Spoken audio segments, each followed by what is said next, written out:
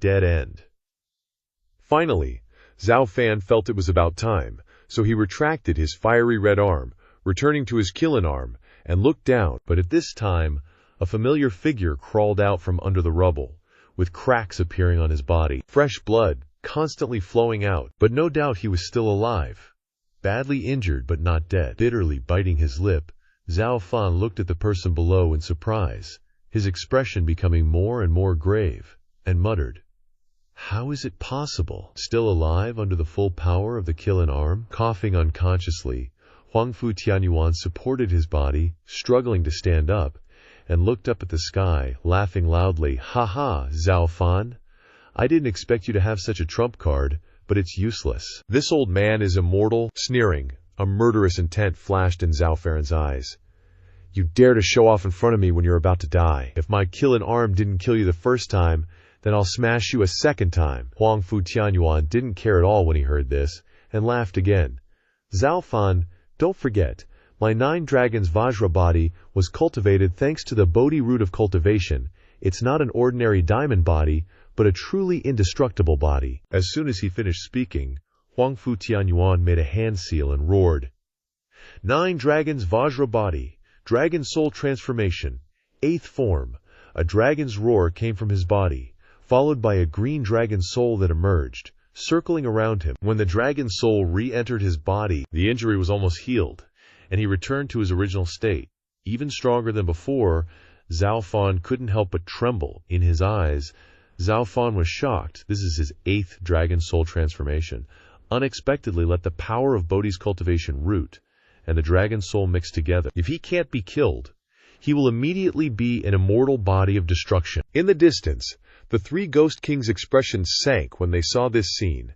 Sima Hui took a breath of cold air and said helplessly, "Even if Jiu Santong takes action, I'm afraid he won't be able to do anything. After all, this old monster is always adding blood to himself. Who else in the world can hurt him?" Then do those 2 dragon guardian gods have a way to deal with him? After pondering for a long time, the Ghost King was completely unclear about this matter, and finally sighed and said, "I only know that they have a way to deal with Jiu Santong, but they can't kill him, and the same is probably true for Huangfu Tianyuan now." Hearing this, Sima Hui took a deep breath, his eyes twinkling, and muttered, "It's good enough to have a way to deal with this monster. As for whether he can be killed, we'll talk about it later." Zhuo Fan quietly looked at Huangfu Tianyuan below, calmly thinking about a solution. Let's beat him up first. Thinking of this, Zhuo Fan's eyes flashed with light, and he raised his eyebrows and shouted, "Ancient elephant-crushing, heavenly Quilin arm." As soon as he finished speaking, a fist quickly slammed down towards Huangfu Tianyuan, and at that moment, the red pillar once again struck down. Huangfu Tianyuan swung his tail and ran away in an instant.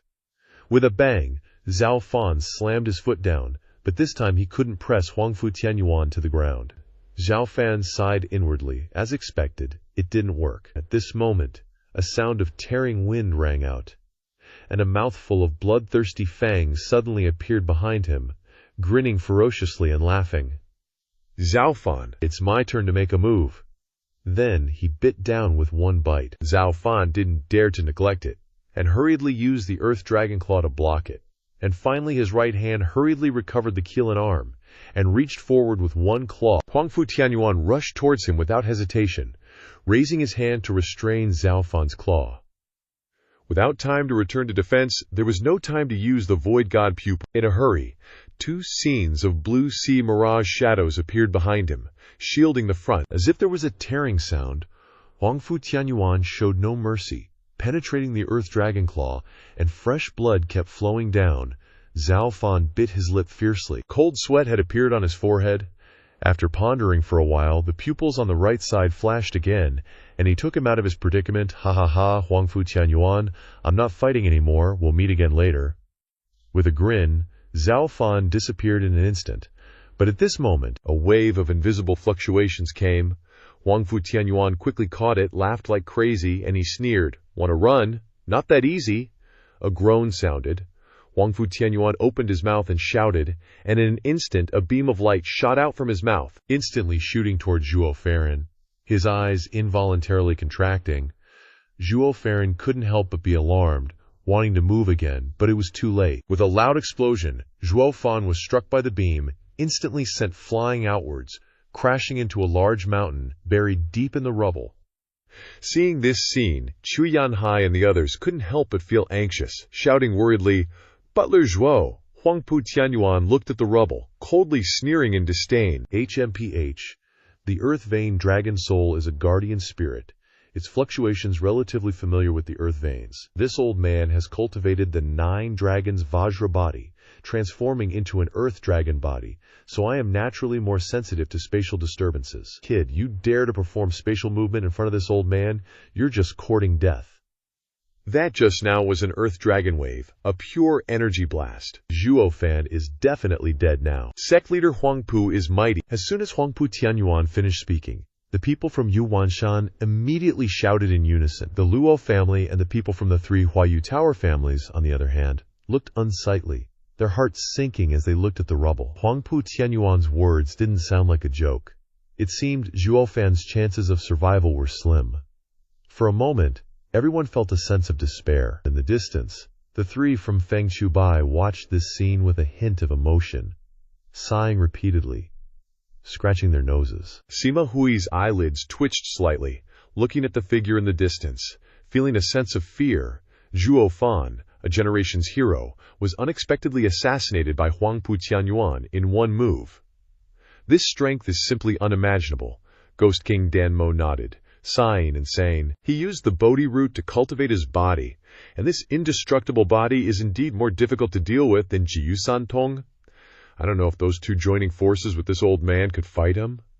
This Huangpu Tianyuan is determined to dominate the world, not just be a local tyrant. He's much more difficult to deal with than Jiyu Santong." Feng Chubai looked at the 2, his brows furrowed as he spoke. The 2 were slightly startled, thinking for a moment before nodding helplessly. These words were not wrong. Huangpu Tianyuan is a man with the world in his heart, considering many things, and he also has Leng Wucheng guiding him, making him much more difficult to deal with than Jiyu Santong, who only had power. Huangpu Tianyuan was constantly complacent at this moment, looking towards the rubble, laughing loudly.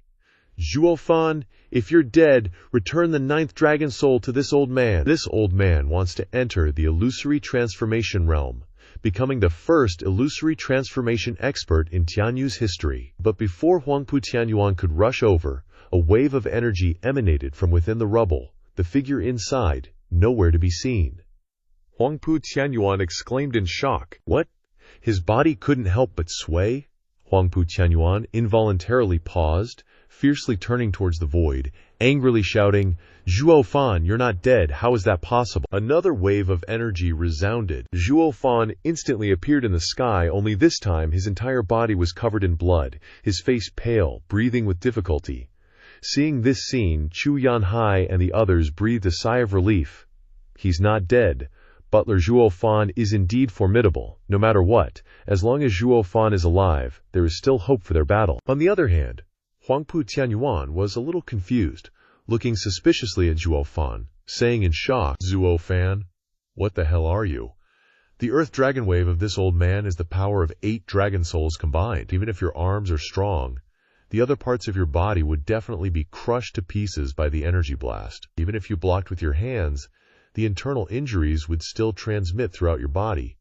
You couldn't block it, how could you only suffer this little injury?" Zhuo Fan laughed coldly, disdainfully curling his lips. "Haha, you think you can assassinate me in one move? Dream on." Zhuo Fan lowered his head, looking at the wound on his chest, feeling a little lucky. This Kilin Claw is indeed a divine skill, capable of defending even against the Heavenly Emperor's purple lightning. Luckily, he had cultivated the Kilin arm onto his body, otherwise his body would have truly shattered. At this moment, Huangpu Tianyuan truly felt the danger from Zhuo Fan. This kid was too dangerous, he definitely couldn't let him live. Seeming to see his thoughts, Zhuo Fan couldn't help but sneer, deliberately saying, "Consider this battle your victory, we'll meet again later." Saying that, 2 wings appeared behind him, carrying his remaining strength as he fled. Huangpu Tianyuan angrily raised his leg to chase, constantly cursing loudly, "Kid, where are you running? Today this old man will definitely take your head." As a result, the 2, one in front and one behind, instantly disappeared without a trace. Everyone was a little confused by this scene. With these two key generals leaving, how could this battle continue? Only Leng Wucheng seemed to think of something, shouting loudly, "Not good. This is Zhuo Fan's scheme. Retreat." Hearing these words, Yuan Shan was slightly startled, asking suspiciously, "What's wrong, Mr. Leng? Our situation is very good right now. The opponent's momentum is gradually weakening. Why should we retreat?" His eyelids twitching slightly, Leng Wucheng's face was grave, his eyes darting around, seeming to think for a long time, somewhat uneasy, saying, "This old man isn't too sure, but this scene can't help but remind this old man of the 100 Schools of Thought contest."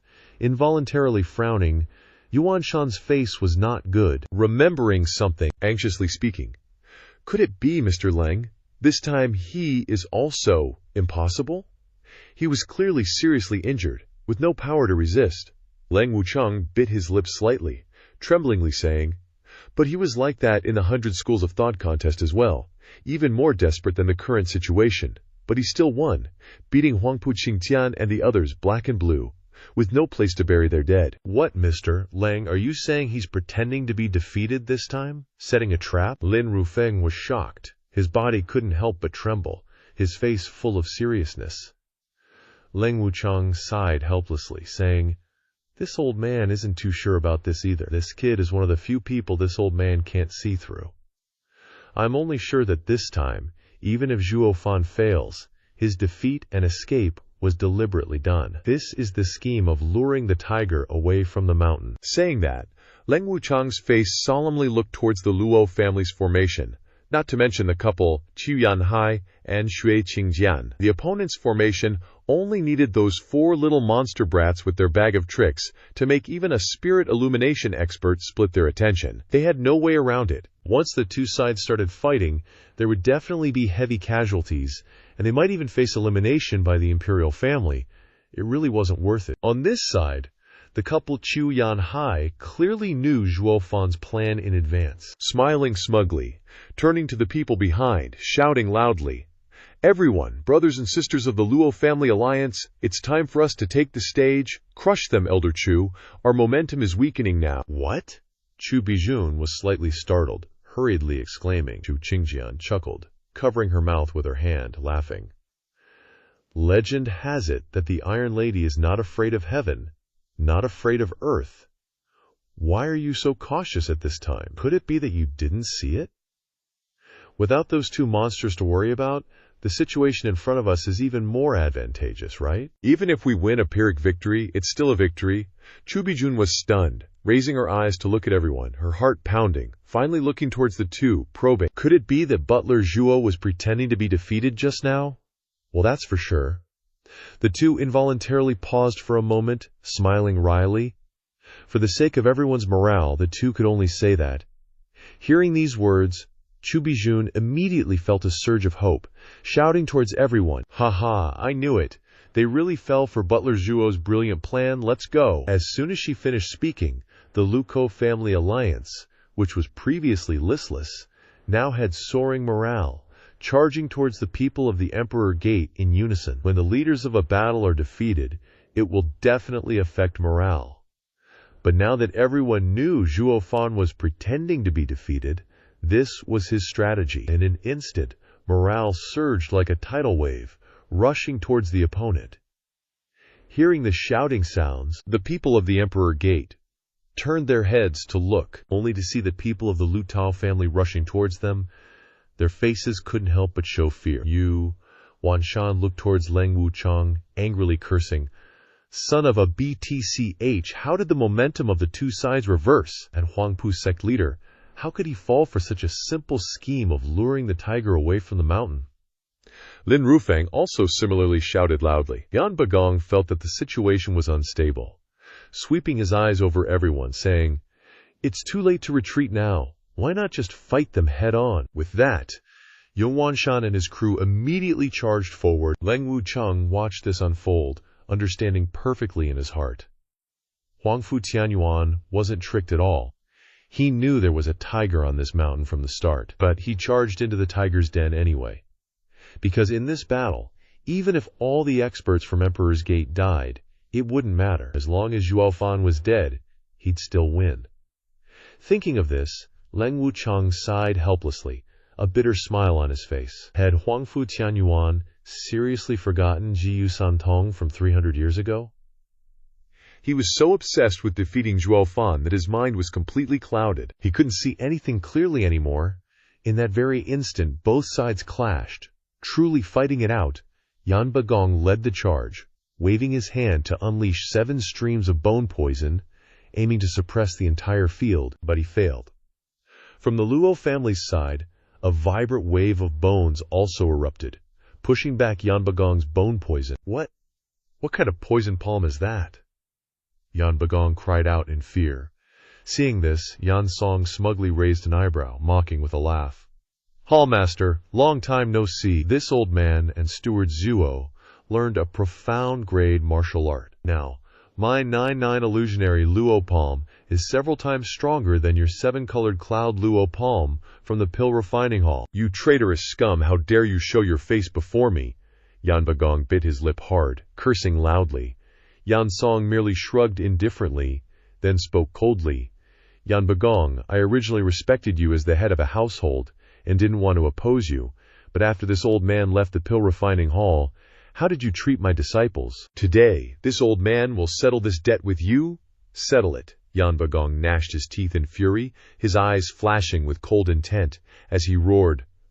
Both of you, master and disciple, are traitors to the pill refining hall. Today I shall purge the sect on behalf of our ancestors. Yan Bagong roared, charging towards Yan Song. Yan Song wasn't scared either, quickly dashing forward, continuously unleashing bone poison from his hands.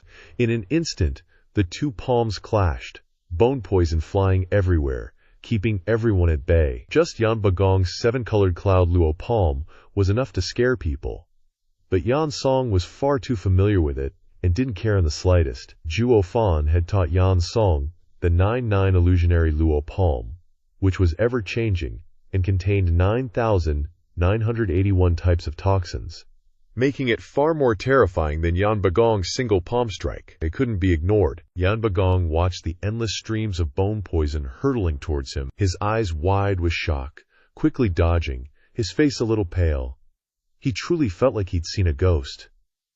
Did that monster Zhuo Fan run some kind of martial arts academy? How could he have so many profound martial arts techniques to just give away?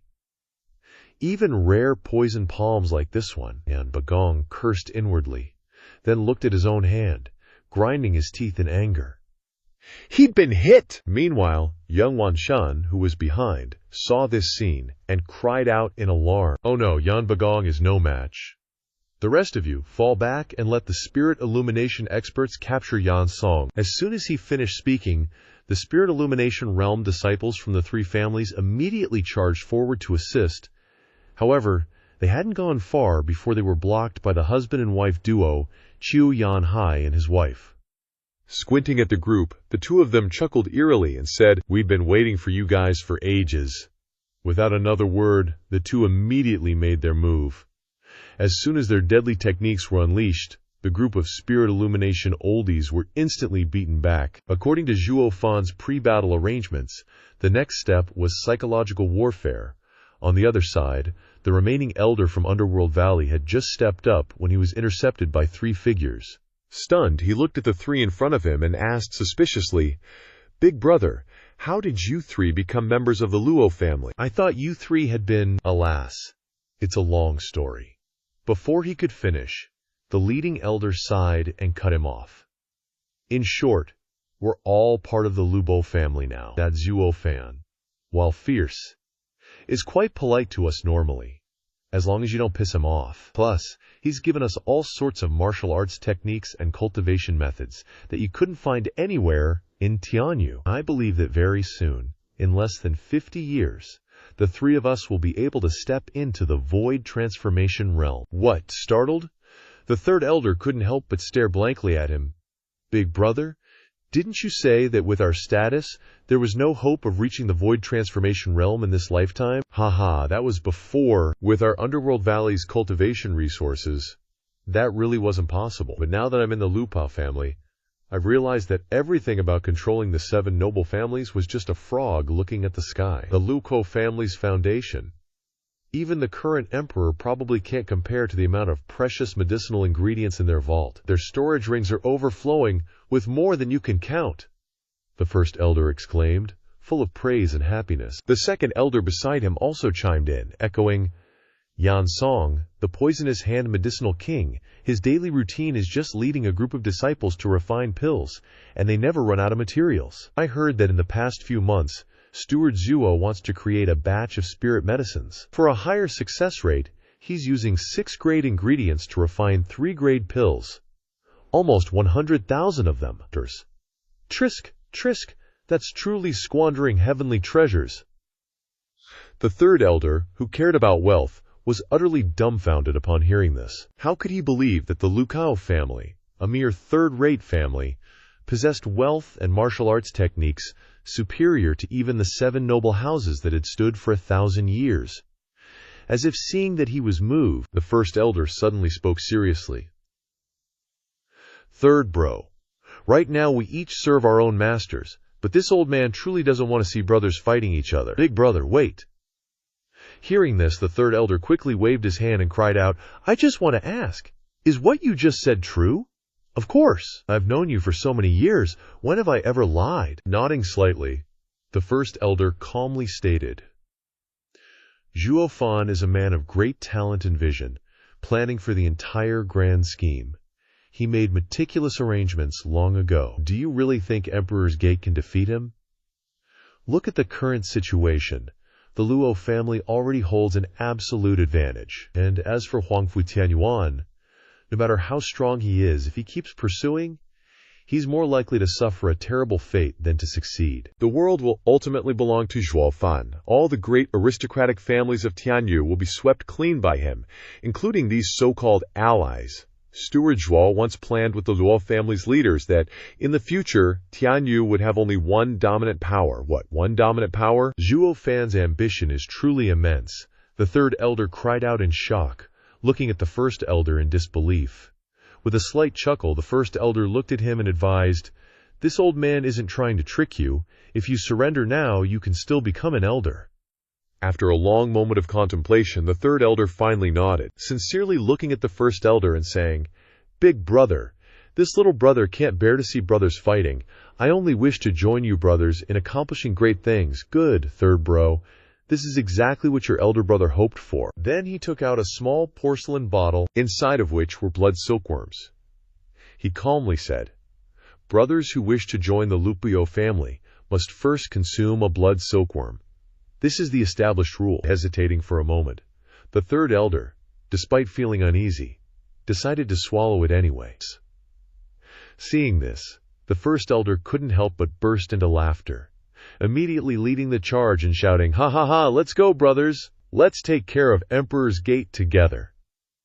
At the same time, such negotiations simultaneously appeared across the battlefield, luring people with benefits.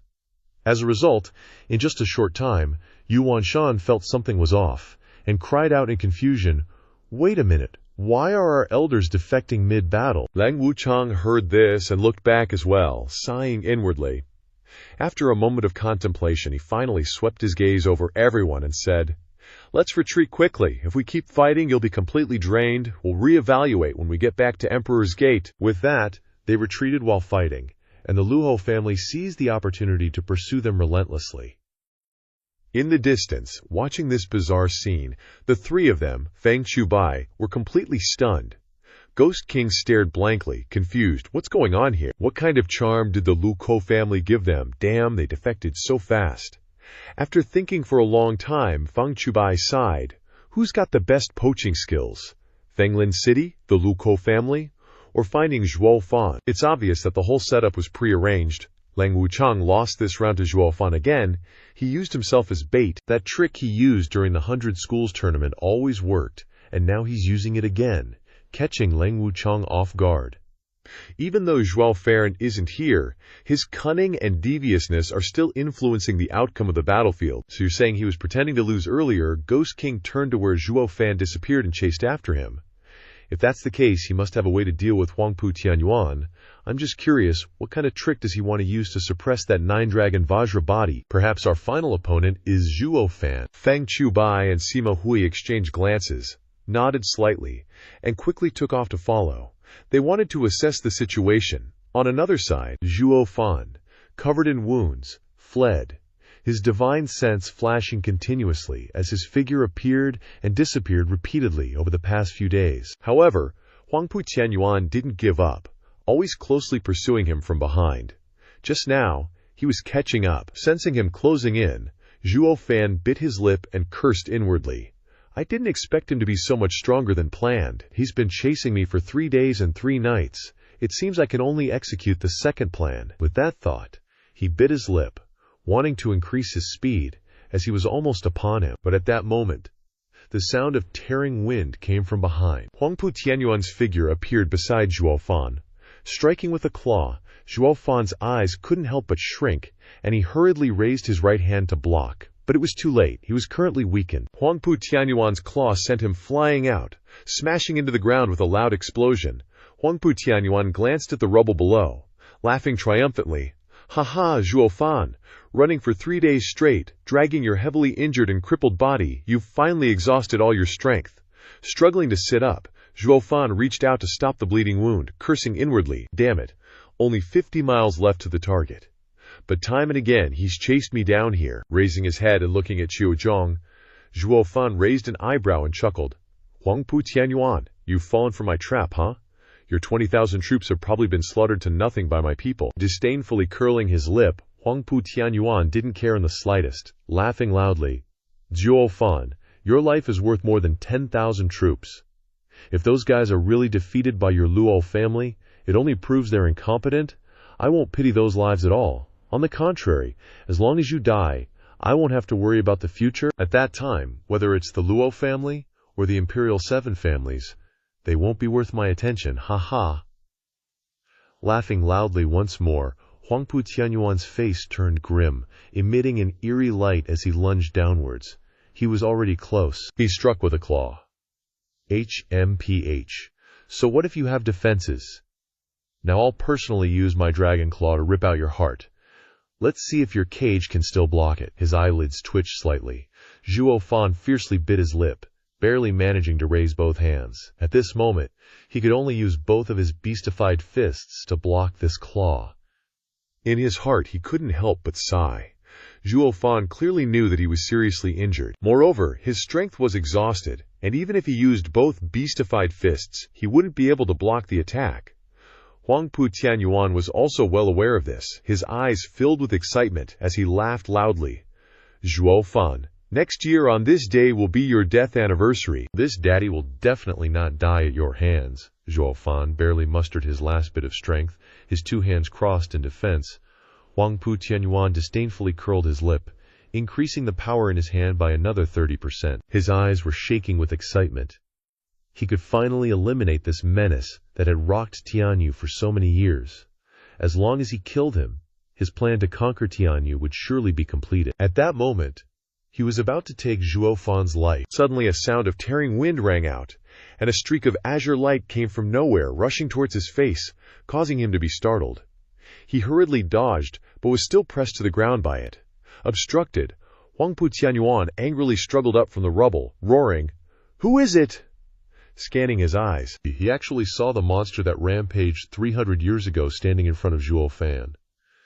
Staring at him grimly, he looked on with disbelief, and murmured suspiciously, "Unbeaten mischievous child Ji-Yu Santong, you came.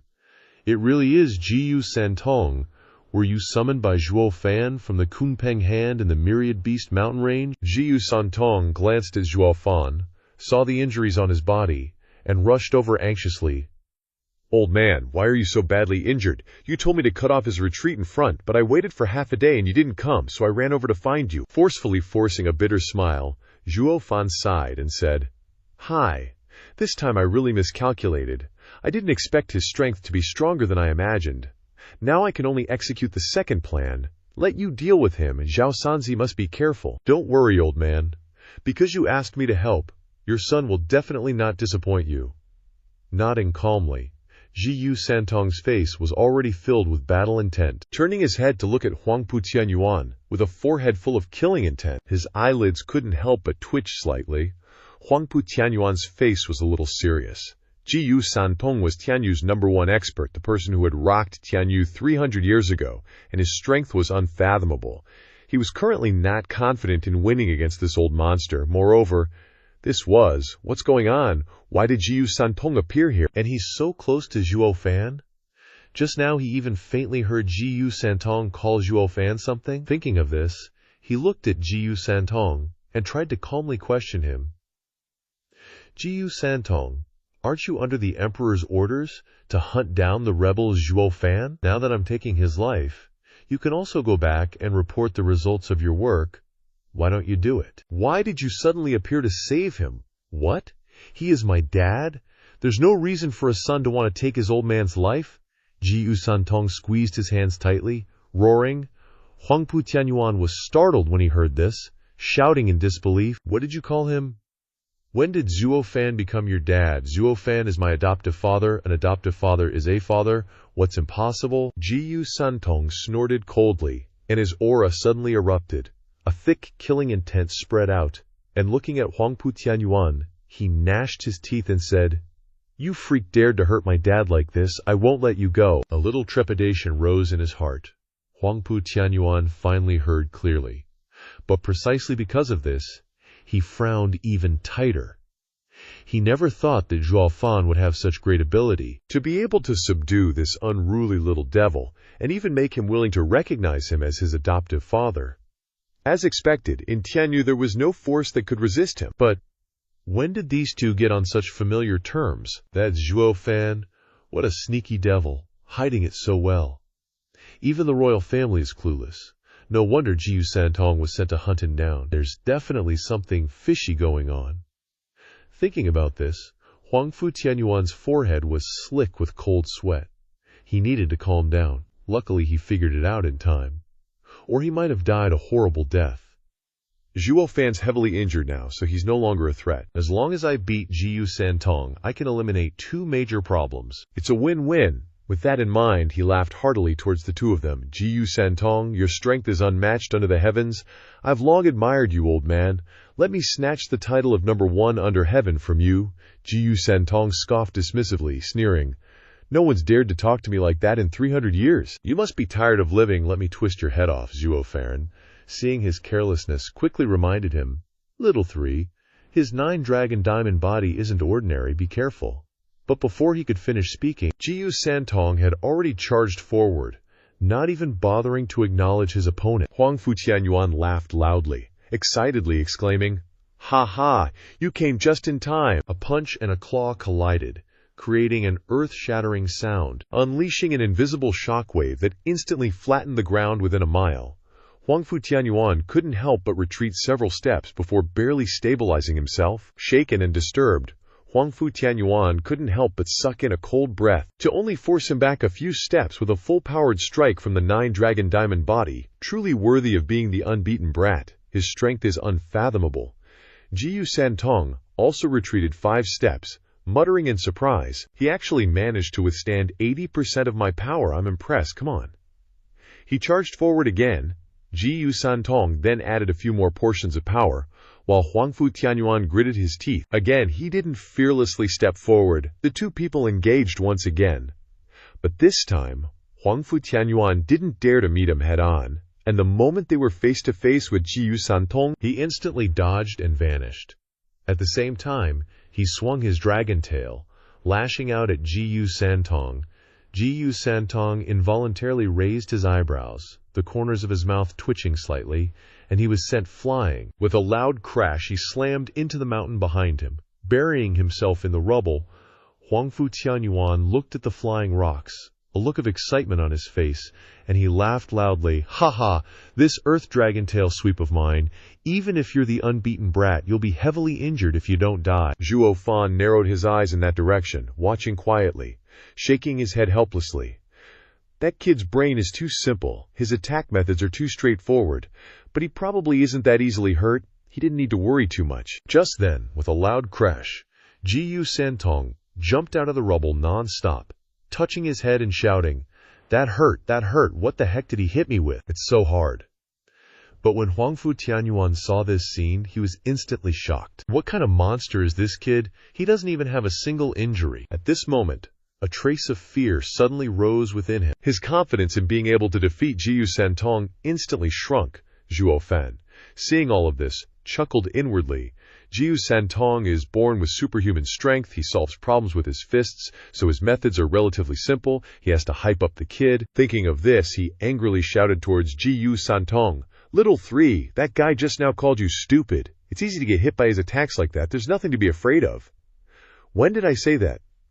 Huangfu Tianyuan was startled and turned his head around, fiercely glaring at Zhuo Fan and scolding. However, Little Three believed Zhuo Fan, his face gradually darkening as he looked at Huangfu Tianyuan and coldly laughed.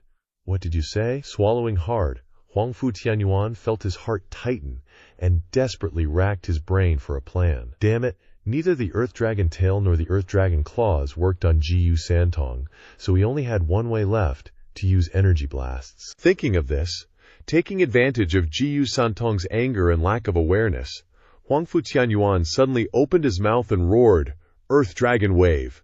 With a loud bang, a golden aura instantly shot towards Jiyu Santong. But Jiyu Santong didn't move, still standing there shouting, "You old geezer dare to call me stupid, get out of here!" As soon as he finished speaking, a red glow bloomed around Jiyu Santong, and under Jiyu Santong's divine power, he stood there as firm as a rock. Lightly raising his hand, he condensed the 8 dragon souls into a shock wave that pushed the attack back. The violent energy instantly rebounded. Huangfu Tianyuan's entire body was blown away at this moment. By the time he hit the ground, the energy released from the dragon's mouth had completely turned into dust, disappearing without a trace. Laughing coldly, Jiyu Santong disdainfully waved his hand, looking at the person on the ground, and sarcastically said, "Idiot, it's not that I don't use my brain, it's just that no one in this world can make me use it." Zhuo Fan, seeing his son being so cool, couldn't help but stare blankly. He was usually arrogant and outrageous, but compared to his son, he was really too weak. As the saying goes, one force subdues 10 skills, if a matter can be resolved with fists, who still uses their brain. Compared to absolute strength, there's no need for scheming and planning. Helplessly shaking his head with a bitter smile, this little three really taught him a lesson. Ask yourself, would a lion lay 1,000 traps and 100 schemes to catch a sheep? The answer is of course no. As the king of beasts, it simply eats what it encounters. Now he thought he had a grip on the big picture, controlling the royal family and the forces of the Emperor Lord's sect like a true king. But in reality, it exposed the fact that his strength was not yet enough. If he was strong enough, he could blow them away with one punch. He could make enemies scatter with a wave of his hands. Suddenly enlightened, Zhuo Yifan looked towards Jiyu Santong and chuckled. "Little three, today I learned a lesson from you. Compared to you, I fell into a disadvantageous position, and I couldn't help but tremble slightly." Jiyu Santong looked at Zhuo Fan, scratching his head awkwardly and saying, "Dad, are you praising me?" You probably don't know this, but Bo Gi from the Myriad Beast mountain range often praises you to your dad, saying I should learn from you. But honestly, there's not much for me to learn. I've tricked so many people, but it's all for profit, and those profits, just fleeting possessions, not really affecting me much. But you, on the other hand, you're not hung up on material things. That makes it easier to walk the path of a true powerhouse. Inhales deeply, Zhuo Fan's eyes gleamed, muttering, like he'd just grasped the essence of the demonic path. That selfishness I thought was about personal gain. Maybe it's just about looking out for yourself. Looks like his demonic path needs to be a little simpler, huh? Thinking that, Zhuo Fan's heart gradually calmed, his face looking a lot more peaceful, as if a new door had opened before him. But right then, a dragon's roar exploded, instantly shattering his focus, filling him with a burst of anger. He was about to reach enlightenment, and now he's being disturbed. Seriously. Turning his head, he saw Huangfu Tianyuan looking like he'd been resurrected, instantly as good as new. His eyes couldn't help but narrow. He shouted in alarm, "Crap! It's that second elder's soul-returning dragon chant." Jiyu Santong was also a bit surprised, asking doubtfully, "How'd his head grow back? Is he some kind of lizard?" Zhuo Fan looked towards Jiu Santong, urgently yelling, "Little brat, seriously injuring him won't work. You gotta land a fatal blow." Jiu Santong was stunned, not even having time to react. When Huangfu Tianyuan waved his tail again, laughing loudly, "Jiu Santong, you may be strong, but you absolutely can't kill this old man. How about this? We can't do anything to each other, so let's just call it quits here and see you later." Ever since I was a kid, anyone I wanted to kill has ended up dead. But Jiu Santong wasn't about to let him off so easily, charging forward again, yelling, "Kill in true form! Manifest!" A bestial roar erupted, Jiu Santong's entire body glowing with crimson light, gradually expanding. In a short time, his human form disappeared, becoming a crimson Qilin over 30 feet tall. This was his true form, a complete sacred beast. Central Heaven Qilin? Huangfu Tianyuan's eyes couldn't help but narrow, shouting in disbelief. "Jiu Santong, what kind of move is this? This is my true form power, all my real strength." Jiu Santong revealed sharp teeth with a cold laugh. "That last strike was only about 30% of my power. But now, tremble. This time, I'm gonna stomp you to death with one foot." As soon as he finished speaking, Jiu Santong stomped down. Huangfu Tianyuan couldn't dodge at all, and was ruthlessly crushed under Jiu Santong's foot. In an instant, it was like the heavens and earth were cracking apart, the ground instantly collapsing. By the time it stopped, countless bottomless pits had appeared around the area, and the three ghost kings who were rushing over from afar also felt this tremor, looking towards that place in shock. Sima Hui's face was solemn as he asked doubtfully, "What happened over there? Why is there such a huge commotion?" The other two exchanged glances, shaking their heads helplessly. "No idea." The last ghost king looked towards the two, suggesting, "Generally, it's definitely something those two are causing. Let's go take a look and we'll know."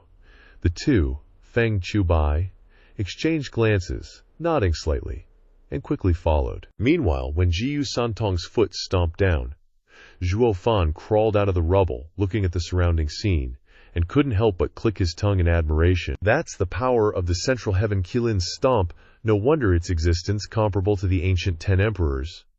Truly terrifying. "Haha, you old fart, see if you die this time." Jiu Santong threw his head back and laughed loudly, looking down from above at Huangfu Tianyuan below. But what surprised him was that even though Huangfu Tianyuan was covered in blood, with broken tendons and shattered bones, his aura was still there. Jiu Santong was shocked, anger flashing in his eyes as he yelled furiously, "What? Still alive? There's never been a reason why I couldn't kill someone I wanted to kill." With that, Jiu Santong stomped down again, the surrounding 100 miles constantly shaking, and even volcanoes erupted with fiery red lava. But even so, no matter how much Huangfu Tianyuan was stomped, he could still maintain a breath. Jiu Santong's expression grew even angrier. Wanting to stomp again, Zhuo Fan quickly waved his hand to stop him, saying, "Little brat, stop. Looks like that Bodhi root is really powerful, protecting his life force. If you can't destroy his soul-returning dragon soul, no matter how many times you stomp him, he'll still have a breath left. Then what do we do? In the last 300 years, there hasn't been anyone I haven't been able to kill. I've never suffered such indignity." Jiu Santong was unconvinced, pouting until his teeth were grinding. Zhuo Fan let out a strange sound, revealing a sinister smile. "Don't worry. I'm very interested in taking those 8 dragon souls out for research." Somewhat startled, Jiu Santong wasn't very clear about it. Zhuo Fan supported his weakened body and walked to Huangfu Tianyuan's place, his eyes flashing, revealing a sinister light. And at this moment, another invisible ripple bloomed. Huangfu Tianyuan, who was dying, suddenly regained his vitality in an instant. He arrogantly laughed loudly at the two of them. "Zhuo Fan, haha, Huangfu Tianyuan, I am the true immortal body, you can't do anything to me." Seeing this scene, Jiu Santong's eyes were even more angry, and he stomped down fiercely. Huangfu Tianyuan was immediately crushed on the ground, his face unsightly, and his forehead covered in cold sweat. He gritted his teeth, and let out a big laugh. "Ha, cough, cough, Zhuo Fan. You two can't do anything to this old man even if you join forces. Cough, cough, cough. It hurts so much. Ha." Zhuo Fan sneered, panting as he walked over, his eyes revealing contempt. "Old man, don't be too happy. The Nine Dragons Vajra body is just an Earth-grade martial skill. It's not qualified to be the most powerful in the world, and besides, I've already figured out a way to deal with you. Haha. Chapter 481. Hearing these words, Huangfu Tianyuan curled his lips disdainfully, mocking, and said with a smile, Haha, you have a way to cure me. Unless you reach the transformation void realm, you can directly destroy this old man's primordial spirit. You can't do anything to this old man now. Ignoring his words, Zhuo Fan looked up at Jiyu Santong and seriously instructed, Little brat, stomp on him. Don't let him mess around. Jiyu Santong nodded slightly, adding a bit of strength under his feet, stomping steadily without moving. Seeing this, Huangfu Tianyuan sarcastically said, Zhuo Fan, you've been seriously injured. You don't even have the strength to lift your hand. What else can you do to this old man? Don't talk about you now. What can you do when you're at your peak? You can't do anything to this old man, haha. Hearing these words, Zhuo Yifan looked up and laughed loudly. Huangfu Tianyuan frowned suspiciously and asked, What are you laughing at? I'm laughing at you for not knowing your own strength. I'm laughing at you for being an ignorant frog at the bottom of a well with your narrow knowledge. Laughing coldly, a cold light appeared in Zhuo Fan's eyes, and black energy surged around him at the same time. The world is so big, there are countless kinds of martial arts skills, which are mutually reinforcing and restraining. Do you think that with the Bodhi root, you can cultivate an indestructible golden body and truly be indestructible? Now, I will broaden your horizons. What is meant by, there is a heaven beyond the sky? Heavenly demon grand transformation art. Roaring furiously, Zhuo Fan channeled the black qi throughout his entire body through his hand and lunged towards Huangfu Tianyuan. In an instant, the earth dragon's rock-like body was suddenly tainted with a layer of black Quan, and simultaneously, Huangfu Tianyuan's body was instantly drained of energy by that black Quan. Even though the 8 dragon souls within his body struggled desperately, they were still engulfed by that black Quan. A bizarre scene unfolded. Huangfu Tianyuan, filled with terror and unease, couldn't stop yelling, What the hell are you trying to do? With a cold chuckle, Zhuo Fan spoke with a sinister smile. Of course, I'm going to extract your dragon souls. No sooner had he finished speaking, Zhuo Fan suddenly began circulating his cultivation technique. Using an absorbing force, Huangfu Tianyuan immediately felt all the power within his body. Even those 8 dragon souls uncontrollably rushed towards Zhuo Fan's body, and he couldn't help but be utterly terrified. Only then did Huangfu Tianyuan understand everything. He frantically struggled to resist, but to no avail, as he was already pinned down by Jiyu Santong, unable to move. A dragon's roar resounded. Zhuo Fan's body suddenly trembled, and the 8 dragon souls followed, entering his body. And at that very moment, Huangfu Tianyuan also reverted to his human form. Huangfu Tianyuan felt genuine fear at this moment, crying out in alarm, Stop! Ha-ha, old man Huangfu, you're still so arrogant, still so full of yourself. Where's all your swagger from a moment ago? Zhuo Fan threw his head back and laughed loudly, looking down with disdain. Just then, dragon roars suddenly erupted from within Zhuo Fan's body, followed by individual dragon souls attempting to poke their heads out from various parts of his body, seemingly trying to escape. Seeing this scene, Huangfu Tianyuan couldn't help but burst into laughter. Haha, Zhuo Fan, these dragon souls aren't truly refined by you. They're gonna blow up your body. Why don't you return them to this old man? I promise I'll never be your enemy again in the future, and we can share this entire world equally. But Zhuo Fan didn't even bat an eye, and said with a cold laugh, This world has always belonged to your daddy. As for these mere earth-vein loaches, if your daddy can pull them out of your body, you think he can't handle them? The moment he finished speaking, a pure blue flame suddenly erupted from Zhuo Fan's forehead, and at that very instant, those dragon souls instantly withered and returned. Huangfu Tianyuan was slightly startled. His jaw dropped, staring at him in disbelief. No way. Even though he couldn't believe it, Zhuo Fan had already begun refining those 8 dragon souls. Half an hour later, Huangfu Tianyuan's very essence, refined by Zhuo Fan's heavenly demon grand transformation art, had turned to dust and vanished without a trace. Jiyu Santong saw the empty space beneath his feet. He couldn't help but let out a cold laugh, reverting to his human form, and looked up at Zhuo Fan. Zhu Santong happily chuckled. Pops, I didn't expect you to have this move up your sleeve. It's the ultimate art of the Nine-Nether Demon Emperor, and it completely cured that old geezer's temper. But before he could finish speaking, Zhuo Fan quickly waved his hand, casually saying, Little Santong, guard me. My 9-dragon chi is about to break through now. With that, he immediately sat cross-legged on the ground, closed his eyes tightly, and began to cultivate quietly. Got it? Zhu Santong heard this, immediately nodded in understanding, then went in front of Zhuo Fan, adopting a grim and vigilant protective stance, as if anyone who dared disturb Zhuo Fan's refining would surely be killed without mercy. Just like that, time flew by. Zhuo Fan's aura had stabilized, and he had undergone a complete transformation, raising his strength from the first layer of the heavenly profound realm straight to the 5th layer. His injuries were also rapidly healing, showing just how immense the energy within Huangpu Tianyuan's body was. Just then, a whooshing sound echoed. A black chain fiercely shot towards Zhuo Fan, who was cultivating quietly. Zhu Santong's eyes narrowed. He reached out and grabbed the chain, roaring furiously, Who's there? Have you forgotten your oath from 300 years ago? Following the voice, the Ghost King gradually appeared, bringing Sima Hui and Feng Chubai with him, while Zhuo Fan remained completely still, as if utterly oblivious to what was happening outside. Zhu Santong snorted disdainfully, pouting his lips and saying, This young master's oath back then was only to protect the royal family, ensuring you wouldn't fall for 1,000 years. It never said I'd be your lackey. If I feel like helping you guys a bit, fine, but if I don't, no one can do anything to me. Hearing this, the Ghost King gritted his teeth in anger, muttering to himself, When did this brat become so slick that Zhuo Fan must have taught him? Thinking of this, the Ghost King grew even angrier, his face filled with fury as he shouted, Right now, Zhuo Fan is recklessly expanding his power, which has created a fatal threat to Tianyu. For the sake of that oath, you should eliminate him. Zhu Santong, if your oath was to protect the royal family from falling, then you should eliminate all enemies of the royal family, not cover for this traitor like you're doing now. Puffed!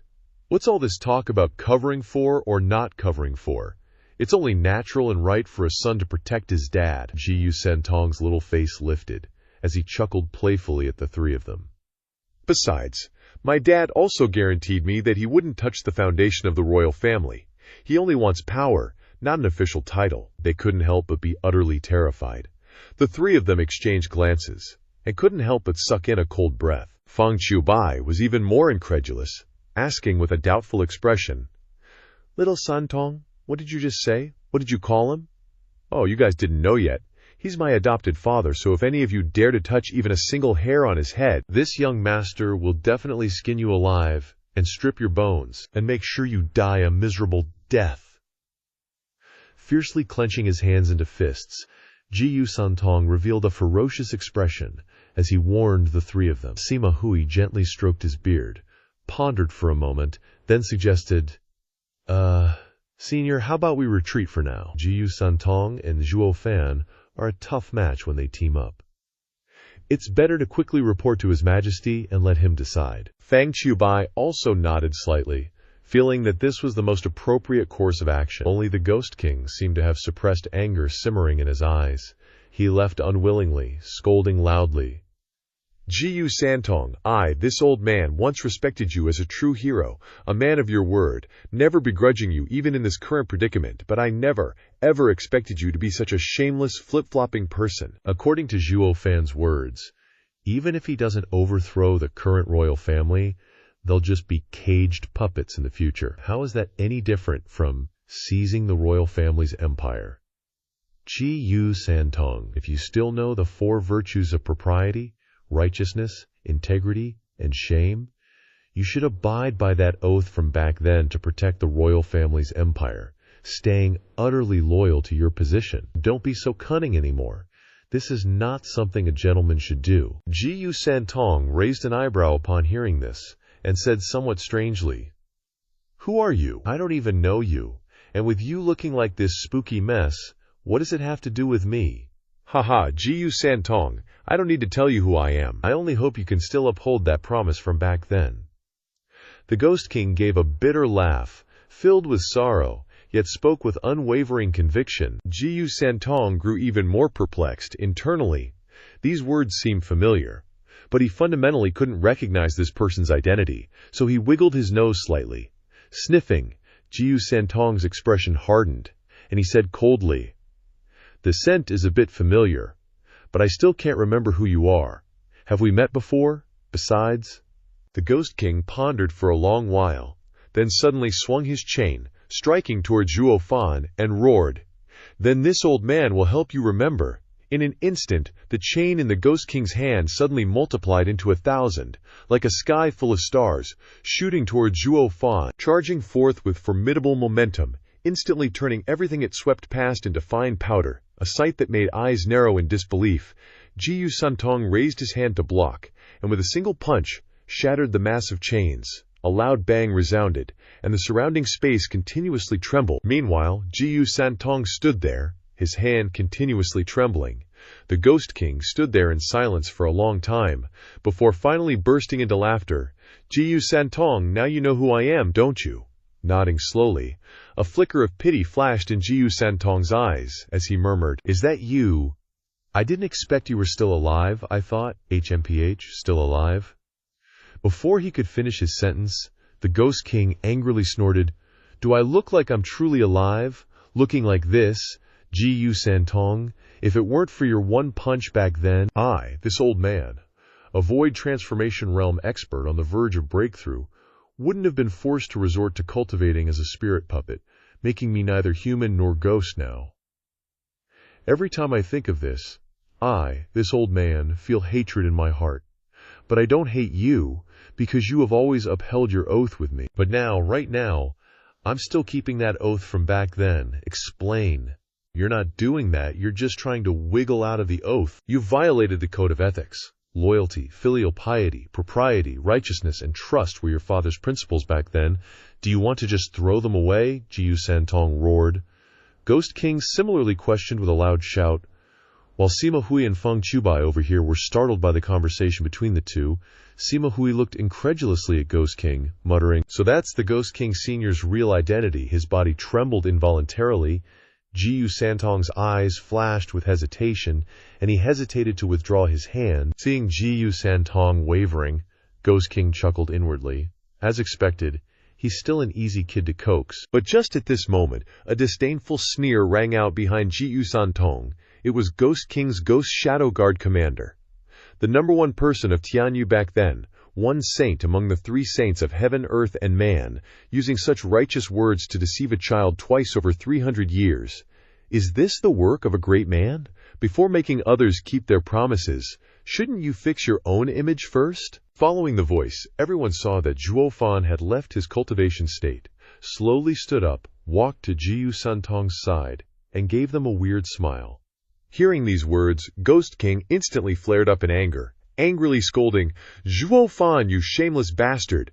Using sweet words to deceive Jiyu Santong into fighting bravely for you." Jiyu Santong's adoptive father back then, a knowledgeable and courteous man, taught this kid about trust and righteousness, unlike you, who led him down the wrong path. Jiyu Santong, put your hand on your chest and ask yourself, which is the father you respect the most? Zhuo Fan reached out and patted Jiyu Santong's head in reassurance, then gave Ghost King a mocking smile. Whether it's the upright and righteous father who understood propriety before, or the base, cunning, and wicked father that I am, although we're not on the same path, we have one thing in common, which is the love for our son, little Sanzi, is equally sincere and unwavering. Jiyu Santong was moved by these words, his eyes looking at him with gratitude. A kid who came out of nowhere like him. Zhuo Fan's love naturally touched this child's heart, unlike Ghost King over here. Seeing Jiyu Santong's affection for Zhuo Fan continuing to increase, he gnashed his teeth in anger and said, "Zhuo Fan, shut up." Before he could finish speaking, Zhuo Fan interrupted him with a question. "On the other hand, you, shamelessly scheming to lure an innocent child like little Sanzi back then, and making such a solemn promise as a hostage, is that something a truly righteous man would do? If you're so upright and righteous, why do you need others to treat you like a gentleman? Zhuo Fan, This old man has always been loyal to the emperor and devoted to the country. How can I let you despicable villains slander me as you please? Ghost King roared angrily, radiating righteousness. Zhuo Santong thought for a moment, then nodded indifferently, looking at Zhuo Fan and saying, "Old man, he took several of my punches alone back then to protect the monarch. He is completely loyal and devoted, a true hero." With a cold laugh, Zhuo Fan dismissed the idea, saying, "Little Sanzi, I don't doubt his loyalty, nor do I doubt his integrity. But can someone with such upright behavior really be called a gentleman? How many people hide under the guise of loyalty while doing wicked things that disregard morality? Does the word loyalty really allow him to flaunt his backbone and using the so-called benevolence and righteousness to bind others' words and actions? If that's really the case, then we'd also like to ask this gentlemanly Ghost King, how could you use a shameless lie back then to deceive an innocent child into risking his life for the royal family for 300 years? Ghost King's face twitched, so choked that he couldn't speak, then quickly steeled himself and said, "What are you saying? Who deceived him? This was a gentleman's agreement between me and Zhuo Santong back then. How can he change his mind so easily today? That's not right. I've always heard that a gentleman has things he should do and things he shouldn't do. NYU Wu's act of deceiving a child back then, can it be considered the action of a gentleman? You're not a gentleman, so how can there be a gentleman's agreement?" Zhuo Fan couldn't help but smile, completely overturning the agreement between the two. Hearing these words, Zhuo Santong seemed to wake up, exclaiming excitedly, "That's right." Seeing this, Ghost King became nervous again, secretly hating in his heart. Zhuo Santong is so easily deceived. Zhuo Fan only said a few words and moved him. It will be even harder to persuade him now. Thinking of this, Ghost King anxiously looked at Zhuo Santong, trying to persuade him. "Zhuo Santong, you should still remember that back then, this old man swore on his death to make the promise, and took 10 of your punches to shut up." But before he could finish speaking, Zhuo Fan ruthlessly interrupted, saying coldly, "Saint of benevolence, although I didn't think you were a gentleman before, I was somewhat impressed by your heroic actions from 300 years ago. But you were a dragon guard. Protecting your lord with your life is fine. Sacrificing yourself for your mission is fine. That's what you should have done. The agreement from 300 years ago was clearly a trap you lured him into. Now you're repeatedly bringing up the story from back then to deceive little Sanzi again. Are you using your own foolish choice to bind little Sanzi, a pure and innocent person like that? Fine. Not only are you unworthy of the title of gentleman, you're utterly shameless. I've roamed the world for so many years, and I've never seen someone as shameless as you. A hunting dog like you doesn't need the jade green. It's fine if you switch to cultivating a spirit puppet yourself, and even form a spirit puppet guard squad and go crazy, losing your conscience. How can you have the face to live in this world, you? Ghost King gasped in anger, his face instantly showing a hint of shame, so angry that he couldn't speak, unable to retort. Sima Hui and Fang Qiubai were also shocked, looking at Zhuo Fan in disbelief, swallowing hard. They had long known that Zhuo Fan had strong abilities and cunning schemes, but they didn't expect his eloquence to be so great. Only a few words were enough to make Ghost King tremble with anger. Sima Hui helplessly stepped forward to persuade. "Senior, calm down. Take care of your health." But Ghost King waved his hand forcefully, pointing at Zhuo Fan, viciously gnashing his teeth, unable to say a word for a long time. Zhuo Fan smirked, continuing, "Ha, now let's go back to the shameless lie I just mentioned. Ghost King, how do you know what little Sanzi's first adoptive father was like? Or was everything arranged by the royal family back then?" As soon as he finished speaking, Ghost King was startled and nervous. His hands clenched tightly.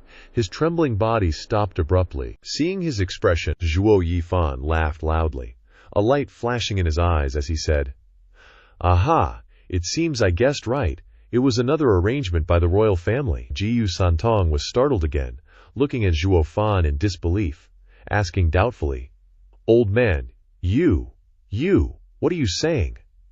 "Little Sanzi, I really didn't know about what happened 300 years ago, but just now, this saint of benevolence senior, in order to successfully trick you back for the royal family with flowery words, carelessly let it slip. Isn't it strange what your first adoptive father was like? I remember. The royal family only intervened after you started your great war with the 7 families. Back then, your first adoptive father should have been killed by the people of the 7 families a long time ago. Zhuo Fan's eyes flashed with an inscrutable light, he explained with a cold laugh. Ghost King remained silent, looking at Zhuo Fan warily, his eyebrows furrowed tightly. Ji Yusantong pondered for a long time, then suddenly raised his head to look at Zhuo Fan, eagerly saying, "Old man, what exactly is going on? Tell me quickly." His eyes narrowed slightly. Zhuo Fan laughed evilly. "I've met the emperor. He said he'd been paying attention after I made a ruckus at the Flower Rain House. This isn't too surprising. As an emperor, he naturally has to know all the forces in the world like the back of his hand. Even if I only just burst onto the scene, it's the same. But the emperor from 300 years ago only responded after you took half of this land. Isn't that strange? Haha. There's only one answer. It was intentional to let you run wild. Back then, you formed grudges because you were stealing spiritual herbs from the great families. At that time, your every move was under the observation of the royal family. The purpose was to make you oppose the 7 families, weakening their strength. Even your adoptive father saving you was intentionally arranged by the royal family for you to recuperate. Then, my adoptive father's whole family was killed, and it was the royal family who led Xijia to do it." Ji Yusantong's body trembled violently, his fists clenched, his eyes bloodshot, and he shouted angrily, "What, old man? Are you telling the truth?" "Bullshit, Ji Yusantong. Don't believe him, he's just guessing." The Ghost King couldn't help but shout anxiously. Back then, Ji Yusantong caused a huge ruckus in Tianyu, and the royal family suffered heavy losses. If this was the royal family's arrangement, wouldn't it be like setting themselves on fire? What kind of messed up idea is that? Yeah. No one could come up with such a messed up idea. But one thing everyone understands is, man proposes, heaven disposes. No one can completely control the whole situation. A small mistake in the middle is enough to make you miss by a mile. Zhao Sanzi obviously belongs to this point. He unconsciously smiled slightly. Zhuo Fan continued, "People are born good." Zhao Sanzi was new to the martial world and was kind-hearted. He didn't know the ways of the world, so he stole medicinal herbs from a family under imperial service, not knowing the severity of his actions, leading to a deadly disaster. However, with his strength, he still returned unscathed, but was still seriously injured. Like this, Zhao Sanzi naturally fell into your eyes, and you planned to take advantage of him. As a result, his first adoptive father appeared. Whether that person was deliberately brought by you, or was one of your people, Zhao Sanzi considered him his first mentor, imparting to him the ideas of propriety, justice, integrity, and filial piety. Then you led Xijia to kill his adoptive father's entire family, leading him to take revenge. Speaking to this point, Zhuo Fan paused slightly. His eyes flashed with a frightening light. As if he had seen it with his own eyes, he confidently continued, "Zhao Sanzi is just a puppet that you put on stage. You used Zhao Sanzi to start a war with Xijia. Even if his strength was not enough, it didn't matter. You could secretly help him eliminate the experts of the Tutio family, and then put the blame on him, using him to strip away Qijia's strength. However, what you never expected was that you underestimated Zhao Sanzi's strength. Zhao Sanzi was burned by hatred to the point of being powerful, strong enough to escape your control. The entire empire was stirred into chaos, with heavy casualties. The Ghost King now had cold sweat in his heart, shocked. Just listening to the words, he could imagine the scene from 300 years ago. How could he have imagined that this person's vision would be so vicious? Looking up at Zhuo Fan, he didn't refute him. Only Ji Yusantong was already angry, his face extremely gloomy. At this moment, Zhuo Fan shook his head again, sighed, and mocked. Alas, too much cleverness is ruined by cleverness. Damage 1,000, and harm yourself 800. Haha, what Dad said is true. Ji Yusantong looked fiercely at the Ghost King and questioned him.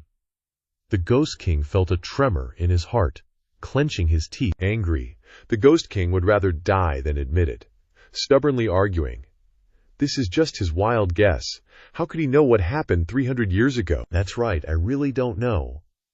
Everything just now was also my wild guess. However, it's very reasonable, isn't it? Especially when you let something slip. He smiled evilly, Zhuo Fan said complacently. Zhu Santong also raised his eyebrows, squinting at the Ghost King and questioning, "That's right, how do you know what kind of person my adoptive father was? You caused such a big commotion back then, of course. We had to carefully investigate your background. What's so strange about that?" Forcing himself to calm down, the Ghost King spoke indifferently, smiling casually. Zhuo Fan once again raised a question. "Senior Yan Sheng, your memory is really good. Xiao Sanzi's adoptive father was just an ordinary scholar, yet you can remember his character for 300 years. You really put your heart into it." Ha ha. Unable to hold back, his hands clenched into fists. The Ghost King really hated Zhuo Fan, but he couldn't refute a single word. Zhu Santong understood that Zhuo Fan's words were true when he saw this scene, and he raised his head to the sky and cried sadly, "Ah, it's all a lie. It turns out that I, Zhu Santong, have never had a family." Zhu Santong seemed to have gone mad, and his body showed signs of transforming into a Qilin, and his original force immediately broke out. The three Ghost Kings saw this scene and quickly dodged away. However, the Ghost King did not want to let go, and shouted stubbornly at Zhu Santong, "Zhu Santong, your adoptive father back then was indeed one of our people. He was loyal to the country and loyal to the royal family, and he died without regrets. As his adopted son, you should be loyal and serve the country." "Shut up." Before he could finish speaking, Zhu Santong roared angrily, "You tricked me! You tricked this little master for 300 years. His eyelids twitched, and the Ghost King secretly cried that things were bad in his heart. Zhu Santong was full of murderous intent at this moment. If things continued like this, he might take action. With his strength, the three of them simply couldn't resist. And now, there was Zhuo Fan. It was even more difficult. Zhu Santong's eyes were bloodshot, and he took a step towards the three of them. Each step was slammed down fiercely, creating deep footprints on the ground. The three Ghost Kings swallowed a mouthful of saliva together, and their hearts were terrified. But at this moment, Zhuo Fan leisurely walked over, leaned him against his chest, and said softly, "Xiao Sanzi, this world is originally true and false, false and true. But in falsehood there will also be hidden truth. Even if the matter of 300 years ago was a lie, it doesn't mean that your adoptive father's fatherly love was fake." His body couldn't help but stagnate.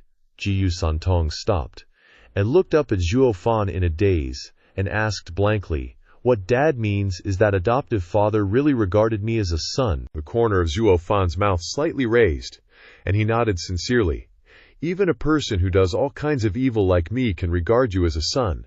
How can a mortal really sever all feelings and righteousness? Wouldn't that be nothing, haha?" Hearing these words, Zhu Santong's eyes were moved, and he looked at him with tears in his eyes, and secretly remembered that it was this old man in front of him who gave him warmth, and he was the second person to give him a sense of family. The evil spirit on his body at this moment also decreased a lot, and he nodded slightly at him. After all, he turned his gaze to the three Ghost Kings. Zhuo Fan shouted, "You three listen.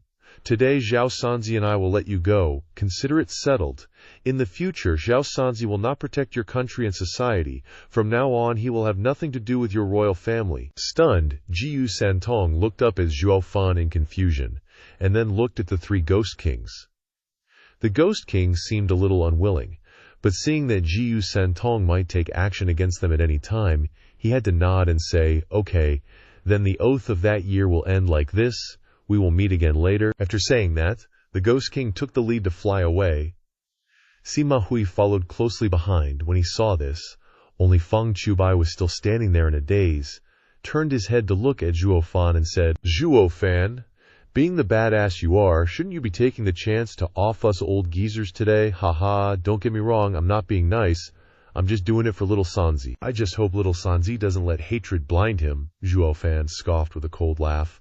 Looking down on him, Feng Chubai paused, looked at Zhu Santong and nodded, taking a deep breath. Feng Chubai grinned, watching Zhuo Fan speak lightly. "If you're blinded by revenge, wouldn't you be easier to control? Seems like you're a ruthless bastard to everyone else, but you're way too soft on your family. So what? What's it to you?" Zhuo Fan frowned, huffing lightly. Feng Chubai shook his head, a glint in his eye. You and the third prince are like father and son. He hasn't failed you, and you shouldn't fail him. Thinking back, he doesn't seem to have ever wronged you." Zhuo Fan was taken aback, cursing inwardly.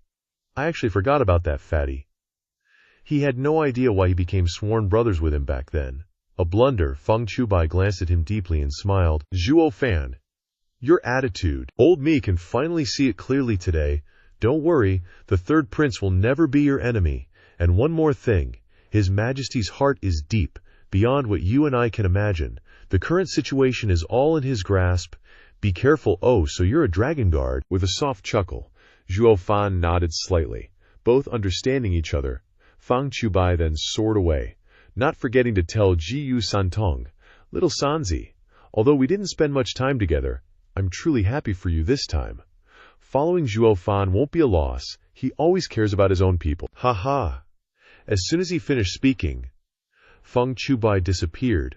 Jiyu Santong blinked, turning to look at Zhuo Fan with an embarrassed smile. Zhuo Fan smiled back, walking over to pat his head. "All right, let's go home." Up in the sky, two streaks of light flashed and vanished. They were the father and son duo, Zhuo Fan and Jiyu Santong. After the battle over there, the two had been flying straight towards the emperor-worshipping sect. At this moment, Jiyu Santong looked at Zhuo Fan with a puzzled expression and asked, "Dad, weren't you already the 9 Dragons Noble? Then your cultivation was only at the 5th level of the Profound Heaven Realm. But I suddenly went to the peak of the Radiant God Realm." Zhuo Fan smiled again, a glint in his eyes. "Ha ha. In the path of cultivation, the most important thing is gradual progress. Although I possess 9 Earth-Vein Dragon Souls, I don't want to refine them so quickly. If I relied on the power of the 9 dragons, reaching the illusionary transformation realm in an instant, it would seem like ascending to the clouds in one step, but it's actually not beneficial for future cultivation. The foundation of my cultivation in this life is extremely solid, and I still want to aim for higher realms. I absolutely can't ruin my future prospects by being greedy for momentary power. In short, there are no shortcuts to cultivation. If you take them, your path forward will be shortened." Jiyu Santong nodded, understanding something, but quickly sighed. "But that worm is really hard to deal with. I reverted to my true form and stomped on him a few times, but I still couldn't kill him. If I had known, we shouldn't have given him the Bodhi roots to avoid such trouble today. We didn't necessarily have to give them." As soon as Jiyu Santong finished speaking, Zhuo Fan firmly shook his head. "After all," he said with a smile, "if he didn't cultivate the 9 dragons Vajrabhati, he wouldn't have fought us, and the emperor wouldn't have been able to make a move. If he couldn't move, and the forces in the court couldn't be purged, it would be very difficult for us to advance. So this bridge must be set in motion. Or rather, only when the two of us start a war can the emperor feel at ease to cleanse the court. When the world is in chaos, we can rightfully replace him and seize this dynasty." Jiyu Santong's eyelids twitched slightly, and after thinking for a moment, he was still a bit confused. "Dad, why is it so complicated? Now that the two of us are invincible together, let's just flatten the imperial map. After all, I'm no longer bound by that oath. Then we'll see if those cowards still dare to disobey." He couldn't help but burst into laughter. Zhuo Fan said calmly, "That's why I say, if the name isn't correct, the words won't carry weight." "Ha ha, little Sanzi, that's why you failed 300 years ago. I dare say, even without that human saint tricking you, you wouldn't have been able to obtain this empire." He couldn't help but burst into laughter. Zhuo Fan said calmly, "That's why I say, if the name isn't correct, the words won't carry weight. If you don't have a good reason, even if you obtain this empire, no one will obey you. Moreover, what is a country? It's resources. You have to make everyone listen to your orders and have a legitimate reason for everyone to offer their resources to you. Otherwise, even if your strength is even stronger, facing such a vast territory, would you personally mine spirit stones and spiritual herbs? If it were Emperor Tianyu, not to mention that the cultivation resources of the world would naturally be continuously delivered to his hands, based on that, he could recruit even stronger experts and consolidate his strength. Therefore, all emperors value orthodox qualifications and legitimate names. Otherwise, even if you are invincible in the world, You won't have the strength to seize the world's resources. And more things will be created than accomplished. It's not worth it.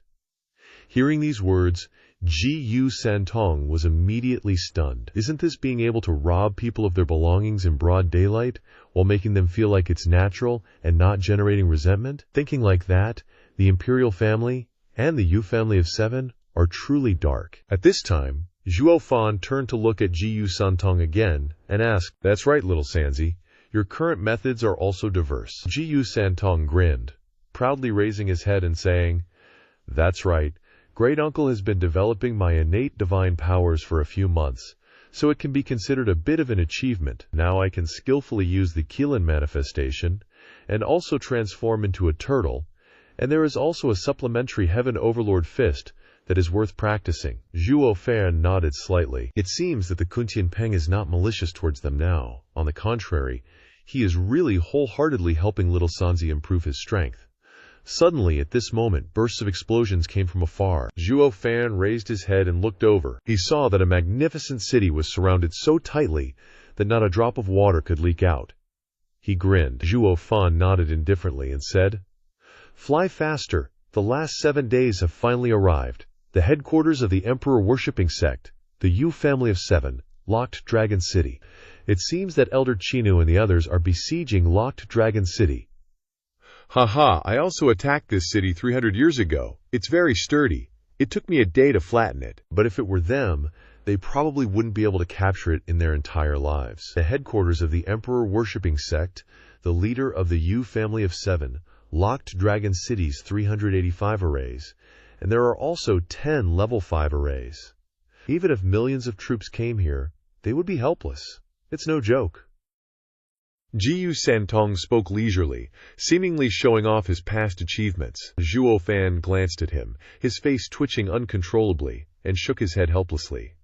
"You little Sanzi, if they heard these words of yours, they would probably die of shame. What should we do? Didn't you tell them when you left?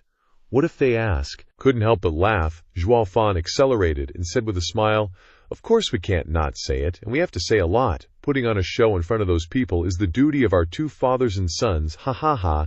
Zhuo Santong was slightly startled, and finally laughed out loud, and immediately followed behind him. On the other hand, the husband and wife Chu Yanhai led the siege. But at this time they looked at Suo Chengqi in front of them, shook their heads, and sighed. "Elder Chu, it's no good, we can't attack it. Suolong City's seal is too strong." At this time, a figure quickly flew in front of them and hurriedly reported. Chu Yanhai focused his eyes on the person. It was a radiant god expert who had surrendered, and his face was a little gloomy. "For 10 days in a row, we haven't broken a single barrier.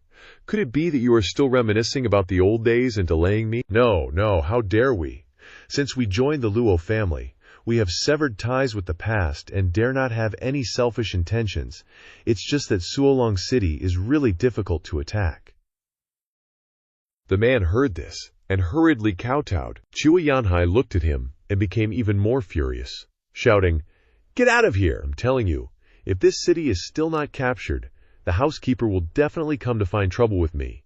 Then I'll take your head." The man couldn't help but shrink his head, his stomach full of grievances.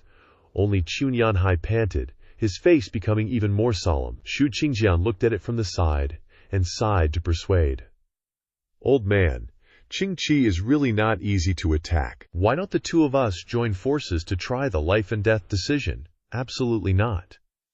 But as soon as she finished speaking, Chu Bijun hurriedly waved her hand to stop her. "Elder Zhu, with Li Lao heavily injured and sent back to Fenglin City for treatment, only 2 experts in the city can hold the line now, but the life or death battle will consume a lot of their power. That crafty Leng Wuchang might strike when they're weakened, which could lead to our defeat. Please think it over carefully." HMPH. What's this old hag implying? Looking down on us demonic heroes? Even without those 2, we 4 brothers can hold the fort. Don't worry, just let them go. Even if they die, so what? At this moment, the Gixiong Sha trio were unusually irritable and couldn't help but jump out and yell loudly, "That's right, that's right!" The remaining 3 ghosts also chimed in, shouting loudly. Xu Qingjian's eyes narrowed, glaring fiercely at them. She snapped angrily, You three morons, do you know how to talk? You're the ones who are going to die. When the people from the Huayu Lu and the other three houses saw this scene, they shook their heads and smiled wryly. These 4 demon book ghosts might be strong, but they weren't exactly bright. How could they shoulder such a huge responsibility? Just then, a soft laugh suddenly echoed. Hehehe, I thought you guys would have cleaned up these shrimp fry already. Didn't expect I'd have to do it myself in the end. Hearing this, everyone couldn't help but turn their heads, looking towards the voice, only to see a figure appear before them. Zhuo Fan. Everyone cried out in surprise, but their joy didn't last long, as a small figure appeared behind Zhuo Fan, causing them to panic. No, the unbeaten brat, Jiyu Santong. Zhuo Fan, be careful, Jiyu Santong is chasing you. At the same time, the elders of the Luo family, the Qiuyan Hai couple, and the 4 demon book ghosts actually respectfully approached Jiyu Santong and called out, Young master. As soon as these words were spoken, everyone's eyes widened in shock, staring blankly at the two of them, before finally reacting and shouting, Young master! Seeing everyone's bewildered expressions, Zhuo Fan smirked and brought Jiyu Santong forward to introduce him. Haha, you guys didn't know, right? Let me officially introduce you, Jiyu Santong, my adopted son. As soon as these words were spoken, everyone cried out in shock. What?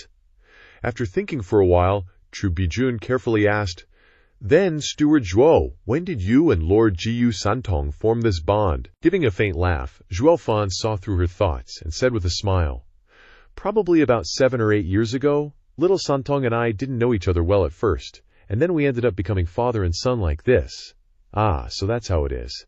Taking a deep breath, Chu Bijun secretly nodded, finally looking towards Zhuo Fan and saying, Steward Zhuo, after this battle, what are your plans? Don't worry, I have my own arrangements. Glancing at her, Zhuo Fan said with a strange smile.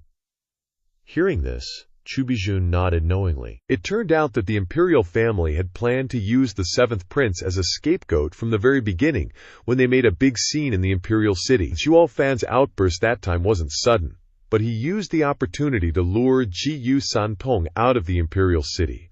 It must have been planned long ago. Despite so many years of relationship, the heart's actions are unpredictable. Everything can be explained in this way. The imperial family eliminates the forces outside the court. Zhuo Fan has long had the intention to seek the world. The Emperor Gate takes the opportunity to rise. The 3 parties have their own purposes, only they are hidden in the bag as cannon fodder. But now they can only sit on Zhuo Fan's boat. He said he has a way, so they can rest assured. At this time, Long Yifei looked at Zhuo Fan and asked, That's right, Steward Zhuo. What about that Tian Yuan from the Imperial Palace? Giving a light laugh, Zhuo Fan said smugly, Need you ask? With little Santong helping out, he's dead beyond dead. That's true, that's true. Hearing this, Long Yifei smiled in relief. With these 2 father and son joining forces, who in Tianyu could fight them? From the moment the 2 of them appeared, they knew the result. Just wanted to hear his confirmation to be relieved. Steward Zhuo, this old man is incompetent. The Locked Dragon City couldn't be taken down in 10 days, truly failing your trust. Chihuahua Yanhai suddenly walked forward, cupping his fist and sighing. Zhuo Fan said nothing, just glanced at Jiyu Santong. Jiyu Santong stretched his back and yawned. 20 days and you couldn't take down 1 city. You guys are too useless. Let this young master and my dad take it down for you to see, and broaden your horizons. As soon as the words fell, the 2 of them flew towards the city of the Emperor Gate. As soon as the Emperor Gate's devotees saw them coming, someone cried out in surprise, Look, someone's attacking the city again. Another waved his hand indifferently, saying contemptuously, What's so surprising? No matter who comes, with the 8 great Vajras, we can lock down the Diamond Lock Sky Formation. Even the Heavenly King himself wouldn't be able to break through. No, that person seems to be Zhuo Fan. That person shouted in fear again. What? Everyone was startled and shouted, looking outwards. Sure enough, they saw Zhuo Fan's familiar figure, and their faces turned pale in an instant. At the same moment, Zhuo Fan shouted loudly, echoing through the sky and into Locked Dragon City. Void Illumination Divine Eye. Second stage. Space Shattering. Sky-piercing Tyrant Fist. Sky-rending. Jiyu Santong also shouted loudly at the same time, clenching his small fist and punching out. In an instant, Two invisible waves transmitted to the formation beneath the city, breaking layer upon layer of barriers. And those divine illumination experts were also severely injured. The entire Lock Dragon city was shaking constantly, as if it could collapse at any moment. Seeing that the situation was not good, an Emperor Gate elder hurried into a room and shouted in panic, "Mr. Ling, bad news! Our barrier has been broken. What should we do?" Taking a deep breath, Leng Wuchang closed his eyes helplessly. "Silence," he said. "Our only chance of winning lies with the sect leader. I just heard Zhuo Fan's voice. If he appears, then sect leader, what can you do? Surrender." "What? Surrender?" Hearing these words, Yuan Shan cried out in shock. That person was also startled. And after thinking for a moment, he shook his head and retreated. Seeing this scene, Yuan Shan could only shake his head and smile bitterly. He followed the Emperor Gate in the first place to avenge Zhuo Fan for destroying his family. But now even the Emperor Gate has failed. On one hand, seeing that the barrier had been destroyed, Zhuo Fan shouted an order. "The Great Formation has been broken. Everyone, listen to the order. Capture the Emperor Gate. Capture Leng Wuchang alive." As soon as his words were spoken, earth-shattering roars immediately rang out. The Lumio family disciples and the disciples of the three allied families rushed straight into the Emperor Gate like a tide. But before they could even enter the city to slaughter, the city gate suddenly opened, and then a group of people appeared. The leader was Leng Wuchang, who was holding a tree branch with a white cloth hanging from it, clearly surrendering. Leng Wuchang took a few steps forward and shouted towards Zhuo Fan, "Steward Zhuo, you won this time. This old man admits defeat." "What do you mean this time?" "You want another round with me, old man," Zhuo Fan said smugly. Laughing out loud, Leng Wuchang repeatedly smiled bitterly, sighing, I wouldn't dare. This old man has lost miserably this time, and wouldn't dare cause trouble in front of you again. I just have one question. Does my old ticket to board your ship still work?" "Old man's word is law. Of course it works." Raising an eyebrow slightly, Zhao Cheng chuckled. Hearing this, Luo Fanchang finally sighed in relief. The unease in his heart dissipated, and he bowed happily. "If that's the case, then I am willing to lead the entire army of the Emperor Gate to surrender to you, hoping that you will accept them." As soon as these words came out, everyone was immediately shocked. Long Yifei glanced at Shi Kufeng and the other two, and said with a wry smile, "If the Luo family absorbs all the experts from the Emperor Gate, how terrifying of a behemoth will they become?" These words are not wrong. The speed at which the Luo family is expanding its power is too terrifying. Compared to a huge mountain, at first the few mountains they had were a little bit taller than Zhuo Yifan, but he didn't care about them. But with the current distance, they are nothing more than small stones at the foot of his mountain. Would he even bother to look down at them? Scanning his gaze towards the group of Yumbawan Shan and others behind him, Zhuo Yifan secretly snickered. A cruel glint suddenly flashed in his eyes, and he coldly said, "Mr. Leng, are they really willing to surrender? No one has any objections." Luo Fenchang nodded and said, "Of course, that's settled.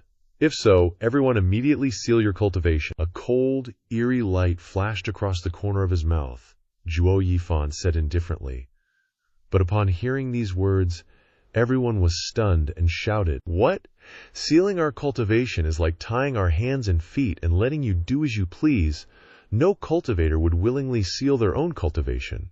For a moment, everyone was dumbfounded. Not knowing what to do, Luo Fenchang raised an eyebrow and hurriedly said, "Steward Zhuo, what do you mean? It's very simple.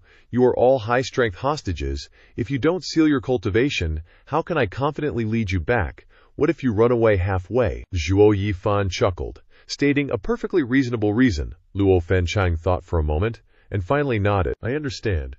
As soon as he finished speaking, he took the lead in sealing his own cultivation. Seeing this scene, everyone couldn't avoid it and had no choice but to follow suit. Especially the group of Yuan Shan and others. Their faces were full of unwillingness, but under the fierce and murderous gaze of the Lucayo family, they had no choice but to seal their cultivation. After everyone finished sealing their cultivation, Luo Fenchang looked toward Zhuo Yifan, his expression solemn as he said, "Steward Zhuo, we are ready." "Good." Zhuo Yifan clapped his hands in praise, finally looking towards the group of Luo family members behind him. "I order." Then next, Men, kill them all!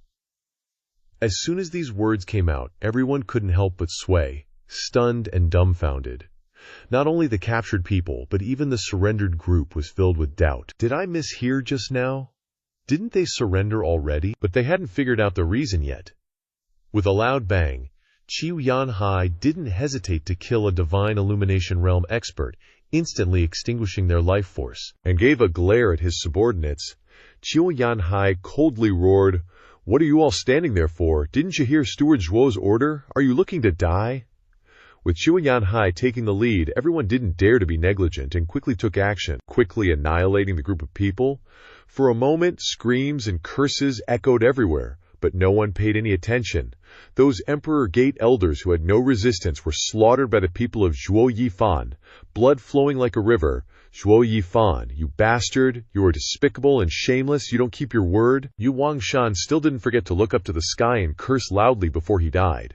An Emperor Gate worshipper also turned to Luo Fencheng and angrily cursed as his dying words. "Luo Fencheng, you bastard who betrayed your master for glory. You actually teamed up with Zhuo Yifan to trick us. Yet our Emperor Gate has supported you for over a decade, yet you don't have any sense of loyalty." "Did a dog eat your conscience?" Luo Fencheng was nervous, hurriedly looking towards Zhuo Yifan, and asked in confusion, "Steward Zhuo, why? They have surrendered to you. It's not harmful to you." Raising an eyebrow and chuckling, Zhuo Yifan coldly said, "Mr. Lang, you should understand. The reason they surrendered to me is only for self-preservation. How can they truly listen to me?" Hearing these words, Luo Fencheng felt extremely grating to his ears, constantly roaring in his heart, but could only plead, "But you are not plants or trees, how can you be so heartless? Even if these people still have feelings for their old master, as long as you teach them with care, they can still— Are you kidding me?" Before he could finish speaking, Zhuo Yifan coldly looked at him and said heartlessly, "With the current situation, you understand best that whoever wins in the end, both of us will have to face the imperial family's attack. Luo Fencheng, before the battle, would you dare to use my sons? Aren't you afraid that they will turn against us during the battle? Mr. Lang, do you think I am so ignorant of the great taboo of accepting hostages before a battle? Or am I still so sentimental about the old master that I would make such a foolish decision? If you all broke through the encirclement together, perhaps there would still be a few experts who could save their lives. But now," Luo Fencheng closed his eyes deeply, unwillingly bit his lip, and sighed. He should have known that Zhuo Yifan was heartless. He had no hope of being able to negotiate terms with him. Listening to the cursing in his ears, Luo Fencheng felt this kind of pain for the first time, and chuckled lightly. Zhuo Yifan disdainfully mocked, "Ha ha, Mr. Lang, you are too greedy. You wanted to save everyone in the Emperor Gate, but you ended up harming them all. A strategist needs to be rational, and cannot act on emotions." "Mr. Lang, you've spent your whole life plotting for others, and these people all died because of you." Zhuo Yifan enjoyed the scene of blood flowing like a river. While mocking Luo Fencheng, he finally couldn't bear it anymore and shouted, "Steward Zhuo, you once promised me. You wanted to give me a boarding pass, I promised you. But there's only one boarding pass, and I only have one strategist position. Who do you want to let live?" Zhuo Yifan took out the blood silkworm from the gourd and handed it to him, with a sinister smile. "The person who eats it can live. Everyone else must die. Choose yourself." His body involuntarily stagnated. Luo Fencheng tremblingly held the blood silkworm in his hand. His eyes couldn't help but shrink, turning his head to look at the scene of screams behind him. Mr. Lang, save me, save me." They had their cultivation sealed, and had no way to escape. They could only crawl on the ground, begging. Luo Fencheng. Zhuo Yifan watched everything, the corner of his mouth slightly raised, and spoke again. "So many people, who do you want to save?" Luo Fencheng couldn't choose immediately, and could only stare blankly. The number of people became less and less. He had no way to choose. After pondering for a long time, he slowly put the blood silkworm into his mouth and swallowed it. Zhuo Yifan smiled evilly as he looked at him, whispering, "Ha ha, so he still chose me in the end. Wasn't it obvious? Zhuo Fan, you really are a devil." Biting her lip fiercely, Lang Wucheng glared at him with anger in her eyes, and cursed loudly. Zhuo Fan didn't care at all, and laughed loudly. "Didn't you already know that? What's so strange about it? And everyone here? Everyone should know for sure that I, Farron, am a devil." right? As soon as he finished speaking, he immediately formed a hand seal. Lang Wuchang suddenly felt like her head was about to explode, and she screamed in agony. Everyone behind her swallowed hard.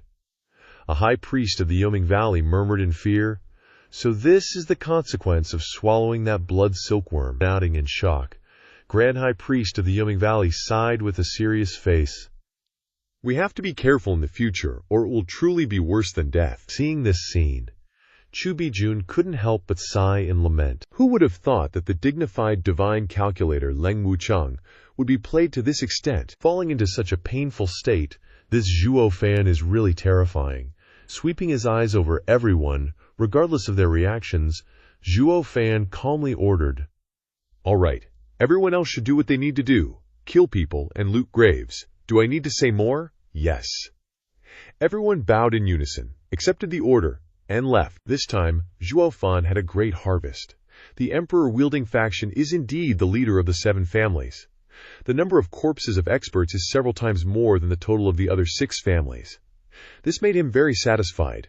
This trip to attack the emperor-wielding faction was indeed a worthwhile trip. "Butler Zhuo, I have sincerely surrendered. Why are you still treating me like this?" Lang Wuchang called out hoarsely, crawling towards Zhuo Fan, who chuckled softly. Zhuo Fan smiled evilly with self-satisfaction and said ruthlessly, "Master Leng, do you feel wrong? This is what you asked for. At first, I asked you to help me save people, but you dared to use hostages to threaten me. Based on this point alone, I should change your ship ticket, torture you for 3 days and 3 nights before even discussing conditions with me." Startled, Leng Wuchang's face was about to cry, and he kept yelling, "Butler Zhuo, you told me at the beginning that as long as I released the people, it would be fine. I'm still the butler of the emperor-wielding faction. Thinking about the benefits of the emperor-wielding faction, what's within my responsibilities should logically be done. How can you?" Raising an eyebrow, Zhuo Fan gave no comment and laughed out loud. "That's right, I did say you could continue to be the butler of the emperor-wielding faction, but I also said that the butler of the emperor-wielding faction could continue to scheme against me. Do you think you're his future master? Those who don't know what's good for them should be punished severely, and besides, you don't need to find excuses. As for that ship ticket, how do you compare it? The final interpretation belongs to me." Lang Wuchang really couldn't cry. This person simply doesn't reason. Everyone who saw this scene could only sigh helplessly, except for Chua Yanhai, who chuckled in ridicule. This old Lang wants to reason with Butler Zhuo. He's really asking for trouble. Serves him right for being tortured for 2 days. At this moment, Feng Hai walked over from afar, somewhat reluctantly pleading towards Zhuo Yifan. "Brother Zhuo, Master Lang can now be considered one of us. Why don't we just let it go? When we were imprisoned by the emperor-wielding faction, he took good care of us." Zhuo Fan pondered for a while, and finally said helplessly, "Since the family head has come forward to plead, then reduce the punishment a bit, change it to 2 days. Thank you, family head." Leng Wuchang was like he had been granted amnesty. He looked towards Luo Yunhai and thanked him. Glancing at Luo Yunhai, Zhuo Fan walked away indifferently, muttering, "Yunhai, take a walk with me." In just a moment, the 2 of them had gone to a distant place, out of everyone's sight. At this moment, Zhuo Fan slowly spoke. "Yunhai, do you think I really held a grudge for him scheming against me before, so I tortured him like that?" Glancing at Luo Yunhai, he couldn't help but be stunned. "Isn't that the case? Brother Zhuo, I still don't understand you. Your stomach isn't that small." "Aha, that's right, I'm very vindictive, but it depends on the person. Now that old geezer is one of us, I don't need to find trouble with him anymore." Chuckling, Zhuo Fan said indifferently. "Then why?" This time, Luo Yunhai was even more confused, and asked vaguely. Smiling, Zhuo Fan looked into the distance and said coldly, "This old geezer has deep schemes and is stubborn, and he holds an important position in the Luo family, so I have to temper him and show him the authority of the family, so that he understands the order of seniority. Otherwise, I'm afraid you won't be able to control them in the future." "Oh, isn't there still you after this, Brother Zhuo?" Luo Yunhai was slightly startled, feeling a little uneasy in his heart, and shook his head with a light smile. Zhuo Fan sighed and said, "I won't hide it from you anymore. I have to leave. 3 years ago, I had an agreement with the demonic scheme sect to join them. At that time, you really have to shoulder it yourself. Brother Zhuo, What are you saying? Luo Yunhai felt a pang in his heart when he heard this, seemingly unable to accept the truth. Brother Zhuo, you are but not waiting for him to open his mouth. Zhuo Fan came forward to put his arm around him and stopped him, laughing out loud without paying any attention, and said, "At that time I made an agreement with the demonic scheme sect. Now I also cannot go against my word, otherwise I would still be by Luo family's side. Just be at ease. Before I go, I will arrange everything properly for you." Furthermore, the head of a family and the way of a king are not much different. They all lie in double-dealing and controlling and directing. Just now you pleaded for Leng Wuchang. Even if I don't give in, your authority will be lacking. So in the future, just consider that I am not here. You still have to find someone else to do these nasty tasks. There are times when you want to do that thing, but you cannot come forward yourself. Understand? Luo Yunhai nodded his head obediently after listening. Unexpectedly, 3 figures rushed over from above and called out loudly, "Butler Zhuo." It turned out to be the 3 allied families. Chu Bijun said in a panic, "Butler Zhuo, a big matter is not good. A large number of troops have appeared from all directions, surrounding us. Looking at it, it's as if the lone old marshal is commanding the army." Luo Yunhai was startled, and his face couldn't help but become solemn. "Is it my adoptive father?" Zhuo Fan only laughed and said, "The mantis stalks the cicada, unaware of the orioles behind. This lone old marshal is even more certain. Appearing at this time, he deserves to be called a war god, grasping every minute and every second so well," Luo Yunhai said. "Brother Zhuo, I have been living in the lone army for a year. The rumors in Jianghu are that the lone army is powerful. However, we have the advantage in the number of experts. But the number of soldiers is too small. Everyone gathered is only about 50,000 troops. If my adoptive father personally takes action this time, the army must be up to 100,000 troops. Once a battle formation is formed, we will definitely suffer heavy casualties." Zhuo Fan didn't say anything after hearing this. The male protagonist only stood there in deep thought. After thinking for a long time, Zhuo Fan finally turned around and said, "Ignore them. Let's continue looting the tomb. Just treat them like they're air." Meanwhile, on the other side, in Du Jiyu Zantian's command tent, a large sand table was set up in the most central position. Du Jiyu Zantian and the 4 tigers of Tianyu were all present, pointing at the sand table and practicing military formations. Du Jiyu Zantian said, "The strongest opponent is only Zhuo Fan. The eastern and southern armies will encircle and attack, harass them in the west, and set up an ambush in the north. Be cautious every step of the way.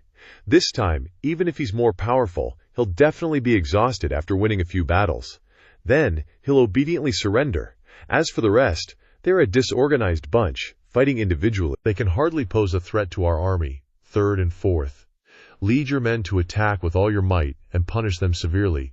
There's absolutely no problem." Du Jiyu Lin spoke up, "Marshal, are we really going to punish 5th Bro?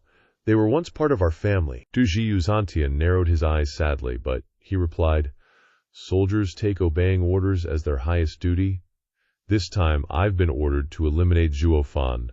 The Luo family has been protecting him all along, and they even committed the crime of eliminating the 7 noble houses, attempting to dominate the world. Heaven will not forgive them. Even if Yunhai is my adopted son, I must sacrifice him for the greater good." Suddenly a soldier rushed in and shouted, "Reporting! Marshal, Luo family scouts have discovered our encirclement." Du Jiyu Zantian laughed loudly. "Ha, the art of war is about deception.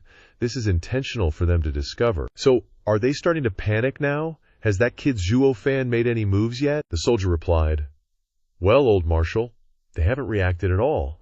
They're still continuously looting the Emperor Gate's supplies in Suolong City.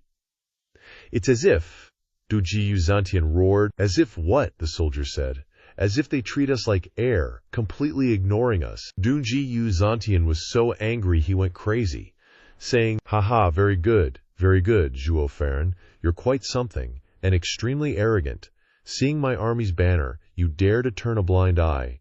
Do you think you can be invincible with just one person? Guards, issue the order to move the entire camp and advance to Suolong City. I want to see what kind of skills Zhuo Fan has that he dares to ignore my elite army." Suddenly, another soldier rushed in and said, "Reporting, Marshal. 1,000-mile urgent message from the imperial capital. Du Jiyu Zantian took the jade scroll and examined it. After a while, he suddenly roared, "What?" The 4 tigers of Tianyu asked in confusion. "What is it, Marshal?" Du Jiyu Zantian pondered for a long time. Then he took a deep breath, revealing a worried expression, and said, "Not good. The imperial capital is in trouble. This is His Majesty's plea for help," the 4 tigers of Tianyu said in confusion. "What? How is this possible? Not long ago, His Majesty issued an edict ordering us to do our best to eliminate the rebellion. How could he issue a decree for help and order us to return to the court in triumph?" Du Jiyu Zantian said. "In such a short period of time, how can the orders before and after be so different? That proves that the imperial capital is indeed in great danger, so His Majesty had no choice but to order the army to help. According to the Jade Scroll, that Zhuge Chengfeng has actually taken action, and now Ao Cheng has 1 million troops occupying the city. Guards, send my order to the generals. This matter should not be delayed. Quickly return to the court to save the emperor." Scene changes to Luo family and their companions. Chu Bijun smiled happily and said, "Butler Zhuo, you are really a divine strategist. The army of Marshal Du Jiyu has completely withdrawn," Luo Yunhai said in confusion. "That's not right. This is not my adoptive father's style of action. The old man always acts quickly and decisively, and has dispatched a large army to fight. It's impossible to withdraw the troops without any achievements." "What exactly is going on?" Long Yifei spoke up. "Maybe the old marshal has taken a liking and doesn't want to be your enemy, and returned to the court to plead with His Majesty."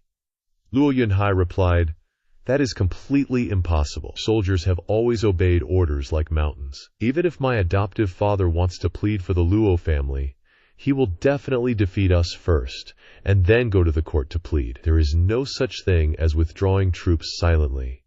Ji Yu Santong stood aside and yelled, "HMPH, no matter whether he comes or not, it doesn't matter to me at all. Don't talk about him having 1 million troops. Even if there are 3 million troops back then, I can smash them with one punch." Everyone listened and smiled bitterly, nodding.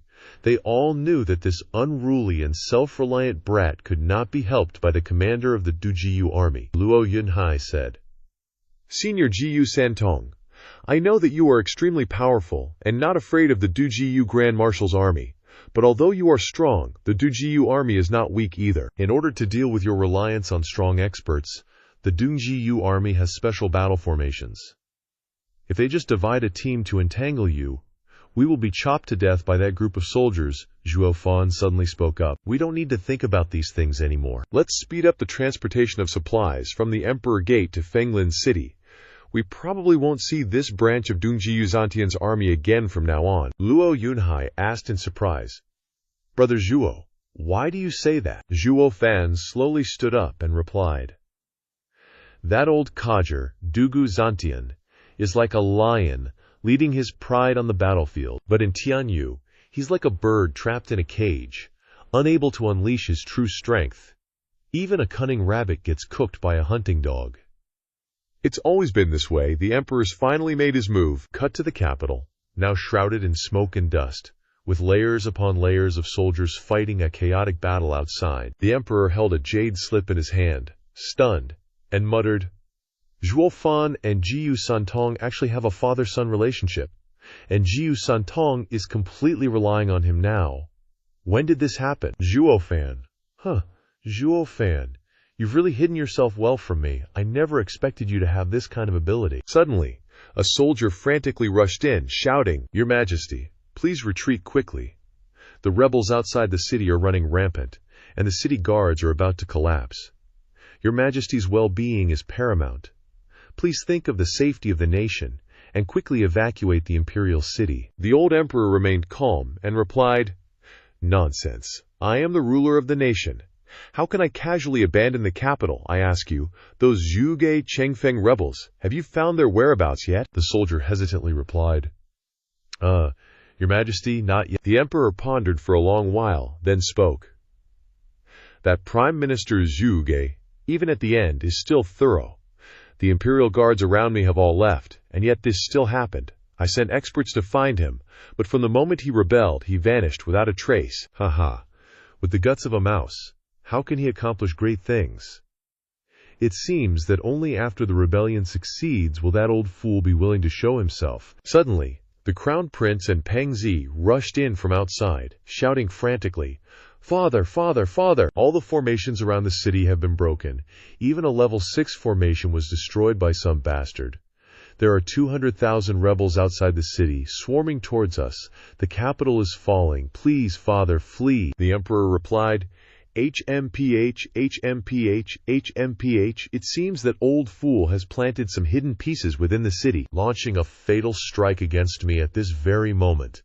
I am the son of heaven, protected by the heavenly emperor. I want to see how this #1 wise man of Tianyu, my prime minister, can drag me from this throne.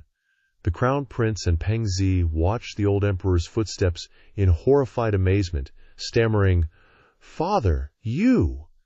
The old emperor swaggered like a toad, his frail old body strutting forward, heading straight outside. At this moment, the sounds of fighting were close by, and soon they could hear the screams of agony. Inside, a group of black-clad rebels swarmed in like a flood. At this moment, not even the shadow of a guard was to be seen, for they had all been annihilated in a short time. The rebels directly charged into the main hall as if it were their own home, demonstrating their strength. These rebels have a good combat style. The crown prince and Peng Zi's faces were frozen in worry. The guards beside the emperor faced the rebels before them, their eyes gleaming with light. They were not afraid at all. Instead, they nodded with admiration and chuckled, "Ha ha, I wonder how many years that old fool has been hiding this army here.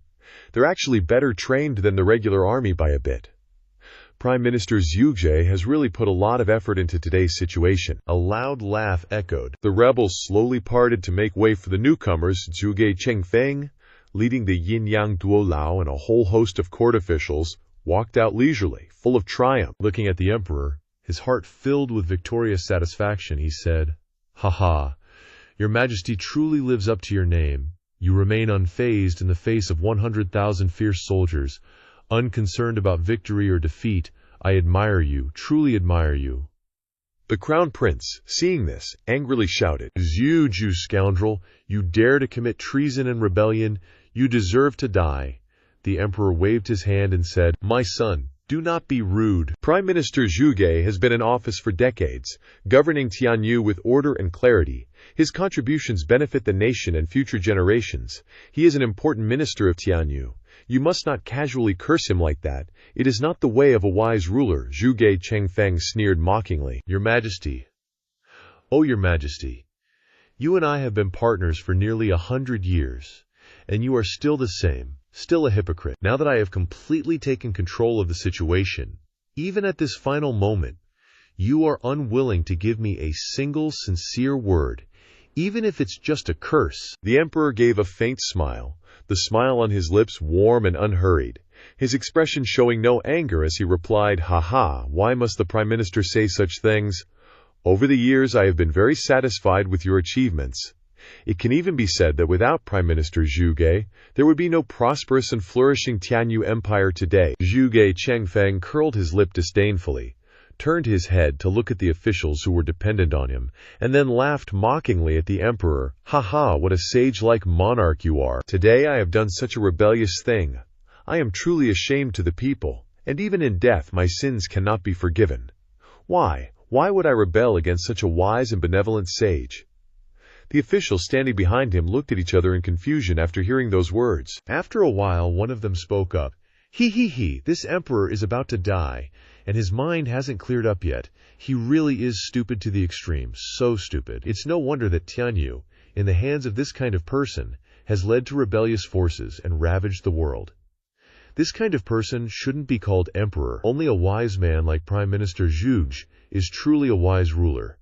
Don't you all think so? Several others, hearing this, immediately chimed in, shouting, That's right, long live Prime Minister Zhuge," kissing sounds. But the old emperor looked at them with deep eyes, and Zhuge Chengfeng looked up at the emperor in front of him. Then, he turned his head and glanced lightly, a sneer playing on the corner of his lips as he said, "Minister Kaio, I've told you before, your flattery is too fake. It's better to say nothing, and you're a bit off. Our emperor is actually quite shrewd, not foolish at all.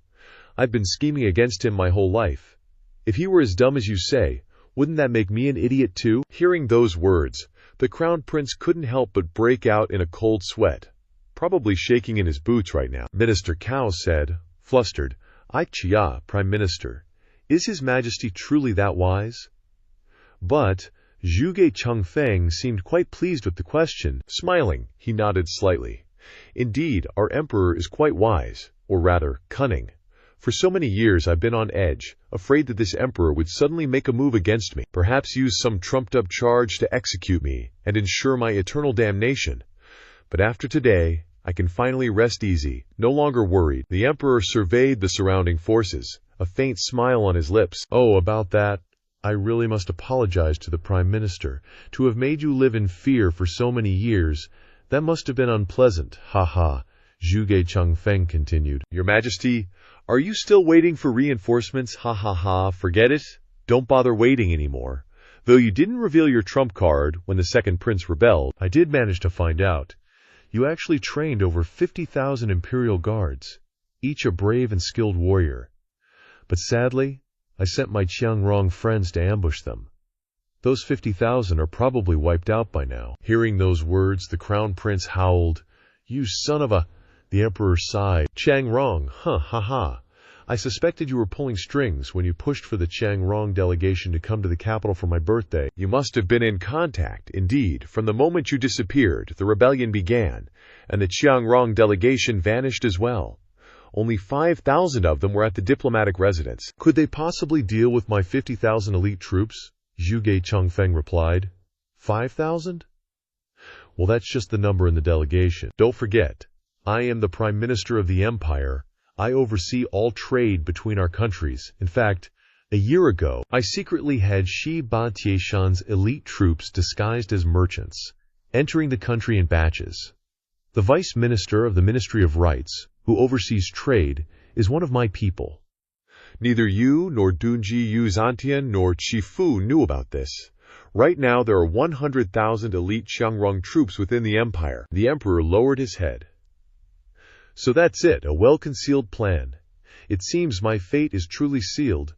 Zhuge Changfeng smiled. That's right, but you can't blame anyone else. Who told your majesty to rush the suppression of the 7 great houses? That's why the palace is so empty, giving me the opportunity to exploit it. One shouldn't be impatient for quick results. But I know very well why your majesty was in such a hurry. I know your body very well. You're suffering the 5 declines of heaven and man. And your sons aren't capable enough to secure the throne. You didn't have time to pave the way for your heir. Once the 7 great houses become powerful, they might build their armies. And then Tianwu would truly fall. The emperor said, "The one who knows me best is none other than Prime Minister Zhuge." Hoo-hoo, Zhuge Changfeng laughed triumphantly. "It's just that your plan didn't work out. It was truly a risky move, and it really made me panic for a while. In the world, there may only be your majesty who can play me within the palm of your hand. Crown Prince, after His Majesty abdicates, the world will inevitably be unstable. It needs you to legitimately inherit the throne, taking the world's affairs as your priority. Are you willing to accept the throne?" As soon as these words were spoken, everyone was shocked, especially those great ministers. They thought that this rebellion would be successful, and then the prime ministers would become emperors. But who would have thought that Prime Minister Zhuge would return the throne to the royal family? So what the hell are they rebelling for? The crown prince also looked confused, and his heart shook unconsciously, as if still, it was difficult to estimate Zhuge Changfeng's true and false words. Still deliberately humiliating the Yuan family. Only the old emperor nodded faintly and smiled. Prime Minister Zhuge really has good plans. You know that even if you occupy the world, it will be difficult for the people to obey. What's more, there is still Du Gi Yu Zantian to deal with. It's better to support a puppet on stage and be the supreme emperor behind the scenes. That's great! When the time is right, it's not too late to let the emperor abdicate. Hearing these words, the crown prince couldn't help but stagnate a little. But when he thought about it, even if he was a puppet, he was still the emperor, which was better than dying here anyway. At this time he couldn't help but be moved. Zhuge Changfeng smiled, then disdainfully curled his lips and replied, "Your Majesty, you underestimate me too much. However, what you said is reasonable. However, I have no intention of becoming emperor from beginning to end. Now rebellion, to be honest, is just to compete with your majesty. And Duji Yu Zantian, ha ha ha, I only need to hold your majesty's jade seal. Then immediately send an order to the border area, to let him face the incoming army of Shiban Tieshan. There is no food to help him in the court. Duji Yu Zantian met this old opponent. How long do you think he can resist? The emperor was shocked. He nodded slightly and replied, It's really a good calculation, really can be said to be impeccable. It's just, Prime Minister, you were still careful and you still have mistakes. As soon as he finished speaking, the emperor's eyes suddenly condensed, and he shouted, Take action! Suddenly Yongning said loudly, Catch the traitors! Follow this princess and rush up us! As soon as a voice came out, Princess Yongning rushed out bravely, one after another tearing through the air, and the strange voices of a dozen Shenzhou masters and the ghost shadow guards rushed towards Zhuge Changfeng. Because it's very simple. To catch the thief, you must catch the king first. If Zhuge Changfeng has been arrested, the rebel army will be scattered in an instant. Zhuge Changfeng, Your Majesty, you used this trick to deal with the second prince and it was exposed. It can't be used anymore. After speaking, Zhuge Changfeng turned his gaze to Yin and Yang. The two elders nodded slightly, and their eyes lit up. Immediately, they sped up to block the front. The two of them emitted powerful auras, followed by an extremely strong wave of energy, pushing back the imperial family members, who were rushing in. Princess Yongning was shocked by the sight. She looked at the two elders in black and white robes, bewildered. These people were all experts. Even the Divine Illumination Realm experts from the Imperial Guardian Corps would be considered a powerful force.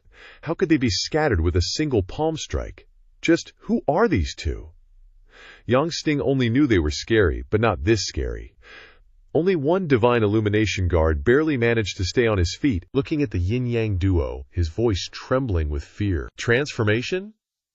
Transformation Realm experts? He knew that once you reached the Divine Illumination Realm, the power of your primordial spirit was already quite formidable, and there was no way you could be blown away by a primordial spirit attack. Divine Illumination experts didn't even need to use their primordial spirits in battle, because they were useless. Even if the Imperial Guardian Corps were much stronger than them, their primordial spirits weren't that much stronger.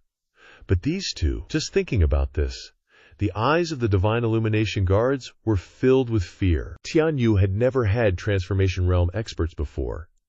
He couldn't believe there were two Transformation Realm experts here, and they were guards for Prime Minister Zhuge. No wonder the Prime Minister wasn't afraid to go to the front lines. Zhuge Changfeng chuckled. Heh, you're wrong. They're not quite Transformation Realm experts yet. Or else why would this old man wait until today to make his move? They haven't reached that level yet. At most, they're only half-step Transformation Realm. It's just that when they join forces, with yin and yang in harmony, they can unleash a strike equivalent to a Transformation Realm expert. Your Majesty, if your methods are only these, then this old minister advises you to quickly compromise.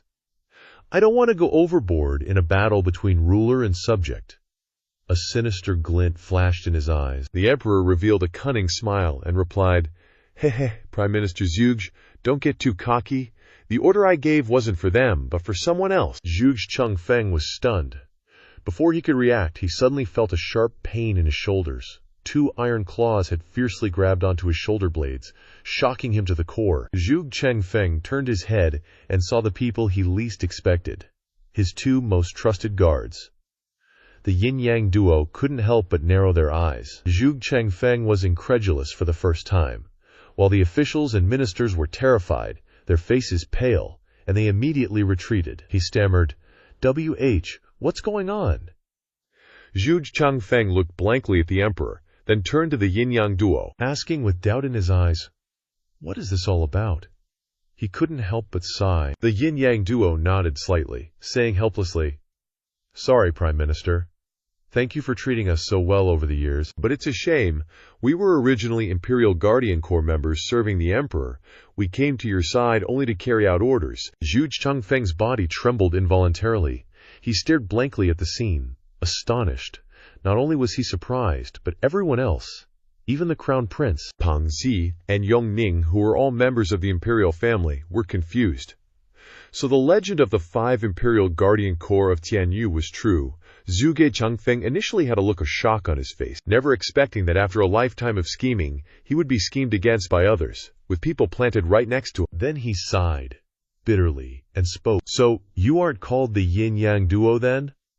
As the Prime Minister of the Empire, I've investigated the records of all the top experts in the royal family, and neither of your names are in there. The Emperor replied, That's right. They were really using fake names to stay by your side. Their official titles are the Heavenly Earthly Duo Sages. His eyebrows twitched slightly, and Zhuge Changfeng took a deep breath, then laughed loudly. The Heavenly Earthly Duo Sages, the strongest among the 3 Imperial Guardian Corps who fought Jiyu Santong 300 years ago. And you're still not dead. So that's how it is. Ha ha ha. But with that said, with His Majesty's wisdom, he must have already arranged everything. I'm guessing our 200 rebels are completely surrounded by now. On the other hand, the 100,000 elite cavalry of the Quanrong Kingdom must have also fallen into your Majesty's trap. But to do that, you need a huge army. From what I know, only that old geezer Du Jiyu Zantian has the ability to do this. But he's under orders to quell the Emperor Domination sect with Zhuo Fan. Your Majesty, you wouldn't happen to be hiding another powerful force that I don't know about, would you? The old emperor waved his hand and replied, Prime Minister Zhuge, I've been with you for many years. I know all your tricks. If I were to make a move in the dark, and you, the Prime Minister, were to cover the sky with one hand, could I possibly succeed? Zhuge Changfeng replied, That's completely impossible. I have that much confidence in myself. That's why I'm surprised. Where did this huge force come from right under my nose? Where did I miscalculate? The Crown Prince pondered. Father's cards are really well hidden. Ever since the Second Prince's rebellion, things have become more dangerous.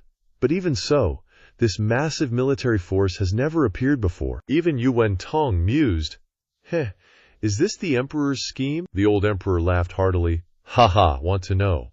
It's just that I still advise you that not knowing is better, to avoid adding to your troubles. Zhuge Changfeng replied. What trouble can a dying man have? This old man just wants to die knowing why. The old emperor said, All right, worthy of being a trusted aide, assisting me for decades, my pillar of the country, still able to face things calmly at this moment, I admire you greatly. Well done. He ordered, Guards! Seize them, ha! As your Majesty commands. Suddenly, a familiar voice echoed through the skies, and Zhuge Changfeng's body trembled. His expression instantly darkened. At the same time, beastly roars erupted, and groups of Xiongnu soldiers instantly surrounded everyone. But that rebellious high official was a little stunned upon seeing this. What's the story here? Wasn't it said that the Xiongnu army was on our side? Why are they surrounding us? Just then, Tuoba Liu Feng and the national preceptor Han Tai, along with Tuoba Lian Sher and the 3 wolf guards, slowly walked out from the crowd, directly approached the old emperor, slightly bowed, and said, Everything is according to your command. The plan is proceeding smoothly. Several high-ranking officials exclaimed in shock. Young Master Tuoba, you, Zhuge Changfeng, said, Vice Minister of Rights. No need to say more. I'm afraid we were sold out by these Xiongnu a long time ago. Right now, not only are we surrounded by 100,000 elite Xiongnu troops, but also by the 50,000 imperial guards that His Majesty prepared long ago. The old emperor cackled. No, it's 300,000 Xiongnu troops to be exact. Prime Minister Zhu, you can secretly bring 100,000 elite Xiongnu troops into Tianyu, so as the master of Tianyu, can't I bring in a few? Zhuge Changfeng asked. Young Master Tuoba, this old man is a little confused. What good things did His Majesty give you that made you willing to help him? Tuoba Liu Feng replied, Reporting to the Prime Minister, I dare not hide anything. His Majesty promised us the city of Suliuliuha in the north. All the goods in the city belong to my Xiongnu. Zhuge Changfeng roared. Suliuliuha in the north is full of mineral deposits, a rare and precious land. It only accounts for 10% of Tianyu's territory. This old man promised you Jiangshan and would definitely divide all of Tianyu equally. Isn't this more attractive? Better than what His Majesty promised? Tuoba Liu Feng said. Haha. Prime Minister Zhuge, sometimes cooperation is not just about looking at the size of the benefits. Whether you can actually get them is what matters. When Prime Minister was discussing cooperation with us, His Majesty already knew everything. Your every move was being monitored by the old man. How could the grand plan succeed? Taking a step back, even if it succeeds, would you be willing to share the world with us? But alas, you are not of the orthodox lineage. Your prestige is not enough. Do you think that the three protectorate sects of Tianyu would agree? At that time, there will be a storm of blood and violence. We might waste people and resources and get nothing. Cooperating with His Majesty is different. His Majesty is the supreme ruler, known to the world. Once he says something, even the three protectorate sects have no right to interfere, and we can truly get benefits. Zhuge Changfeng laughed. So your country really had a long-term plan, but this time I miscalculated. Haha, damn it, really damn it. But this is a treaty that will humiliate the country. Du Ji Yu Zantian. That old geezer probably won't agree even if he dies. The old emperor replied, as the saying goes, alone yin cannot produce, alone yang cannot grow. Old Marshal Du Jiyu is old, and it's time for him to rest well. After hearing those words, Zhuge Changfeng's expression was extremely surprised, but he said, Your Majesty, that old geezer is stubborn and doesn't know the times, but he has been loyal to you for so many years. How can you do this? The old emperor replied, That's right, old Marshal Du Jiyu is absolutely loyal, filial, benevolent, and upright. He is indeed my right-hand man, and I really can't bear to make such a decision. But he alone controls more than 70% of the empire's army. The Du Jiyu family army is famous throughout the world, but this is his greatest crime. Zhuge Changfeng was stunned for a moment, but then immediately understood. Then he laughed loudly. Haha, a gentleman is not guilty, but he is guilty of possessing jade. Thanks to the two of us, both civil and military, we have dedicated ourselves to Tianyu for dozens of winters and summers. In the end, it all turned out like this. Just forget about it. Even that old fogey, Sai. It's no exaggeration to say that being with His Majesty is like living with a fox. Ha. The old emperor ordered him arrested and thrown into the 9 heavens hell. But he glared at the rebel crowd, the ministers trembling in fear and begging, Your Majesty, this isn't our fault. We were all deceived by Zhuge Changfeng. Please spare this humble minister's life. Please, Your Majesty, consider Wei Sen, so I can fulfill my duties to the court. Spare Wei Sen. But the old emperor just smiled cruelly, his eyes full of killing intent. A bunch of little rats living on both sides of the wall, not knowing what their loyalty is, yet daring to beg for mercy. Go die! Just die! At this moment, the old emperor had already declared that he would eliminate Du Jiyu Zantian, just because he controlled 70% of the imperial army. Even if he was loyal, too much power would still lead to destruction. But first, the old emperor had to kill all the rebel officials. Immediately afterwards, the guards received the order and stepped forward, dragging the names of the great court officials outside. In an instant, miserable screams rang out endlessly. The old emperor turned and said, What about you? The rebel soldiers were even more terrified. Even their leader had been killed. What could they do? At this moment, they were like a swarm of flies to be slaughtered, their eyes turning towards the rebel troops. The old emperor, with a dignified expression, said indifferently, You are all bought and manipulated by villains. This rebellion will be punished with the lightest sentence. I respect the virtue of heaven's love for life. I'll give you a chance to live. Only wanting you to be absolutely loyal to me from now on, I will arrange for you to join the Imperial Guards and serve me faithfully for life. As soon as he said this, the rebel soldiers became happy. This was His Majesty bestowing them an extra head, and they all kowtowed and thanked him. Thus, a shocking rebellion collapsed in an instant. The old emperor nodded in satisfaction, speaking softly. Liu Feng then said with a smile, Congratulations, Your Majesty, on successfully quelling the rebellion. The old emperor gently stroked his beard and replied with a faint smile, This was also troubling you folks from Quandrong. To help so much, I am very grateful. Tuoba Liu Feng also nodded, then pulled his younger sister Tuoba Lianhair over and said, Lianhair, now do you know why I was so sure that this plan would succeed back at Beast King Mountain? Because the friend within Tianyu who is helping us is none other than the ruler of Tianyu, the current emperor. Tell me, how could our plan not succeed? Feeling dazed, Tuoba Lianyur seemed unable to adapt to this plan and couldn't say a word. The national preceptor Han Tiema also nodded and smiled softly. This matter is very important, so until before the action, only the emperor, our Quanrong, brother Tieshan, and us 4 seal-worthy nephews knew about it. It's understandable that Lian Sher can't understand it for a while. At this time, the old emperor looked towards Tuoba Liu Feng and said seriously, "Young Master Tuoba, I wonder how things are being arranged on your side." Tuoba Liu Feng replied, "Your Majesty, please rest assured, knowing that the old opponent you need to deal with this time is the old Marshal Du Ji Yu. My father has been rubbing his fists and palms, itching to get started." Quanrong Grand Marshal Tuoba Tishan looked at Tianyu's god of war, Du Ji Yu Zantian.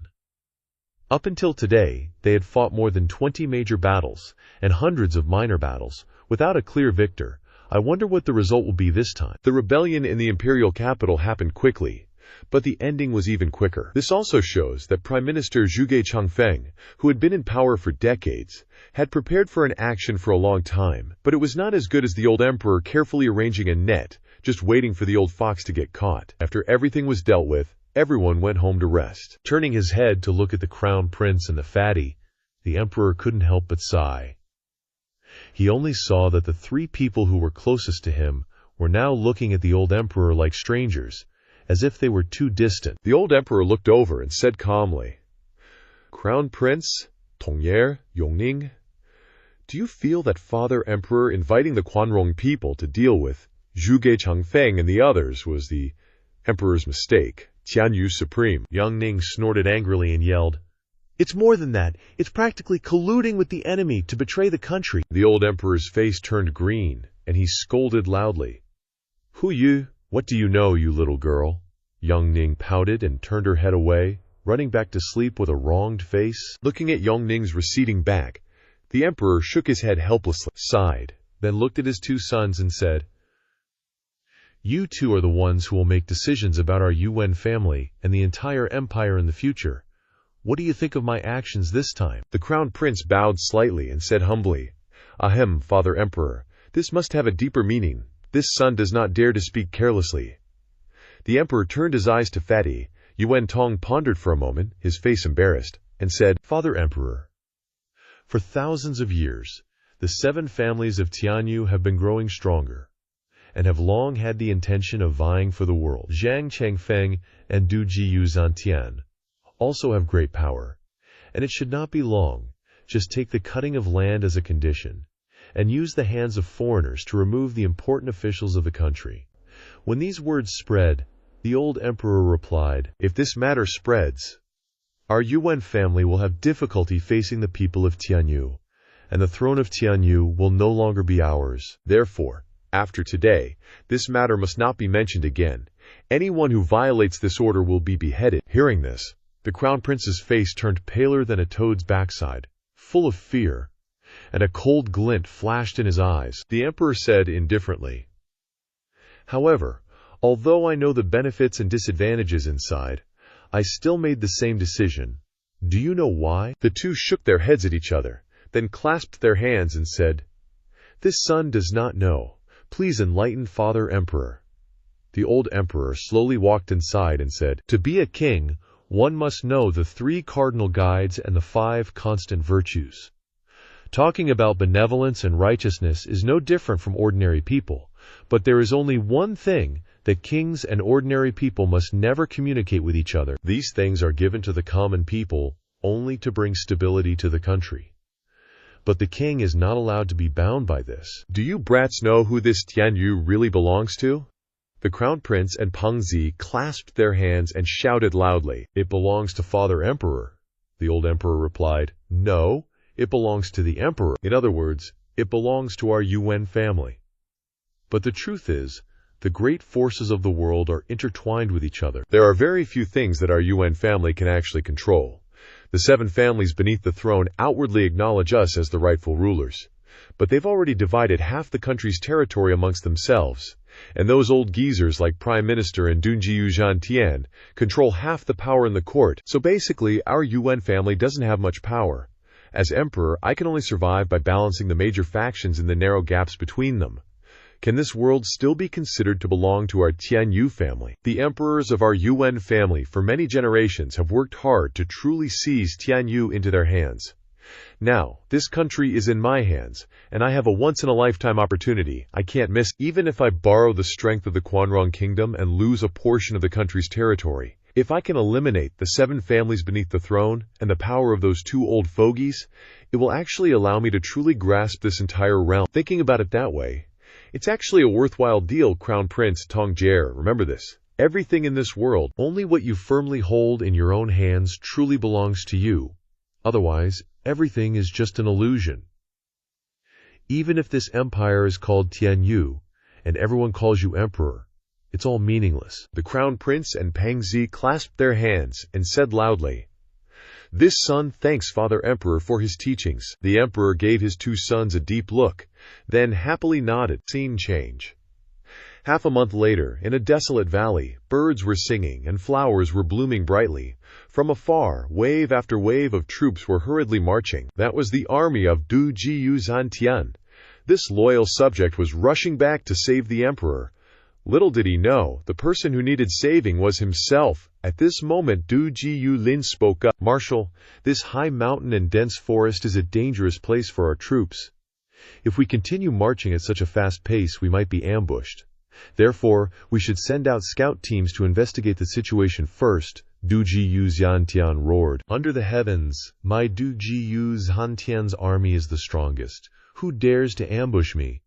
Even if it's Prime Minister Zhang Feng, although they are cunning and resourceful, they don't have as many troops as I do. Right now, the imperial city is in danger.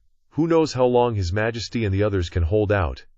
Even if there's an ambush ahead, I will break through. I must return to protect the emperor and protect the imperial city of Tianyu." Du Jiyu Zantian shouted, "Issue my order. Increase the marching speed by another 30%. We must rush back to the capital within a month and capture all the rebels." Immediately afterwards, the Zihantian army suddenly accelerated and charged forward. Just like that, the army rushed madly forward, day and night, forgetting to even pee. And at that very moment, rumble sounds exploded everywhere, like thunder falling from the sky, and strange beams of light were flashing. Streaks of lightning streaked across the sky, heading straight down to strike. Blazing flames, turning into fire dragons, rapidly spread down the slope, instantly surrounding the army. Several thousand soldiers were instantly killed by the miserable cries. Streaks of thunder and fire descended from above, sweeping across the Du Jiyu army, sending them flying with lightning strikes. His eyes involuntarily constricted. Du Jiyu Zantian couldn't help but exclaim in fear, "It's a trap formation. There really is an ambush here. Everyone get ready to form a formation." 4 whooshing sounds rang out. Tianyu's 4 tigers instantly stood in front of Du Jiyu Zantian. While the soldiers were ready to welcome the enemy, they were not frightened because of the death of several thousand people, but formed a battle formation and coldly looked around, probing the aura of the dense forest. He secretly admired. As expected of the Du Jiyu army, their discipline is strict and they are well trained. They don't show any fear or panic in the face of sudden accidents. Du Jiyu Zantian. However, even if this old man wins this battle, it won't be a glorious victory. It's just that after so many years, this old man still wants to settle old scores with you personally. Men, prepare to attack. These little tricks won't scare that old geezer. Clanging sounds came from the forest again. Looking around, fiery sand was floating and lightning spikes were flashing. Du Jiyu Zantian couldn't help but sneer and shouted, "Ha ha, you old rascal actually plotted against my way back. But when it comes to scheming and trickery, can you be better than me? When it comes to commanding troops, I have never known defeat in my life. HMPH, Tianyu's 4 tigers. Listen to my order. Form a snake-shaped battle formation. Let the spirit serpent strike." As soon as he finished speaking, Tianyu's 4 tigers immediately gathered their forces, forming a formation in small teams. In an instant, although each soldier in the army was weak, when they gathered together, their original forces merged, creating an extremely powerful aura, forming a thick eggshell layer on each side of the formation. The 4 tigers of Tianyu shouted again, and the entire army suddenly divided into many small groups, like a small loach. using the team as a unit to attack in all directions, and immediately escaped from this sea of fire and thunder. This time, the thunder and fire descended, but the Dujiyu army easily avoided. After reaching a safe place, everyone gathered again, in unison and without missing a single one. Dunjiyu Zantian held up his broadsword and laughed coldly. Well, those little tricks can't do anything to me. If there are any more ambushes, just come out and fight me head on. But maybe I spoke too soon. Du Jiyu Zihantian's expression changed drastically. As soon as Du Jiyu Zantian spoke, screams echoed in unison, shaking the sky, causing Du Jiyu Zantian to exclaim in shock. This is... Rumble, rumble! Compared to the previous cannon fire, this time it was even more deafening. After a moment, the shadows of Spirit Beast teams suddenly appeared. This was not just a group of Spirit Beast troops. They also had armored soldiers on their bodies. These images were way too familiar to Du Jiyu Zantian. He boomed. No way, is that the Quanrong Nation's Spirit Beast army? What the heck are they doing here, and why are there so freaking many of them? Du Jiyu Zantian's eyelids twitched a bit, and he ground his teeth. That traitor, Ra Ge Chengfeng, dares to collude with outsiders and sell out our country, actually leading the Quanrong army into Tianwu. If this horde of spirit beasts runs wild, the common folk will suffer, and Tianwu will be in danger of falling. How could that animal do something that would cause so much bloodshed and suffering? Doesn't he fear karma, or even getting smote by the heavens? Du Jiyu Feng frowned, feeling suspicious. Marshal, something's fishy here. Even if Ra Ge Chengfeng is the prime minister of Tianwu, there's no way he could sneak such a huge Quanrong army into Tianwu without anyone noticing. At least, we haven't received any intel about this. Dun Jiyu Zihantian couldn't help but feel dubious too, but they didn't have time to worry about that right now. At this moment, the enemy had a massive spirit beast army, probably over 100,000 strong. Dun Jiyu Zihantian's group didn't have any defensive formations, so they were instantly at a disadvantage. Suddenly, a glint flashed in Du Jiyu Zihantian's eyes, and he made a quick decision, roaring, "Pass down my command! The 4 Tigers Wild Goose Formation, charge!" The Tianwu 4 Tigers received the order, and immediately split their 100,000 troops into 4 main squads. They formed a Wild Goose Formation and charged forward with fierce momentum. In an instant, the 4 squads, each with over 20,000 men, merged their energies together, forming a single entity, like 4 sharp blades, stabbing straight ahead. They wanted to break out of the encirclement before the Spirit Beast army could fully assemble. Seeing this scene, the mysterious figure in the forest chuckled softly. He, Du Jiyu Zantian, that old geezer, his troop management is still as fierce as ever. Hey you, pass down my orders. Iron Arm Wolf and Steel Ridge Wolf advanced to the front lines. Blood Shadow Wolf and Wildfire Wolf flanked them on both sides. Shatterfang Wolf meet them head-on. The rumbling sound echoed again, like a sonic formation. The mysterious figure in the green forest continued to watch the battlefield intently. A bright glint shone in his eyes, and a series of roars rang out. The 4 human squads clashed and charged into the huge beasts. Like mountains, it was like pebbles hitting a mountain, crumbling to pieces on impact. In an instant, thousands of spirit beasts were knocked over by the charging soldiers. Tens of thousands of people gathering together created an immense force. Even thousands of spirit beasts are no match for that kind of power. This was the invincible and battle-hardened force, the strength of the Du Jiyu army. Though their individual strengths were small, once they combined into a large army, they were an invincible force that even a group of Divine Illumination Realm experts wouldn't dare to underestimate. That's why, even though Du Jiyu Zantian was the only Divine Illumination Realm expert in the Du Jiyu army, the Emperor God sect was still wary of them. Luo Yunhai was sure that Jiyu Santong would also have a hard time shaking the army, because the combined power of the soldiers was amplified infinitely. The more people who joined together, the greater the power they could unleash. That's why Du Jiyu Zantian wasn't afraid of any enemies in Tianwu. Du Jiyu Feng glanced at Du Jiyu Lin's squad and shouted loudly, "Second brother, it looks like this Quanrong army doesn't have a capable commander this time. We have a chance to break through." Du Jiyu Lin nodded slightly, but his eyelids were still heavy, and doubt filled his heart. The Quanrong Spirit Beast army has invaded Tianwu so many times, but this time, They didn't send a commander with them? Sending an army without a commander or skilled generals is just a waste of money and manpower. Even though our Dugjiyu army has fought against the Quanrong army for many years, this time, these spirit beast legions are just scattered. Dugjiyu Feng Shui excitedly shouted, "Ha ha, great, let's all charge together and kill them all." But just then, boom, boom, with a loud sound, a golden ray of light descended from above, right in front of them. Both of their faces turned towards that direction. Right in front of them, tens of thousands of giant spirit beasts, dozens of feet tall, suddenly appeared. They were all at least rank 4 ferocious beasts. Like meteor showers, they crashed down with immense force.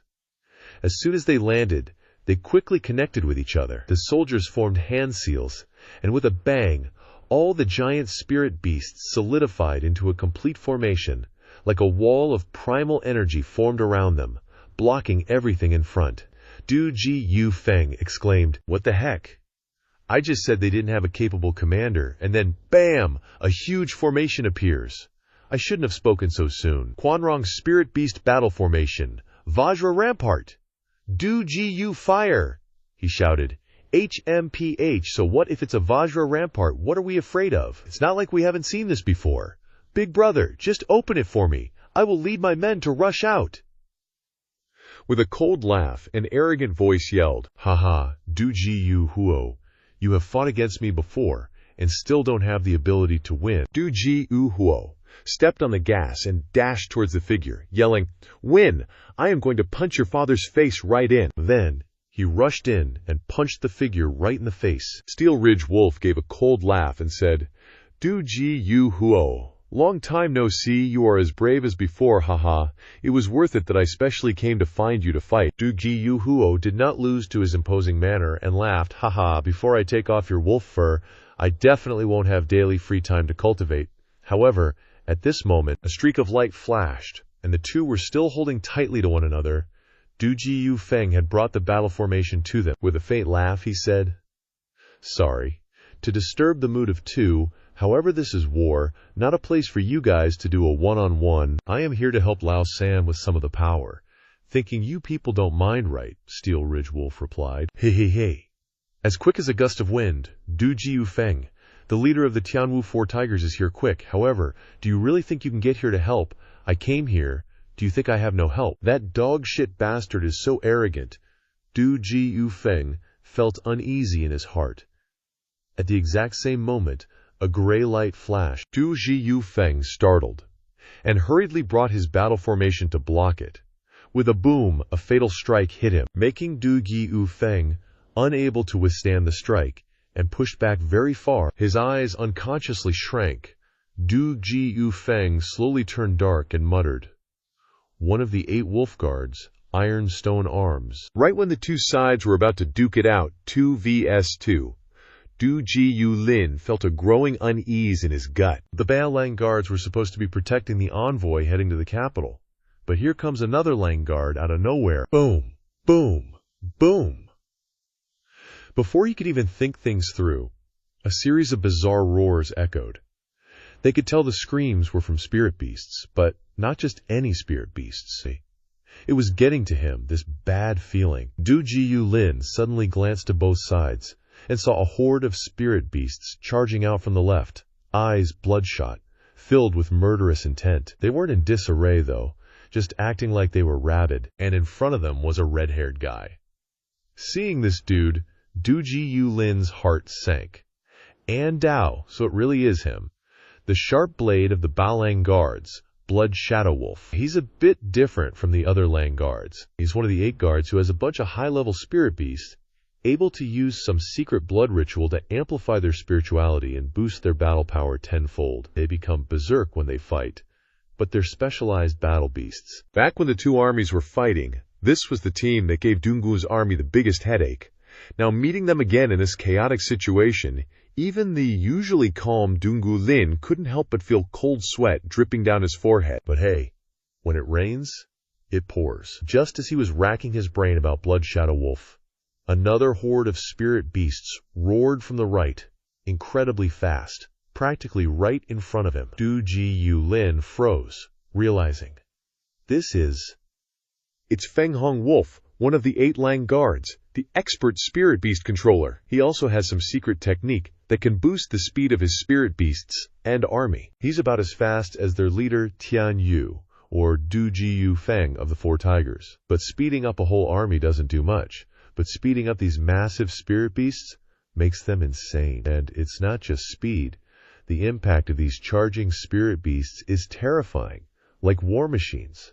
Who can stand against that? Sweat pouring down his face, Dongji Yulin saw himself surrounded and didn't know what to do. Suddenly, Feng Hong Wolf shouted, "All right, you guys, give it your all." As soon as he finished, the white Hello Kitty spirit beasts charged forward at lightning speed, bearing sharp teeth and murderous eyes. Just then, a golden aura flashed as Du Ji Yushan teleported in front of them, bracing himself into a defensive bell. Not only that, his aura blasted out, pushing back the spirit beasts.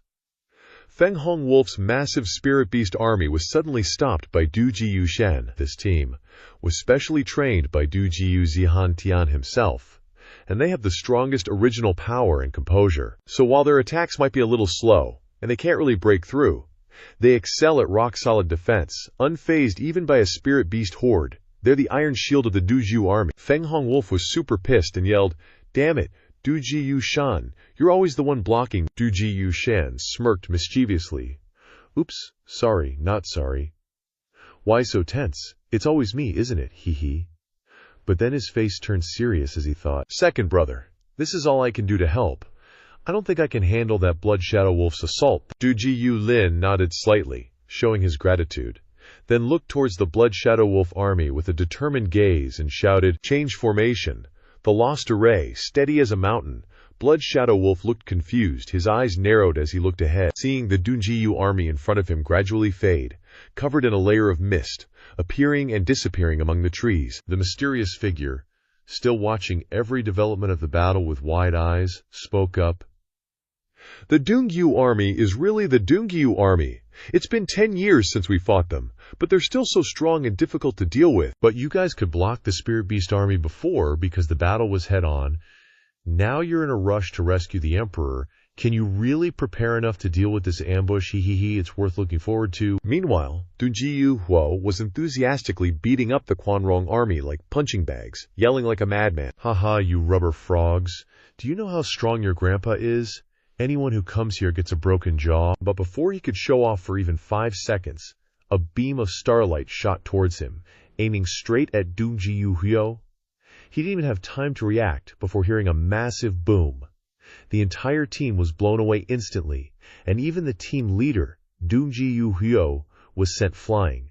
The battle formation collapsed in a flash. Dunjiyu Lin was shocked and quickly commanded his battle formation, wanting to finish off the Wolfwing team as quickly as possible, and then quickly join up with Dunjiyu Huo. He shouted, "Change the army formation. Everyone form a defense. Change formation. Shield bearers to the front, like an iron wall." Suddenly, everyone's iron shields were joined together, merging everyone's original power into one, and they charged forward, creating a defensive egg. Inside, all El could see was Dunjiyu Huo hugging himself in pain, panting after that deadly attack. Dunjiyu Lin was trying to see outside, and when he looked forward again, he saw a kid holding a spear, wearing pure white armor, with silver-armored generals in front, but no spirit beast beside him. This was rare in the Quanrong army, since the Quanrong are famous for raising beasts, and without spirit beasts, they can't form battle formations. The Quanrong rely on spirit beasts so much that they haven't developed their own abilities.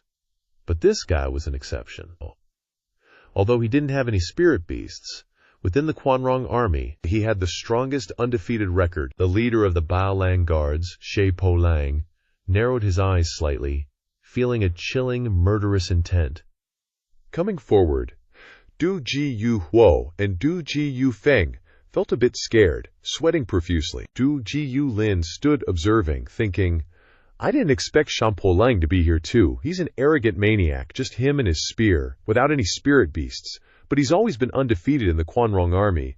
Now that they've made their move, our chances of winning are even slimmer." But right at that moment, a powerful figure sliced through the air, suddenly swooping down from above with a thud.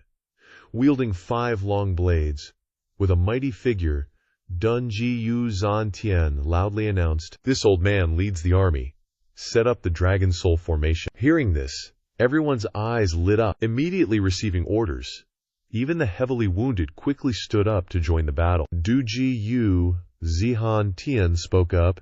HMPH, you 5 kids, you think that because we've already set up a defensive formation, we're definitely no match for you, huh? HMPH, so you think the brother of Duji Yu Zantian is some pushover? Come on, old man, we'll personally experience the power of you 5 wolf pups and see what you're really made of. Sha Po Lang coldly replied with a sneer. Since that's what the old marshal wants, then we 5 can't be disrespectful. Let's tear him to shreds. As soon as he finished speaking, the 5 rushed forward like a flood, each one excited, their eyes full of murderous intent towards such a strong opponent. But at this moment, Du Ji Yu Zhan Tian calmly shouted, Dragon Soul Formation! All the soldiers of the Du Ji Yu army closed their eyes tightly. A stream of blue aura spread around them. In an instant, it soared into the sky. Then it gathered towards Du Ji Yu Zhan Tian. Holding his longsword, he glared, infused his sword with power, and roared, Azure Dragon Sky!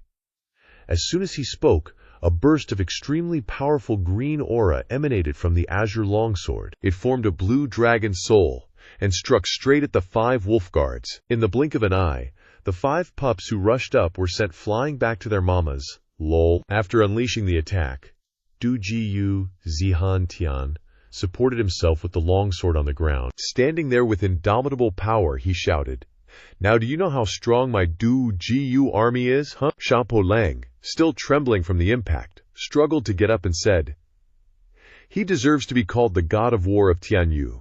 Just one move, and he actually defeated us. Du Ji Yu Zantian glanced around and said, The 5 wolf guards are here, and Sha Po Lang, you never leave his side. Taba Taishan, isn't it time you came out to meet me? Taba Taishan spoke from within the forest. Ha, I'm just here to rest. Du Ji Yu Marshal, is there a reason for this? Seeing his old nemesis, Du Ji Yu Zihan Tian immediately hoisted his blade and laughed loudly. Haha, Taba Taishan, you're the Grand Marshal of the Quanrong Kingdom. Instead of guarding the border and protecting your territory, you ran thousands of miles to Tianyu. What the heck are you doing here? How did that bastard Gei Changfeng entice you? What did he give you that could make you lead 100,000 lion troops to besiege this old man? This campaign must have cost a fortune, right? Taba Taishan laughed and answered, I bet that logistics bill was hella expensive, huh? Taba Taishan chuckled. Haha, Du Ji Yu Zian Tian, you don't need to use those words to provoke us. My coming here is an imperial order. Fulfilling a royal command isn't the same as personal grudges, my dear. He smiled unconsciously. Taba Taishan sighed and said nonchalantly, However, I also feel very happy to make this trip. After all, you've been my opponent for decades, and I wouldn't want anyone else to casually take your head. With a glint in his eyes, Du Ji Yu Zian Tian coldly replied, HMPH, you're talking big. We fought for decades without a clear victor. Do you think you can defeat me today? His eyebrows slightly furrowed. Taba Taishan couldn't help but laugh softly. Haha, isn't that right? In the past, we fought based on our own abilities.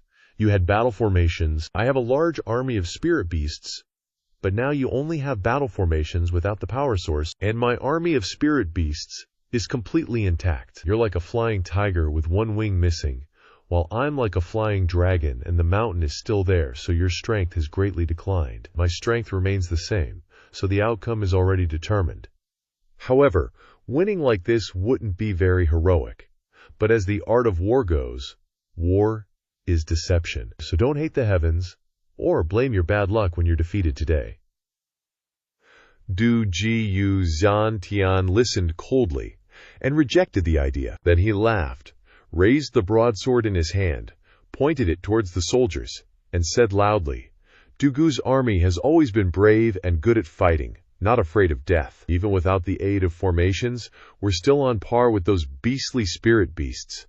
Didn't you see that I easily repelled your 5-pronged attack just now? With an evil smile on his lips, Taba Taishan carefully scanned and observed. Then he casually smiled and replied, Oh, really?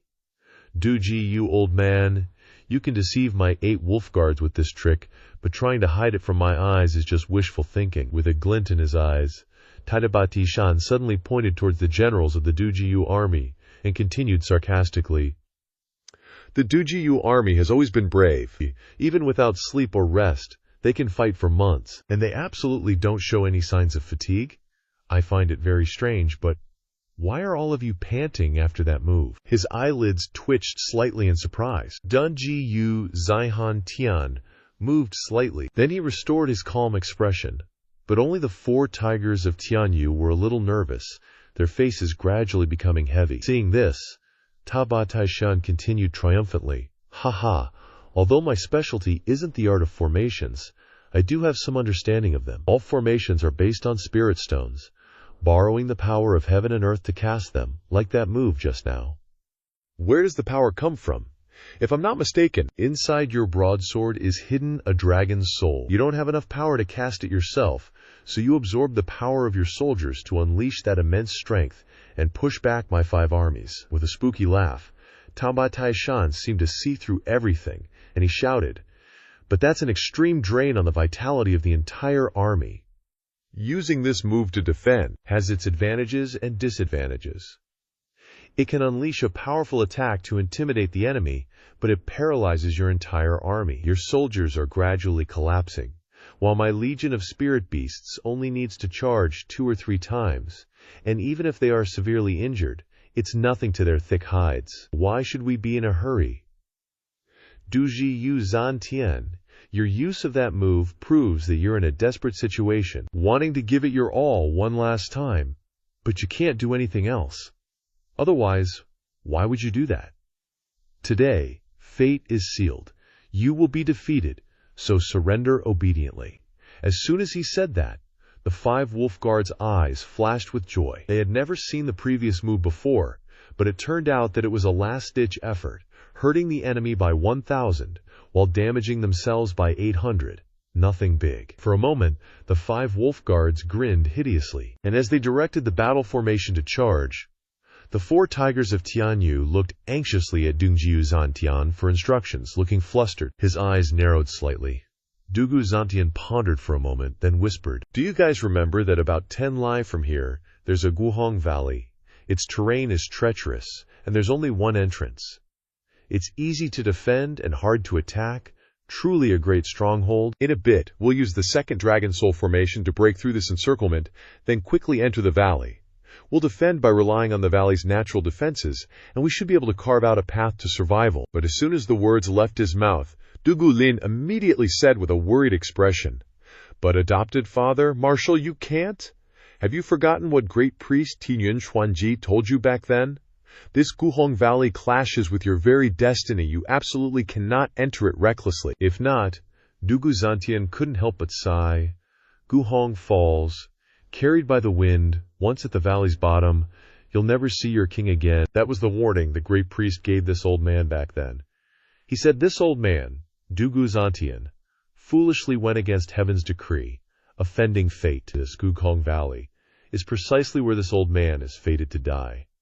Once you enter Guhong, it's like a fallen leaf returning to its roots. You can never leave again. However, the situation is critical right now. How can this old man disregard the lives of 100,000 soldiers just because of some fated prophecy, huh? Ha ha. He suddenly burst out laughing. Dugu Zantian enthusiastically shouted, 4 tigers, heed my command, dragon soul formation, flying dragon in the sky. Dugu Lin's heart was filled with reluctance upon hearing that, but a moment later, the 4 tigers once again began directing the battle formation, and the 2 formations shifted. When Tuobatishan saw this, his brow unconsciously furrowed. He felt something was off, and immediately gave the order, 5 wolves guard, heed my command, Sha Po Lang, lead the charge, 4 wolves guard, provide flanking support. Flying tiger formation, charge! The 5 wolves guard cupped their fists and rapidly directed their battle formation, charging forward. In an instant, winds stirred and clouds swirled. Fierce gales howled. The 5 wolves guard transformed into a sharp blade, carrying the might of hundreds of thousands of spirit beasts, their momentum unstoppable. fiercely advancing towards Dugu's grand army. Those ferocious beasts continuously roared, making the spirit beast formation even more formidable. Meanwhile, Dugu's grand army still followed Dugu Zantian, who charged forward with his long saber, leading the assault. Behind them, the heavenly martial four tigers followed closely, like a long, charging line advancing. When the 5 wolves guard saw this, they couldn't help but burst into laughter together. "It's just a long line, that's all. It's just a military alignment formation with no offensive or defensive power, old Marshal Dugu. For you to deploy such a crude battle formation, you're really underestimating us 5, aren't you?" Dugu Zantian loudly declared. "HMPH, you truly are a bunch of ignorant brats. This isn't a long snake formation, it's the flying dragon in the sky formation." As soon as he finished speaking, Dugu Zantian's face was filled with excitement. He raised his long saber to the sky, and a clear dragon's roar resonated. The dragon soul on the long saber once again flew into the air, only this time it needed to absorb and devour the vital energy of the soldiers. And right from the start, in an instant, the entire army's vital energy had merged into one.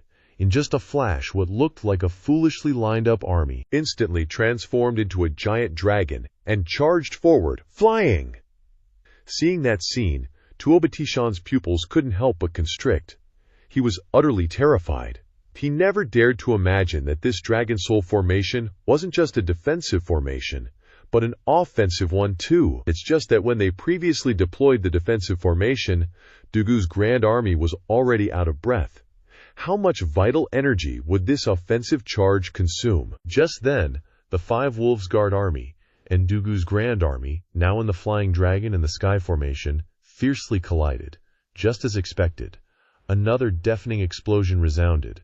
The 5 Wolves Guard's Flying Tiger formation was instantly shattered by the colossal dragon's impact, and they couldn't help but spit out mouthfuls of fresh blood. The Quanrong soldiers fell to the ground in droves, every single one of them, with blood oozing from the corners of their mouths, and those unlucky spirit beasts were crushed as if by heavy meteors. At this moment, tens of thousands of spirit beasts had their hearts stopped, their breath gone, and more than half were severely wounded. Seeing Dugu's grand army, now a giant dragon, charging into the distance, the 5 Wolves Guard were instantly filled with shock. On the verge of collapsing, with blood staining his mouth, walked up to Tuo Batishan and loudly asked, "Marshal, what do we do next, boss?" But Tuo Batishan's eyes were brimming with excitement. He had waged wars his entire life, never losing a single battle. Even in major battles, he could instantly wipe out all opponents. But he never found any joy in it. Only when facing Dugu's grand army could he feel truly excited, like he could defeat a worthy opponent. He finally understood the thrill in his heart. Tuo Batishan pondered for a moment, then calmly ordered, "Chase them. They can't have run far." Feng Honglong heard that and unconsciously voiced his doubt. "Still chase them, Marshal? That move just now caused us a lot of damage. Even if we catch up to them, what do we use to fight them back?" Tuo Batishan coldly chuckled in response. If that move was truly so powerful, why would he need to run away? Just using that formation for defense had already cost Dugu's grand army a lot of vital energy, and earlier he even used that move for an offensive charge. Does Dugu's grand army still have the combat strength and morale to fight now? HMPH, HMPH, HMPH, this is the best time to defeat them? Dugu Zantian still led the army. The moment he touched down, the Green Dragon Soul formation dissipated. The entire army reverted to their original battle formation. Dugu Lin said with a sorrowful expression, "This Flying Dragon in the Sky formation truly cost us too dearly." When everyone turned their heads to look behind them, they saw soldiers collapsing from exhaustion, their vital energy depleted, many having breathed their last, mouths agape and eyes wide. Dugu Zantian, his body weary, stood up, then sorrowfully ordered, "Let's go see the damage." Scene changed to a little while later. Dugu Feng came to report, "Marshal, nearly 30,000 soldiers have sacrificed themselves." Dugu Zantian stood there, pondering for a moment, speechless. Then he softly said, "Before the actual battle even began, we already lost 1/3 of our army. This is unprecedented since the establishment of our Dugu Grand Army." What a pity for these soldiers. Immediately after, he walked towards the stone in front of him, on which vibrant red characters were carved. Guihong Valley, Dugu Zantian quietly approached, reaching out to touch the stone monument. Then he pondered, could it be that we are really going to die here? But after a while, Dugu Zantian still swaggered with his broadsword into the valley, shouting, "Let's go!" Everywhere, waves of tremors rumbled, producing deafening roars. Teams of spirit beast armies sped up their advance, gradually appearing before Guihong Valley. Suddenly, Tuo Batir felt a frown, shouted, "Everyone, halt!" The 5 wolf guards ordered the entire army to stop, then turned to ask, "Marshal, what do we do now?" After scanning around for a long time, seeing a scene of bone mist covering the valley, Tuo Batir gently stroked his beard, thought for a moment, and then said indifferently, "That old Dugu just broke through the encirclement, has greatly depleted the strength of his soldiers, cannot run far, and within a radius of 100 miles, there is no place to hide, can hide 1,000,000 troops, only this weird bone valley can be the place to hide." Immediately afterwards, Tower Bat Tiling in his eyes condensed, ordered. Feng Hongling listened to the order, took the lead, selected elite strong generals into the valley to explore the situation, quickly returned to report. Feng Honglang hugged his fist and calmly replied, "Yes, the last general obeys." Immediately afterwards, he immediately selected capable generals from the thousands of troops behind to form an intelligence team, all riding spirit beasts, and then headed into the valley. But as soon as he entered the valley, a change suddenly occurred.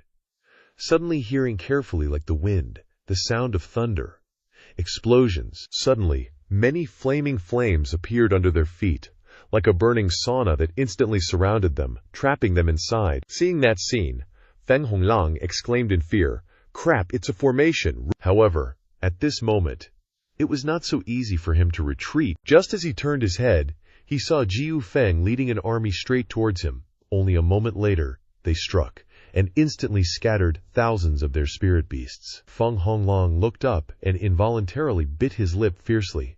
"Damn, it's straight Dugu Feng!" A wicked smile crept across his face. Dugu Feng led the battle team and rushed over fiercely. Behind him were tens of thousands of strong soldiers, their aura raging, without any fatigue.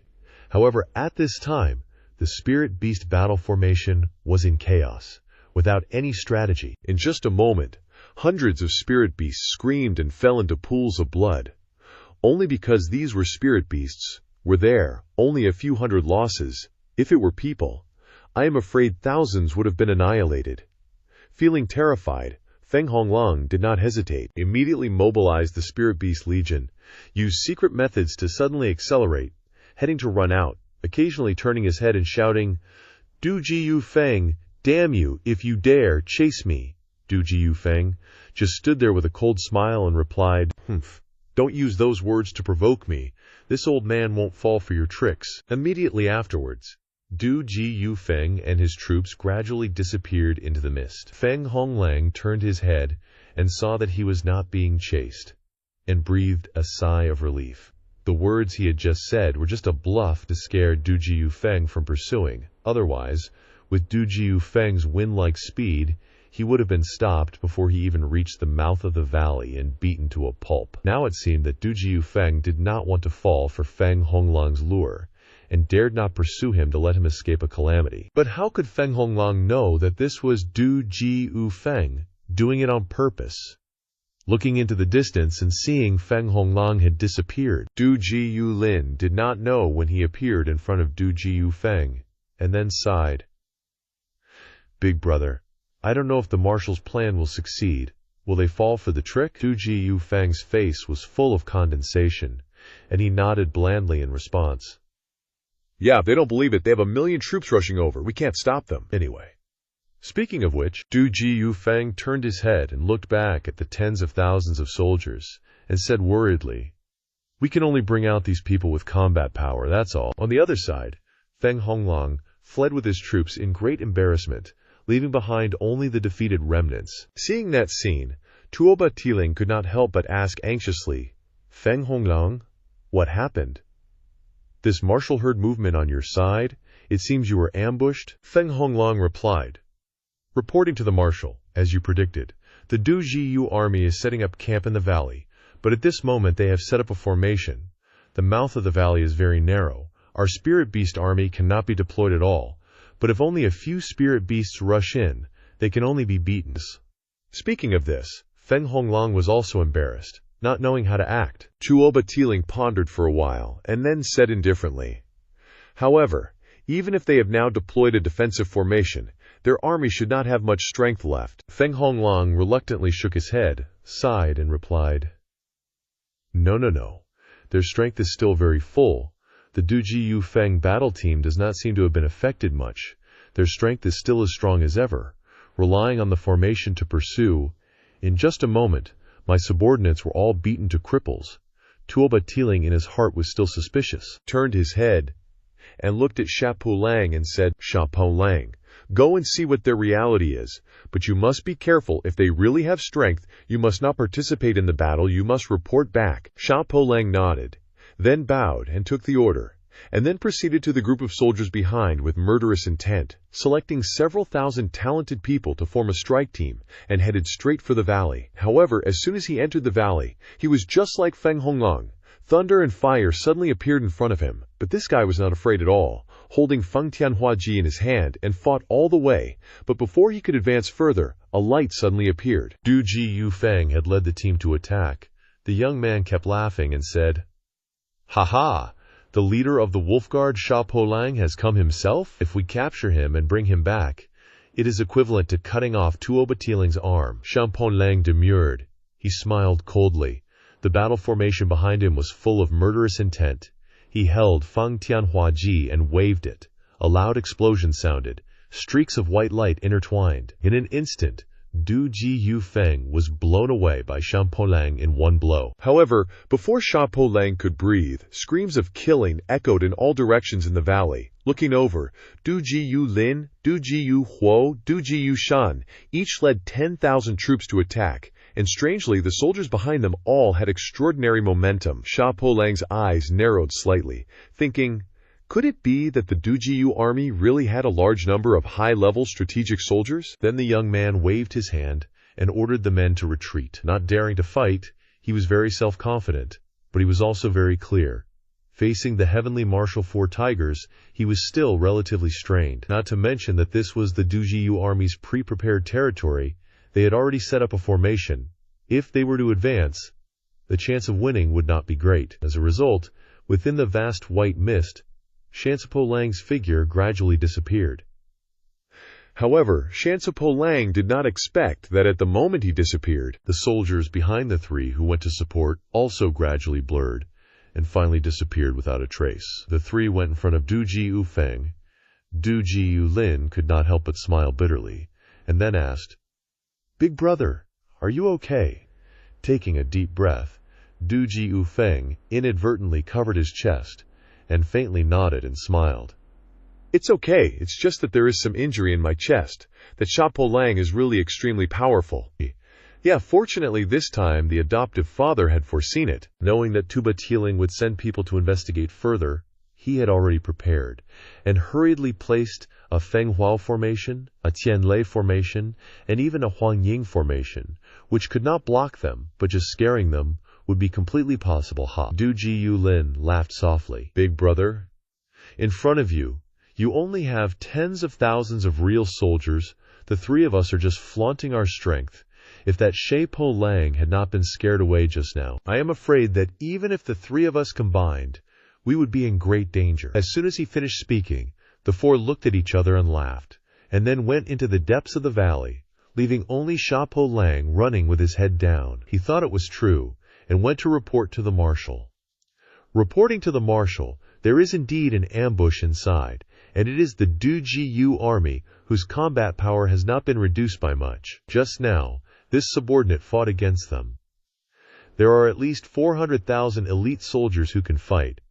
The amount of ambush is unclear. With 400,000 elite soldiers coordinating in that linked formation, taking this valley is going to be a tough nut to crack. Shaking his head helplessly, Tuo Batishan's eyes twitched as he wondered aloud, Could it be that this old man was wrong? When that old geezer Dugu used his ultimate move, didn't it drain his soldier's stamina? That old fox really has a few tricks up his sleeve.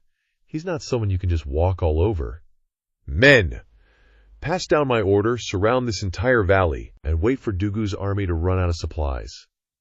I refuse to believe they won't charge out then. Meanwhile, seeing that the Quanrong army had set up camp and begun a siege, the 4 tigers of Tianyu knew they wouldn't be attacking again soon. So they led their troops back to the main camp inside the valley, leaving just a dozen or so men outside to keep watch. After that, Flying Dragon in the Heavens move. Even if the soldiers didn't die from having their energy drained, they had already collapsed to the ground from sheer exhaustion. To recover that stamina would probably take a very long time. Right now, the Dugu army only had a few tens of thousands of soldiers with relatively high cultivation left who could still put up a front alongside the 4 tigers of Tianyu, just to intimidate the Quanrong army outside. Otherwise, if the less than 100,000 combat-ready men of the Dugu army were charged by the Quanrong Spirit Beast army, they'd scatter like a broken beehive. That said, the immediate crisis had been averted. For now, the 4 tigers of Tianyu entered the main tent, and Dugu Feng, leading the way, spoke up. Reporting to the marshal, although the Quanrong army doesn't dare to invade recklessly, they've surrounded the valley. They must be planning to starve us out. We await the marshal's orders. Dugu Zantian's face was filled with grief. He closed his eyes and said nothing, seemingly out of viable plans, only able to take things one step at a time. Dugu Lin pondered for a moment before suddenly suggesting, what if we send a letter asking for reinforcements? Dugu Zantian couldn't help but sigh in response. Ask for help from where? The capital is in peril, and we don't even know if His Majesty is safe. How could he possibly send aid to us? Who could have ever imagined that I, Dugu Zantian, would end up in such a dire strait right here in Tianyu? Hey, Zhuge Chengfeng, that was a truly brilliant move of yours. The 4 tigers of Tianyu also sighed softly, shaking their heads in dismay. But, very quickly, Dugu Lin suggested again, what if we try asking our 5th brother for help? As soon as he said that, the other 3 tigers' eyes lit up as if seeing a final glimmer of hope.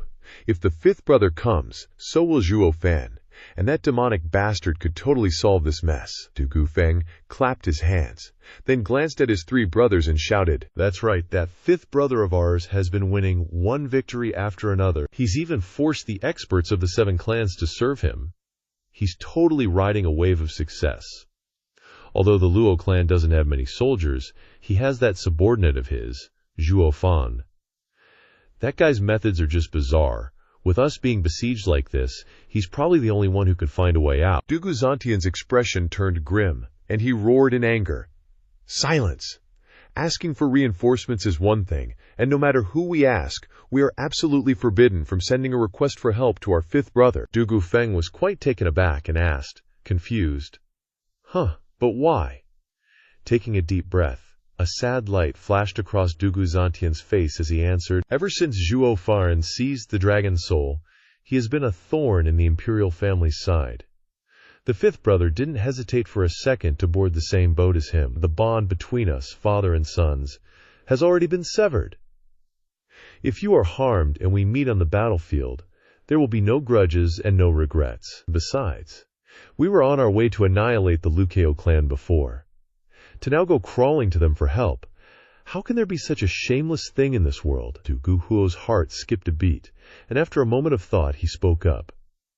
But Marshal, 5th brother probably wouldn't mind. After all, 5th brother has always held you, Father Marshal, in his heart. The corner of Dugu Zantian's mouth trembled, a gentle light flickering in his eyes, but it quickly turned back into a look of unwavering determination. He shouted, all 4 of you, listen to this old man clearly.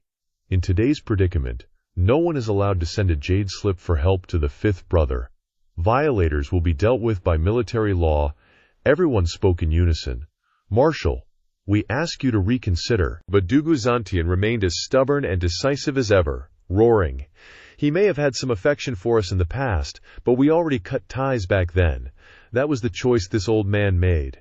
Now, in this moment of crisis, to beg for our lives by doing such a shameless thing, how could I, Dugu Zantian, ever do that? The 4 of you, if you really send a letter for help to the 5th brother, You will make me an unjust and unrighteous man.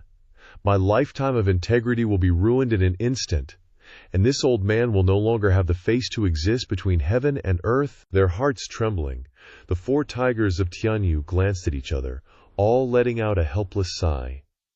They knew that once their foster father had spoken such words, any attempt to persuade him would be useless. They bowed their heads deeply, sighed, and walked out. Watching the 4 figures leave, a sorrowful glint also flashed in the depths of Dugu Zantian's eyes. Dugu Huo spoke in a low rumble. "First brother, second brother, since foster father forbids us from asking fifth brother for help, what should we do now in this crisis?" Dugu Lin pondered for a moment, a determined glint in his eyes, and replied calmly, "We will now send a jade slip to our fifth brother to ask for help." Dugu Feng, his face worried, said, "No! Didn't you hear what foster father said? This concerns his honor. If fifth brother really comes, even if we are saved, I'm afraid foster father will." Dugu Lin frowned and replied nonchalantly, "First brother, third brother, fourth brother, I don't know if you guys have sensed it, but this whole affair is extremely strange." The 3 of them looked at each other, puzzled. "What's strange?" Dugu Lin said pensively. "First, we were ordered to go and annihilate the Imperial Gate and the Luo clan. The journey was smooth all the way, and just as we were about to engage in battle, we were summoned back to save the Emperor," Dugu Feng said in confusion. "The capital is in danger. His Majesty commanded us to rush to his aid." "What's so strange about that?" Dugu Lin calmly analyzed. "That in itself isn't strange. But who is His Majesty? Others might not know. But how could we not be clear about it? Someone who can instigate a war between the Luo clan and the Imperial Gate, just to sit back and reap the benefits like a fisherman, a man full of schemes. How could he be so easily caught off guard by an ambush? Besides, he must know that distant water can't put out a nearby fire. How could he hastily issue an edict to us, causing both matters to fail? Furthermore, don't you guys feel that this ambush, which forced us into these mountains, also seems like a calculated plot? Our Dugu army is rich in combat experience. If it weren't for that imperial edict, why would we have rushed our journey? We didn't even have scouts reconnoitering ahead, and we fell right into this trap." Dugu Feng exclaimed, "You mean that edict was a fake? Zhuge Changfeng used it to bait us, to lure our army into a trap? If that's really the case, then the capital has already been occupied, and His Majesty's imperial seal has fallen into Zhuge Changfeng's hands, which is why he could forge the imperial decree." Dugu Lin shook his head and sighed. "I can't be sure about that. But there is one person who definitely knows everything," the others asked in unison. Dugu Lin replied, "The Luo clan's head butler, Zhuo Fan. You all probably haven't forgotten. When Zhuo Fan discovered our whereabouts, he remained completely calm and didn't move from his spot. At the time, we thought he was being arrogant and conceited, not even batting an eye at the million-strong Dugu army. But thinking back on it now, it's obvious he already knew this would happen. We basically can't even attack him. We'd definitely be summoned back to save our butts." Du Yifeng's face paled as he said, "So, Zhuge Changfeng is a traitor on the inside, and Zhuo Fan is in on it too. Then sending reinforcements to the 5th, isn't that a complete lost cause? Everyone knows Zhuo Fan is running the show in the Luo family now." Du Lin thought for a sec, then shook his head and said calmly, "Not necessarily. Fifth brother mentioned to us before that Zhuo Fan was always looking for ways to help him become the head of the Lu Kao family. He might be strict, but he's never been disloyal, and he even respects the Lu Kao family members. So I don't think the Lu Kao family is involved in plotting against our Dongjiyu army. Besides, if Zhuo Fan is involved, we might have a chance to escape if fifth brother steps in.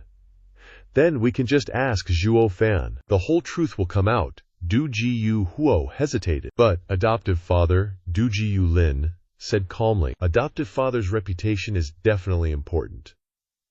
I, Du Lin, am just a cowardly tiger. I'll send a letter to fifth brother for help, and if anything happens, I'll take full responsibility." Du Feng made a fist towards his second brother and then said, "How can I let my reputation be ruined? Add me to the list. We don't want to die." Du Shan and Du Huo also made fists towards him and said with a smile, "Since you're about to have a kid, take us both with you. From the start, the four of us brothers had a big wish to live and die together. With that, Dunji Yu Lin decisively launched the Jade Slip for help. Standing not far away, having observed all of this, Du Ji Yu Zantian shook his head and sighed. Oh, these four silly kids, you still have a long way to go. This is indeed a shameful reputation. It's better for me to take all the responsibility. Scene changes to Fenglin City, Luo family. At this time, Li Jingtian was out of it. After his life-or-death battle with Huangpu Fenglei, Yan Song said, Lord Li Lao is really a beast. He risked losing his muscles and strength to show his courage for a moment, and now he's wasted a lifetime of hard work. Why did he do that? Zhuo Fan said, I seem to remember someone at the 100-pill gathering in Huayu City. To compete with me, you also risked spitting out mouthfuls of vital essence, just to beat me by 1 point. You weren't any less reckless, huh? Yan Song laughed and said, Ha, Li Lao is a warrior, and I'm an alchemist. We're just hard workers for our own benefit. We're on the same path. Zhuo Fan smiled slyly and said, Ha, I like people on that path, with all the right ingredients. Worth nurturing, Yan Song said with a sad face. But this old man survived the disaster back then, and now with Zhuo Butler's nurturing, I've also become a 9th-grade alchemist like Li Lao. Now my tendons and veins are broken into pieces. I'm afraid I'm a cripple. What should I do? If he wakes up and knows he can't cultivate anymore, it'll probably be worse than death. Right now, the only thing that can temporarily help him heal his tendons and veins is the Bodhi root. It's just that it's already been refined. What should we do? Zhuo Fan replied. No. The Bodhi root is the essence of heaven and earth. It can provide a constant stream of vitality, but it doesn't have much effect on muscles and bones. Even if we still had the Bodhi root, it would only restore Li Lao's original cultivation. But the broken tendons and veins would still be the same. This means he won't be able to advance any further. In the future, Li Lao will be stuck at the peak of the divine illumination realm, unable to break through. For a warrior like Li Lao, that's still a huge blow. Yan Song replied, Alas, restoring his strength is already good enough. How can we even think about breaking through? Then, Zhuo Fan said with a smile, Ha, Elder Yan is wrong to say that. If I only wanted to restore his strength, I would just refine Li Lao into a battle puppet, accumulating even stronger strength. Since I've decided to research it, I want to make him even stronger than before. Otherwise, saving a cripple like him wouldn't be good for Li Lao either. I wouldn't find it convenient. Yan Song's eyes lit up, and he excitedly asked, Zhuo Butler, do you have another cheap and good item? Zhuo Fan smiled lightly and replied, Of course. If it weren't for that, I would have stopped him when Li Lao risked his life with Huangpu Fenglei. It's because I have a way to save him that I let Li Lao fulfill his wish. As soon as he finished speaking, a small porcelain bottle appeared in Zhuo Fan's hand. The male lead said with a smile, This contains a 12th-grade spiritual medicine, heaven-connecting 100-leaf flower nectar, heaven-connecting jade dew. It's a 10th-grade medicinal ingredient that's been refined. Using it to refine a 10th-grade pill, a heaven-reaching pill, can connect tendons and bones and strengthen meridians. Don't even mention his tendons and veins being broken into pieces, even if they were shattered into dust. It can help him recover completely, and it'll make his tendons and veins even more supple and flexible than before. This is the best spiritual medicine for cultivators. Yan Song's eyes widened in surprise as he exclaimed, Holy moly, a 10th-grade pill! Zhuo Fan replied, Hey, old Yan, interested in refining this? Want to challenge the difficulty of a 10th-grade pill? Yan Song hesitated, muttering, Steward Zhuo, you want me to refine pills? But if I fail, wouldn't it be a waste of these precious spirit herbs? Suddenly, Zhuo Fan burst into laughter, waving his hand and shouting, Ha, old Yan, you're talking to Zhuo Fan? I've got nothing but resources. Before their eyes appeared countless rare and top-grade spirit herbs, making Yan Song, a pill-refining fanatic, almost drop his eyeballs. A few days later, Zhuo Fan was planning for the final decisive battle, also discussing how to use those strong corpses to practice making battle puppets. Just like that, 7 days passed in a flash. Just as Zhuo Fan was about to check on Yan Song's pill-refining progress, he saw the old guy grinning from ear to ear, saying, Steward Zhuo, I succeeded, I succeeded. His eyes couldn't help but light up in surprise. Zhuo Fan was also a little surprised. After all, Yan Song had only just entered the ranks of 9th grade pill refiners, and now he was refining 10th grade pills. How could it be so easy to complete? His pill refining talent is indeed different. If he could introduce him to the Demon Emperor sooner and ask for some guidance, then his achievements would not only be a 9th grade pill refiner, but Yan Song didn't think so much. Just like a madman, excitedly holding a porcelain bottle in his hand and presenting it, grinning, Steward Zhuo, take a look at the quality of this 10th grade pill. Although there's only one jade nectar bottle, it's all I could refine. Slightly nodding his head, Zhuo Fan revealed a happy expression and replied, being able to make one jade nectar bottle is pretty good. Zhuo Fan's eyes showed even more surprise, not expecting this 10th grade pill to reach the rank of high grade. He had to know. This was Yan Song's first time refining a 10th grade pill, and he had already achieved such a result. It was truly a miracle. Without another word, he immediately poured all the pill elixirs into his mouth, then sat cross-legged, beginning to refine the medicinal power to advance. 3 hours later, a whooshing sound rang out. Zhuo Fan's entire body's aura suddenly amplified, and he broke through from the heavenly profound 5th layer not long ago to become a heavenly profound 6th layer expert. Zhuo Fan slowly opened his eyes, feeling his entire body's meridians extremely comfortable, as if they had become much tougher than before, and couldn't help but laugh heartily. Ha ha, old Yan, this sky-piercing pill of yours isn't bad quality. Didn't dare to think it would have such a good effect, old Yan. You're truly a genius in the world of pill refining. Yan Song's face turned embarrassed and flushed, standing in a corner, his face excited, bashfully scratching his head now and then. Zhuo Fan stood up, then took out 10 heavenly jade nectar bottles and said, here, these are all for you. Strive to refine pills really well and quickly help old Lai recover his strength. Yan Song saw this. His eyes couldn't help but be shocked, and he hurriedly couldn't restrain the joy in his heart as he reached out to receive them, still grinning. Haha, pill refiners like us can have a rich dude like Steward Zhuo as our backer. It's truly the greatest happiness in life. Zhuo Fan replied, all right, cut the sweet talk, you old geezer. This old Yan isn't me Zhuo Fan bragging, but nowadays I don't lack any rare medicinal materials. As long as you keep refining pills, I'm afraid you'll never use up all those VIP medicinal materials. His body couldn't help but tremble. Yan Song glanced at him, then nodded his head, his eyes filled with excitement. As a pill refiner, being able to constantly challenge his own level, aiming for a higher and higher grade, refining higher grade pills. That was the lifelong wish of a pill refiner. But in reality, that path was very cruel.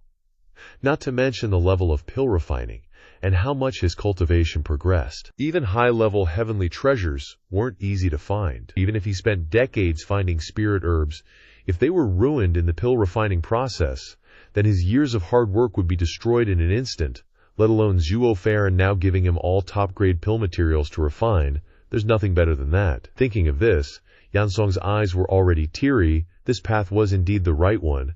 There really wasn't a master as trustworthy and lovable as Zhuo Fan. Suddenly, Luo Yunhai ran over from somewhere, panicking and loudly saying, Big brother Zhuo, it's bad. Something happened to my adoptive fathers. Zhuo Fan's expression was very calm, as if he had expected it long ago, and he indifferently said, Dung Ji Yu Zantian is a loyal person, ignoring conservatism and being unable to bear it.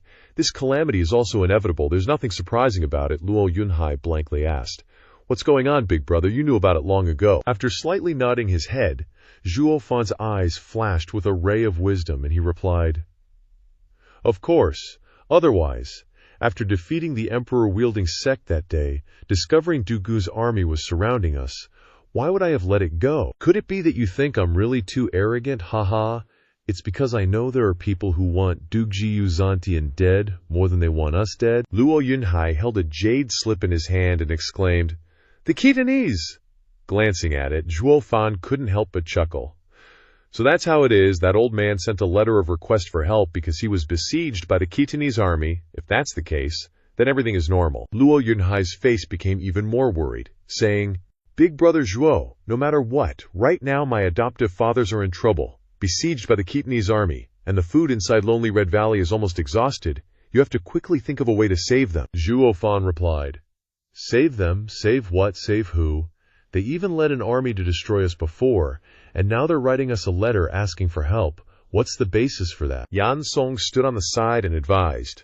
Young master, that old Du Jiyu Zantian was indeed ruthless and unrighteous, wanting to be enemies with us, but now he's in danger, and he can actually write a letter asking for help from us rebel Luo family. Isn't that a big joke? Ha ha, Luo Yunhai said with a sorrowful face. No matter how they treat me, he's still my adoptive father anyway. Even if he sent troops to suppress and destroy us, I was only acting under orders. It has nothing to do with him. My adoptive father is a righteous, loyal, and filial person his whole life, but he can only follow military orders. I believe that when he sent troops, his heart didn't want us to fight each other. Yet before Luo Yunhai could finish speaking, Zhuo Fan coldly interrupted. So what, if he really secretly wanted to destroy us, sending troops to suppress us, then I would respect him a little more. Clearly his heart didn't want to, but he acted against his conscience to do it. Invincible war god, heh, what a joke of a title. Not even following his own heart, how can he be invincible? He has long since lost to the king, all because he's too loyal. That's his biggest failure in life. Not asking right or wrong, not caring about where he's heading, but only being good at being loyal. He's the biggest fool in the world. Even death isn't enough to atone for his crimes. Yan Song, standing by, praised. Excellent. Steward Zhuo, that's brilliantly put. Young master, that old geezer cut off ties with you long ago, and now he wants to follow the emperor's orders to suppress his own righteous son. That heartless bastard. Why do you even care about him? Luo Yunhai remained silent, his face etched with pain. After a long pause, he finally muttered, Big brother Zhuo, I don't know if you remember, back when the Luo family was in trouble. You clearly could have run away on your own, braving the dangers to the ends of the earth. Yet, you dragged us two siblings and Commander Pang along, constantly facing powerful enemies, fighting to this very day. How many times have we returned from the brink of death? What for? Zhuo Fan's eyebrows twitched slightly. After a moment of thought, he pointed to his heart and replied, Because this can't let it go, Luo Yunhai asked. Why can't you let it go? After thinking for a while, Zhuo Fan said indifferently, My heart won't allow it, so we can't let it go, Luo Yunhai declared. Then, I feel the same. If something happens to my adoptive father this time, and I can't do everything in my power to save him, I'll definitely have regrets later on. Big brother Zhuo, you said that you only do what your heart desires. Now this is what my heart desires. Won't you help me? Zhuo Fan was stunned, thinking blankly, Holy crap, this kid? I meant the original Zhuo Fan's feelings, which are forcing me. I never wanted to drag this Luo family burden along. I want freedom. Wah! If something happens to my adoptive father this time, and I can't do everything in my power to save him, I'll definitely have regrets later on. Big brother Zhuo, you said that you only do what your heart desires. Now this is what my heart desires. I hope you can help me this time. Zhuo Fan thought for a long while and then unconsciously smiled. Elder Yan, go bring little third son here. The three of us, including Yunhai, are heading to Lone Goose Valley. Time to smash the faces of those Quanrong mutts. Yan Song was stunned. Steward Zhuo, do you really want to go save that old geezer? What if we save him, and the emperor sends him to attack us again? Wouldn't that just make things more complicated? Zhuo Fan replied firmly. It doesn't matter. I'm not going to save that old codger, Du Jiyu Zantian. I'm just carrying out the family head's orders. This is what the family head wants, and as the great steward, I will definitely help him see it through. Scene change to Lone Goose Valley. At this moment, Ghost King was drifting erratically, like a red worm, towards this place. Sensing something strange just passing by, the buck-toothed guy turned around but saw nothing. Ghost King had already vanished. Scene change inside the Dunjiyu army camp. At this moment, the four guardian kings of Tianyu were anxiously guarding outside the cave. Suddenly, Du Jiyu Feng's eyes became extremely surprised. It turned out that Ghost King had infiltrated inside. Ghost King revealed his true form and said, No need to panic, it's me. His Majesty heard that the Dunjiyu army is trapped in Lone Goose Valley, so he intentionally sent this old official here to lend you a hand. Where is old Marshal Dunjiyu now? Du Jiyu Feng's eyelids trembled slightly, and he exclaimed in shock, one of the four pillars of Tianyu, commander of the Shadow Guards, Ghost King. But Ghost King's appearance here, their own people coming to rescue them, should have made them overjoyed. But now, they were even more suspicious, because as Du Jiyulin had analyzed earlier, the imperial capital was likely in Zhuge Changfeng's hands, and the one who forged the decree to harm the Du Jiyu army could only be him. But now Ghost King, a confidant of His Majesty, appeared here, and also had the Emperor's orders, which contradicted their previous analysis a bit. Ghost King presented the token and continued, "Didn't you hear what I just said? I have a secret edict from the Emperor here, offering a plan to help you break the siege. Du Jiyu Zantian." Du Jiyulin thought for a long time and didn't dare offend an important official in the court, so he said, "Understood. My adoptive father is in the general's camp. Please follow us." Upon seeing Du Jiyu Zantian, he laughed loudly and said, "Commander of the Shadow Guards, Lord Ghost King, it's an honor to meet you, an honor to meet you. You and I are both pillars of Tianyu, yet we have never had the chance to meet. Meeting today can be considered fulfilling one of this old man's wishes." "Ha ha," Ghost King replied with a faint smile. "Old Marshal is too polite." This old official has long admired Old Marshal's heroic achievements and has wanted to meet you for a long time. Meeting you today is indeed a dream come true. Du Jiyu Zantian raised an eyebrow for a moment and then asked about the main issue. "Lord Ghost King, this old man is acting on His Majesty's orders to return to the royal capital and rescue him. I wonder, what is the state of the war in the imperial capital now?" Ghost King replied, "Haha, Old Marshal Du Jiyu is truly loyal and patriotic, a worthy example for everyone to follow. Even while trapped in this predicament, your heart is still concerned about His Majesty's safety. It truly fills this old official with admiration. Old Marshal, rest assured. To catch bandits, you must first catch the leader. This old official has brought the Shadow Guards and captured the traitor Zhuge Changfeng. Once he is captured, those ragtag rebel forces will be like snakes without a head and will surrender their weapons. The imperial capital has been relieved. Old Marshal doesn't need to worry. Otherwise, how could His Majesty issue an order to send this old official to help Old Marshal escape this predicament?" Hearing those words, Du Jiyu Zantian finally revealed a happy expression, as if a huge weight had been lifted from his heart. He said, "That's great. Heaven bless Wu Huang. Heaven bless Tianyu." At this moment, Du Lin interjected, "Lord Ghost King, the Quanrong have now sent 1 million elite soldiers into Tianyu, and my Dugu army is currently surrounded here.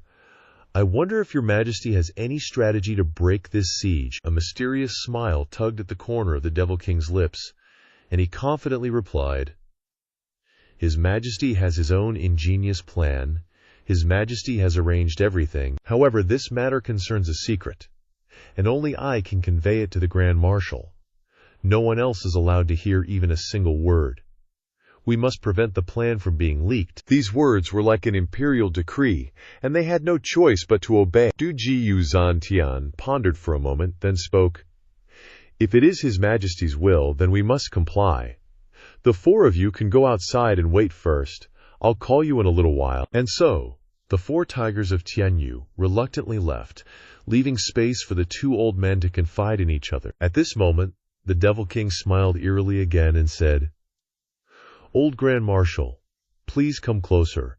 I will relay His Majesty's decree to you." Without any suspicion, Du Jiyu Zantian walked straight over. Suddenly, the Devil King raised his hand and placed it in front of the old Marshal's chest.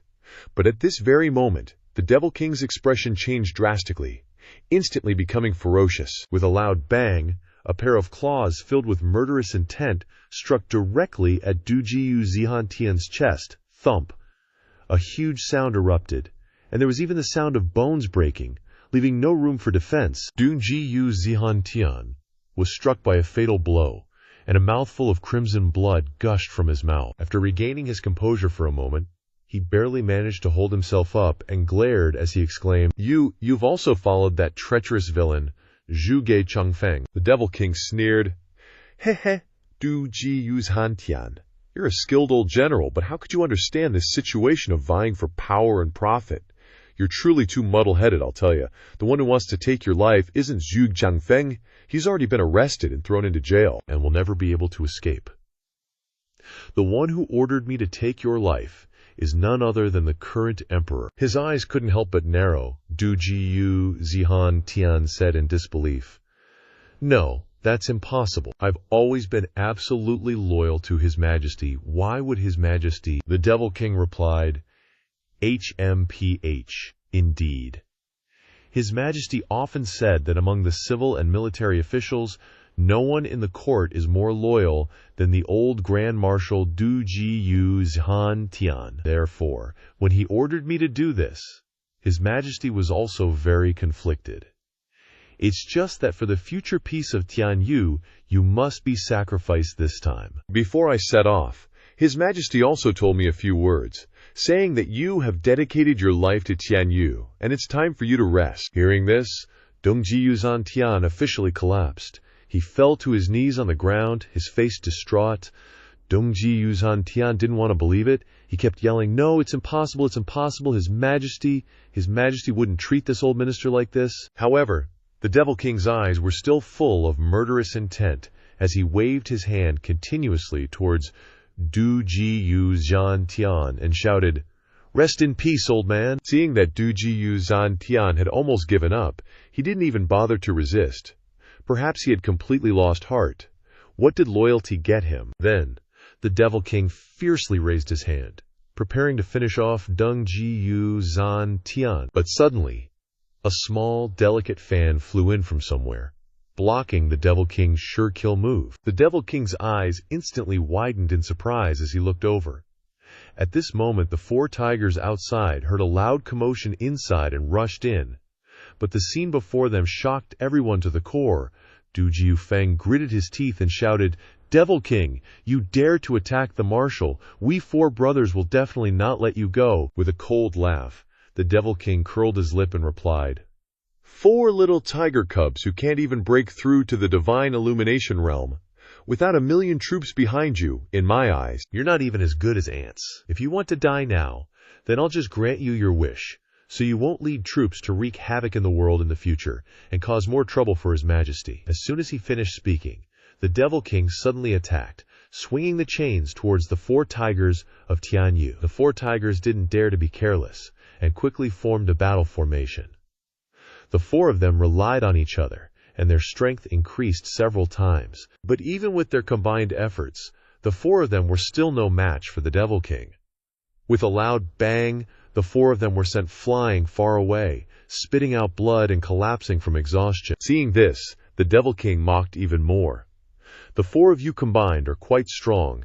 You were able to withstand one of my sure-kill blows. However, that's all there is to it. Leave your lives behind with this next move. Immediately afterward, he swung the chain up again. This time, the iron ball was aimed directly at Du Gi Ufeng, who was standing there dumbfounded. The speed of the iron ball was too fast, and he could only stand rooted to the spot. Suddenly, a small, delicate hand that was specialized in stealing reached out and grabbed the chain. The Ghost King flinched so hard his eyes widened in utter shock mixed with pant-wetting fear, simply because the ones who showed up were none other than the berserk god of war, Ji Yu Santong, with that war-hungry mug of his, and behind him was the most innocent-looking guy on earth, Zhuo Fan. Luo Yunhai rushed over after. His eyes couldn't help but twitch. Seeing the even more tragic scene before him, the kid clenched his fist and shouted, Marshal Big Brother, you guys! The Ghost King was once again shaken. Unable to suppress his fear, he blurted out, Zhuo Fan Ji Yu Santong, why are you guys here? Ji Yu Santong looked around, now understanding what just happened, then turned to look at the main character and said, Old Zhuo, looks like we arrived a step too late. Zhuo Fan's expression was a bit melancholic, nodding slightly, but in his heart he was secretly laughing. This isn't late, but right on time. Zhuo Fan spoke up. Ghost King, you and Duji Yu Zantian are both loyal to Tianyu. Why be so ruthless? The Ghost King coldly laughed. Zhuo Fan, you already know I'm loyal. Then you should also understand that those who eat the king's food must bear the king's worries. This old man is just acting under orders, but now that you two intend to interfere in this matter, then this old man will take his leave first. See you around." As soon as he finished speaking, the Ghost King followed the golden rule. When you see a weakling, beat the crap out of them. But when you see a strong enemy, bug out like a dragonfly taking flight. In a flash, the Ghost King stepped on the gas and sped away like a gust of wind. Luo Yunhai angrily yelled, "Not again, you son of a Zhu, big brother. Don't let him run. Beat that dog to death." His eyes squinting, Zhuo Fan replied with a cold laugh, "Oh, that's easy." Immediately after, he aimed at the fleeing Ghost King and launched a profound rank martial skill, the God-slaying finger. An extremely powerful aura shot straight towards the Ghost King, quickly catching up to his ass, scaring the crap out of the old fart. It's the God-slaying finger, but this finger is weird. It only pierced through his cloak. The father and son duo, those troublemakers, quickly moved towards that spot. Jiyu Santong, his face full of frustration, loudly said, "Son of a tongue!" He actually managed to escape. Zhuo Fan helplessly shook his head and sighed. Turns out this old dog had that trick up his sleeve, crossing the sea under disguise. I didn't expect him to use dark treasures to shield my sight, then hide his body and escape using the terrain, Jiyu Santong asked with some doubt. "Can a spirit puppet also turn invisible?" Dan Mo nodded. Zhuo Fan said, "Of course. Otherwise, how could those shadow guards in the imperial capital become such a powerful intelligence force? It's just that they can hide their bodies, but not their aura. It's only because their cultivation is profound that their aura becomes faint. When facing experts, they can naturally sense it easily. It's just that we were only focused on the Ghost King running, and instead gave him the opportunity to take advantage, letting him slip away completely." Jiyu Santong understood everything, grinning and saying, "Hehehe, then I won't even bother looking at him anymore. I'll just use my sensitive nose to find him. Then that Ghost King definitely won't be able to escape. One stomp, and he'll be crushed to bits." Suddenly, Luo Yunhai's voice shouted, "Zhuo, big brother, come and see." When the father and son returned to the camp, they saw everyone surrounding Du Giyu Zantian. Luo Yunhai turned around and said, "The marshal has been seriously injured. He clearly used a recovery pill, so why isn't there any improvement?" Zhuo Fan directly went to see, feeling Du Giyu Zantian's pulse, probing into his Jungian energy. His eyes became extremely surprised. After a long while, he helplessly sighed and said, "Seventh grade demonic treasure, the soul-rotting claw. There's no hope of saving him." Du Jiyu Huo was shocked, stammering, What? A seventh grade demonic treasure?" After a moment of silence, Zhuo Fan calmly said, "The soul-rotting claw is a demonic treasure aimed at the Jungian spirit. Once it strikes the body, it fuses with the Jungian spirit, and the speed at which it corrodes the Jungian spirit is extremely fast, so the Jungian spirit scatters, and there's no cure." Thinking about how the Ghost King struck Du Jiyu Zantian, while simultaneously driving this demon into his body, if it wasn't for deep hatred or a need to kill, even a demonic cultivator wouldn't easily pull out a demonic treasure to use. After all, this seventh grade demonic treasure isn't easy to refine, but once it hits, it's death. It seems the emperor is very determined to eliminate the old marshal. Hearing these words, everyone turned their gazes towards Du Jiyu Zantian, their hearts filled with sorrow. However, Du Jiyu Zantian didn't show any sorrow, only a hint of unwillingness in his eyes, saying, "This old man has fought on the battlefield his whole life, and long ago stopped caring about life and death. It's just that I didn't expect to die like this." He let out a bitter laugh. Du Jiyu Zantian continued towards the main character. "If the ruler wants his subject dead, the subject cannot refuse. This old man's death is nothing to regret. It's just that I have a few doubts. I don't know if you can answer them for me." Without thinking, Zhuo Fan calmly nodded and replied, "Old Marshal, please speak." Du Jiyu Zantian said, "This old man has fought in battles his whole life, with countless merits. But I have never been arrogant. I have been loyal to the emperor and served the country, so why did I incur the emperor's suspicion, leading to this outcome today?" Zhuo Fan asked in return. "Then may I ask Old Marshal one question?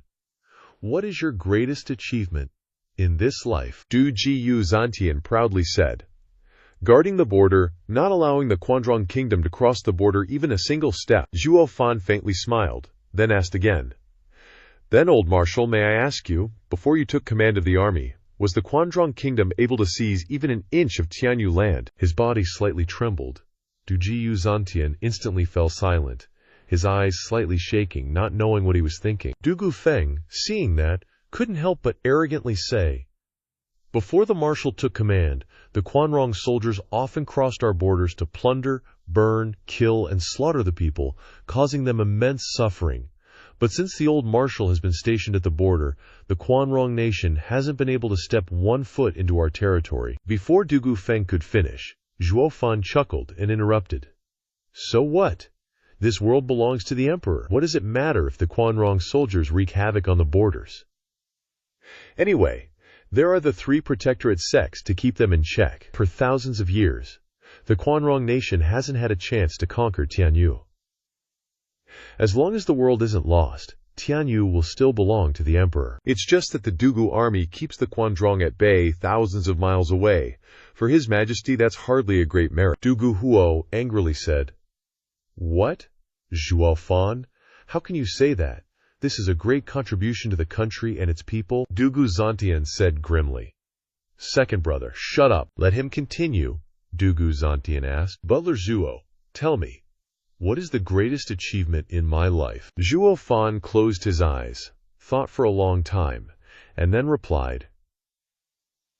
The greatest merit in the old marshal's life is, without a doubt, controlling the prime ministers internally and guarding against the 7 noble houses externally. Hearing this, Dugu Zantian's eyes changed, his face seeming enlightened, twitching slightly, as if deep in thought. Seeing that, Zhuo Fan pondered. Being a marshal, a skilled soldier, if he considers that his greatest achievement, then it's truly a disgrace to Dugu Zantian's life. But old Dugu, whether you accept it or not, that's the truth. Then Zhuo Fan continued. I once asked the heads of the 7 noble houses about the events of hundreds of years ago, and suddenly discovered that since 300 years ago, after the young master's great disturbance in Tianyu, the imperial family's strength has gradually weakened, and the power of the 4 pillars has gradually emerged. It's just that none of the previous generations of the 4 pillars achieved much. It wasn't until Yun Xuanji's guidance that the current emperor had the old marshal and the prime ministers emerge together. With 1 civil and 1 military force assisting, the 4 pillars became as powerful as the sun at noon. In other words, the emergence of the 4 pillars was to restrain the 7 noble houses.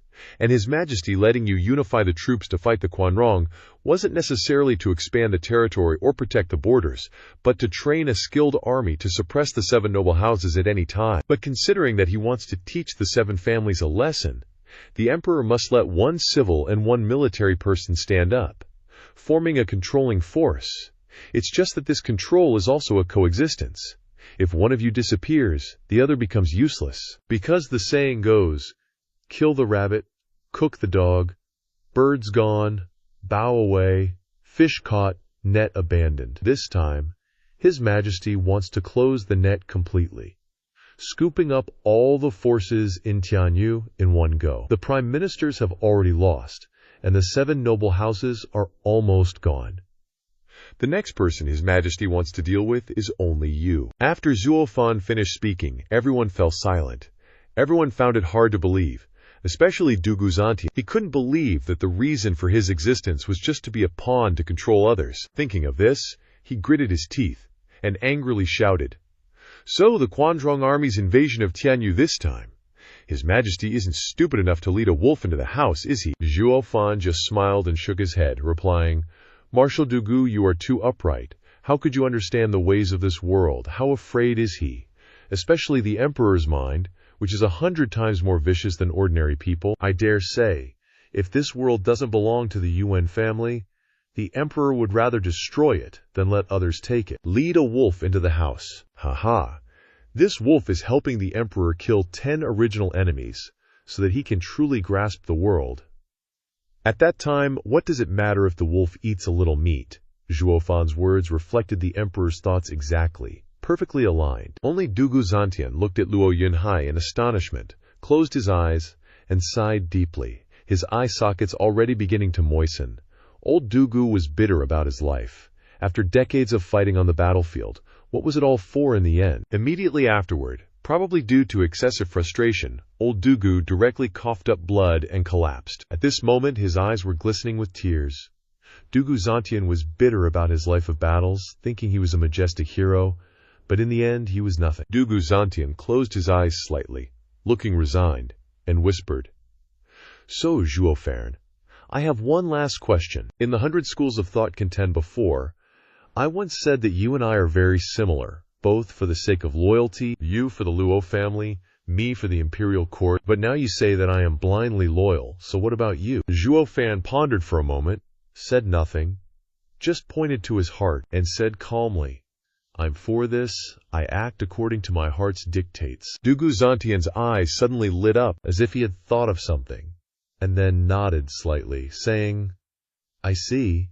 It's because of love." Zhuo Fan grimaced, thinking, "Knew it. These guys are misunderstanding again. There's no way I'd do that." Then, Zhuo Fan's eyes suddenly lit up, remembering a familiar figure, and he thought, "Could it be her?" Suddenly, old Du Jiu ordered, "Feng, bring out my soul dragon moonslayer." Du Jiu Feng looked surprised, but silently complied. Old Du Jiu gazed pensively at the long saber before him. He closed his eyes tightly, contemplating something for a long time, then opened them again. Du Jiu Zihan Tian looked at the cherished long saber once more. His eyes gleamed brightly, and he seemed to force a wide smile. "Ha! This Soul Dragon Moonslayer saber was forged by the #1 Qi refining master of Tianyu when I first went out to guard the border. It once subdued the earth-vein dragon soul of the Kuyen Yung within. Consider that my greatest source of pride in this life. It's been with me for decades of battles, and today we finally have to part." Gently stroking the blade of the long saber, Du Jiu Zhantian's eyes were filled with affection. Immediately after, he presented the long saber to Zhuo Fan and said loudly, "Zhuo Fan, you are different from me. You know what you have to do? Take it, and protect the Luo family well in the future." Their eyes couldn't help but twitch. The Tianyu 4 tigers were visibly shocked, and even Luo Yunhai's face showed surprise. But when they looked down at Du Jiu Zantian's determined gaze, all doubts vanished. Only old Du Jiu kept his eyes fixed on the main character. As for Zhuo Fan, he just stood there, looking at the old marshal. The main character thought long and hard. Then, Zhuo Fan stared at the long saber, and slowly shook his head. "I can't. A gentleman doesn't take what others cherish. Although I'm not much of a gentleman, I know that this is the saber that the marshal loves the most. Even if the marshal can't use it anymore, it should stay with you." Du Jiu Zantian's eyes remained firm, his voice heroic and full of spirit. "What use would a dying old man like me have for it, Zhuo Fan? If you don't accept this saber, I won't die in peace." Hearing this, Zhuo Fan had no choice but to accept. After all, Du Jiu Zantian was Tianyu's old marshal. If he didn't accept, wouldn't he be disrespecting old Du Jiu? Even if Du Jiu Zantian's reputation meant nothing to him, the Tianyu 4 tigers might be useful later. So the main character replied, "If the old marshal has spoken those words, then fine, I'll take it." Immediately after, Zhuo Fan reached out and took the long saber. When others held a long saber, they looked like a god, but Zhuo Fan slung it behind his back like a thug. Du Jiu Zantian looked at Zhuo Fan, revealing a happy smile. Then, his whole body relaxed, he was completely out of strength and completely fell down. Seeing this, Du Jiu Lin whispered, "Marshal?" Du Jiu Zantian's mustache trembled slightly. He looked from Du Jiu Feng to Luo Yunhai and the other 5 people, and then said kindly, "I don't want you to call me Marshal. I want you to call me Adoptive Father." The 5 people shouted loudly in unison, "Adoptive Father!" Tears streamed down their faces. All they could remember was Du Jiu Zantian's usually somewhat fierce face, but at this moment his expression was completely peaceful, as if he had no regrets, no resentment, and no worries. Du Jiu Zantian sacrificed his whole life for the country and the king, only to be betrayed by the king of the country. It was truly sad, but he was also a respectable war god. Immediately after, Du Jiu Zantian no longer had any aura. A war god had officially passed away. Luo Yunhai and the Tianyu Four Tigers witnessed this heartbreaking scene and wept until they trembled.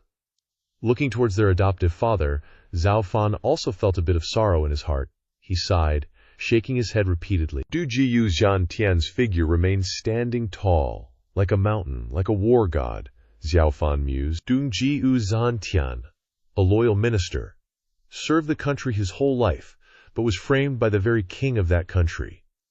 He really was a pitiful person. But at this moment, old Du Jiyu was also an incredibly respectable person. It's just that he was born in the wrong era. Faced with the huge changes of this world, he had been discarded. What a pity, what a pity! Outside, the soldiers, hearing the commotion inside the command tent, rushed over. Seeing their marshal's departure, the entire army was heartbroken and knelt outside. Switching scenes a moment later, we see Luo Yunhai and 3 of the Tianyu Four Tigers carrying a stretcher outside. On top of it lay Du Jiyu Zhantian. The soldiers couldn't contain their emotions and wept bitterly. They mourned for the marshal who had led them in battles everywhere. Immediately after, the stretcher was placed down.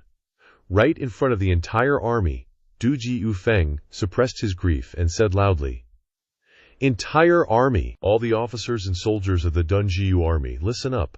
Today, 2 major events have occurred in our Dunjiyu army. One is that we have been betrayed by the Tianyu Emperor himself.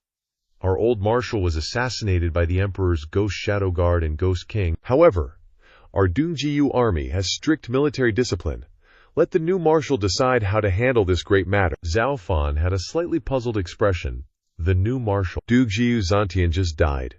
And there's already a new marshal. Maybe Du Jiyu Zhantian had prepared for this, already entrusted someone, probably one of the 4 tigers of Tianyu.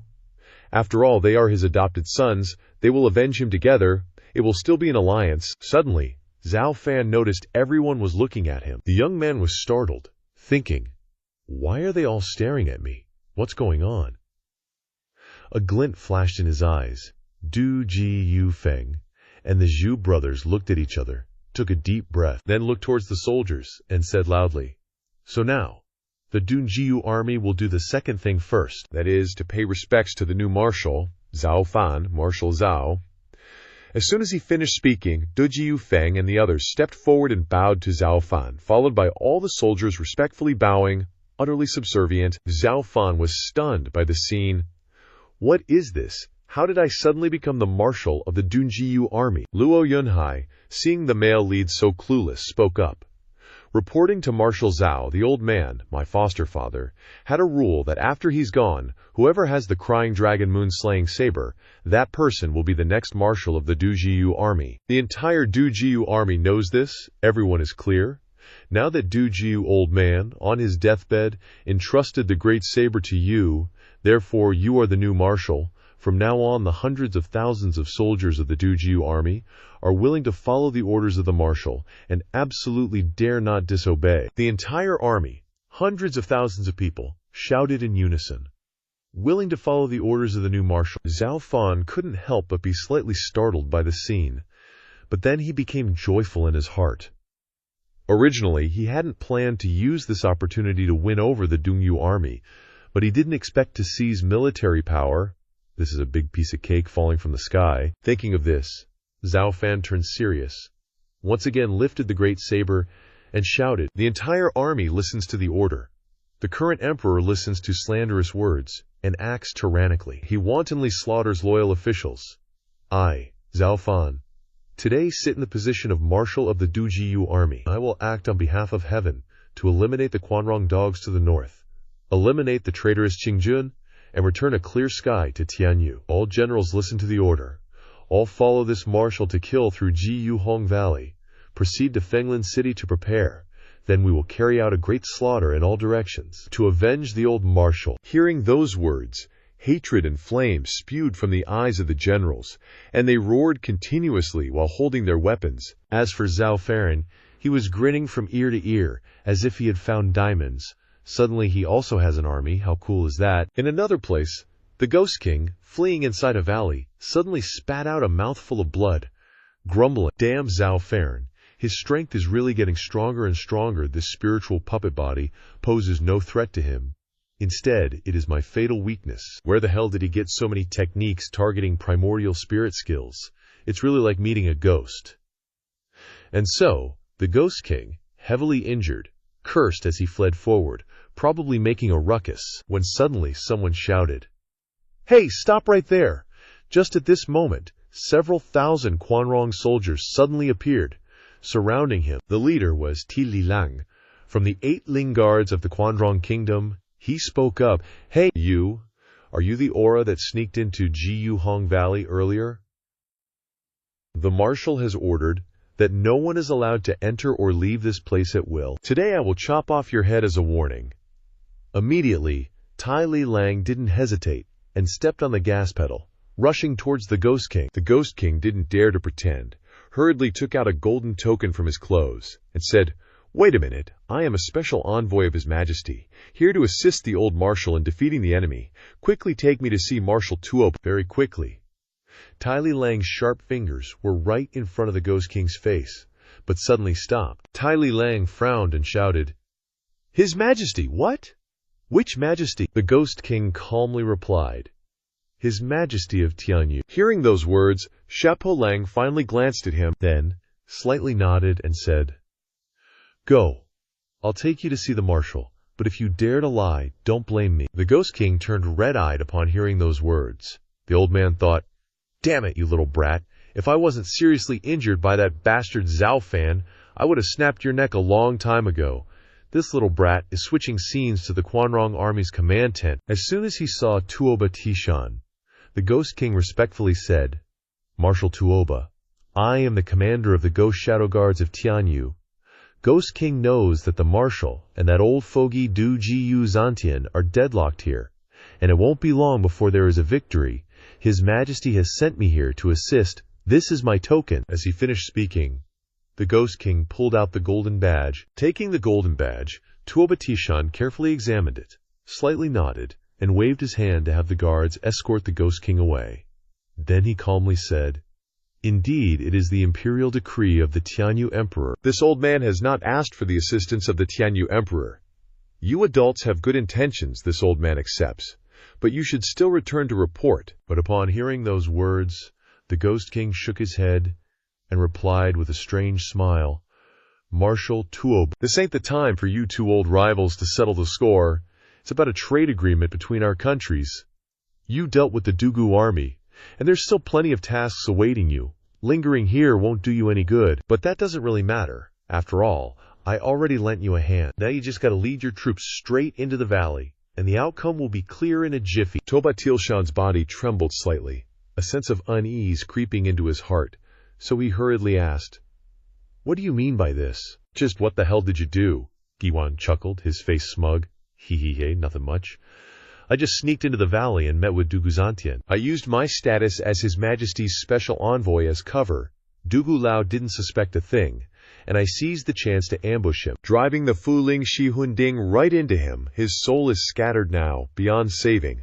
With such a golden opportunity, the Dugu army is like a snake without a head. Marshal, you can charge right in, and victory is guaranteed." Gi Wang didn't even finish his sentence. Toba Tilshan erupted in anger, grabbing Gi Wang by the collar and lifting him up. His eyes blazed with fury, as if he wanted to devour him whole, roaring, "Victory? Victory my ass! I, your father, have fought countless battles, big and small, with Dugu Zantian, and we've always been evenly matched. This time, sure, I had a slight advantage, and victory wouldn't be heroic, but it would at least be an honorable showdown. But now you little sneak, have tainted it all, made it filthy. I and Dugu Zantian were supposed to have our final duel, and now it's been ruined by a shameless bastard like you. Not only is Dugu Lao unfortunate, but I'm a million times more unwilling to accept it. HMPH. If you weren't Tianyu's special envoy, I would have sliced you down right here and now, using your head to appease Dugu Zantian's spirit in heaven." Toba Tilshan raged. The surrounding soldiers also glared at Giwang, their fists clenched tight, filled with both anger and pity, and sorrow. The Dugu army, an invincible and battle-hardened force, wasn't just the old marshal's lifelong rival, but also an enemy they deeply respected. In the end, they didn't fall to the Balan canines, but were ruined by Tianyu's petty tricks. As soldiers themselves, they couldn't help but feel for them. From the bottom of their hearts, they felt it was truly unfair to Dugu Zantian, but Gi Wang just sneered repeatedly, saying dismissively, "Marshal Toba, a soldier's duty is to follow the emperor's orders. Now you should lead your troops into the valley, wipe them all out, prioritize the alliance between Qin and Jin, and complete the great task of our nation's trade agreement. That's what you should be doing now." Narrowing his eyes slightly, Toba Tilshan coldly stared at Gi Wang, before angrily roaring, "A soldier has his mission, but also has an enduring military spirit. Dugu Zantian was truly a worthy opponent. Now that he's just ascended to heaven, I'll give them 3 days to mourn him, and 3 days later, we'll march straight into the valley. Urgent report." Suddenly a loud shout echoed. A canine soldier rushed in from outside, panicking, reporting to the marshal, "The Dugu army has appeared at the mouth of the valley, and it looks like they're trying to break through the encirclement." Startled, Toba Tilshan and Gi Wang exchanged shocked glances, their eyes wide with surprise. Dugu Zantian just died, and the Dugu army didn't even prepare properly. How could they be trying to break through now?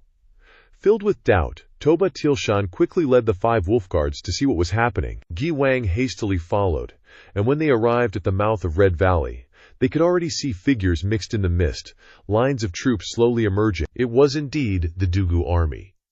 However, the mouth of the valley was already surrounded by the canine spirit beast army, and there was no way they could break through. The Dugu army was perfectly disciplined, each step exuding formidable power.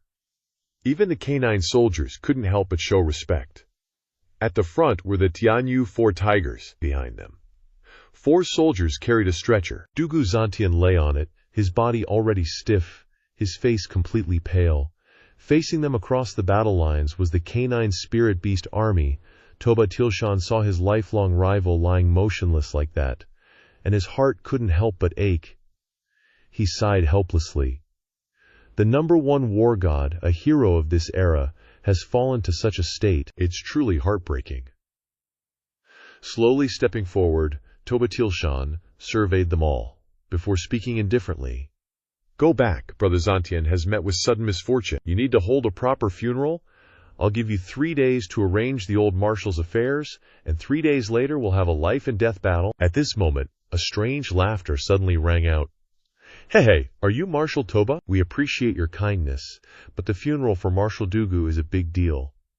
We still want to bring Dugu Lao's body back to find a peaceful and scenic place for a grand burial." "This is the treatment a #1 military god deserves," Toba Tilshan shouted. "Who the hell said that? Step forward." Another burst of laughter followed, and Zhuo Fan's figure slowly emerged from behind.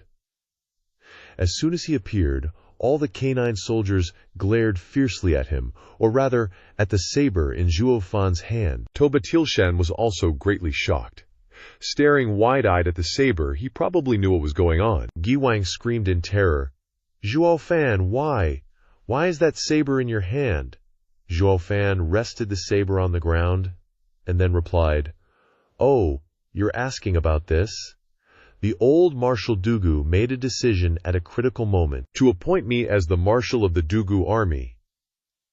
As he spoke, Zhuo Fan's eyes were filled with excitement as he swung the saber, pointing it directly at Gi Wang, who was completely stunned, screaming, "What? How is this possible?" Zhuo Fan sneered, How my ass? Let me remind you, I am now the Marshal of the Dugu army. I am Marshal Zhuo. Haha. No sooner had the male lead finished speaking than all the soldiers and generals of the Dugu army shouted in unison, "Marshal Zhuo! Marshal Zhuo!" Zhuo Fan once again put on his punchable face, his eyes full of murderous intent as he shouted, "And now you'll never have the chance to sneak attack again. Reach out your hand and I'll chop it right off." Zhuo Fan looked over at Tuoba Tishan, saying in a provocative tone, "Marshal Tuoba, from now on, your opponent is me, so be careful." Tuoba Tishan's face turned purple with anger. He snorted, but disdainfully curled his lip in reply, "HMPH, the kind of boasting that knows no shame. In this world, apart from Dugu Zantian, this old man has never taken anyone else seriously. What the hell do you think you're basing your claim to be my opponent on, you little brat?" Seeing this scene, the Ghost King helplessly shook his head in sorrow, lamenting in his heart, These Quanrong people have just arrived in Tianyu and don't know anything, yet they actually dare to call this cunning and troublesome Zhuo Fan a little brat. We're done for. Really done for. The Quanrong army considers Dugu Zantian a terrifying opponent, yet they dare to underestimate Zhuo Fan. This is a real disaster. Zhuo Fan revealed a mocking smile, his eyes filled with thick murderous intent. Then he waved his hand, letting Jiyu Santong step forward, and said to Tuoba Tishan, "Marshal Tuoba, you said I couldn't be your opponent. The key is whether you are worthy of being my opponent. That's the most important thing." Hearing those words, Tuoba Tishan's face turned purple with anger. "I'm almost 100 years old, and I've never seen anything like this. I'm going to punch him a few times." While Sha Palang angrily roared, "You arrogant little brat, don't talk nonsense." Glancing at each other, Zhuo Fan and Jiyu Santong both chuckled softly. Then a blue flame appeared on Zhuo Fan's forehead. Jiyu Santong's entire body also emitted a thick red light, and a tremor emanated from both of them, intertwined with each other, quickly surging like a tidal wave, instantly hitting the Spirit Beast Legion. Roar, roar, roar! In an instant, the group of Spirit Beasts wailed miserably, suddenly terrified to the extreme, and began to run away without listening to orders. The Quanrong generals hurriedly tried to calm the Spirit Beasts, but to no avail, and their eyes couldn't help but twitch. Tuoba Tishan and the 5 wolf guards were very shocked, not understanding what was happening. Over here, Zhuo Fan sneered, his eyes lighting up, and waved his hand behind him, saying, "Lift up the body of the old Marshal Dugu. Let's charge out." Dugu Feng also shouted loudly, "Form a battle formation. Let's go." Immediately afterwards, the Dugu army roared angrily together, then gathered into a military formation and charged out. Tuoba Tishan wanted to send people to stop them, but he knew very well that the Quanrong army was dominated by the Spirit Beast Legion. Now that the Spirit Beasts had stopped listening to orders and were in chaos, the million-strong army was like ants breaking out of a nest. How could they stop the Dugu army at this moment? He helplessly roared, "What? What? What is happening? How is this possible?" Immediately afterwards, Tuoba Tishan grabbed the horn of the Spirit Beast he was riding, then punched it, knocking it unconscious. At this time, the Ghost King hurriedly went to Tuoba Tishan's side, pointed at Zhuo Fan and his son, and hurriedly said, "Marshal, it's all because of these 2 playing tricks. Kill them, and the Spirit Beasts will naturally calm down." Turning his head to look, Tuoba Tishan indeed saw it. The Dugu army had taken advantage of the chaos to break through the encirclement with their entire army, but only Zhuo Fan and his son were still standing there, chuckling at each other, as if they didn't take the Quanrong army seriously at all. His eyelids twitched slightly. Tuoba Tishan now understood. The new Marshal Zhuo Fan was a strange one. Why did Dugu Zantian give the position of new marshal to this nameless kid when he sacrificed his life? Indeed, there must be a reason. But seeing Zhuo Fan's punchable face, Tuoba Tishan couldn't help but feel a surge of anger in his heart. Damn it. Even that old geezer Dugu Zantian wouldn't dare to put on such a smug look when he met me. Yet you dare to do it. Then Tuoba Tishan shouted loudly, "Sha Palang, listen to my command. Lead the team forward to eliminate that guy and stabilize the chaotic Spirit Beast Legion." Immediately afterwards, Sha Palang led tens of thousands of men and horses to rush towards Zhuo Fan and his son. All of them were Asura warriors in white armor, their source energy merging together, and their murderous aura soared to the sky. Sha Palang charged forward with a single strike, thrusting his halberd forward, as if wanting to pierce through the sky, causing the space to tremble. Frowning slightly, Zhuo Fan's eyes inadvertently flashed with a look of surprise. This was the first time he had faced an aerial battle formation. Although Sha Palang was at most at the 8th level of the Divine Illumination realm, if he was alone, it wouldn't matter.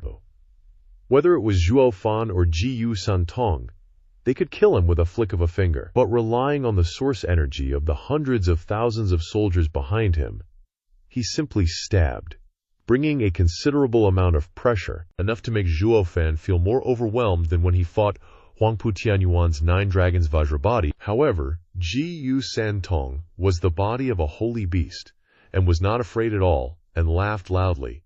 "Coming just in time. This little master wants to try it out too. My hands are itching. But before he could take action, Zhuo Fan stopped him, chuckled, and said, "Besides, the battlefield is not a one-on-one fight. It's about wits, not strength. This military formation has formidable power, but also has very obvious flaws. The flexibility is too poor, haha." Chuckling to himself, Zhuo Fan's pupils once again turned a glittering golden color. Then the kid shouted, "Void clarity, divine eye, first layer, shape-shifting and displacement." In an instant, Zhuo Fan and Jiyu Santong suddenly disappeared, no longer visible. Their eyes couldn't help but shrink back in shock, and Sha Polang's most vigorous attack thrust into the void. With a bang, a terrifying explosion occurred. When Sha Polang regained his composure, he only saw a huge empty space, with a collapsed mountain behind him riddled with holes. Then his eyes widened in horror, looking into the distance. Suddenly, a sharp light sounded, and Tuoba Tishan suddenly felt a slight chill between his neck. His body couldn't help but tremble, and he suddenly stood frozen in place. And the 4 wolf guards standing beside him also widened their eyes, staring in disbelief at the back of his neck. Fighting with brains, not brawn, this formation, while powerful as hell, also has glaring weaknesses. "Straight in, straight out, ha-ha," Zhuo Fan muttered to himself, facing a massive, gleaming cyan blade. Zhuo Fan immediately declared, "Void Spirit Pupil, first layer." The blade instantly changed direction, hurtling away elsewhere. Immediately, a burst of golden light erupted, as if something had been blown to smithereens. Sha Polang was about to advance, but was stopped by an enormous cliff. He roared, "Marshal!" For reasons unknown, Zhuo Fan and Jiyu Santong instantaneously appeared right behind Tuoba Tishan. Zhuo Fan, dragon-slaying saber in hand, aimed it straight at Tuoba Tishan. He hadn't struck yet, only held the blade against his neck. Shu Yinglang and Feng Honglang frowned, grinding their teeth but helpless. They all halted. Obediently standing still, Zhuo Fan commanded, "Tuoba Marshal, your head is now in my hands," he declared proudly. "I decide if you live or die." "What qualifications does the new lone army marshal have to be your opponent, huh?" he said with a provocative and mocking tone. "Formidable youth. Never would I have thought that this old man's first capture would be at your hands. With the lone army in your hands, that old codger Duji Yu Zantian can die with his eyes closed," he praised. "Ha, thanks for the compliment, but I always heard that Tuoba Marshal and Duji Yu Marshal were peerless war gods," he said loudly. "Seeing it now, it's so easy to capture you. Seeing is believing. You're not even worthy to be my opponent," he continued his provocative tone. Tuoba Tishan was livid upon hearing this, his eyes bulging. He immediately yelled, "What did you say? Don't move?" Seeing that Tishan had momentarily forgotten the blade at his neck, Zhuo Fan reminded him, "Arrogant whelp. A scholar may be killed but not humiliated. Is this how that little brat Du Jiyu Zantian taught his subordinates?" he continued. Hearing him say that, Zhuo Fan merely laughed, showing no sign of anger. Ha. "Firstly, I'm not Du Jiyu Zantian's subordinate. That old man is too upright, something I can't learn," he declared bluntly. "If it weren't for the old man having issues and no one else capable, I wouldn't have taken on this mess," he continued. "Secondly, I'm telling the truth. The Ghost King next to you knows me best." Hearing his name mentioned, Gi Yingwei flinched. "If I were to underestimate Tuoba Marshal, I wouldn't hesitate to chop off your head right then and there. But looking at it now, ha, Zhuo Fan chuckled. Instantly, he vanished into smoke, leaving Tishan standing alone in contemplation. In a flash, he and Jiyu Santong reappeared high above. "You're not worthy to die by my hand," Zhuo Fan coldly declared. With a cool expression and the words of Zhuo Fan holding his sword together with Jiyu Santong, both of their faces conveyed disdain, Zhuo Fan said, "Tuoba Marshal, you had 3 parts respect for our old Marshal Du Jiyu, and I will return you 3 parts respect, not make things difficult for you. See you later." Stamp your feet heavily on the ground, showing your anger. Tuoba Tishan exudes killing intent. This bastard dares to despise me. Only the sound of shouts remained, as Zhuo Fan and Jiyu Santong departed together. "Little punk, don't run," the people below angrily shouted. "Give us your life!" Jiyu Santong raised his heaven-shattering fist. Perfect timing. Let me show you this little master's sky-piercing overlord fist, Zhuo Fan. Standing beside him, grinned confidently. Scarlet lightning resounded across the sky. The people below could only stare blankly. She Pulang's eyes filled with panic. The scarlet lightning continuously assaulted those holding weapons, tearing them into hundreds of pieces. Those scarlet lightning bolts continued to strike down. At this time, Xiaopo Lang and his comrades looked down and only saw a large hole created by the scarlet lightning in the ground. He was now also gaping in astonishment. Jiyu Santong smiled brightly at the results he caused. Zhuo Fan said, "I have to go back and reorganize the army. We'll fight again next time. Don't chase after us." Zhuo Fan and Jiyu Santong floated along, all shady-like, and one of them piped up, "Of course, if you're not afraid of chasing after death, be our guest." Haha. Tuo Batishan was showing off his ultimate rage, all loud, arrogant, and every curse word under the sun came out of Tuo Batishan's mouth first. Tuo Batishan blew his top, yelling, "Ghost King, who's this punk?" The Ghost Shadow Guard, under the command of the serious Ghost King, answered, "This guy's called Zhuo Fan. He's a new power in our Tianyu, subordinate to the 8 noble families, and the head steward of the Luo family's Windrise city." The Ghost Shadow Guard hissed evilly. "Weird behavior, cunning, and strong. He's the trickiest guy in Tianyu. His Majesty sent this old man to help the marshal conquer the Dugu army quickly, and also to deal with this kid ASAP." Tuo Batishan stammered over and over, "Zhuo Fan, Zhuo Fan." Tuo Batishan grumbled angrily, "All right, he's a good opponent. This old man will definitely battle him." Time flew by like a dog chasing its tail. And just like that, 2 months had zipped past. The city gates were slammed shut, along with the brilliant sunlight. Zhuo Fan reported seriously to someone. "That's the gist of it," Zhuo Fan continued to report. "Old Marshal Dugu got assassinated. The current imperial family is in cahoots with the Quanrong army. I reckon their next move is to wipe out all the leftover fishes like us." The faces of those behind him instantly turned gloomy. Zhuo Fan said firmly, "Next, we have 2 paths to take." Zhuo Fan continued, "Either we scatter and retreat from the chaos of Tianyu to avoid being dragged into the war, or we go all in, fight for this world, and take back everything that belongs to us." Long Yifei got mad after hearing Zhuo Fan's words. He roared, "The emperor is so shameless now, colluding with outsiders to harm his own court officials. Does such an imperial family even have the right to rule Tianyu?" Long Yifei kept shouting in front of the crowd, "We have to take action! Our Flash Dragon Hall will definitely fight to the end." Zhuo Fan thought wryly, "TCH, if it weren't for me taking over the Dugu army and having the strength to fight the imperial family, you guys would have already started thinking about an escape route, huh?" Zhuo Fan didn't hesitate to think further. "But as long as you guys cooperate actively, our plan to unify the world can be achieved very quickly." Suddenly, the beautiful woman named Bi Jun spoke. But she added, "The Quanrong army is huge, plus the experts supporting the imperial family. It's going to be tough for us to handle. If we want to win this battle, we need to quickly expand our strength in a short amount of time." Shi Chaofeng said aggressively, "Then that's easy." Brother Ruo Fei said that the imperial family is leading wolves into the house and doesn't deserve to sit on the throne of Tianyu at all.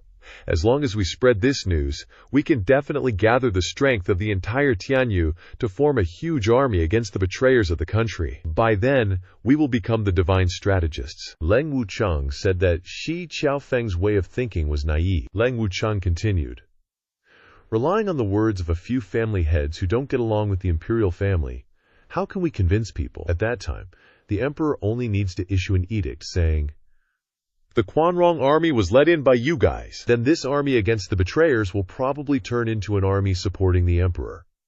At that time, we'll be the ones in trouble." Shi Chaofeng snapped angrily, "HMPH, Leng Wucheng, what are you implying with these words?" Shi Chaofeng said furiously, "Li Dugu, the old marshal, was betrayed by the imperial family and died in an assassination.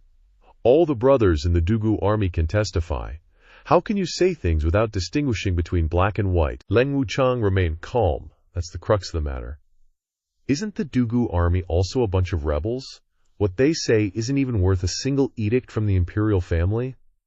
Do you think the major families of Tianyu will believe the imperial family? Or a bunch of people like us who have already been labeled as traitors. Both Shi Qiaofeng and Long Yifei were about to go crazy. Not denying Leng Wucheng's words, Zhuo Fan said, Leng Xiansheng is right. Do you still remember our battle with the emperor-worshipping sect? It was clearly a setup specially created by the imperial family, wanting both sides of us to get hurt so they could sit back and reap the benefits, Zhuo Fan explained. Making the emperor-worshipping sect appear righteous, following orders to attack us, but the emperor didn't say anything. I also sent Zihan Tian to create confusion and mislead the people of the world. Zhuo Fan and Leng Wucheng's side was standing against Shi Qiaofeng and Long Yifei's side. Zhuo Fan added, It can be seen how much prestige the imperial family holds in the hearts of the people of the world. This time is also the same. If the imperial family says we are black, then white is also black. If it says we are white, then black is also white. Zhuo Fan summed it up. In short, it only takes an edict from them. Therefore, no matter what kind of summons we issue, wanting to gather the forces of the world and expand our strength, they have a way to negate it with a piece of paper. Even with just an edict, you'll be enemies with the entire world, Du Gufeng said. Is there no way to get justice for my adoptive father? Of course there is a way. Zhuo Fan's voice rang out, making Du Gufeng's eyes widen in surprise. Zhuo Fan said calmly. But we can't get him justice. We can only forcibly snatch a piece of flesh from the emperor's heart. With a sharp glint in his eyes, Zhuo Fan replied, Recruit soldiers and buy horses under the banner of supporting the emperor. The fifth elder of Yuming Valley shouted loudly, What? We still want to help such a useless ruler. How can that be, Marshal Zhuo? Even if my adoptive father was more loyal, he would never allow the emperor to commit such a traitorous act. The fifth elder of Yuming Valley spoke again. He could never stand by the emperor's side. How could? Zhuo Fan gestured for the fifth elder of Yuming Valley to be quiet. General Huo, you've probably misunderstood my meaning. Zhuo Fan calmly explained. Do you know why I captured Tuoba Tishan but let him go? The fifth elder of Yuming Valley was confused, saying, That's right, I haven't even mentioned this to you yet. That bastard was captured, so why haven't we dealt with him? Avenge the old marshal. Zhuo Fan, treating him like an idiot, explained further. If I kill him, the Quanrong army will be headless and quickly regroup for an ambush. If I release him, he'll definitely investigate this new marshal, me, and then discuss plans to deal with me with the emperor. Zhuo Fan calmly continued. That way, a large-scale army running amok in Tianyu will be hard to keep secret. Leng Wucheng clapped his hands in exhilaration and laughed. Haha, that's truly brilliant. So Steward Zhuo had already devised a plan against them. Leng Wucheng said, We'll use the name of aiding the emperor so the current emperor can't say a word. Long Yifei also exclaimed in admiration, Haha, you know me best, Mr. Leng. All three were simultaneously puzzled. What were this old fox and little fox talking about now? Zhuo Fan leisurely said, No matter what reason we use to expand our forces, the imperial family can negate it with a single decree. Zhuo Fan raised his index finger. But there's one thing they won't have the guts to deny. With a sharp, determined gaze, Zhuo Fan wanted to aid the emperor and drive out the Mandi barbarians. Long Yifei laughed heartily. That's great. The imperial family can't publicly admit they're secretly colluding with the Quanrong, Shi Qiaofeng also said. Steward Zhuo, this will truly leave the current emperor swallowing his anger silently, Zhuo Fan said. Now that we've appeared in Tianyu, the emperor must have countermeasures, though it will probably be finding a scapegoat like Zhuge Changfeng. Zhuo Fan curled the corner of his mouth in a smile. But he'd never expect us to seize the opportunity, recruit soldiers and buy horses, and prepare for battle against him. He must be green with anger when he hears the news, right? Ha ha, Leng Wucheng asked Zhuo Fan. But Steward Zhuo, have the matters of soldiers and horses been settled? And what about high-level experts? Leng Wucheng worriedly said. After all, you know that if the enemy has one person who can take heads from thousands of miles away, it won't matter how many troops we've prepared. Long Yifei loudly said. You don't need to worry about that. We have the invincible brat Jiyu Santong holding down the fort, Leng Wucheng gloomily said. If it were just Tianyu, Jiyu Santong's existence would indeed be invincible. Leng Wucheng was even more worried. But this time, we also have the Quanrong, I'm worried they'll invite Transformation Realm experts from their beast taming and national protection sects. That would be troublesome for us. Someone's voice suddenly intruded, startling Lang Wuchang. What's so troublesome about that? Let this old man take care of it. The door creaked open, and Zhuo Fan smiled brightly. Congratulations on breaking through to the Transformation Realm. Li Lao strode in heroically, his face extremely serious, radiating a murderous aura. The people behind Zhuo Fan were all astonished to see who had entered. Heavenly Gang madman Li Jingtian, he's recovered, and even broken through. All eyes turned towards Li Jingtian. Li Jingtian bowed deeply in salute. Thank you for Steward Zhuo's life-saving grace and your support. Zhuo Fan smiled and helped Li Jingtian up. Li Lao is one of us. No need to be so polite, Li Jingtian said. No, I wouldn't dare forget Steward Zhuo's kindness. If it weren't for Steward Zhuo's help, how could I have broken through to the Transformation Realm? I might have lost all my cultivation. Long Yifei laughed loudly. Haha, with Li Lao and Jiu Santong, there definitely won't be any problems this time. Lang Wuchang's expression turned dark. Lang Wuchang said, Not necessarily. Li Lao has just reached the Transformation Realm. If the opponents also have experts like that, I'm afraid he won't be a match. Another voice echoed from outside the door. Then what about us? Lang Wuchang was once again bewildered. Qiu Yanhai and Shui Qingjian stood there heroically. Long Yifei and Ji Xiaofeng were both shocked. These two broke through to the peak of the Illumination Realm. If they join forces, with water and fire complementing each other, their power will greatly increase, and they might be able to hold off a Transformation Realm expert. Shi Xiaofeng pondered.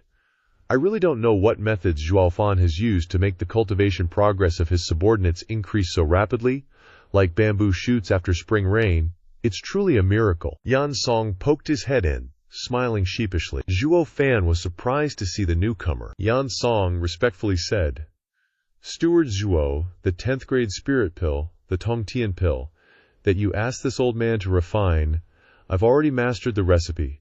Just give me some time, no more than a year or two, and I'll definitely make sure each of our elders gets a share. Yan Song suddenly burst out laughing.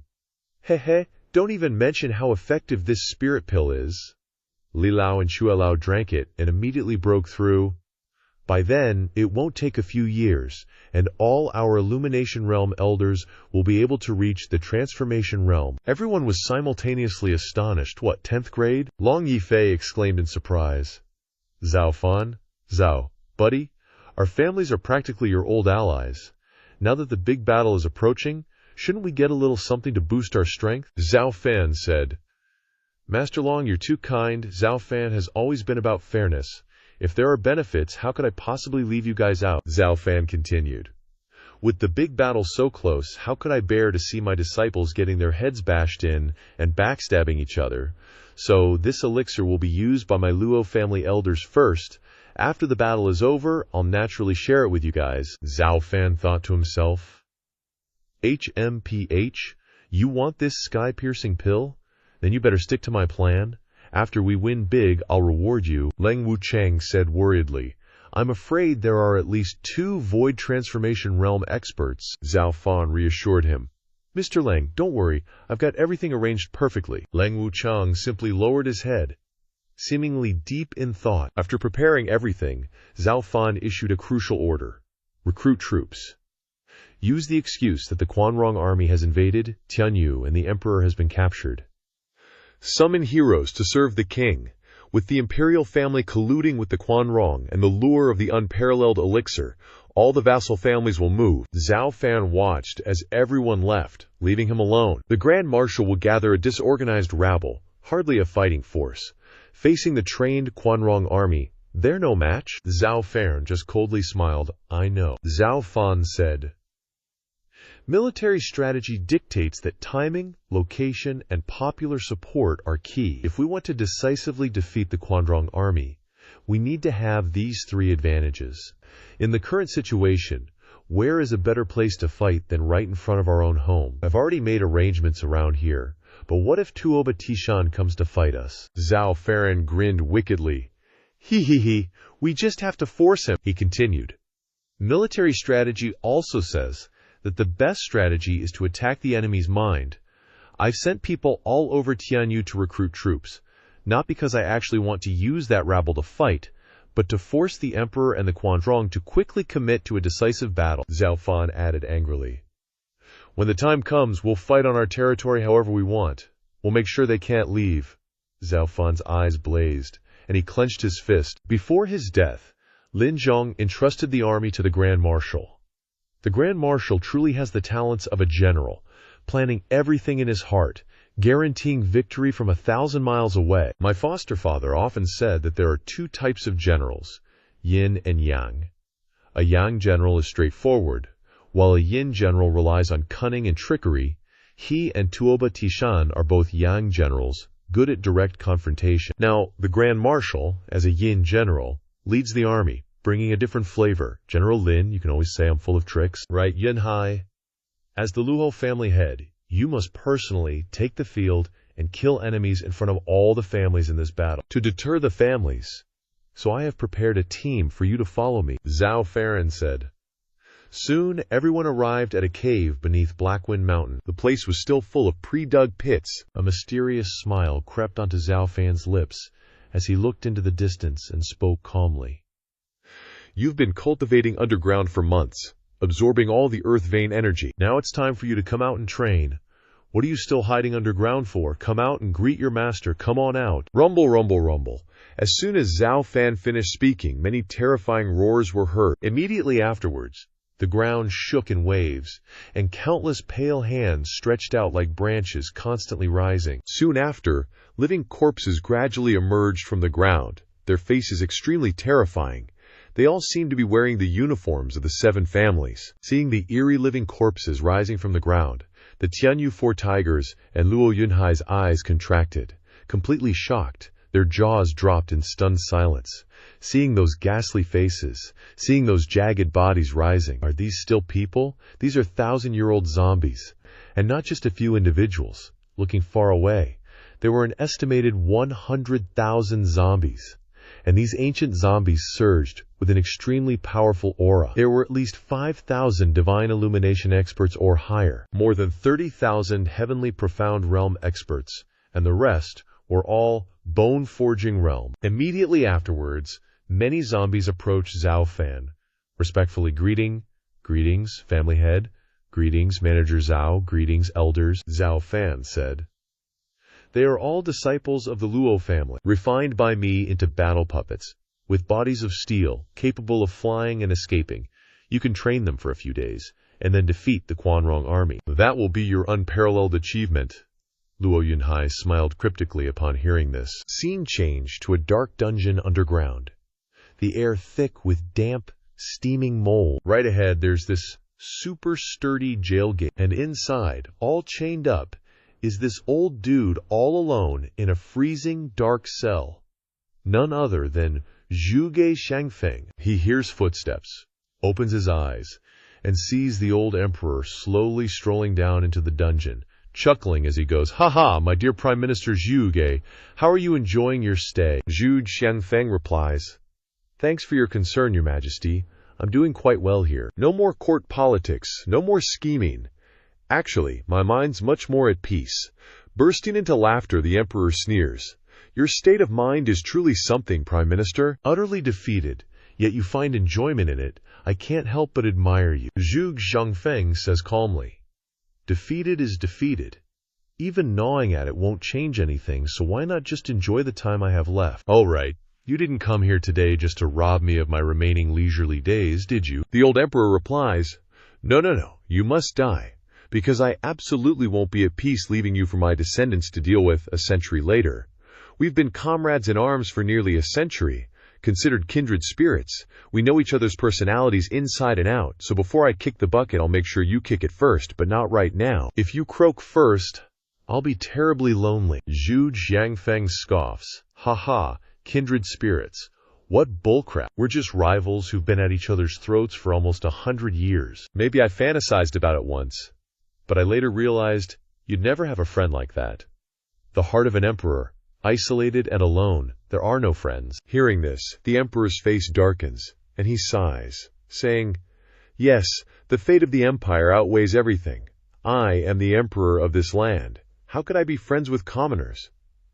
But you should know, I did imagine it all once, the days working with you. To be honest, I once saw you as Ziki. Zhu Xiangfeng closes his eyes slightly, saying, "But in the end, you still made a move against me." Then he chuckles softly, and Xiangfeng, looking down, says, "Remember Prime Minister Yang? Back then I was just a small official who just entered the world, favored and supported by you, rising through the ranks in astonishment. You said Prime Minister Yang was all-powerful, controlled the court, a rebellious traitor who plotted to overthrow the throne, and wanted to join forces with me to eliminate the traitor, then make me Prime Minister, and together create the prosperous Tianyu dynasty. I thought so too at the time, so I joined forces with you to gather evidence and arrest him. But when I proudly went to Yang's mansion to arrest him, he told me to be careful of you, and then committed suicide on the spot. At the time, I didn't understand what he meant, thinking it was just the words of a rebellious traitor, so I didn't take it to heart. But when I was in the position of Prime Minister for 10 years, the same thing happened again. You found a younger official, used his fiery blood to repay the court, and lured him into making a move against me.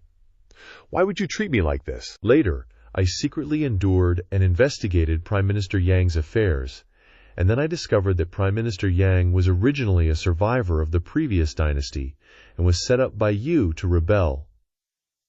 At that time, I finally understood Prime Minister Yang's dying words, "The Dragon Emperor is indeed evil." The Emperor says calmly, "The position of Prime Minister can sway the court, and it cannot be left to one person to sit still. But as an old minister, if I move him for no reason, I am afraid that the world will talk about it, and make the 100 officials feel alienated, and I can only set a trap to eliminate him. It's just that Prime Minister Zhuge is much smarter than him. After so many years, not only have I not gained anything, but all the preparations have been eliminated by you with tricks." At that time, I also determined that Yun Xuanyi's prediction was indeed not false. The position of the head of the 4 pillars belongs to you, and then your power grows stronger. You control the 7 families, allowing me to achieve a situation where the inside and outside are balanced. Hearing these words, Zhuge Xiangfeng smiles bitterly and shakes his head, saying, "So everything is still in your hands. Although I have noticed some things, I thought that as long as I operated correctly, maybe I could escape everything." Unexpectedly, you say that I am the #1 wise star of Tianyu, but in my heart, I know very well that you are the real #1 wise person. The old emperor laughs and replies, "Where, Prime Minister? Don't be too modest. I'm just a foolish ruler. Just like this time you led the great army of Quanzhong into Tianyu, I, as the emperor, didn't notice it at all. In the end, I was surrounded by Quanzhong, and 1/10 of the land was cut off, which made him retreat and suffer humiliation. It was also a helpless thing. Alas, I am ashamed of the Tianyu people. Ashamed of the ancestors." Zhu Xiangfeng smiles faintly and replies, "Sure enough, the name of selling the country finally falls on my head. Your Majesty's deep calculations, pretending to be a foolish ruler for nearly 100 years, your great perseverance really makes me admire you. It's just that I have long looked down on everything. Even if I leave a bad reputation for 10,000 years, it doesn't matter. It's just that there is one thing that has been bothering me for a long time, and I can't understand. Please explain it to me." The old emperor replies smugly, "Just say it, Prime Minister Zhuge. Don't be shy. When I, Jun Tiandi, and the 2 saints were still students, why, at that time, Your Majesty brought them to my side," he smirks. The old emperor replies triumphantly, "Haha, I have to thank the high priest Yun Xuanyi for this. He prophesied that the appearance of you and Dugu Zantian would be a blessing to Tianyu.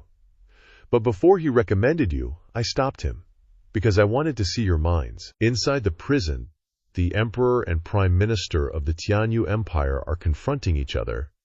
The emperor opens his mouth and says, "It was I who told him to see your minds." The emperor glanced down at Zhuge Qiangfeng and said, "Back then, I noticed that Zhuge Qiangfeng, though young and naive, had a clever mind, was very astute, and would definitely become a sly old fox in the future." Zhuge Qiangfeng raised his head to look at the emperor. His eyes widened in disbelief as he watched the revered Son of Heaven continue to stab him in the heart, bit by bit. The emperor continued, "Just in case, I ordered the two sages of heaven and earth not to leave their mountain, pretending to be injured, waiting for you to rescue them, and then easily exploit our friendship to gain your trust, and to avoid arousing your suspicion.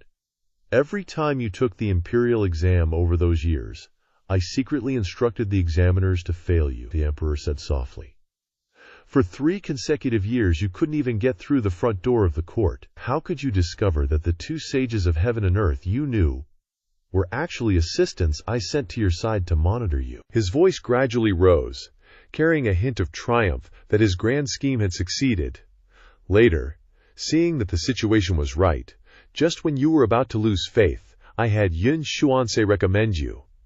Zhuo Changfeng lowered his head again, muttering blankly. So everything was already under your control. His voice was filled with helplessness. I've been scheming against your majesty for decades, truly overestimating my abilities. The emperor's eyes widened, and he exclaimed, Not at all, Prime Minister. You did a great job. Without my plan today, eliminating the major powers of Tianyu would be very difficult to execute. Then he burst into loud laughter. Ha ha! A figure appeared on the steps leading down to the dungeon. The person shouted loudly, Your Majesty? His voice was extremely flustered. Reporting to Your Majesty, there's urgent information. Zhuo Changfeng recognized this person and asked, Aren't you Yu Ming from Yu Ming Valley? I remember you being with the second prince. No. The emperor chimed in, Prime Minister Zhuge, there's no need to hide it from you now. The second prince's rebellion was also instigated by Yu Ming under my orders. Furthermore, your successor as Prime Minister will be Yu Ming. Hearing this, Yu Ming almost jumped for joy, gratefully bowing, Thank you for your Majesty's grace. Zhuo Changfeng was speechless at the emperor's actions. Your Majesty's mind is truly deep. To lure this old man into action, you even used your own son, letting him fall into the infamous role of a usurper, never to recover. Even ferocious beasts don't eat their own young. But your Majesty is far more vicious than any beast. The emperor dismissed this accusation. HMPH. Isn't it because you were too cautious, if you didn't act? As the Prime Minister, how could I easily deal with you? How could I capture your entire faction? Yu Ming respectfully presented an object. Your Majesty, a jade slip. Zhuo Changfeng looked at the jade slip and pondered for a long while, then suddenly spoke up. Your Majesty, this old minister has been here all day without seeing the sun, knowing nothing about the outside world. This information must be very important. May I be allowed to hear it? The emperor was speechless at this man's audacity, but still, for the sake of his prestige, he condescended to say, HMPH, you're in the dungeon. What does it matter if you know anything? Fine. Yu Ming, read out the contents of the jade slip and let him hear what good news there is. As soon as he finished speaking, the emperor grinned.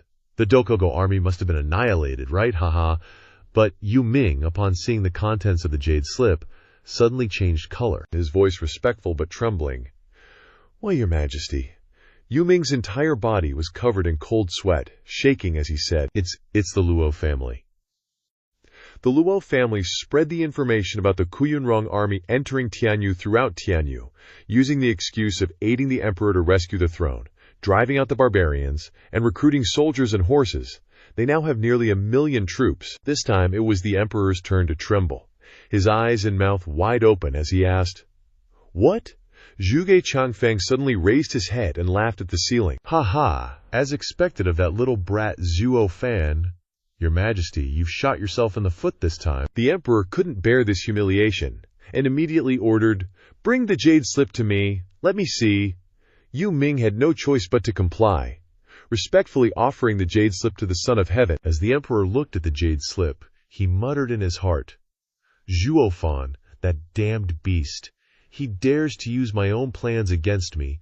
Secretly, how could this be? The emperor's eyes suddenly widened, his voice trembling, both frightened and incredulous. How could it be so fast? In just a few short days, he's gathered so many troops. With the Luo family's reputation, they shouldn't have this much influence. Zhuo Changfeng chose to add fuel to the fire at this moment, saying, Your Majesty, don't forget, the Luo family's development time is short, so they don't have enough influence. But in Zhuo Fan's recent battles, he's acquired many experts from the 7 noble families. The 7 families of Tianyu have deep roots. Even if they've been cleaned out now, they still have influence. If they come forward, the dependent families, and even other small sects, will flock to take advantage of the opportunity to gain a high position. After all, after this battle, They might be able to latch onto the powerful thigh of the imperial families. Hearing these words, Yu Ming sweated even more profusely. Zhu Changfeng still hadn't stopped, so recruiting just over 1 million troops is actually a bit low, in my opinion, haha. The emperor's anger flared up inside. That brat. The son of heaven clenched the jade slip tightly in his hands, his voice shaking with rage. To think he'd use such methods to play me. I let him fight a major battle with the emperor-worshipping sect, so even if he won, it would be a Pyrrhic victory, leaving him to be dealt with last. I never expected he'd become the biggest threat, turning all of Tianyu against me. The voice, already hoarse, suddenly boomed, turning a bit shrill. Zhuge Changfeng didn't even bother sitting anymore, staggering to his feet and sighing. Your Majesty, we both messed up big time this time. He started walking forward, step by step, while rambling non-stop. We both wanted to use that brat Zhao Cheng, stir up the heavenly martial realm, and be the ones to profit in the end. I wanted a chance to rebel, and you wanted to clear out the powers of the realm. But after a few steps, he was stopped by his chains. All right, I'll stop walking, but these chains don't shut my mouth, do they? He kept yapping. In the end, I got tricked back here by you, and those powers you were setting up to be wiped out. That punk Zhao Cheng took them all over. Zhuge Changfeng didn't hold back, roasting the emperor, haha. A tiny pawn turned into the one playing the game, the real winner. Your Majesty, you haven't just lost a few pieces this time, you've lost the whole damn game. The emperor got so angry he snapped. Shut up. Zhuge Changfeng's smirk was seriously driving him nuts. Staring daggers at his prime minister, the emperor yelled, I am the son of heaven, I will not lose, never lose. He was really getting into his rant, but the emperor was forced to stop. Suddenly, the son of heaven started coughing violently, having to cover his mouth with his hand, only to cough up blood. The emperor's eyes went wide like marbles. Then, trying to save face, the emperor quickly turned away and roared, Zhuge Changfeng, open your eyes and watch closely. I will be the one to win in the end. Zhuge Changfeng gave a scornful laugh. Heh, I'd like to see who that ends up being. The moment those words left his mouth, Young Quan suddenly turned to look at Zhuge Changfeng. Next, a meaningful smile crept onto Yu Quan's lips. The emperor yelled, Guards! The soldiers standing guard outside rushed in, awaiting the emperor's command. Yes, your Majesty, the emperor continued to yell. Has the Ghost King returned yet? The soldier knelt down, reporting, No, your Majesty. The Ghost King hasn't returned yet. The emperor slammed his hand on the table, furious. Damn it. Things are so urgent right now, and he still hasn't returned. Suddenly, another soldier ran in, shouting his report as he knelt, hands clasped, reporting, Your Majesty, Lord Ghost King requests an audience. Also, the Grand Marshal of the Quanrong, Tuoba Tishan, and his generals are waiting outside the hall. The emperor hurriedly ordered, Quick, let them in. After everyone had entered, Tuoba, leading the group, bowed to the emperor. This old man, Tuoba Tishan, pays respects to the heavenly martial emperor. The emperor came down from the throne to greet them. Marshal Tuoba, you are too kind. I've heard of your great name for a long time, and seeing you now, the rumors don't lie. Truly a magnificent presence, with the air of a great general. Ha ha ha. After the compliments, the emperor got to the point.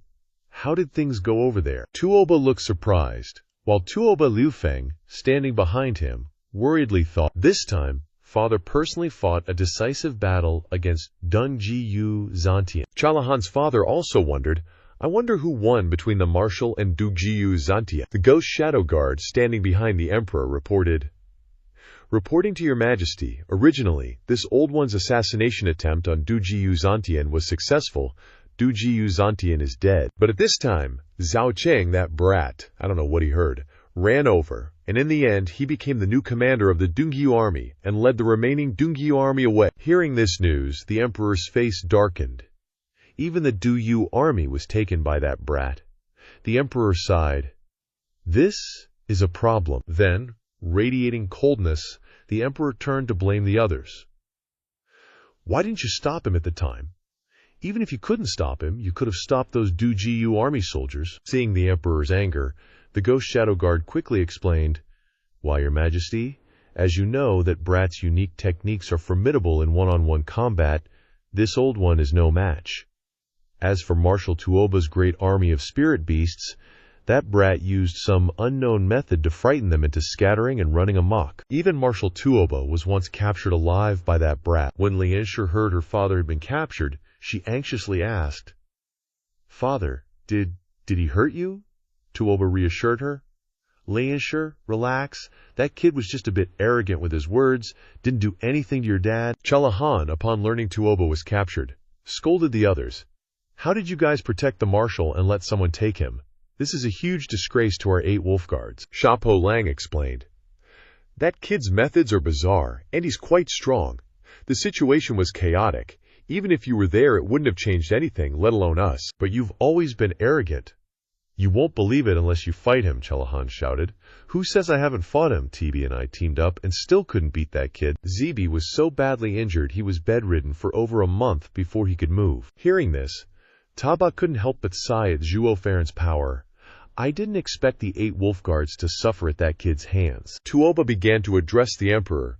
"Your Majesty, just who is this Zhuo Fan? Where did he get such divine powers? Why haven't we heard of him before?" Tuoba Liufeng, standing behind, stepped forward to explain to Tuoba, "Father, I've been in Tianyu for a few months and investigated this guy. Let me explain. Zhuo Fan was born into a small, insignificant family and worked as a slave since he was young. That's right. Zhuo Fan is as cunning as a fox, as cruel as a wolf, as insidious as a snake, and as imposing as a dragon. So don't let his arrogant exterior fool you. He's very meticulous, he's full of tricks, and definitely a tough character to deal with." The emperor agreed with Tuoba Liufeng. "Indeed, without realizing it, this kid has become my biggest threat." Tuoba, after hearing this, said, "Although I knew this kid wasn't simple, I didn't expect him to be so troublesome. It seems I'll have to be more cautious dealing with him than with that old geezer, Dugu Zantian." The emperor then gave Tuoba a major responsibility. "In that case, Marshal Tuoba, please lead your troops to Fenglin City and capture this enemy." Tuoba was surprised by the emperor's immediate order for him to deploy troops upon his return. "So fast, I just arrived in the imperial capital, and haven't even reorganized my troops yet." The emperor could only sigh. "There's no choice. That kid is so insidious that everyone in Tianyu knows about the Xiongnu army now. Zhuo Fan is using the name of defending the throne to gather troops from all directions, and I can't even say anything. If we delay any longer, he might train 1,000,000 soldiers. Moreover, if the 3 protectorate sects find out about this, our deal is as good as gone." Tuoba was astonished. "What? Zhuo Fan is acting that fast?" The emperor continued. "Besides, to ensure the success of this campaign, I'm sending all the Dragon Guards and Ghost Kings to support you. It's just that they have a few experts there who will be difficult to deal with." Han Mo stood up and pledged to the emperor, "It's all right. The 3 experts from our beast-controlling sect have arrived. Even if they have someone difficult to deal with, it won't be a problem." After all the arrangements were made, Tuoba led the army to attack and eliminate Zhuo Fan, and when they arrived outside the city, they stopped. Tuoba Liufeng pointed towards Fenglin City for Vice Marshal Tuoba, that is Luo family's Fenglin City over there. Tuoba ordered, "The Tianyu Emperor has sent formation breakers to assist us. Let them go up and check it out." Tuoba Liufeng responded and signaled the formation breakers to advance. Yes. After the formation breakers finished their inspection, they returned to report to Tuoba. Reporting to the marshal. "Over 500 large and small formations have been set up around this territory. It will be quite difficult to break them all." Hearing this, Tuoba sighed. "I knew it. This is Zhuo Fan's trick. He's forcing me to fight a decisive battle here with him." Tuoba Liufeng agreed. "This Zhuo Fan is truly cunning. On the battlefield, the most important thing is timing, location, and harmony. He's recruiting troops everywhere, but his training probably isn't great. The most important thing is that he's forcing you, Father, to lead the troops here in person and forcing us to fight a quick battle. He, on the other hand, is defending the city, taking full advantage of the terrain, and waiting for us to attack." Tuoba said. "They're already being led around by Zhuo Fan like cattle, and not only that, we've been played by Zhuo Fan from the beginning." Bijun, Shi Xiaofeng, and Pavilion Master Long walked over. Zhuo Fan seemed to sense a sudden surge of energy and turned around, startled. At this time, Bijun asked him, with a worried expression, "Steward Zhuo, what's happened?" Just as she finished speaking, a guard ran over and shouted a report. Steward Zhuo. There are 10 old geezers outside the city banging gongs and drums. Not sure what they are doing. Seems like they are breaking our formations. Hearing this, Zhuo Fan smiled nonchalantly and replied, They are indeed breaking the formations. All right, you can leave. It's okay. Everything remains the same. At this time, Pavilion Master Long spoke with some worry. Someone has come to break the formations. Could it be that Tuoba Tilong's army has arrived under the city walls? Shi Xiaofeng immediately added, Not that fast, right? We haven't prepared anything yet. Zhuo Fan suddenly chuckled and replied, Maybe it is that fast. Then he looked up with a calculating look and said, How about we go to the city walls and see how those 10 old geezers are breaking the formations? Hearing that, the three of them quickly agreed. Right now, in front of the barrier protecting the city gate, a guy with moss-green hair was kneeling on the ground, sweat dripping down his face, cursing inwardly. Damn it, who set up this formation? Does a second-grade formation really need to be this complicated? The white-haired old geezer next to him looked even worse. He was using all his strength to break the formation, wondering, Also, which sect's formation technique is this? Never seen it before. The other guy nodded in agreement. Exactly. The opponent must have a grandmaster of formations. Otherwise, there's no way they could set up such a meticulous formation. No matter what kind of spell we use, we can't break it. Suddenly, a voice rang out from above the city walls. Stop talking nonsense. Use your mind to break the formation. Pavilion Master Long, seeing them like that, laughed gleefully and said, Steward Zhuo, you truly are an all-rounder. Setting up a second-grade formation that's making 10 sixth-grade formation masters sweat like this. Hearing him say that, Zhuo Fan slowly spoke up. Although I'm proficient in the Tao of formations, I don't have the ability to make a second-grade formation exert the power of a sixth-grade formation. They can't break it simply because they're stupid. Saying that, he yelled loudly downwards, reminding them, You bunch of idiots! Does a second-grade formation need hand seals to break it? You guys are all heavenly profound realm cultivators. Just use your Yuan Qi to break it directly. Hearing his words, the two of them woke up with a start, exclaiming, Oh, right. Why didn't we think of that? Then they suddenly fell silent, looking up to identify the source of the voice. Zhuo Fan stood high above, looking down at them with an extremely disgusted expression. At this moment, the white-haired old geezer and the mosshead stammered in fear. Zhuo, Zhuo Fan, he's leading people here to kill us. But contrary to their expectations, he just turned his back and glanced at them, smiling and saying, It's okay, keep breaking it, there's time. The white-haired old man immediately blurted out, So he's leaving. Then he turned to ask the people sent by Tuoba Tishan to supervise. Everyone, are we continuing? But at this moment, one of them stepped forward, shouting loudly, Why wouldn't we continue? Both sides told us to do it. What reason do we have not to? Keep at it, brothers. Although on the outside he looked full of determination, in his heart he couldn't help but worry, if we really can't do it, maybe both sides will come after us. Immediately afterwards, they continued to break the formation, their voices constantly echoing, It's working. This second-grade formation can't hold on anymore. It's breaking. Pavilion Master Long, seeing this, anxiously asked, Steward Zhuo, what do you mean by this? Why are you helping them break the formation? Zhuo Fan calmly replied, I'm waiting. Waiting for what? Hearing that, he glanced back at Pavilion Master Long and answered, Waiting for their experts to appear. He calmly watched the events at the city gate and explained, Tuoba Tishan still doesn't dare to send out troops now, because he's afraid that we're relying on the convenience of the formations in the first. So he's letting these 10 old guys probe me first. If I kill them, although it's reasonable, it would seem like I have a guilty conscience.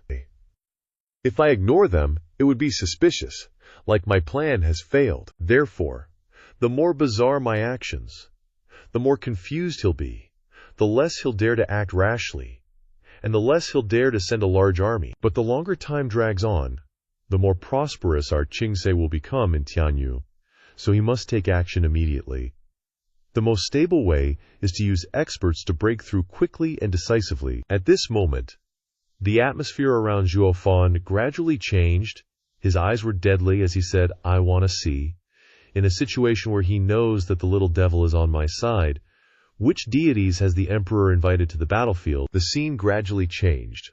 On the opposite side of the city gate where Zhuo Fan was stationed, Tuoba Liu Feng suddenly spoke up and asked, "Vice Marshal, what do you think Zhuo Fan is up to? He's even helping us break the formation. He clearly doesn't take us seriously." Tuoba Tishan didn't rush to answer. He was secretly calculating in his head whether his reliance on the formation to fight the enemy was really certain, or if he was pretending to be mysterious to buy time. This person's behavior is strange. Everywhere reveals strangeness. Really not easy to guess. Thinking that, he stepped forward and said, "Liu Feng, follow me to meet the three elders." Tuoba Liu Feng heard this and panicked. "So fast? Aren't the three elders our last resort? Isn't it too early to invite them now?" Now Tuoba Tishan's eyes gradually changed. His eyes were bloodshot, his voice decisive. "Speed is of the essence in war. We can't worry about so much." At this moment, in front of the tent, a lewd voice rang out, replacing his words. "Liancher, your foundations are excellent. You are still young, yet your beast-taming skills are already so terrifying. How about this old man takes you as my disciple and takes you back to the sect to teach you for 2 years? In the future, your achievements will certainly not be less than mine. Hee hee."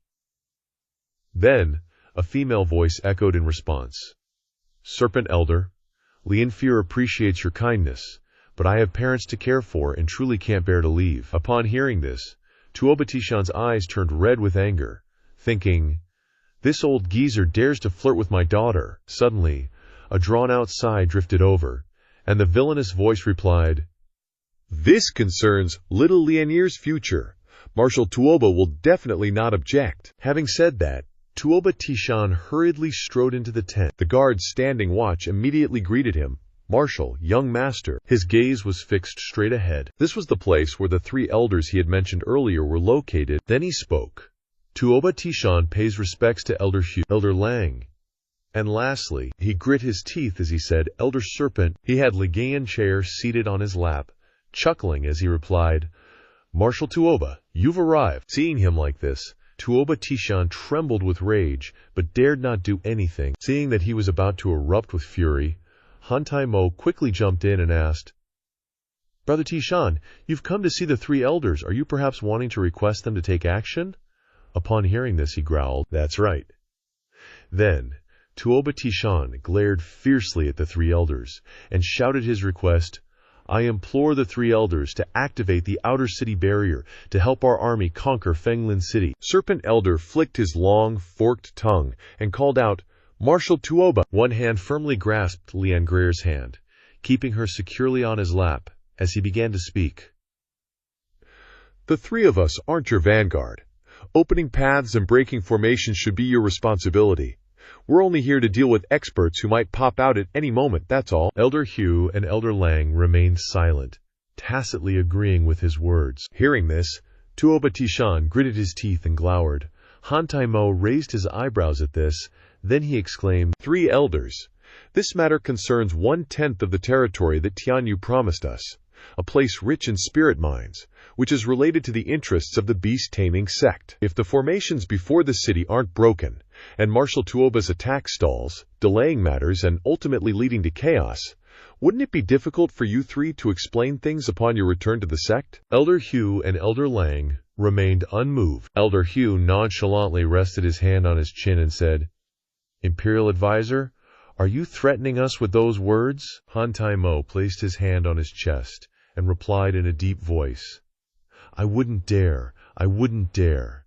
This old one is merely thinking of the future of you three. After all, a long night is fraught with dreams. If the delay is too long, and the three protector sects of Tianyu discover something amiss, then the three elders who came here with the possibility of easily earning merit might return only to face punishment." Saying this, he sighed before continuing, "This old one truly can't bear it." The two of them remained calmly seated, listening to his words. Finally, Elder Hu stood up with a smile and said, "Imperial Advisor, you are very clever, and what you say makes sense. This matter shouldn't be delayed. It's best to resolve it quickly." Saying this, he turned to the other two and called out, "Lustful Serpent, Jackal Wolf, let's go! Once we've taken a portion of Tianyu's territory, we'll have time to enjoy ourselves." At this moment, Lian Greer broke free from Serpent Elder's grasp, tears welling up in her eyes as she ran away. She ran and threw herself into Tuoba Liufeng's arms. Serpent Elder also stepped forward. He glanced at Lian Hair and said, "I've decided. I want this disciple." Hearing him say this, Lian Hair widened her eyes in disbelief. Tuoba Liufeng gnashed his teeth at this. Suddenly, a burst of laughter erupted from behind. Chalahan, beside him, also said loudly, "Is this what an elder of the beast-taming sect is?" At this moment, Han Tai-mo turned to Tuoba Tishan again. "Brother Tishan, go. Conquering and seizing territory still requires you to personally oversee the battle." Tuoba Tishan turned his back to him, repeating the words, "Conquering and seizing territory." He gritted his teeth and snorted coldly, saying, "I am a daughter of the great marshal of the Quan Rong, yet I am being teased in front of my face, and I am powerless. What face do I have to conquer and seize territory?" Hearing him say this, Han Tai-mo closed his eyes and said in a deep voice, "When we sought aid from the beast-taming sect, who knew they would send these three here? Ferocious tiger, ruthless wolf, lewd serpent. These three can be considered the most difficult allies to deal with." He widened his eyes and frowned as he continued. "Especially that lewd serpent.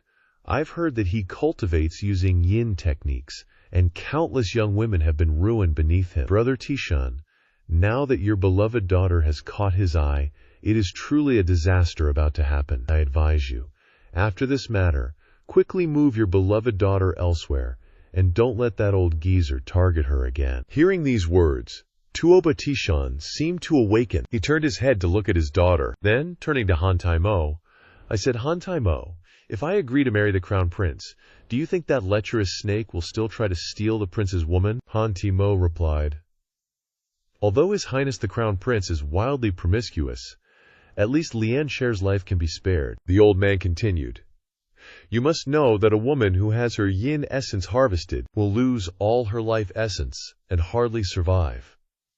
No sooner had he spoken than fear filled Lian Shrier's face. They arrived at the city gate, protected by a flimsy shield. Elder Lang sneered, "Is this the city defense formation that Tuoba Teeling finds difficult? HMPH? Any one of us can break it with a single move? I think the old man is just afraid of heavy casualties. Enough talk, let's finish this quickly." He raised a hand with sharp claws and continued, "Let this old man take care of it. Anything below level 7 is useless against a transformation stage cultivator. This is, at most, a level 6 formation." Just as he was feeling confident, a voice suddenly rang out beside him. "Are you also sent by Marshal Tuoba Yuan to break the formation?"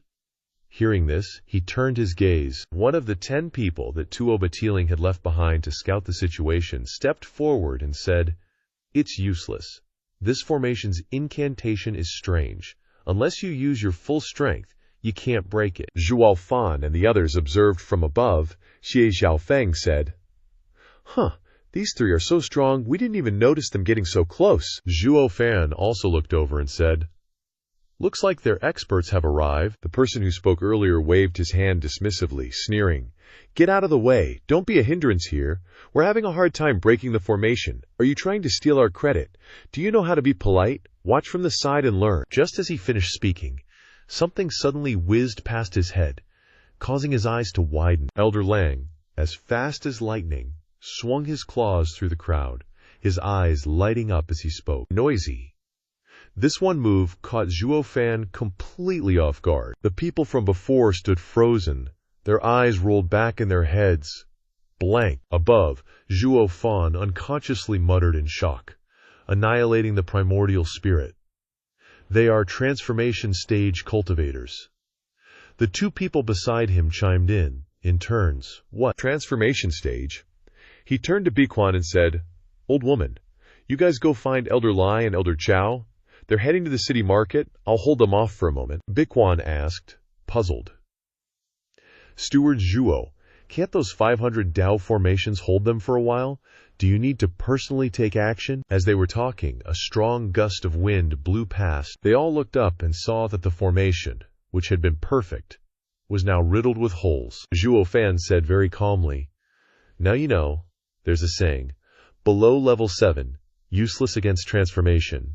He explained further, which also means that a formation below level 7 cannot bind any transformation stage cultivator. As the last word left his mouth, everyone panicked, sweat pouring down their faces. Losing his composure, he yelled, "What are you looking at me for? Quickly go find Elder Lick and them, they're at the city wall." Elder Lang looked up at the city wall, laughing. 3 Heaven Realm ants, and you think you can escape from us? How naive. Suddenly, a purple light appeared in front of them. Elder Hugh curiously looked into the smoke, for a bit. As the smoke dissipated, Zhuo Fan appeared. He glared at them with blood-red eyes. One of them asked uncertainly, "A Heaven Realm ant." The scene before the city was filled with smoke. Tuoba Lufeng, sitting on his mount, looked over from afar and said, "That brat is Zhuo Fan, isn't it? As the commander of the enemy, he's blocking those 3 old fogies alone. Isn't that courting death?" Over here, the smoke dissipated, and Zhuo Fan was facing the 3 elders. Elder Lang spoke first. "Kid, do you know who we are? You dare to block our path?" He paused. Zhuo Fan replied, "If you don't tell me, how would I know?" Suddenly, his eyes widened and his mouth gaped open as he pointed at the 3 of them and said loudly, "Who are you guys? How did you break the 500 formations before this city?" Elder Lang burst out laughing. "Ignorant child, you truly know nothing. Otherwise, you wouldn't dare block our path." Tuoba Liufeng observed from afar, muttering to himself, "That kid is usually quite shrewd. Why is he so confused now?" He continued, "Even if you don't know transformation stage experts, you should know from their skills that they are much stronger than you. You should have run already, shouldn't you? Why are you still standing there like a fool courting death?"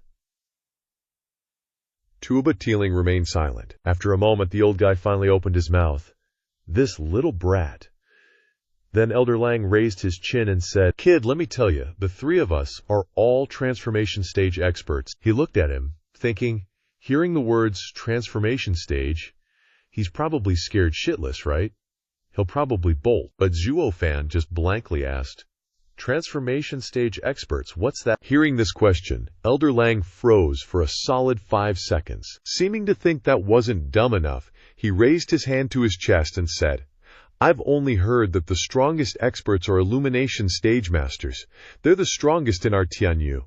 My life's goal is to break through to the illumination stage and become the #1 under heaven." Hearing that, Elder Lang trembled with rage, grinding his teeth, thinking, "What kind of frog in a well is this? Can't even show off properly.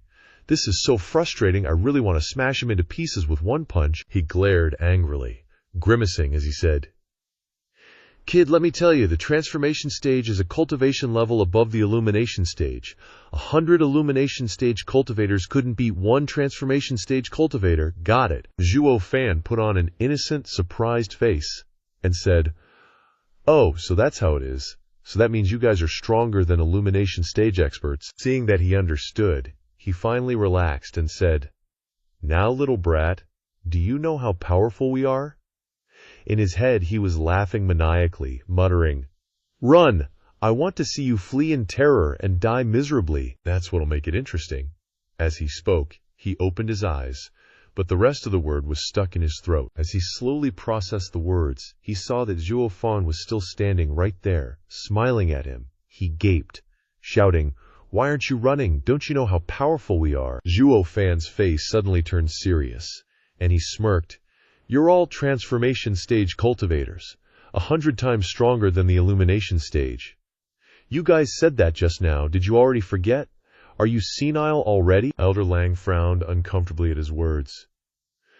"You little punk, what are you saying? If you know, why aren't you afraid of us? Why aren't you scared shitless and running away with your tail between your legs?" Zhuo Fan grinned in response. Then, looking up at them, he continued, "I'm here to stop you guys." Hearing him say that, all 3 of them were stunned. Zhuo Fan added, "When an illumination stage cultivator breaks through to the transformation stage, their souls merge with the void and aren't restricted by the 3 realms and 6 paths. Anyone under level 7 doesn't understand it. I knew your cultivation levels as soon as you arrived. I was just messing with you. How else would those 3 friends of mine be able to escape?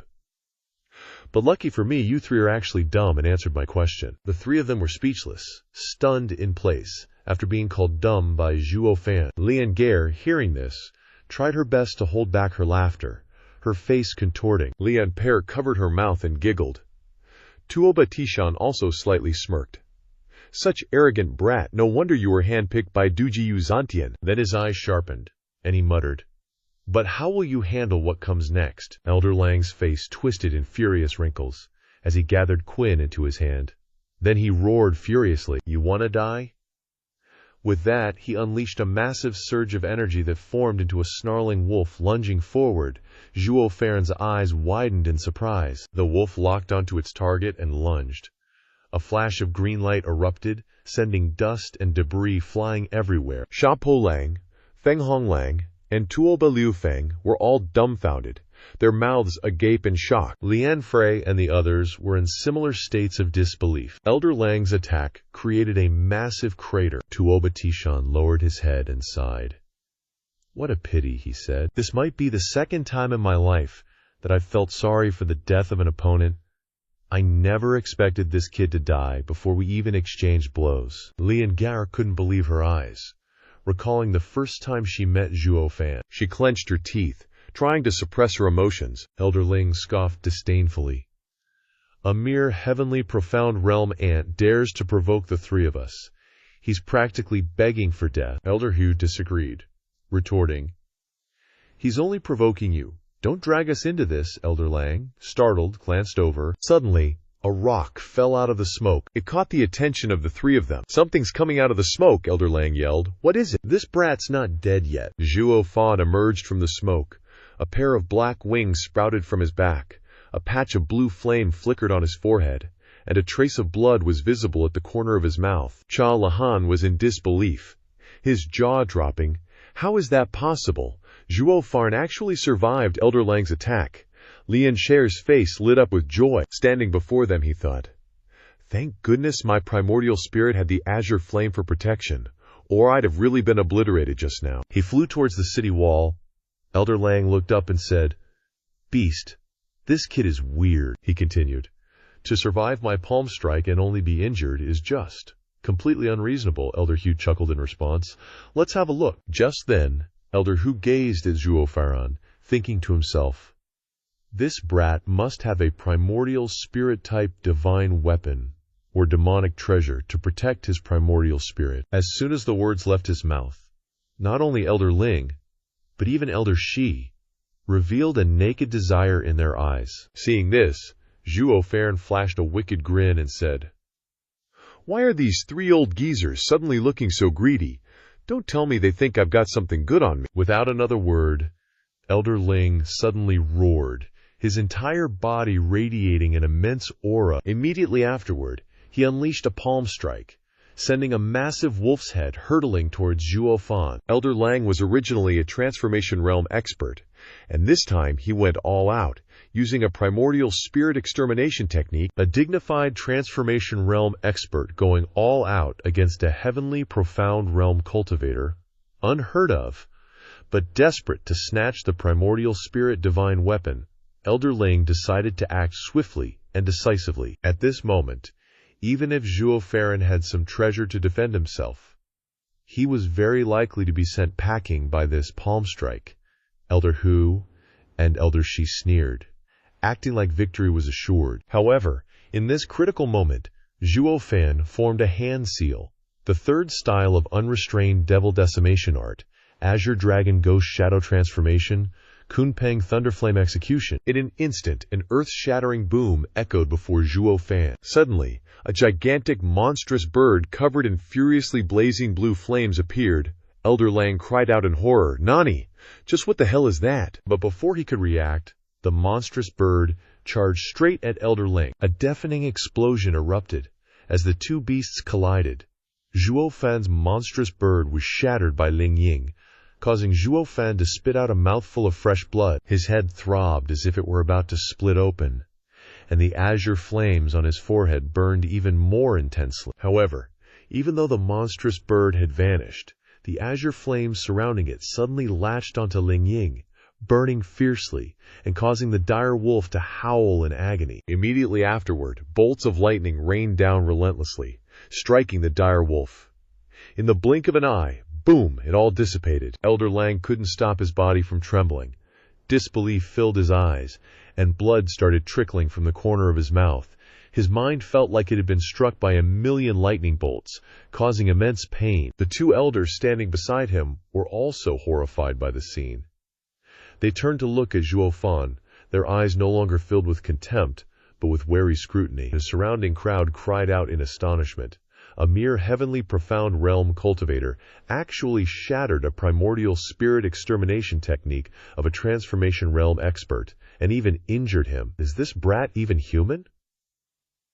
The three elders all wore bewildered expressions, looking at Zhuo Fan with shocked eyes. Everyone now thought that after such a fatal blow, Zhuo Fan wouldn't be able to survive. Zhuo Fan took a deep breath, his face turning even paler, and even his hands trembled uncontrollably. He thought to himself, "The difference in strength is too great. If I take another hit like that, I'm definitely done for." On the other side, Elder Lang's body couldn't help but shake. He barely managed to suppress his primordial spirit. Though he was also injured, it was much lighter compared to Zhuo Fan.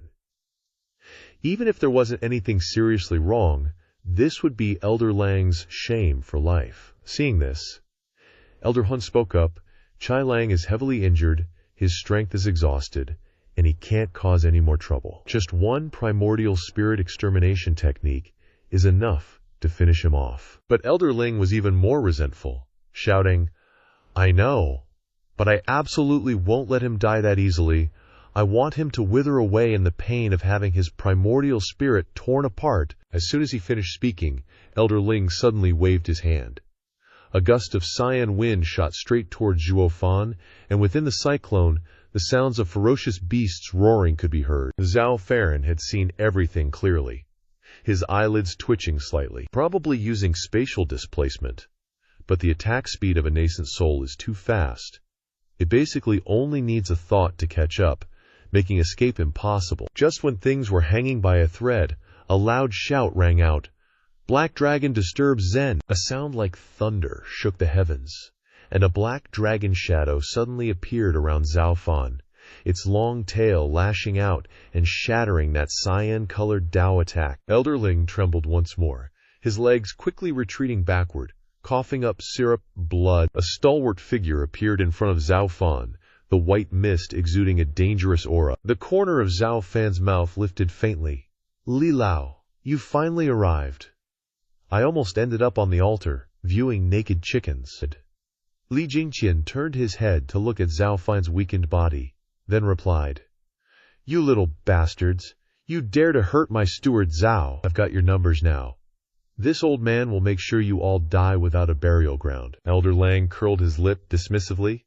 He sized Li Jingqian up for a long time, then sneered, Bury my ass. You're just a cultivator who recently broke through to the transformation realm, barely condensed your nascent soul, and you dare to boast so shamelessly." This old man and Elder Shi are both experts of the unusual transformation realm, and Elder Hu is even at the third stage of transformation. "If I hadn't been slightly injured earlier, would you even be able to touch me? If you know what's good for you, listen to my advice and scram, don't waste your realm." Before Li Jingqian could speak, Zhuo Fan's instinct to stir up trouble took over. He chuckled. "Haha, Li Lao, you see that? They're only transformation realm, but their brains are lacking, especially that old fart whose soul transformed into a wolf spirit. He's truly the dumbest of the dumb. In the middle of a battle, they just blurt out all their internal affairs to the enemy. It's true what they say. It's not the strong opponents you need to worry about, but the idiot teammates." Elder Hu and Elder Shi glared at Elder Ling. Although they didn't want to admit it, Zhuo Fan's reasoning was spot on. They bit their lips fiercely. Elder Ling flew into a rage, charging forward once again and roaring, "You little brat! Today I will tear you into 100 pieces." However, Elder Hu stopped him with a wave of his hand, saying, "Chai Lang, you're injured, you shouldn't fight again, let me deal with this one." As soon as he finished speaking, Elder Hu suddenly took a step forward, his entire body's aura magnified, and a phantom appeared, surrounding him with even more imposing power. His eyelids twitching slightly, Zhuo Fan sighed inwardly. So, a third-stage transformation realm expert is indeed powerful. Even hiding behind you, I can still feel the pain. Li Jingtian's heart also trembled. He retracted some of his carefree attitude, his face full of seriousness. But flames were already burning fiercely in his eyes. Li Lao laughed loudly. Ha ha! Perfect timing! Tuoba Tishan was summoning spiritual power with both hands, his teeth gritted, his heart filled with determination. Elder Huan suddenly widened his eyes, wondering if something bad was about to happen. Immediately, a demonic face appeared. It seemed to be the subordinate Tuoba Tishan had just summoned. The two demonic beast spirits were facing off against each other. Elder Hum was a little surprised. He wondered, how is this possible?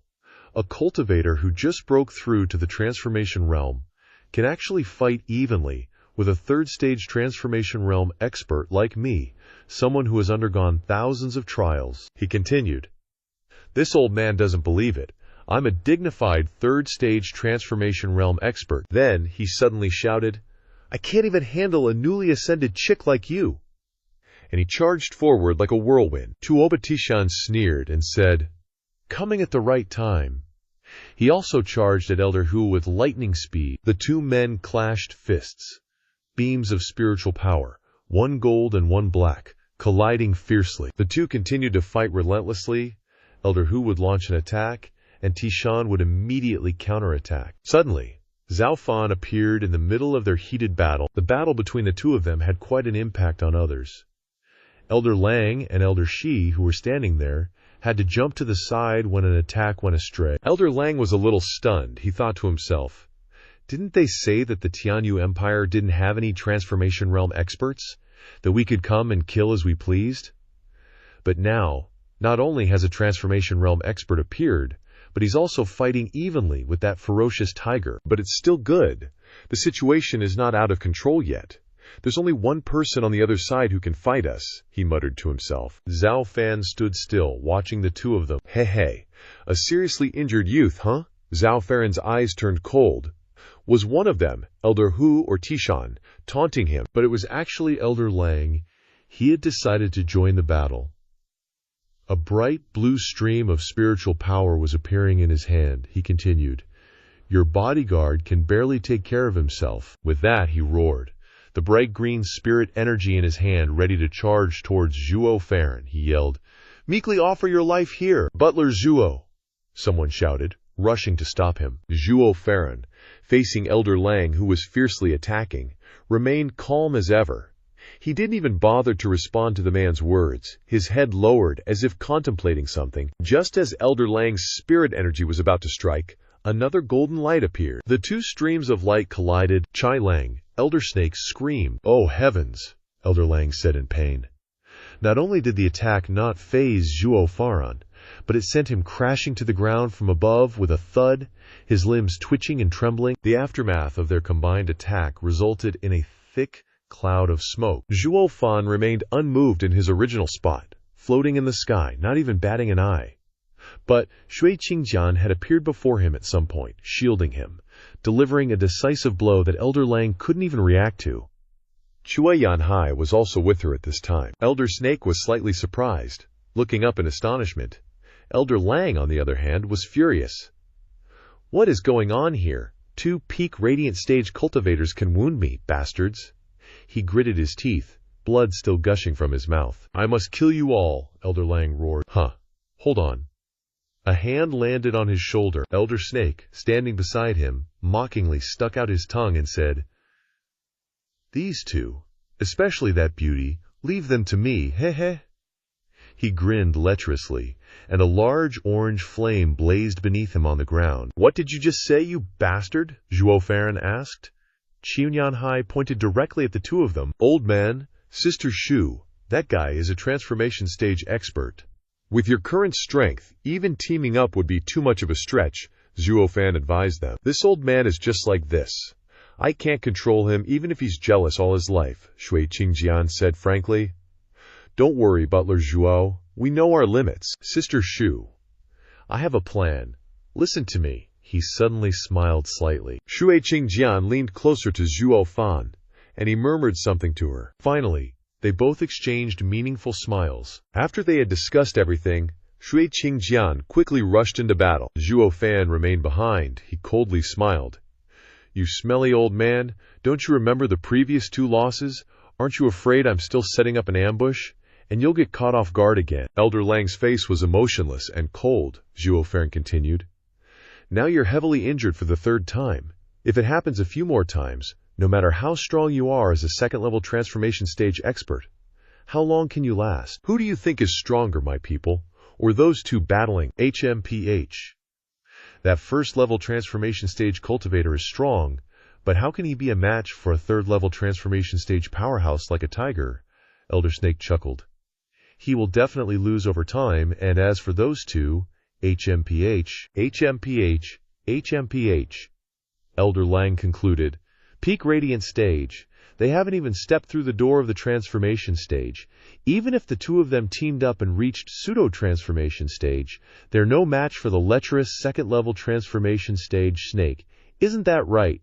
Zhuo Fan coldly asked. Now that I am badly injured, and I can't run away, you are waiting for them to decide the winner and loser.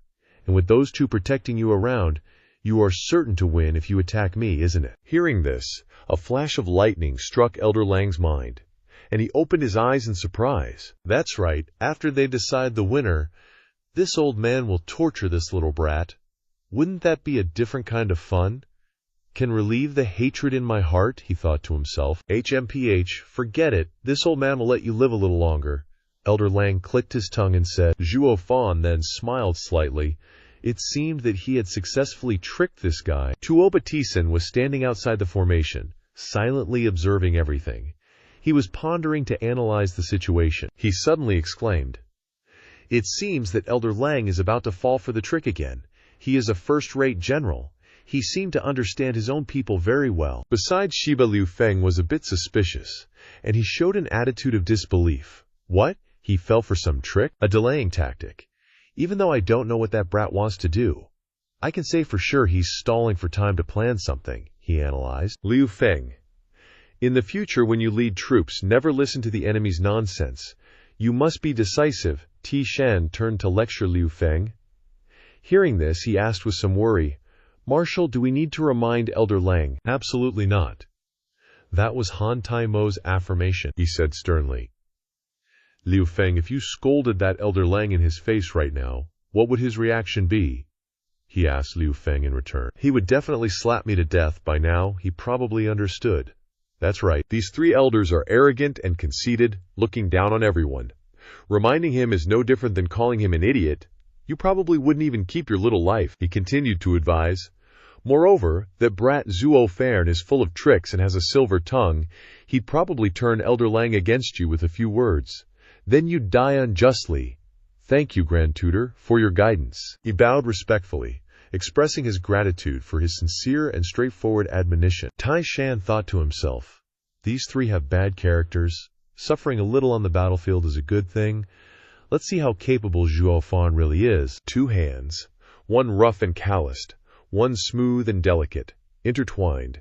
2 lights, one orange, one green, also emerged from them, merging into each other. Shui Qingjian and Xu Yanhai were joining forces to attack Elder Lang and the others. With ice and fire working together, they shouted in unison, a life or death decision.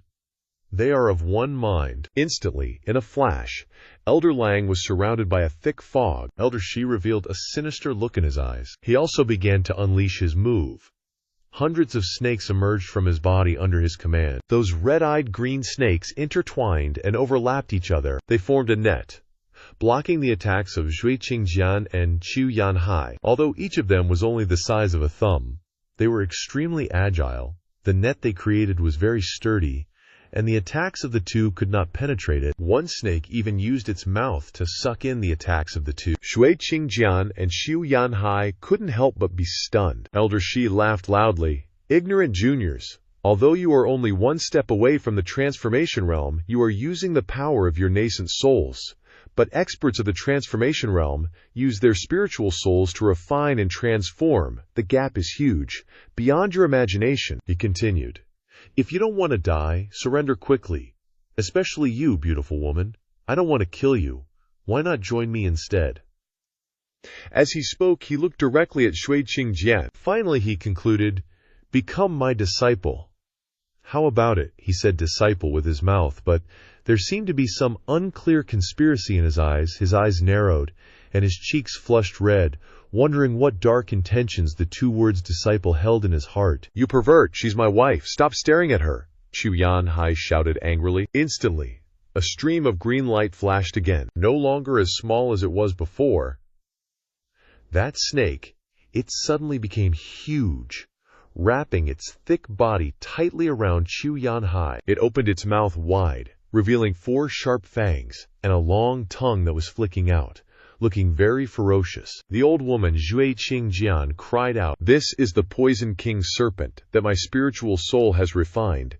If the poison shoots inside, his body will rot, and his nascent soul will eventually dissipate. His spirit will vanish and die, and no one in the world can save him," Elder Shi explained, while unleashing his move and showing off his power. "Don't!" Shui Qingjian shouted. "Telling me not to hurt him is easy. Just become my woman, and I'll listen to anything you say. Hurry over here, Elder." She continued to lure the beauty with sweet words. Something suddenly flashed through Shui Qingjian's mind. Zhuo Yifan, on the other hand, was in a precarious situation, with the serpent's mouth almost face to face with him. Elder Lang stood to the side, observing the situation. He snickered to himself. "Kid, we've already won 1 round. Just wait until Elder Menghu Chiwu, that old geezer who just entered the transformation realm, arrives. Then I'll deal with you." Faced with Elder Lang's provocative and smug words, Zhuo Fan furrowed his brows slightly, his face turning serious. "This old man will make you wish you were dead." "Ha ha." Shui Qingjian suddenly leaped up, flying in front of Elder Shi. "Come on, little beauty, he. He gave a disgusting smile, reaching out to embrace Shui Qingjian, who cried out uncomfortably, You're being too rough, you're hurting me. You immoral bastard. You release my wife." Zhuo Yifan's eyes were burning with jealousy as he roared, "Beauty, I'll let you go, but you can't run away, Elder Shi," she said with amusement. Shui Qingjian smiled brightly in response. "No way. I'm yours for life now, ha, Elder Shi." She then released her. Shui Qingjian massaged the area where she had just been squeezed tightly. Her eyes suddenly changed, becoming sharper. Instantly, she launched a direct attack at Elder Shi, who was standing right in front of her. However, he quickly blocked it with his hand. He exclaimed with delight, "Ha, I knew you were a wild horse." Then Elder Shi locked Shui Qingjian's hand. He continued, "But I like wild horses. This old man has seen plenty. Some wanted to assassinate me, some wanted to commit suicide. But in the end, didn't they all get tamed by this old man? You're no exception," he said domineeringly, sticking his tongue out as he spoke, looking truly repulsive at this moment. "Ha!" He laughed heartily. Elder Shi continued to raise his disgusting voice. "Beauty, the more you resist, the more excited this old man gets." Shui Qingjian looked indignant, about to say something, but he cut her off. "Now let this old man give you a kiss." Immediately, he puckered his pointy lips.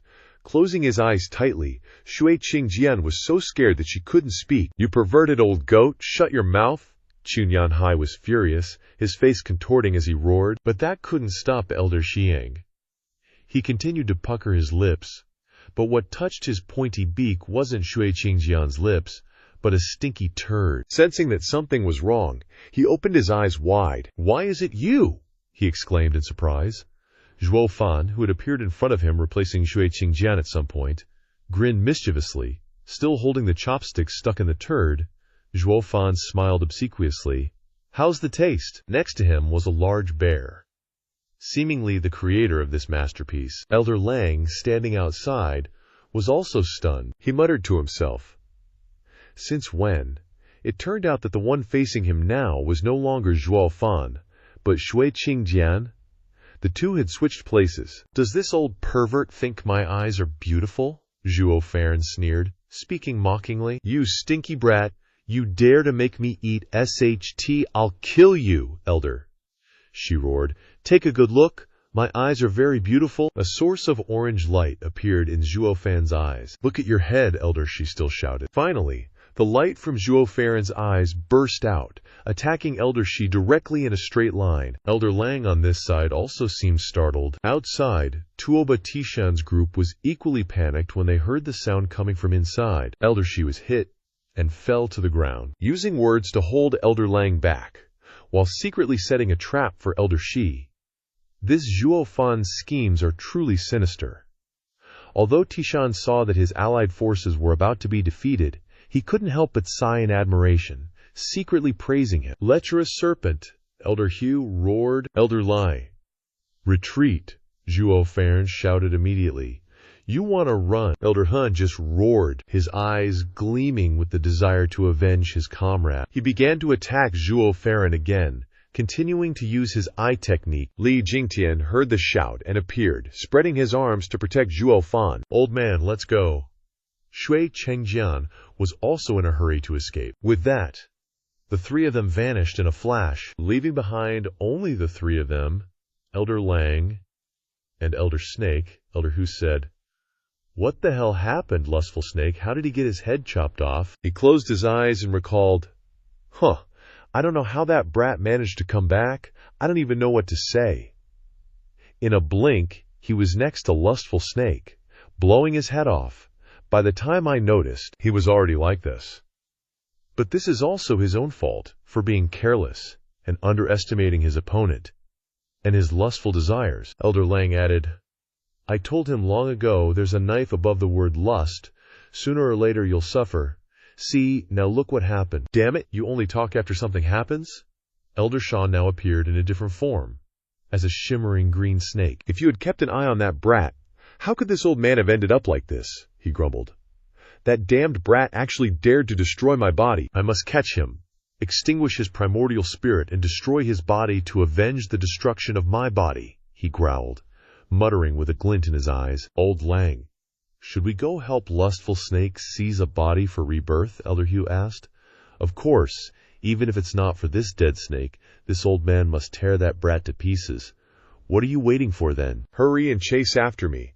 Now that my body is dead, my soul is out in the outside world, and with every moment my strength diminishes. I must quickly seize a body. Hey, why don't you just grab a random body first? Find a body for yourself first, and then we'll chase after him," Elder Lang suggested. "Bullshit. My body was destroyed by that brat. Today I must seize that brat's body, or when I return to the sect, won't I become a laughingstock?"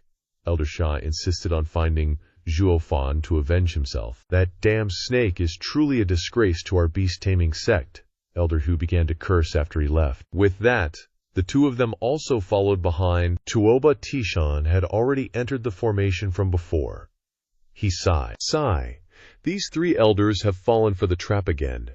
This is the lure the tiger from the mountain tactic.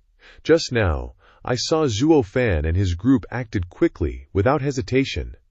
They must have planned this in advance. Look, Zhuo Fan's initial intention was to force us to show all our cards, lure away the experts before using soldiers against soldiers. But in terms of military strength, they are at a disadvantage," Tuoba Liufeng said. "Using soldiers against soldiers, they don't have the upper hand. That's why they say, when two forces clash, take the advantage.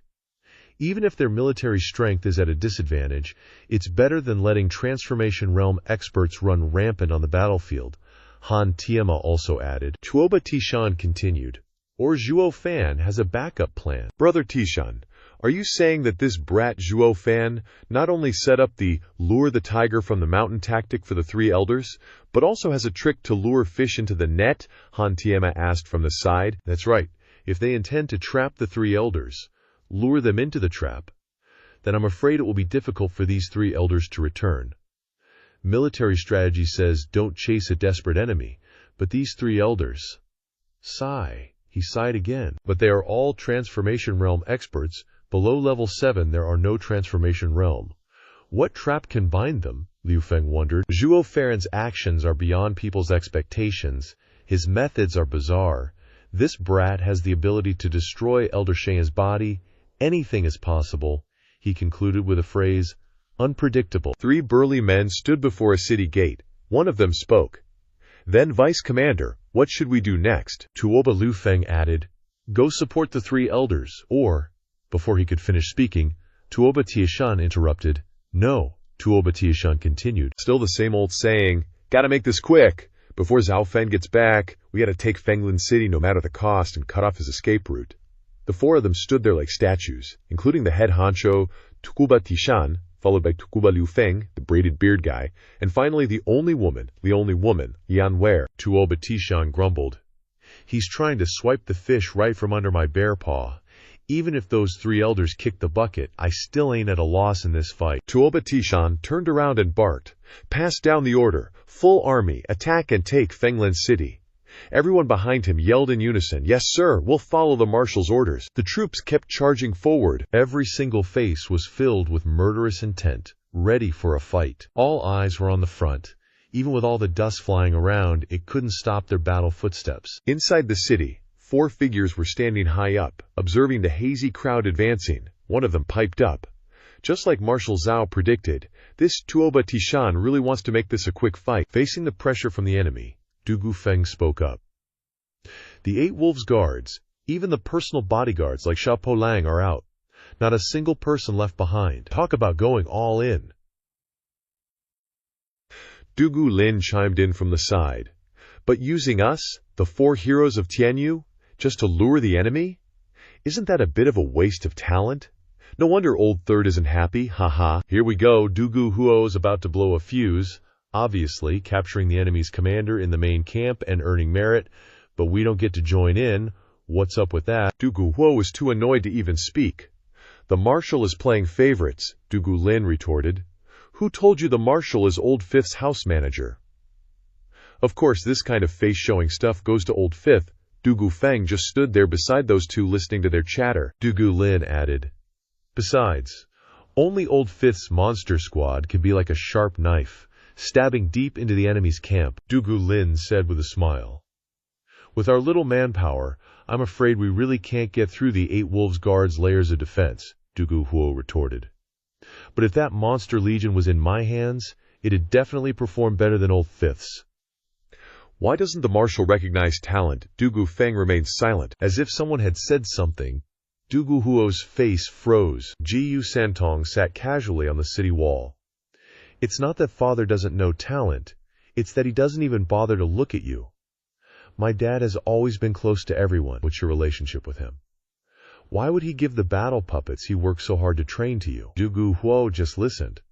Jiyu Santong might as well have been scolding him directly. I knew Zhuo Huo would flip out. "Hey, Jiyu Santong, aren't you the same? You're his son, and you're so strong, but when he was dealing with the Transformation Realm expert, why did he only tell people to call Li Jingtian and didn't even think of you?" Jiyu Santong was about to lose it after hearing Zhuo Huo's nonsense, and retorted, "Isn't that because of you deadweights?" Jiyu Santong stood up angrily. "If father hadn't told me to keep an eye on you guys, afraid you useless lot wouldn't have any protection, I would have loved to go up there and teach that old fart a lesson for bullying my dad." Zhuo Huo was speechless at Jiyu Santong's words. Zhuo Lin smoothed things over between the two, patting Zhuo Huo on the shoulder and saying, "All right, we're all on the same side now, just following the marshal's arrangements. What's there to argue about? Besides, Jiyu Santong isn't wrong." Zhuo Lin continued to explain. "The enemy really did send someone specifically to deal with us, you guys see. Those demons kept flying all over the sky. Their terrifying eyes would send anyone else straight to their ancestors." Zhuo Huo observed the situation with Zhuo Lin. "All the Shadow Fiend guards are here, so the other experts aren't far from us either." Zhuo Feng finally spoke. "Jiyu Santong, please provide good support for us. It's our turn to act." Jiyu Santong had already leaped down from the city wall. Jiyu Santong made a gesture, as if he understood. "Relax. This is the mission Zhao Fan assigned to me, no problem." The Red City gate was slowly opening. Tuoba Liufeng looked surprised. A wave of troops poured out. All brave warriors, swords in hand, shouting and charging forward, both people and horses full of fighting spirit. Tuoba Liufeng frowned as he watched the cavalry charge. They're on the defensive side. Guarding with their backs to the city would be advantageous. Why are they all charging out? Are they trying to go straight to their doom? Tuoba Liufeng smiled faintly. HMPH, as if I'd let you achieve that so easily. Tuoba Liufeng lowered his voice and ordered, "Iron-backed wolves and iron-hoofed wolves, go ahead and stop them. Wind-howling wolves and blood-shadow wolves, follow up with a sudden attack. The Heavenly Martial Royal family will break their battle formation so that the troops can charge. All those named responded in unison with a clear yes. After Tuoba Liu Feng's arrangement, Tuoba Liu Feng's side was also advancing, only to see everyone shout the loudest to take the momentum to prepare for battle. The side on the side was a little panicked by their momentum. They still keep the formation with "look like that," only to see a man with a gray beard holding a white stone with fire in his hand. Only half of his mouth can be seen, but it can be guessed that his majesty is obvious. With that firestone, some of the soldiers on the gray team were thrown off their horses in panic. It must have been an earth-shattering event. Turns out it's the black and white chess saints. Seeing the enemy forces crumbling, Feng Honglang laughed heartily. So this lone warrior isn't so lone anymore, not worth worrying about at all. The battle formation was broken so easily, we probably don't even need to lift a finger. This invincible iron army is about to fall apart in moments. Blood Shadow Wolf standing beside him added, "Exactly. It seems Marshal Zhuo Fan only puts his mind to schemes and plots. Neglecting troop training, haha." Everyone was smiling, thinking they could win without even fighting. Only Tuoba Liu Feng was having an existential crisis. That's weird. Since when did the lone army become so weak? The battle formation is so easily scattered. Almost worse than even the average Quanrong soldier. Tuoba Liu Feng's eyes widened in shock. Just as he heard a shout followed by streaks of lightning falling from the sky, a playful voice suddenly rang out. "Hey, old fart, why aren't you playing chess in the Imperial City? What are you doing here?" Even the black and white chess saints were slightly intimidated by this voice. Jiyu Santong appeared, arrogantly adding, "Want a beating, huh?" At this point, the black and white chess saints were officially scared.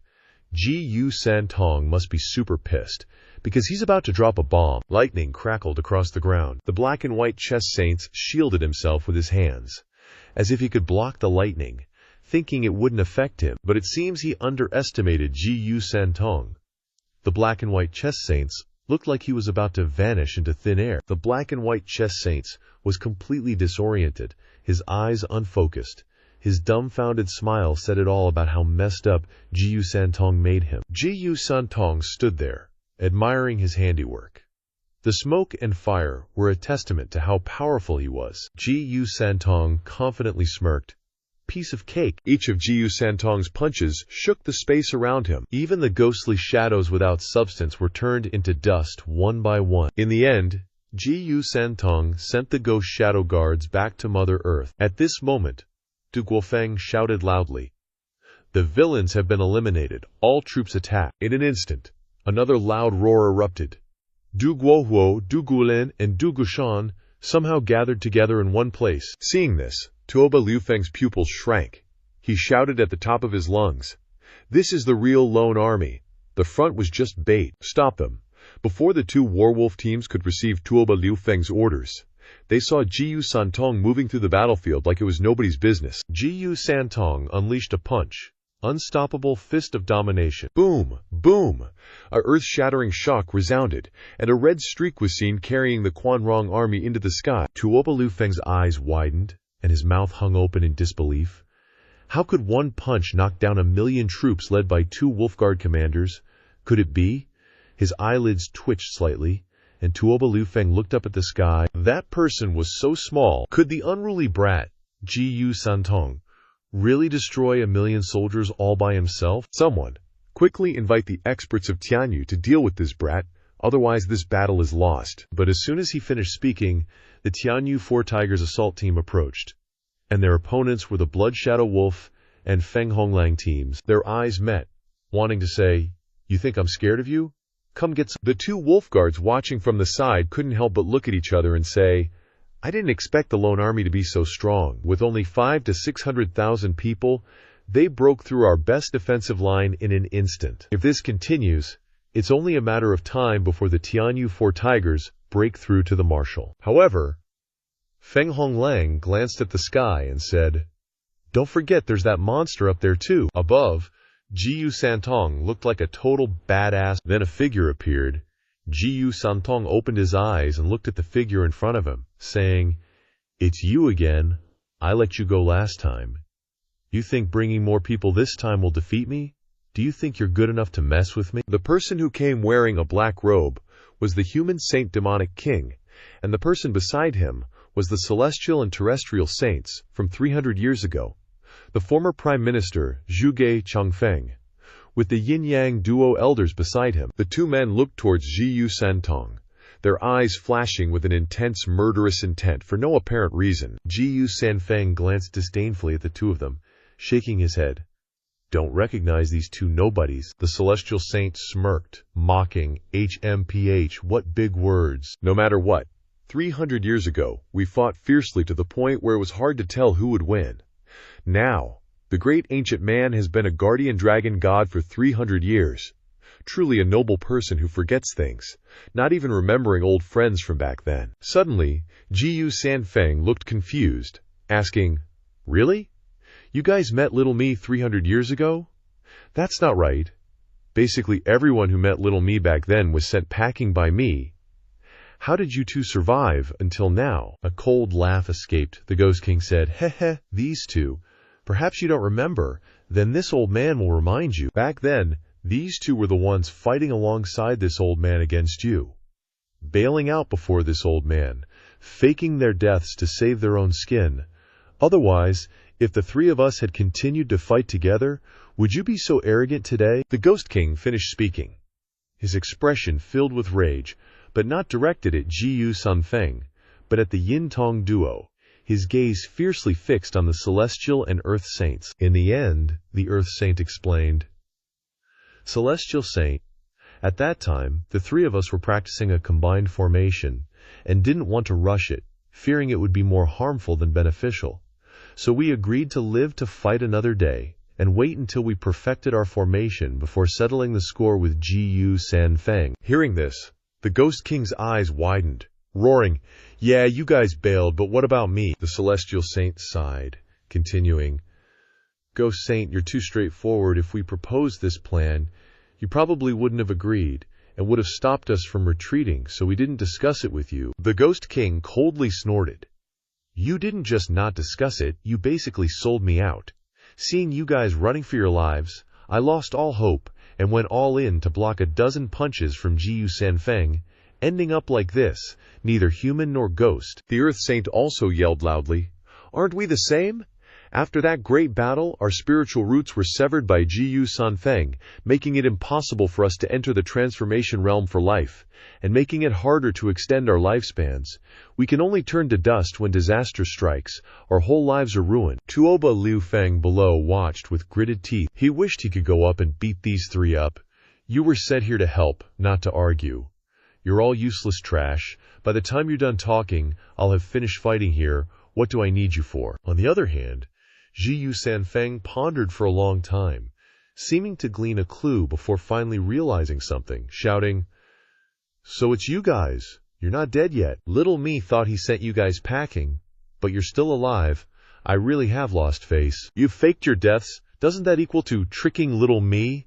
HMPH, you three liars. How dare you call yourselves saints when you're not good for anything?" The bickering stopped abruptly, the three of them turning their heads together to look at Zhuo, finally realizing what they were there for. The Ghost King coldly said, "Celestial Saint, Earth Saint, let's put aside our past grievances for now. Don't forget the mission we've had for 300 years. Come, let's settle our score with Zhuo." The Celestial and Earth Saints glanced at each other and nodded, saying, "It's just right. Our combined formation is complete, and testing it on this kid is the most suitable. But it can also be considered the unfinished battle from 300 years ago." Hearing these words, Zhuo disdainfully curled his lips, scoffing. 300 years ago, you were losers under Little Me's hands, and it'll be the same after 300 years, the Celestial Saint said. "A scholar who has been away for 3 days must be looked at with new eyes." Both the Celestial Saint and the Earth Saint cupped their hands and shouted, "Moreover, we've been lying in wait for 300 years. Just to settle things with you today." After speaking, both of them emitted a huge force, with black and white colors intertwined like yin and yang. Zhuo saw that these two people were suddenly so strong, and guessed some of it. It seems that these two old guys really have a move that can't be underestimated. In order to avoid putting himself in a disadvantageous position, Zhuo launched an attack first. Father once said, "Strike first to gain the upper hand. Zhuo Santong's fire fist was blocked, surprising him. What? The celestial saint proudly blocked Zhuo Santong's blow. I didn't expect that the invincible naughty boy would also make a move first. It seems that you have realized that you are no longer our opponent, right? Otherwise, why would you rush to attack others first? Zhuo Santong shouted. Bullshit. Little me just doesn't want to listen to you nagging, and wants to quickly take care of you. With that said, he gathered energy into his fist. Now little me will send you to the west like 300 years ago. The celestial earthly saints simultaneously formed a seal, releasing countless chains that flew to ensnare him, making it impossible for him to escape. What's the matter? The earth saint mocked him. Save your strength, you won't break free. What do you say, Zhuo Santong? This is the celestial yin-yang entrapment formation refined by the two of us. Once you're locked by this lock, it's like being locked by the heavens and earth. Unless you can pierce through the heavens and earth, you won't escape even in death. Zhuo Santong roared, exploding with energy. Then this young master will pierce through this heavens and earth. He began to revert to his true form, a crimson Qilin, causing the earth saint to exclaim, "This kid is truly a monster." Then he turned to the ghost shadow guard and said, "What are you waiting for, human saint?" Seeing the ghost shadow guard still standing by with folded arms, the earth saint frantically shouted, "Human saint, make your move! We're about to lose our grip." Only then did the ghost shadow guard change his attitude, forming a seal with his hands and coldly snorting, "If we had joined forces to fight the enemy 300 years ago, wouldn't we have avoided today's situation?" Then he unleashed a move towards him, Zhuo Santong. This time, this old man is the true core of this formation. The light aimed directly at his neck, causing the chains to tighten and preventing him from escaping. Below, Jun Dugu looked up at the battle in the sky. Dugu Feng, seeing his true form, exclaimed, "So this is Zhuo Santong's true form." Dugu Lin behind him said, "Zhuo Santong has been locked down by those three with a strange formation, making a central breakthrough very difficult." Dugu Lin also nodded in agreement. "Next, we'll have to rely on ourselves." Seeing the situation gradually tilting in their favor, Feng Honglong laughed joyfully. Without the help of that little monster, this force of 50 or 60,000 of the Dugu army is nothing to fear. Immediately afterward, he took the lead and flew up, leading the army behind him. "Come on, Heavenly Marshal Four Tigers." Dugu Lin also took the lead and charged into battle. Feng Honglang, Blood Shadow Wolf, get your asses over here for this old man. The two sides fought fiercely, and the strength of the Dugu army was extremely powerful. Even though they were fewer in number, Feng Honglang faced some difficulties. Unexpectedly, this Dugu army, with only about 50 or 60,000 troops left, is still so strong. If this continues, we'll fail under their assault, and they'll reach Yellow Dragon directly. Dugu Lin shouted, directing the army's attack forward. "Charge!"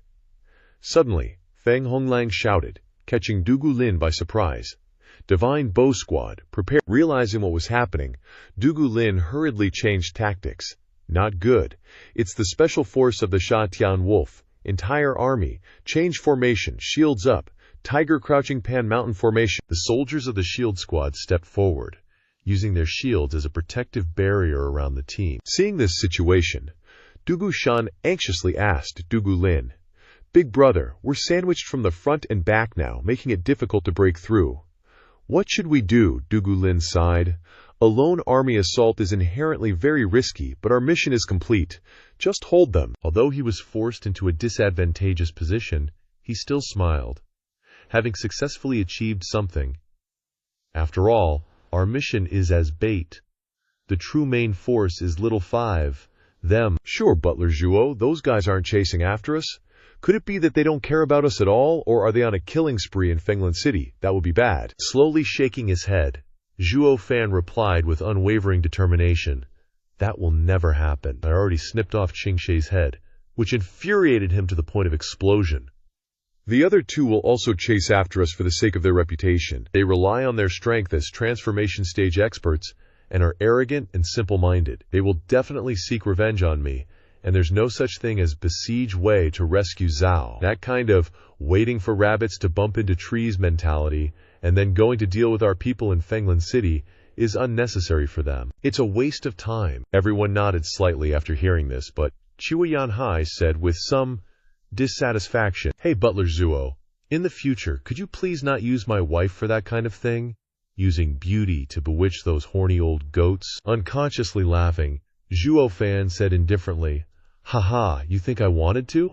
My original plan was to lure out the opponent's experts, then provoke them, and drag them away from the battlefield, so that the heavenly old four tigers would have the opportunity to display their skills in a spacious area.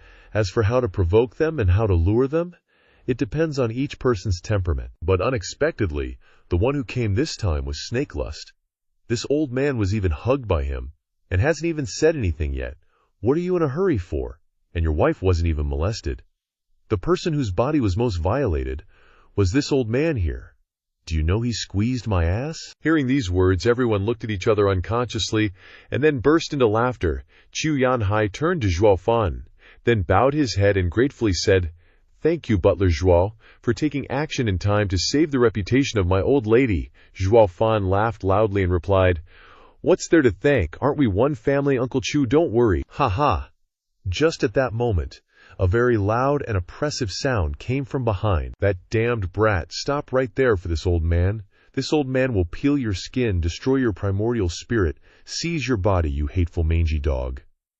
Everyone was startled and looked back, and it was the two elders and a green snake soul chasing after them, their speed extremely fast, and they were about to catch up. Zhuo Fan smiled and thought, "Finally, the three mangy dogs have caught up. Come on, my little darlings." The two male leads glanced at the terrain below, and suddenly their eyes lit up. There was a small valley below. The male lead spoke up. "That's the spot, old Li. Let's descend there. Someone will be waiting for us," Li Jingtian shouted loudly. "Got it." His body suddenly changed direction, and he plunged down just like that. The ice and fire couple hurriedly followed. Very quickly, the four of them landed in a small mountain valley, surrounded by concealing trees, and the babbling stream was absolutely beautiful.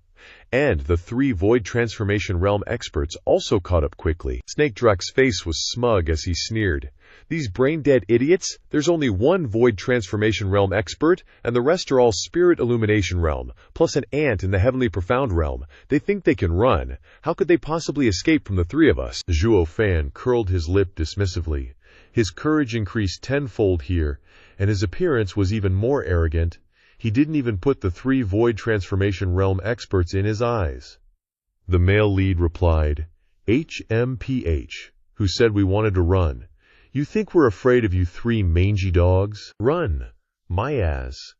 We just suddenly remembered that we had an appointment with friends here, so we came according to schedule. You guys are like dogs chasing after us." Snake DCK laughed even louder. Ken, don't put on that act. This old man doesn't care what kind of flowery nonsense you spout today. I will definitely skin you alive and seize your body." Before he could finish speaking, Zhuo Fan interrupted him in a hurry. "My God, I thought that old geezer with the white hair of yours was already useless. Turns out even your brain has been soaked in water. If you want to skin me and seize my body, how would you even be able to use it?" Snake Drak's eyelids drooped imperceptibly, and he was stunned for a moment. He thought about it, and it was true. What would he do with Zhuo Fan's skin and body after seizing it? His face is really stupid, huh? Helplessly, Elder Hu suddenly glared fiercely at Qing Shi, scolding him. "You stupid snake bastard, did you come here to kill him or to argue with him? Do you even care about small things? What are you still thinking about? You mother fifker? Overall, our beast-taming sect has been dragged down a notch by the two of you." The other two elders glanced at each other, both snorting softly in disapproval. Then, the two of them, with eyes full of anger, glared fiercely at Zhuo Fan. If it weren't for this kid's cunning words, how could one person be injured, one person's body be destroyed, their face be thrown to the dogs, and even beast-taming be looked down upon and despised? Snake DCK bit his lip slightly and looked at the male lead with a sinister gaze, shouting loudly, "You mother fricker, you mangy dog, I want to skin you and carve your bones. I want to torture you so you can't live or die. Only then will I be satisfied." Zhuo Fan smiled triumphantly, his face mocking, and replied, "Oh my, don't you want to seize my body anymore, Qing?" She angrily swung his tail and said, This is none of your business. In short, this old man will definitely torture you thoroughly.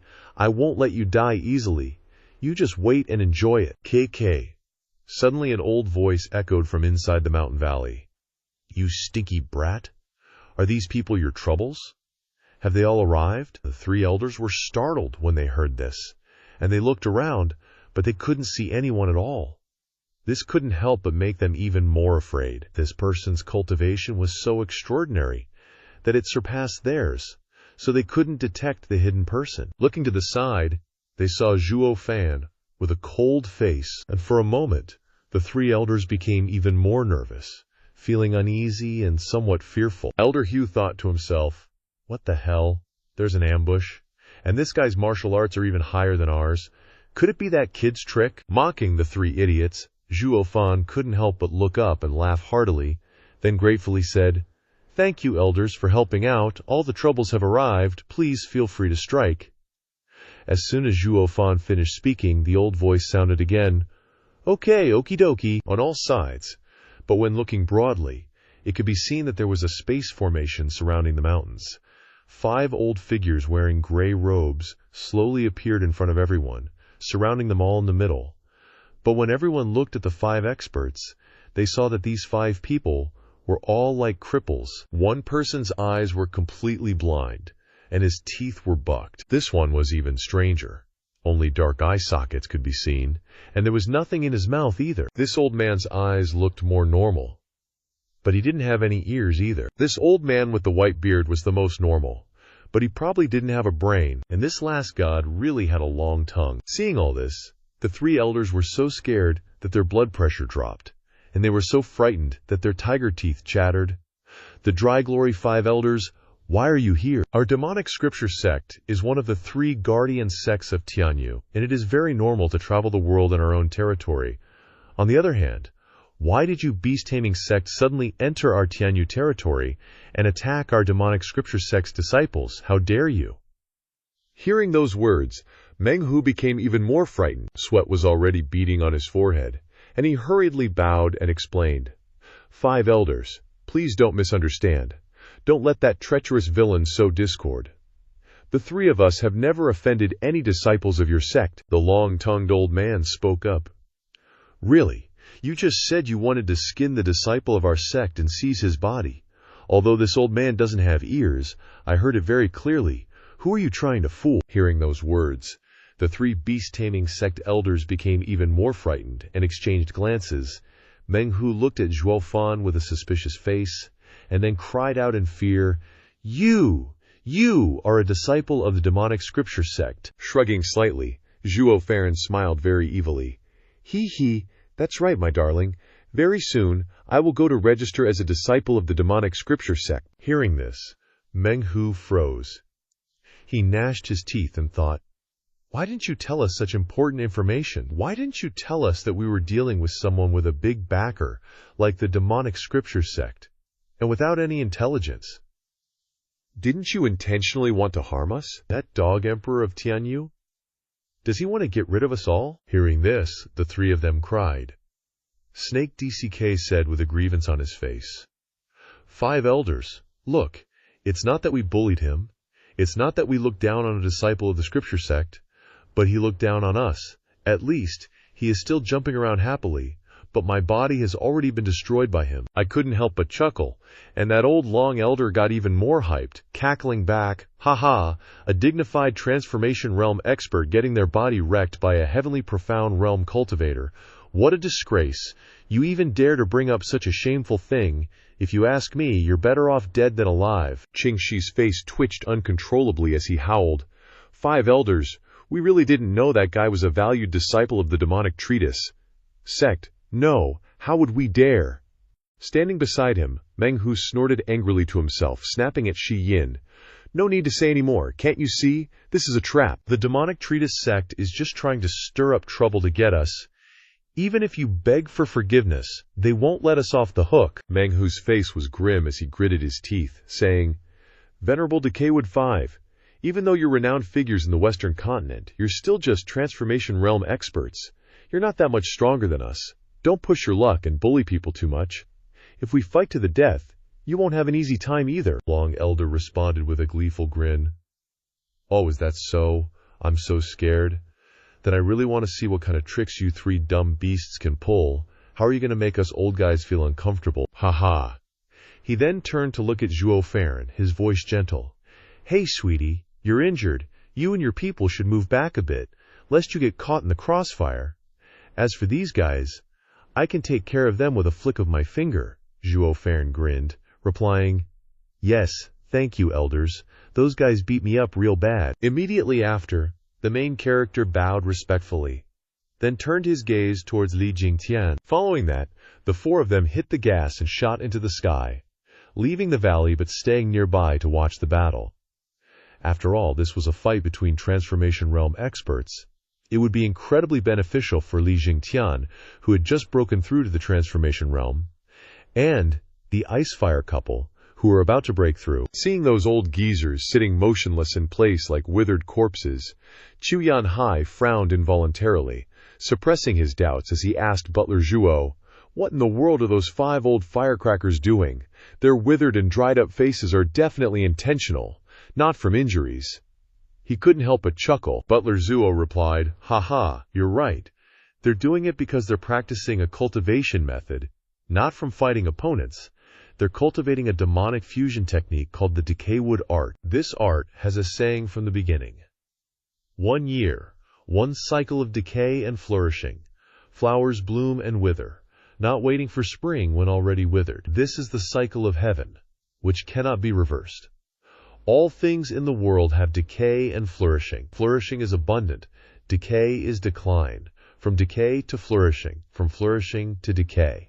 These old guys use the 5 senses as the 5 elements, the cycle of heaven and earth. But there is prosperity in the cycle, and there is decay so that it may be eternally prosperous.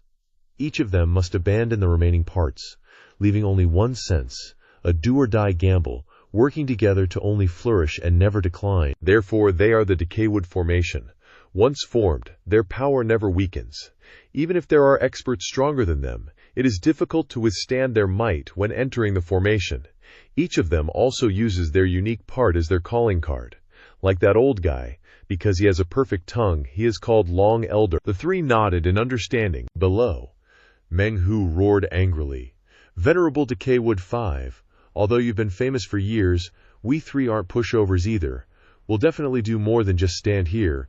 If you push us too far, we can do unimaginable things. Standing beside him, Ling Elder also yelled, Yeah, the 3 of us are known as the most ruthless in the area. We've never been afraid of anyone. Long Elder revealed a mocking smirk. Haha, people often say that a dog that barks doesn't bite, and a dog that bites doesn't bark. Now that I see you 3 making so much noise, I actually feel a lot more at ease. Shu Qingjian couldn't help but giggle. Butler Zhuo, this guy is comparable to you. His tongue is so venomous, Zhuo Fan replied. That's for sure. How could he be worthy of his title if his tongue wasn't poisonous? Haha. Over here, Hu Elder was already seething with anger, his face full of murderous intent. They had been relentlessly humiliated by Long Elder from the beginning, and the 3 of them felt like they had lost all face. After all, they were all Transformation Realm cultivators. Such disrespect was just too much. As a result, Hu Elder let out an enormous roar, and the aura of his entire body suddenly erupted. The Transformation Realm golden-winged Panlin tiger suddenly surrounded him. In an instant, the sky turned pitch black. Chu Yanhai and the others widened their eyes and shrank back. Beside him, Ling Elder also began to reveal his fierce, wolf-like nature, his sharp fangs bared. Seeing this, Zhuo Fan spoke up. Looks like these little kitties are approaching danger. Suddenly, Meng Hu roared from below. Where are my 500 brothers? Charge! As soon as the words left his mouth, the 3 of them quickly hit the gas and shot upwards. They intended to join forces to break through the encirclement, but it was no use. Appearing above them was Mouth Elder, blocking the path of the 3 who were trying to escape. Their eyes narrowed. Tiger, Wolf, and Snake saw that there was only one person above them and didn't hesitate. Meng Hu roared, He's all alone. Send him to hell. As soon as the words left his mouth, 3 extremely powerful auras rushed straight towards Mouth Elder.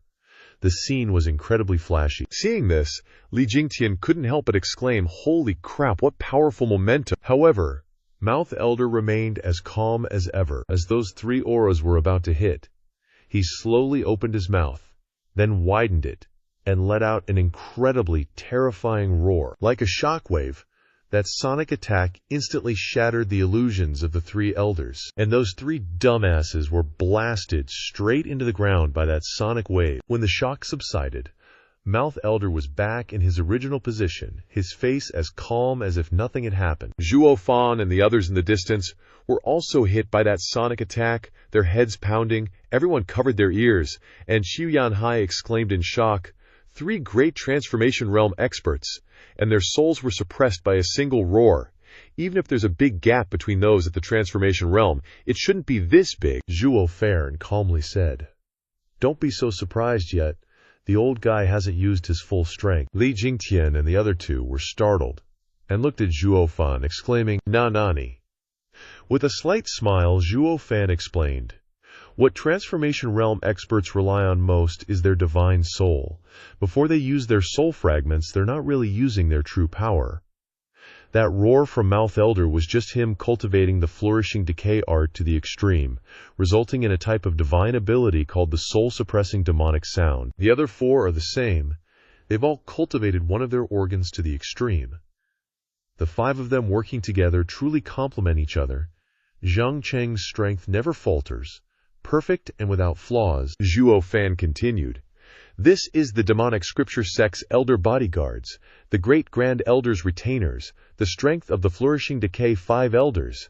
Li Jingtian asked curiously, "Steward Zhuo, what do you mean by elder bodyguards?" Zhuo Fan replied, "They specialize in protecting the demonic scripture sect, the guards of the great grand elder. That's what elder bodyguards are. Originally, these five could have become grand elders of the sect, but because they are the great grand elder's bodyguards, they can only remain in the position of elders. Rumor has it that the great grand elder's status in the demonic scripture sect is very revered, receiving the respect of all disciples, and he has the oldest qualifications in the sect, even having the power to dismiss the sect leader." Li Jingtian said in surprise, "Steward Zhuo, you were able to invite someone like that to help you." He wondered, "Could it be that you didn't come to the demonic scripture sect to become a disciple, but to become a grand elder?" Zhuo Fan glanced at him after hearing his question and replied indifferently, "All of this was said by Ji Wuyue, the sect leader of the demonic scripture sect. Who knows if he's exaggerating, trying to emphasize how much he values me? But even if he is, the fact that he can send these five old guys to lend me a hand is considered enough." Saying this, he chuckled lightly and continued, "In my opinion, these five old guys are more than enough to deal with these three transformation realm guys, even if there were 30 more. Elder Tiger and his group lay sprawled on the ground itself having been blasted into a pit. Panting, Elder Tiger said, "This must be the flourishing decay formation of the flourishing decay five elders. Truly deserving of its reputation. I admit defeat wholeheartedly." Then, he looked up at where the five elders were sitting and said, "It's just that you gentlemen are fighting 3 against 5, winning with numbers. I'm afraid your victory isn't very glorious, is it?" Tongue Elder laughed loudly in response. "You really know how to open your eyes and spout nonsense. The flourishing decay formation," he continued. "We haven't even set it up yet. Just now, it was just Mouth Elder, one person making a move." Tongue Elder looked down condescendingly and slowly said, "If you're talking about bullying the weak, it's more like you guys attacking 1 against 3, but I understand what you're trying to do. Wanting to use verbal sparring to seize a good opportunity to escape. Unfortunately, that has no effect on us demonic cultivators. Perhaps the righteous sects care about honor, but we demonic cultivators only care about victory and defeat. We don't care about the process.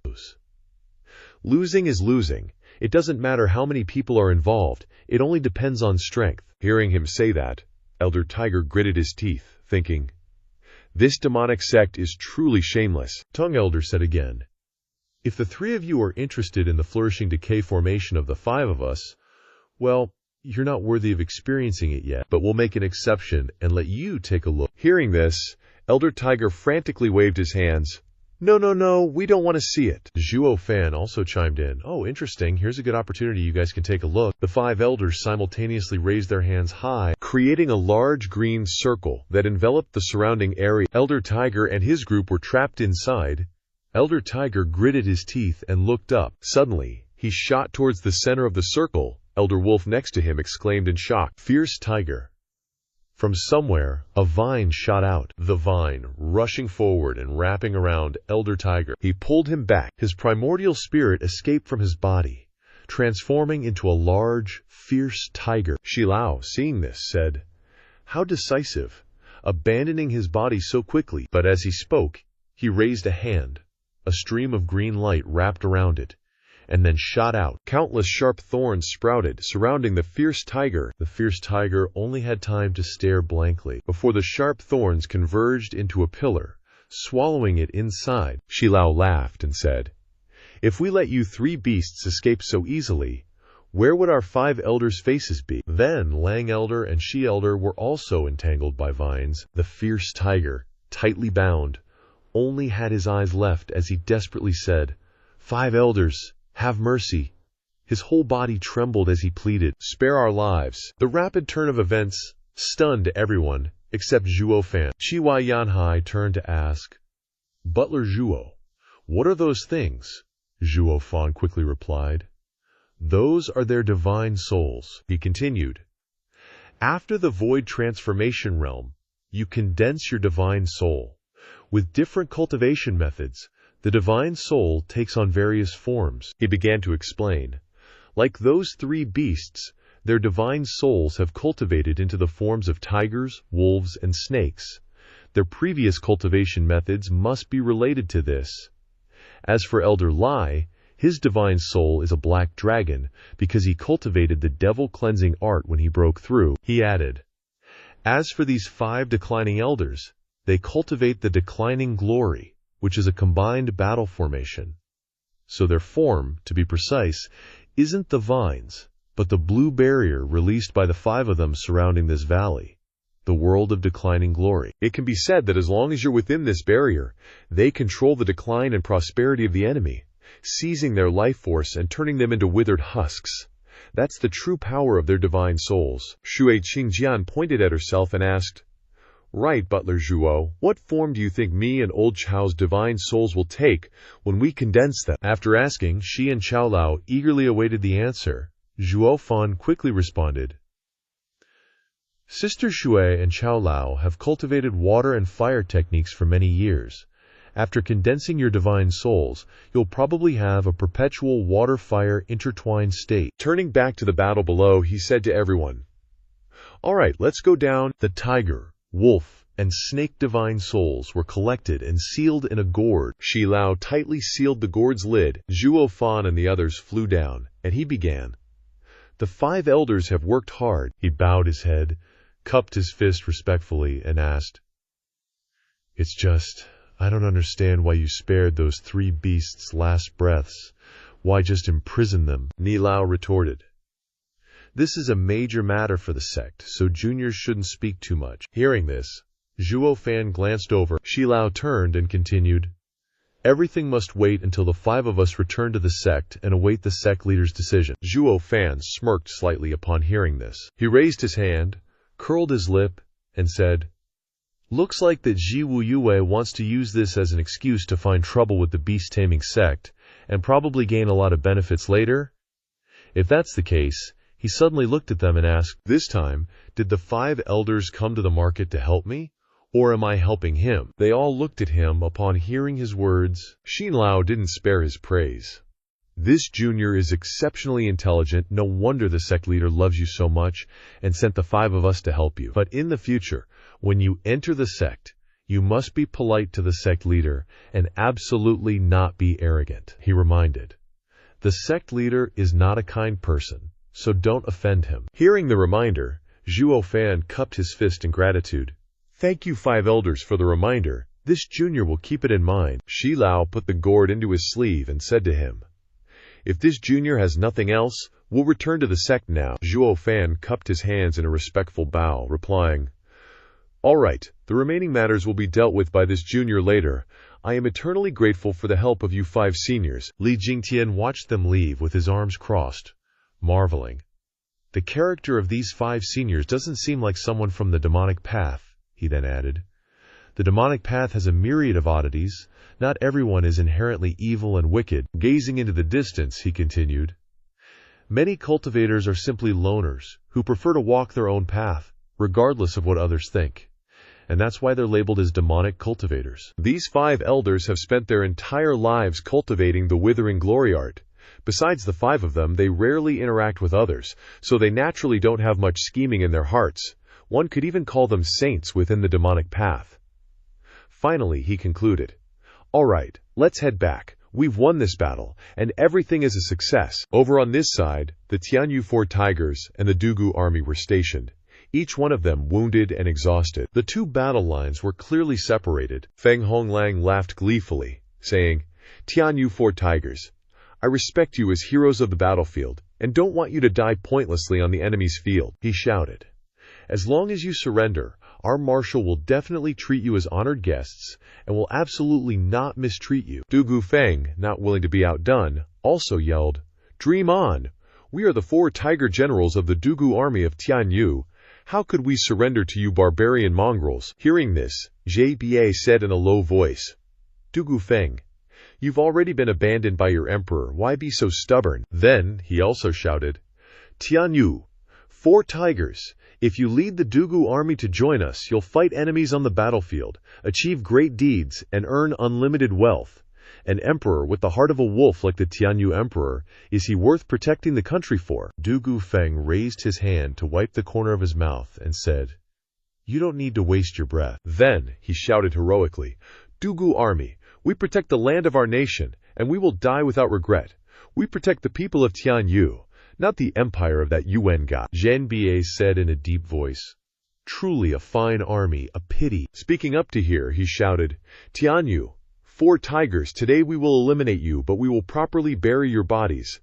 In a resounding voice he shouted, all troops, listen to the order, eliminate them. As soon as the order was given, Zhenbei's army rushed forward in unison. Suddenly, a beam of light appeared behind Zhenbei. He shouted, it's Marshal's signal flare, someone is attacking the camp. Dugu Feng laughed loudly and said, Little Fifth has made his move. Feng Honglang was startled and turned around upon hearing this. He stared wide-eyed, thinking, they sent people to attack the marshal's headquarters, how is that possible? After thinking this through, he shouted, aren't all of you from the Dugu army here? Which other team could raid that place? Dugu Feng said gloatingly, unexpected, right?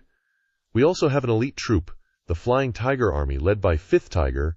We were just baiting to lure you here. Feng Honglang asked back, the Flying Tiger army. Elsewhere, the soldiers in front were all simultaneously pierced through the chest by a beam of light. 5th Tiger fought against 100 single-handedly, scattering the enemy troops. Luo Yunhai stood there, witnessing everything, stunned, thinking, this team is too strong, what's the point of having any command? They're basically tigers in a flock of sheep, just kill them directly. Suddenly, a voice rang out. 5th Tiger said, young master, all the garrison guards have been cleared by us, only the marshal's tent remains. This subordinate will accompany you, Luo Yunhai asked suspiciously. With your abilities, you could just capture him. Why are you waiting for me? Hearing this, he respectfully said, young master, this is Zhuo Steward's intention. Only by personally capturing the enemy marshal and taking the first merit in this great battle can you win everyone's sincere admiration. Luo Yunhai raised his face and sighed. Big brother Zhuo is really considerate, but I feel a bit guilty taking this credit. After speaking, he walked in front of the marshal's tent. Gently lifting the curtain, he stepped inside. There was a large figure standing there. Luo Yunhai stepped forward to give a salute. He often heard his adoptive father mention that the old marshal was his lifelong enemy. To be so calm in such a situation truly lives up to the reputation. Please follow me.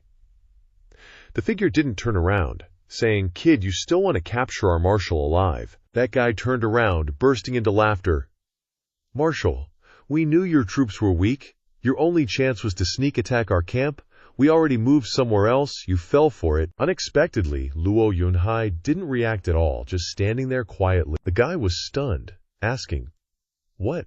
Aren't you surprised? He smirked back. Surprised about what? He looked straight at the guy, chuckling. I knew it from the start. Zhuo Fan smirked at Luo Yunhai. While the 4 tigers held everyone else back, you led the Flying Tigers straight into the den to capture Tuoba Tianshan. Zhuo Fan added, but the chance of Tuoba Tianshan being there is less than 10%. He must have moved.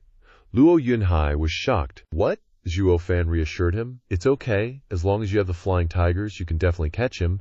If he's not at the camp, then he must be. Both Zhuo Fan and Luo Yunhai's eyes widened as they both thought of a certain place, thinking in unison. There, a man was shocked to see where Luo Yunhai was headed. The man asked Luo Yunhai, "You're just going like that without killing me?" Luo Yunhai just smirked. "You can't block my path. Why bother killing you?" Luo Yunhai laughed loudly. Ha ha. The man's face went blank, not understanding what was going on. Luo Yunhai opened the tarp, preparing to step out, when a foot as big as a pillar with extremely sharp claws appeared. Chalahan confidently held his weapon, saying, "Ha ha, you little thief, trying to sneak out of the camp so fast. Where do you think you are?"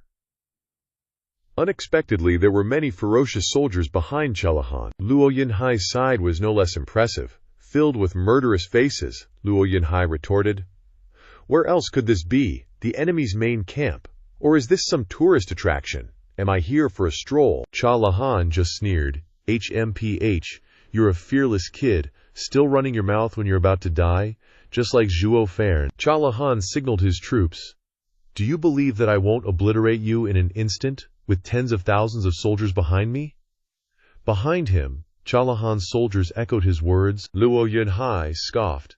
"Ha ha, a bunch of ants. Winning a battle isn't about having more people." Chalahan seemed annoyed by Luo Yunhai's words. "Are all of Zhuo Fan's men like this? So arrogant," Chalahan angrily said. "Ignorant brat. My army is 5 times your size. I advise you to surrender quickly to avoid a battle and save your little life." Luo Yunhai just slightly curled his lips into a smile. "Then, let's see." Luo Yunhai's group grinned mischievously. "Let the dire wolf guards see what true difference in strength really is." Chalahan's face showed nothing but confusion at this moment. Chalahan looked at Luo Yunhai's soldiers, full of murderous intent, and thought, "What's wrong with these guys? They are missing 2 of their 3 souls and 6 of their 7 spirits, thousands of divine illumination experts, tens of thousands of heavenly profound experts, but in the end they are all bone-tempering realm. In regular armies, bone tempering is considered elite." Chalahan's expression became increasingly ugly. Divine illumination could be said to be the existence of war gods. Forming such a team can be said to be fierce. Luo Yunhai asked softly, "Dire wolf guard, do you see it?" Luo Yunhai added, "This is the flying tiger army that Marshal Zhuo personally trained, handing it over to me to command, spanning 2 reigns." Chalahan was freaking out, like, "What? Zhuo Fan's trained troops? No way we can beat them, they're way too strong?" Chalahan's face was all tense and stuff. "Nope, can't win this, gotta bail." He was dead serious. "Run!" Chalahan yelled as he took off into the sky, ditching his own soldiers like a total jerk. Luo Yunhai was all cool and collected. 10 elite godly battle guys, capture that evil wolf guard. The rest of you, crush them. Luo Yunhai's soldiers were pumped. Yes, sir. They happily flew off to kick Chalahan's army's butts. You'd think Chalahan got away with it, right? But nope. Luo Yunhai's soldiers casually showed up right in front of him. Chalahan was fuming. These guardian guys all have magic flying gear. Seriously, Zhuo Fan, you rich bastard. This army is clearly bought with money, Chalahan thought. No way I can outrun them now. Chalahan's thoughts grew steady. There's only one path left. To fight to the death. I am Chalahan, one of the Quanrong's 8 wolf guards. I was born with divine strength. I tear spirit beasts apart with my bare hands. They call me the mightiest warrior of the Quanrong. Chalahan puffed out his chest. Anyone here got the guts to step up? The soldiers below just stared at him like he was a clown, laughing their heads off at his little show. One of them zipped right up to Chalahan, attacked, and Chalahan easily grabbed him by the throat. Chalahan thought it was a piece of cake. "Huh? Is that all you got?" He squeezed with all his might. "I'll tear you apart." The soldier just smirked while Chalahan was choking him, and casually pushed Chalahan's hands away. Chalahan yelped in pain, shaking like a leaf. "You're a body cultivator." Red light started glowing around the soldier. "Never trained my body. Zhuo Guanjia gave me this diamond body. Plus, we all got him.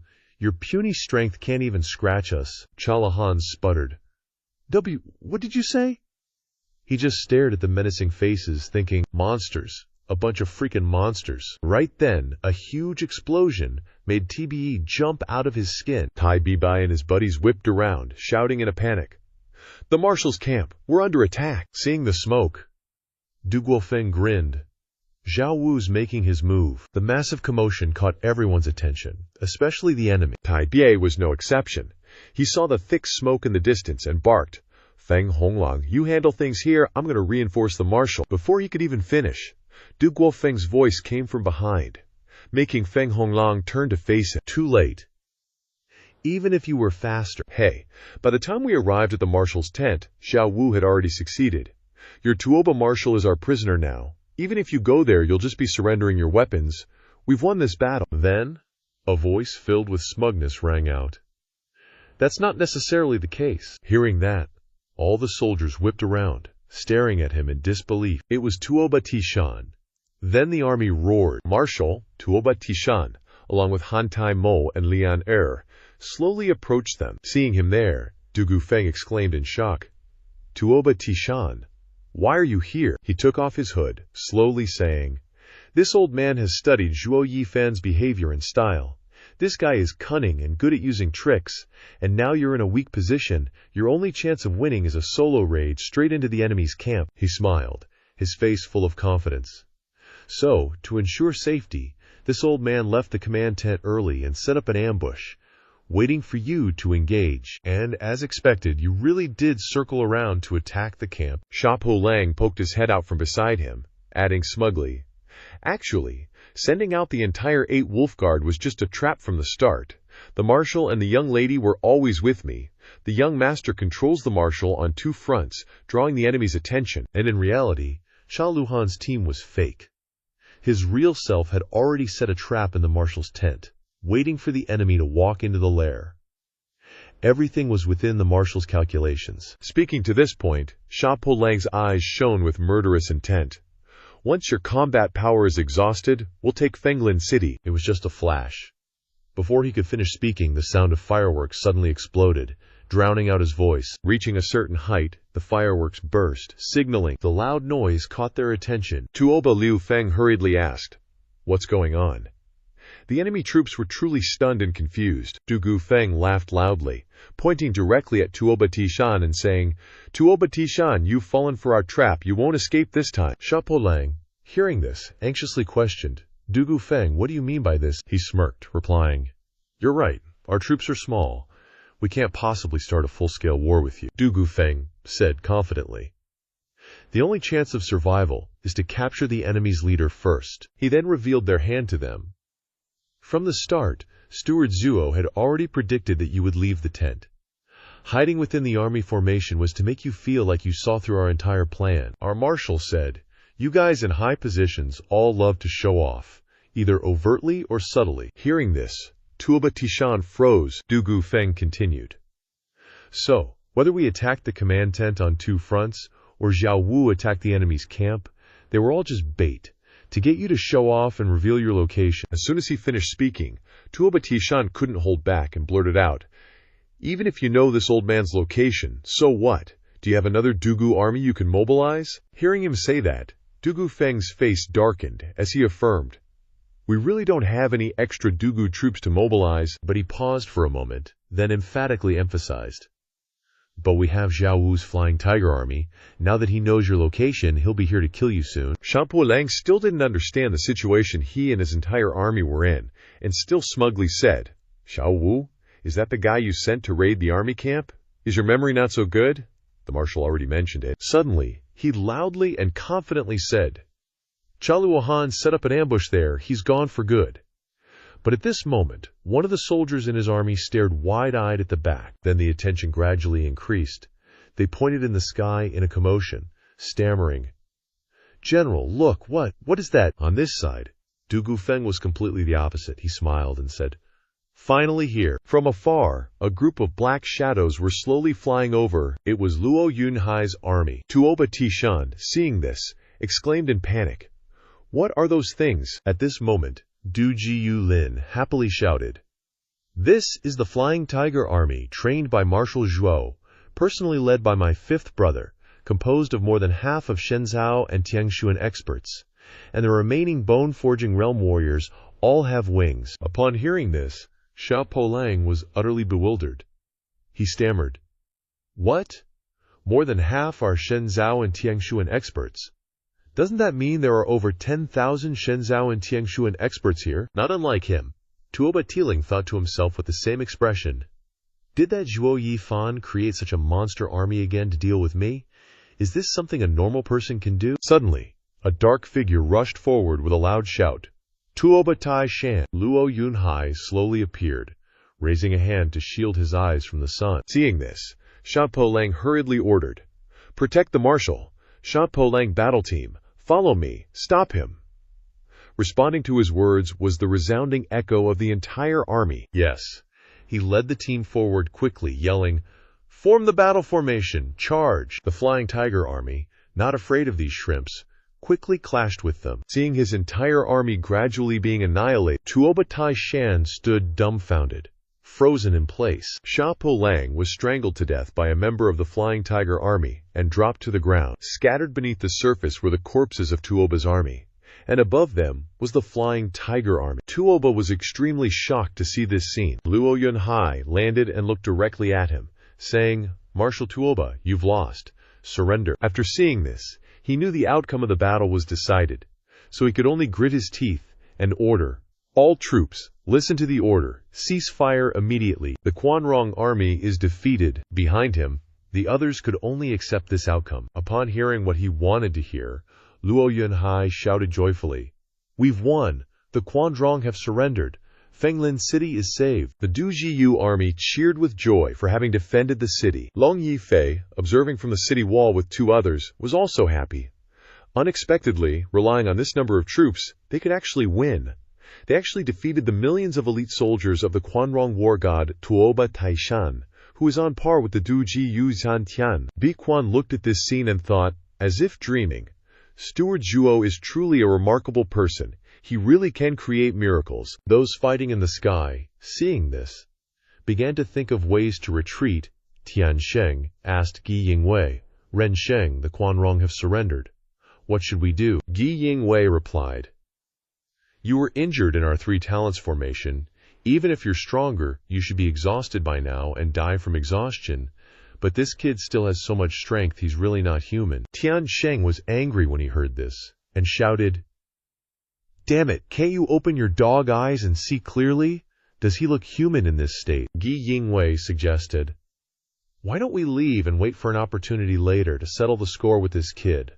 The Luo family's people are putting up a resistance. If they ambush us now, we'll be at a disadvantage." Tian Sheng sighed. "That old man Feng Chu Bai doesn't know where he ran off to. Such a long battle, and we still haven't seen his face." Then Tian Sheng decided, "All right, let's retreat to the formation first, leave here, and then think of ways to deal with this monster." Jiyu Santong was furious when he saw them preparing to retreat, and cursed, "You three bastards! Don't let this daddy escape, or I'll definitely stomp you without missing a beat." Di Sheng shouted from the side, stopping the other two from leaving the formation, "We can't withdraw yet. If the formation is withdrawn, this little monster will chase us relentlessly. What will we do?" Suddenly, the chains around Jiyu Santong loosened slightly, causing the Tian Di Shuang Sheng to panic. "Ren Sheng, what are you doing?" It turned out that Gi Yingwei had slipped away, ignoring the two people shouting behind him, "If the three of us withdraw from the formation, we will definitely be stomped to death by that little monster, and no one will survive. You guys hold on here for a while. This old man is leaving first." Tian Qing was furious at Gi Yingwei's actions and shouted, "Damn it, you bastard, you dare betray us!" Gi Yingwei flew far away, laughing loudly. "One betrayal per person, very fair." At this time, Di Sheng asked Tian Sheng worriedly, "What now? If we continue like this, we'll collapse sooner or later, but if we withdraw this yin-yang formation now, the two of us will die immediately." Suddenly, Zhuo Fan appeared right behind them. "Hey guys, if I remember correctly, you two used to follow Prime Minister Zhuge, so you're the Emperor's men." Both of them hurriedly flew away. "Zhuo Fan, you're not dead." He just stood there, squinting his eyes, and said, "Nope, on the contrary, those three were taken care of by me." The two of them were shocked after hearing that. What? Those were three experts at the illusory transformation realm? How did this kid manage to do that? Zhuo Santong, seeing his backup arrive, took the opportunity to break free from the chains, pretending to be weak and complaining, "Dad, you've come at the right time. Quickly kill these two bastards for me. They tied me up so painfully." Seeing his son complaining about their evil deeds, he said, "You two are so old already, taking advantage of the fact that the adults in the house aren't here. Bullying my son, huh?" The twin saints of heaven and earth panicked when they saw black chi appearing around him, and his eyes turning red. Zhuo Santong behind him was enraged, wanting to stomp them to death. "You two bastards, daring to tie up your grandpa Zhuo? I'm gonna stomp you to death." He quickly stopped Zhuo Santong. "Hold on, little brat. They tortured you for so long, we can't let them off so easily. Capture them, interrogate them, and feed them some good stuff." Ghost Shadow Guard left Yin Yang behind and ran away alone, trying to save himself. As he ran, he thought, this news of a great victory will quickly spread to every corner of Tianyu. The reputation of Butler Zhuo and the Luko family will also skyrocket in an instant. The Luko family has virtually become the great savior of Tianyu, peerless, meritorious heroes. But little do they know that the peerless Machiavellian Zhuo Fan, this meritorious hero protecting the country, is the one who really wants to kick the emperor off his throne. I must quickly tell His Majesty about the current critical situation. He was so preoccupied with his thoughts that he didn't notice a gaping mouth behind him, wanting to gobble him up, and that mouth gobbled him right in, leaving only an arm behind. Li Jingtian appeared out of nowhere in the void, and he was stunned looking at his hand. Shui Qingjian and Chu Yanhai also chased after him. Seeing the situation just now, Chu Yanhai sighed. "This is the condensed soul of the illusory transformation realm, truly powerful." Li Jingtian also glanced over, looking at the scene before him. He couldn't help but sigh in admiration. That old devil used to give us a lot of trouble, but unexpectedly, old Lai dealt with him with one move. Thinking of this, he sighed again. This is the gap in cultivation. Li Jingtian looked into the distance and said, "So the task that Butler Zhuo gave us can be considered completed. Everything is over. Next, we should go find that old emperor to settle the score. A battle has ended, and now they need to do something more important." At the Tianyu Imperial Palace, the Tianyu Emperor said, "Today is my birthday. Compared to the last grand celebration, it's a lot colder, but also purer." He sat on the dragon throne and spoke, the surrounding scene unusually quiet. He said again, "It's been a long time since our whole family gathered like this." Crown Prince Yuanbo clasped his hands and said, "Father Emperor is busy with 100 things and works hard for the country. He rarely has free time. It's a blessing for your son to be able to share joy with his children and chat today." Third Prince Yuan Tong also saluted and said, "Big brother is right. Your son feels the same way." The Tianyu Emperor said again, "Crown Prince, I know you do things according to rules and regulations, but now only our family is here. Those ancient formalities, if they can be waived, then waive them." The Crown Prince quickly replied respectfully, "Yes, your son will carefully follow Father Emperor's instructions." The old emperor closed his eyes sadly, thinking that this was the authority of the emperor, but also the sadness of the emperor. Even his own children were afraid of him. Thinking of this, he remembered one person. Compared to the others, there was only her. Suddenly he opened his eyes and looked in another direction and asked, "Yong Xining, are you still blaming Father Emperor? It's been almost half a year and you still haven't calmed down." Princess Yongning didn't even bother to look up, just scoffed. "Father Emperor led foreign troops to devastate the people of Tianwu, losing all integrity. Isn't that wrong?" The old emperor was silent for a long time. Then he clutched his chest and replied, trembling, "Yongning, I didn't want you to get entangled in worldly affairs, so I didn't want to explain too much. But I just want you to understand, I did all this for you kids." Speaking to this point, he clutched his chest in pain and continued, "For the future of the entire Yuan family." After saying this, he coughed violently. Seeing this, Princess Yongning looked up. A hint of worry flashed across her face. The old emperor finished coughing, stroked his beard, and asked, "Crown Prince, Tongzher, do you remember how lively it was the last time I celebrated my birthday, with all the civil and military officials paying their respects?" The third prince, Yuan Tong, pretended to ponder. "After the great battles of this period, the major forces have been destroyed one after another. Where would so many people come from If Father Emperor mentions this, he must have other intentions. The Crown Prince, Yuan Bo, answered first. Father Emperor, it's because we are now all hostages of the Xiongnu, he added. If we hold a birthday banquet at this time, a feast for the officials, wouldn't that be announcing to the world that we are in the same boat as the Xiongnu? Now, we only have a small family dinner. Although it's a bit unfair to Father Emperor, it's also because Father Emperor is concerned about the overall situation and thinks things through carefully. The old emperor replied with difficulty, Crown Prince, you're meticulous and thoughtful. I'm very relieved, very relieved. The Crown Prince was slightly stunned when he heard him say that he thought silently. Meticulous. What's that but deep scheming? Reassured in his work, only a slave would be reassured. The old emperor turned to ask the third prince, Tung Sher, what do you think? While the old emperor was asking the third prince, the Crown Prince gritted his teeth and thought to himself, the master has issued the order. Father Emperor clearly favors the third prince here. Yuan Tong replied respectfully. Reporting to Father Emperor, this son believes that the emptiness of the court today is due to Father Emperor's cleansing of a group of rebels some time ago. If we want to restore vitality, reproduce prosperity, we must cast a wide net, support talents, fill the gaps, and bestow blessings on the people. Then we can reproduce the prosperous state of the past. Hearing this answer, the Crown Prince widened his eyes in understanding. The old emperor seemed very satisfied with the answer, and praised with a smile. Tongjir, your vision is not bad. Very good. Very good. The Crown Prince gritted his teeth in hatred, thinking, this time, Father Emperor's heart is even more biased towards the third prince. The palace banquet was set up, and the father and sons sat together at a large table. Soon, the third prince's bowl was piled high, almost reaching the top of his head, and his round, chubby face showed no signs of stopping eating. The Crown Prince and the old emperor seemed quiet. The two silently used their food, not saying a word to each other. The old emperor suddenly covered his mouth and coughed. The chief steward beside him quickly brought a tray containing medicine and said softly, Your Majesty, you should take your medicine now.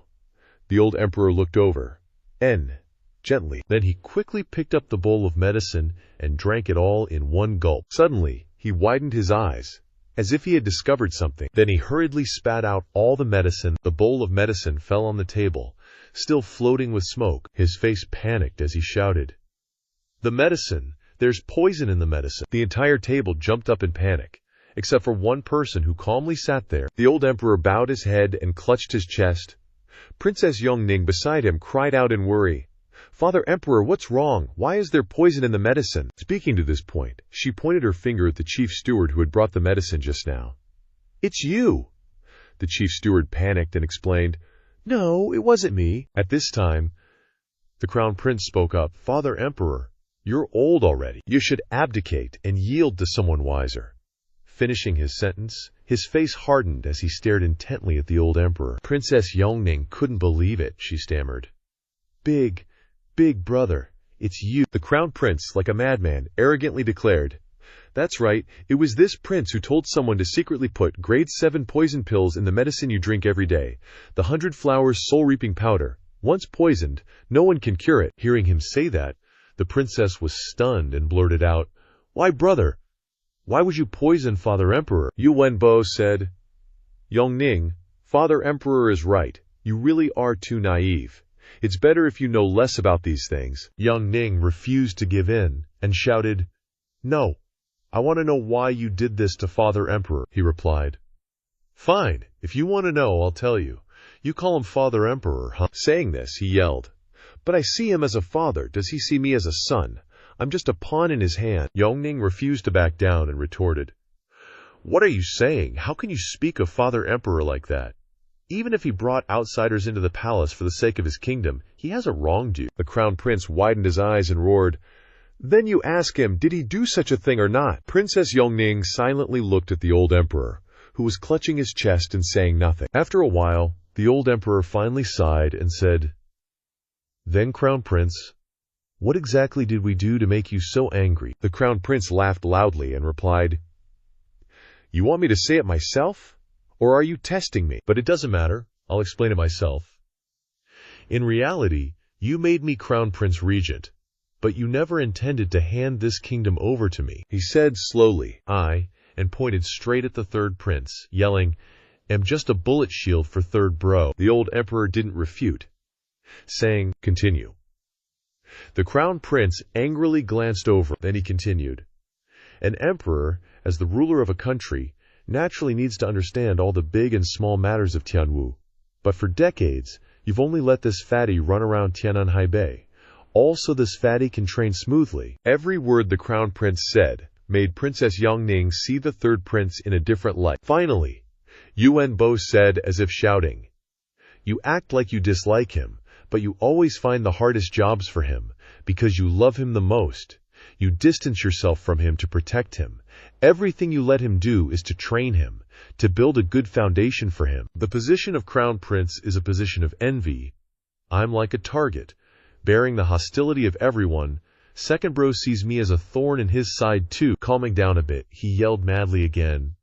In the end, I'm still going to be kicked out by you. The princess blankly stared at the Tianwu emperor. The old emperor looked straight ahead. He opened his mouth and said, Crown Prince, whether you believe it or not, we want to say, until the very last moment, we never gave up on you. Crown Prince Yuan Bo was stunned upon hearing this. Then he smirked, lowered his head, propped his hand on the table, and said tremblingly, you still want to deceive me even now. At the birthday banquet last time, you clearly decided on a replacement. His trembling hand clawed fiercely at the table, leaving long scratches, and continued. You awarded military appointments to second bro, letting him maintain national security. You rewarded me with a Ruyi scepter, wanting me to be a peaceful prince. Then he roared. But what did you say to this fatty? No reward is needed, only the emperor doesn't need a reward. Do you think I couldn't hear it? You clearly decided to remove me as crown prince. At this moment, Princess Yongning also shouted, Big brother, you must have misunderstood Father Emperor. How can you make such a rash judgment, based on a few jokes? Are you sure Father Emperor wants to abolish your position as crown prince? The old emperor, who had been silent for a while, finally spoke up. Crown Prince, is this the reason why you repeatedly sent people to assassinate third bro? The princess was shocked and asked in alarm, What? Big brother wanted to kill third bro. The third prince was silent, as if recalling something. The old emperor reminisced and continued. Actually, I've known about this for many years. The crown prince has been sending assassins wave after wave, never stopping. He even sent assassins after Lao San when I first sent him to Fenglin City, tens of thousands of miles away from the imperial capital. But Lao San never mentioned this to me. But he must have understood it in his heart, right? Tong Xier, third prince. Yuan Tong replied softly. Yes, father. The old emperor asked again. Then why didn't you tell me? The third prince simply replied. No evidence, the old man continued. A great man should endure things in his heart. This aligns with the way of the emperor. Crown Prince, you say I favor Lao San. Yes, that's right. But now do you know why I favor him? You're too fixated on formalities, not to mention your lack of patience. If you want to defeat your opponent, either don't act, or make it a fatal blow, but you've acted many times these years, and none have succeeded. I'm quite disappointed in you. Now, after hearing everything the old emperor said, the crown prince's face was darker than the bottom of a wok. Princess Yongning beside him couldn't believe it, and asked tremblingly, Father, what are you saying? How can you allow my brothers to kill each other like this? The old emperor slowly said, Yongning, this is the reason I didn't want you to know too much. There's only one emperor's seat, and the one who can sit on it can only be the one who kills to the end.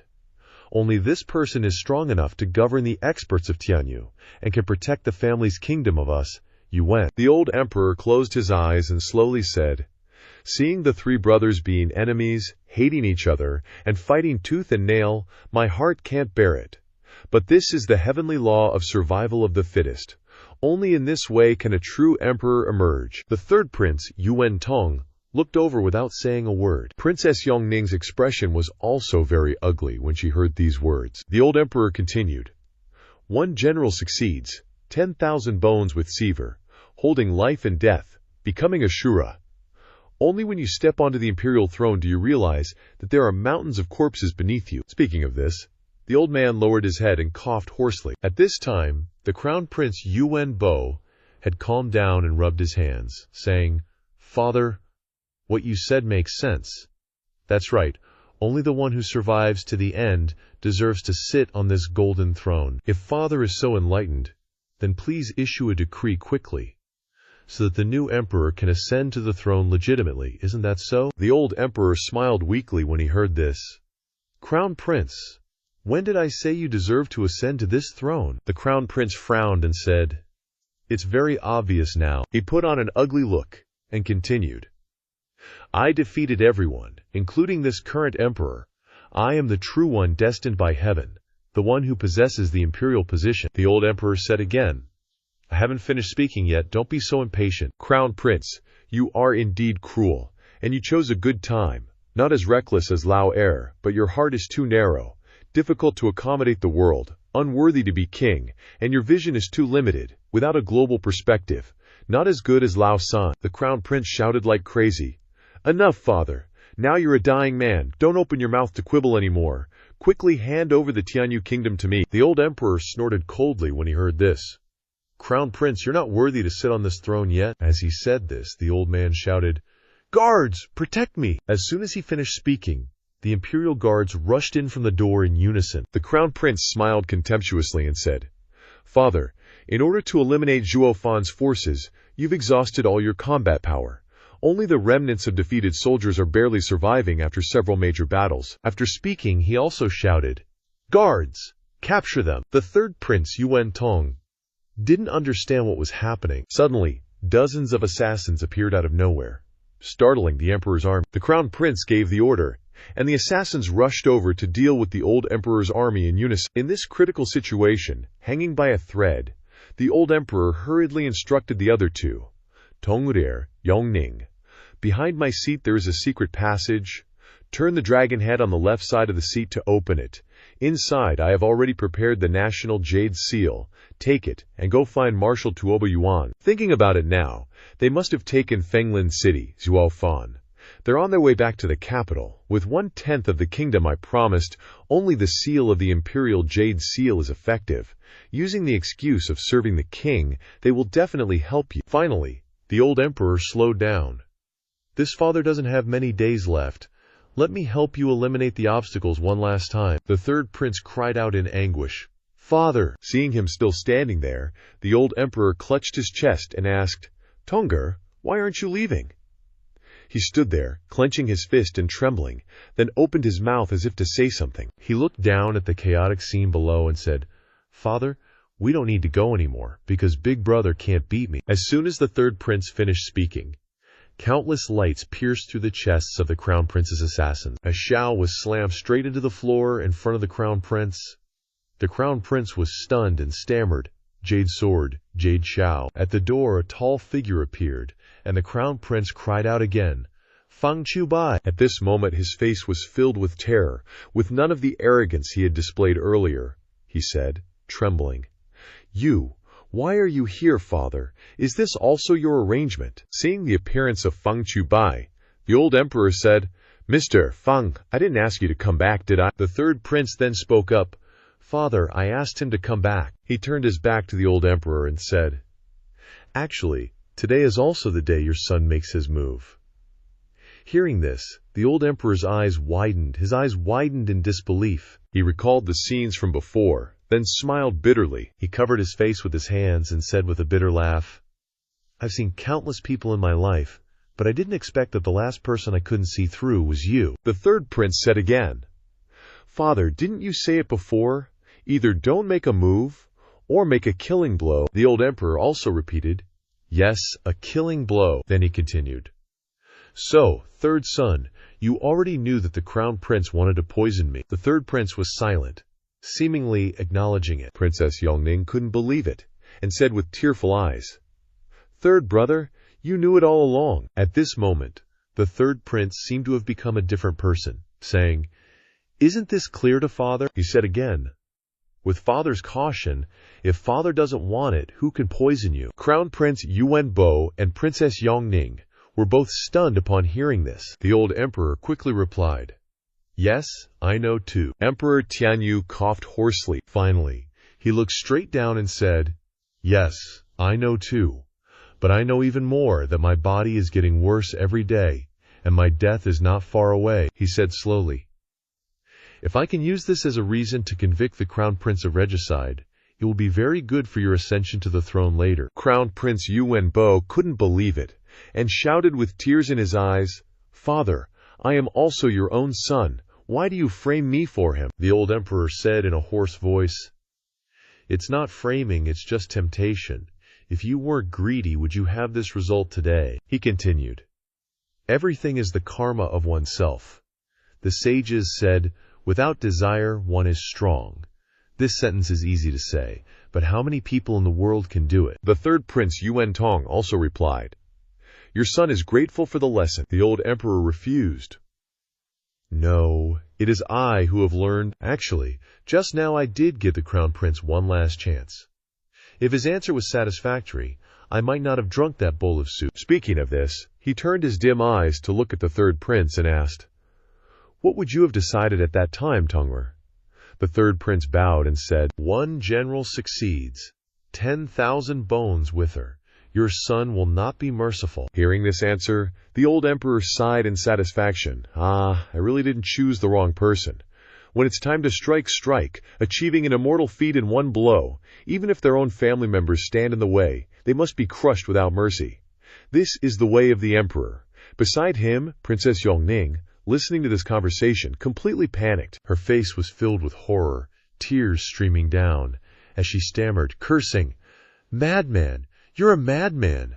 After cursing, she turned and ran, crying and screaming.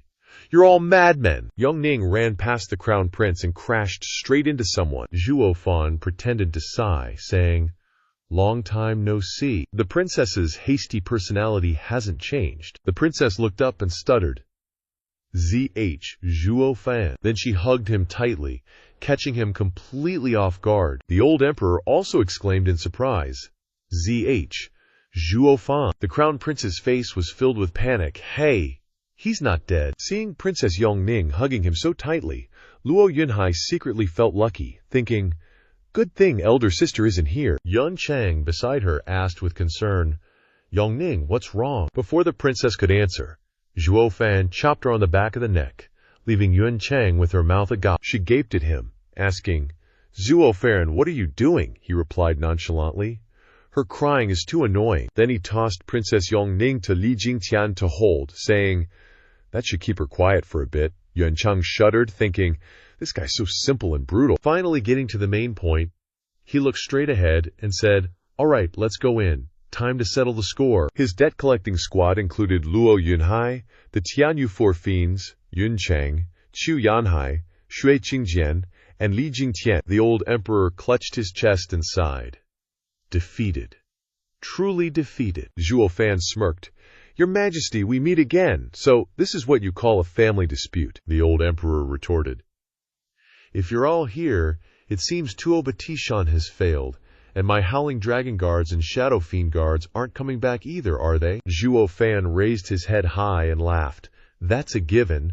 When has Zhuo Fan ever held back? Hearing this, the old emperor gnashed his teeth in hatred. He clutched his chest in anger, his face extremely ugly, and said, Why, I clearly understood the strength of you and the Luo family. There's no way you could turn the tables. How? Zhuo Fan replied indifferently. This just goes to show. Your Majesty, you still don't understand me. The old emperor asked, though it seemed more like an affirmation. You knew all along that I was collaborating with the Quanrong, so you prepared in advance, didn't you? But only my close aides and the Quanrong knew about this. How did you find out? Zhuo Fan closed his eyes in silence, then looked at Yun Chang and said, This is all thanks to Miss Yun Chang of the High Priest's Manor. For helping me read the stars and predict my fate, I took full advantage of it. After saying that, he burst into laughter. The old emperor cried out in disbelief. No, that's impossible. The heavenly fate eye can only see the general trend of fortune, not the details. Something like my alliance with the Quanrong couldn't possibly be seen from a fabricated celestial phenomenon. Hearing this, Zhuo Fan said unhurriedly, That's right. Yun Chang only knows whose fortune is weak and whose is strong. But that's enough. He began to analyze. The Quanrong came to the imperial capital. The Wang clan's momentum remained normal, while the momentum of the Emperor Gate and Zhuge Changfeng also increased. It's very likely they have beneficial relationship with the Quanrong, and their momentum increased accordingly, he continued. And during that time, the Luo family's fortune declined. Whether the Quanrong were targeting the Luo family or not, the Luo family was already weak, so being affected was normal. But how did the Quanrong people arrive? His Majesty's fortune also increased, and he became the most prosperous among the four families. This is perplexing. After all, Quanrong Tianyu has always been enemies. How could the arrival of the Quanrong people increase His Majesty's fortune? As for His Majesty cooperating with the Quanrong, I wouldn't even dare to think about it. After all, this is a forbidden zone. Even if the royal family were to reveal such bad news, they would no longer be qualified to manage Tianyu. The old emperor was quite stunned to hear these words. And finally, he concluded, therefore, after eliminating all possibilities, the remaining answer, no matter how illogical, is the truth. Your Majesty, you have truly committed a grave mistake that the world cannot forgive, cooperating with the Quanrong invaders. Within the Tianyu Imperial Palace, the situation that was already set has now been thrown into chaos. Neither the Crown Prince nor the Third Prince are the ultimate winners. Now, the real struggle begins. The Tianyu Emperor glanced over and said, Zhuo Fan, you are very intelligent. With the help of the Holy Maiden, you should have achieved this. Zhuo Fan also cheerfully replied, Your Majesty is too kind. In reality, Your Majesty is the truly intelligent one. Only you insist on doing things your way, wanting to hunt down and exterminate those around you like Yun Xuanji, Dugu Zantian, and Zhuge Changfeng. Speaking to this point, he suddenly looked to the side and continued. It's all like that, Yun Chang asked in disbelief. Zhuo Fan, what are you saying? He turned to her and said, Chang'er, I know you've always been haunted by Yun Lao's death. I once said I would avenge you, but the time wasn't right then. Now, he paused. Extending his hand toward the people above, he continued, I'll lead you before the enemy so you can take revenge with your own hands. Then, as if inadvertently, he asked, I'm not wrong, am I? Your Majesty, you were the one who ordered the assassination of Yun Xuanji, weren't you? Yun Chang stammered in shock. What? It was you? She looked towards the emperor, as if unable to believe it. The old man didn't deny it, saying, The Grand Priest is my important state official. I must humbly seek his guidance in everything, so he knows a lot of things. In the end, he learned of my plan and strongly opposed it. Even saying to that point, he suddenly shouted, He betrayed me and defected to Zhuo Fan. This is something I absolutely could not tolerate. Zhuo Fan continued. When Tianyu was founded, the Yun family followed the grand ancestor down the mountain to establish the world, only to save the world and bring blessings to the people. They weren't loyal to Tianyu, but you, for your personal desires, led the Quanrong into the country, causing the Tianyu creatures to suffer. This isn't what Yun Xuanji wanted to see. He had no choice but to seek my help, wanting to change everything. As he spoke, Yun Chang's tears flowed continuously. Behind her, Dugu Feng also clenched his fists, emitting a surge of angry power. He said, Miss Chang'er, please calm your anger. You are not the only one who has a grudge against this emperor. If the eyes of the Tianyu Four Tigers could kill, the old emperor would probably not survive, Dugu Feng said hatefully. I have some questions that I want to clarify. It won't be too late for Yang here to take action after I understand. The old emperor remained silent as he asked loudly, Why were the million Quanrong troops able to cross the border in one night and infiltrate deep into Tianyu to ambush us? With the strength of my Dugu army, it should have been impossible to hide it from our eyes. The old emperor laughed and replied, That's right. How could I hide the Quanrong from you Dugu army and lead them into Tianyu? Having said that, he pointed towards him again. Zhuo Fan, aren't you very intelligent? Guess. Zhuo Fan smiled, then calmly said, Shouldn't we ask Mr. Fang about this? The focus shifted once again towards Feng Chubai, the old emperor. This answer was shocking, Luo Yunghai exclaimed. Could it be, he continued, the Five Elements National Guardian Stone? That's right. The Five Elements National Treasure Stone is a teleportation-type spiritual weapon. His Majesty used the pretext of the 100 Schools competition to move the National Treasure Stone out of the Imperial City. And I also met that wrong girl in Beast King Mountain. fearing they had come to collect the 5 elements formation gates at that time, waiting for the 100 schools competition to end. Everyone's eyes were on the Imperial 7 families. That was when they used the teleportation spiritual weapon to teleport the wrong army to ambush here, he said. Recalling the time he met Li and her, Feng Chubai remained silent. Taking it as an admission, he asked again, "Am I right?" The old emperor laughed again. The old guy laughed so hard his whole body shook, saying, "Zhuo Fan, Zhuo Fan, I really underestimated you. No wonder I lost so thoroughly. So you saw through everything. But while you were fighting with the emperor-worshipping sect, weren't you worried that I would suddenly attack Fenglin City?" He replied casually. "The internal affairs aren't settled. Where would I find the strength to deal with external threats?" He began to analyze. "You direct all the conflict towards the Liu Kao family, appearing as if you are taking us apart. But it's just an excuse. The main goal is to eliminate the 2 giants in the imperial court. Finally, you let the wrong army destroy us.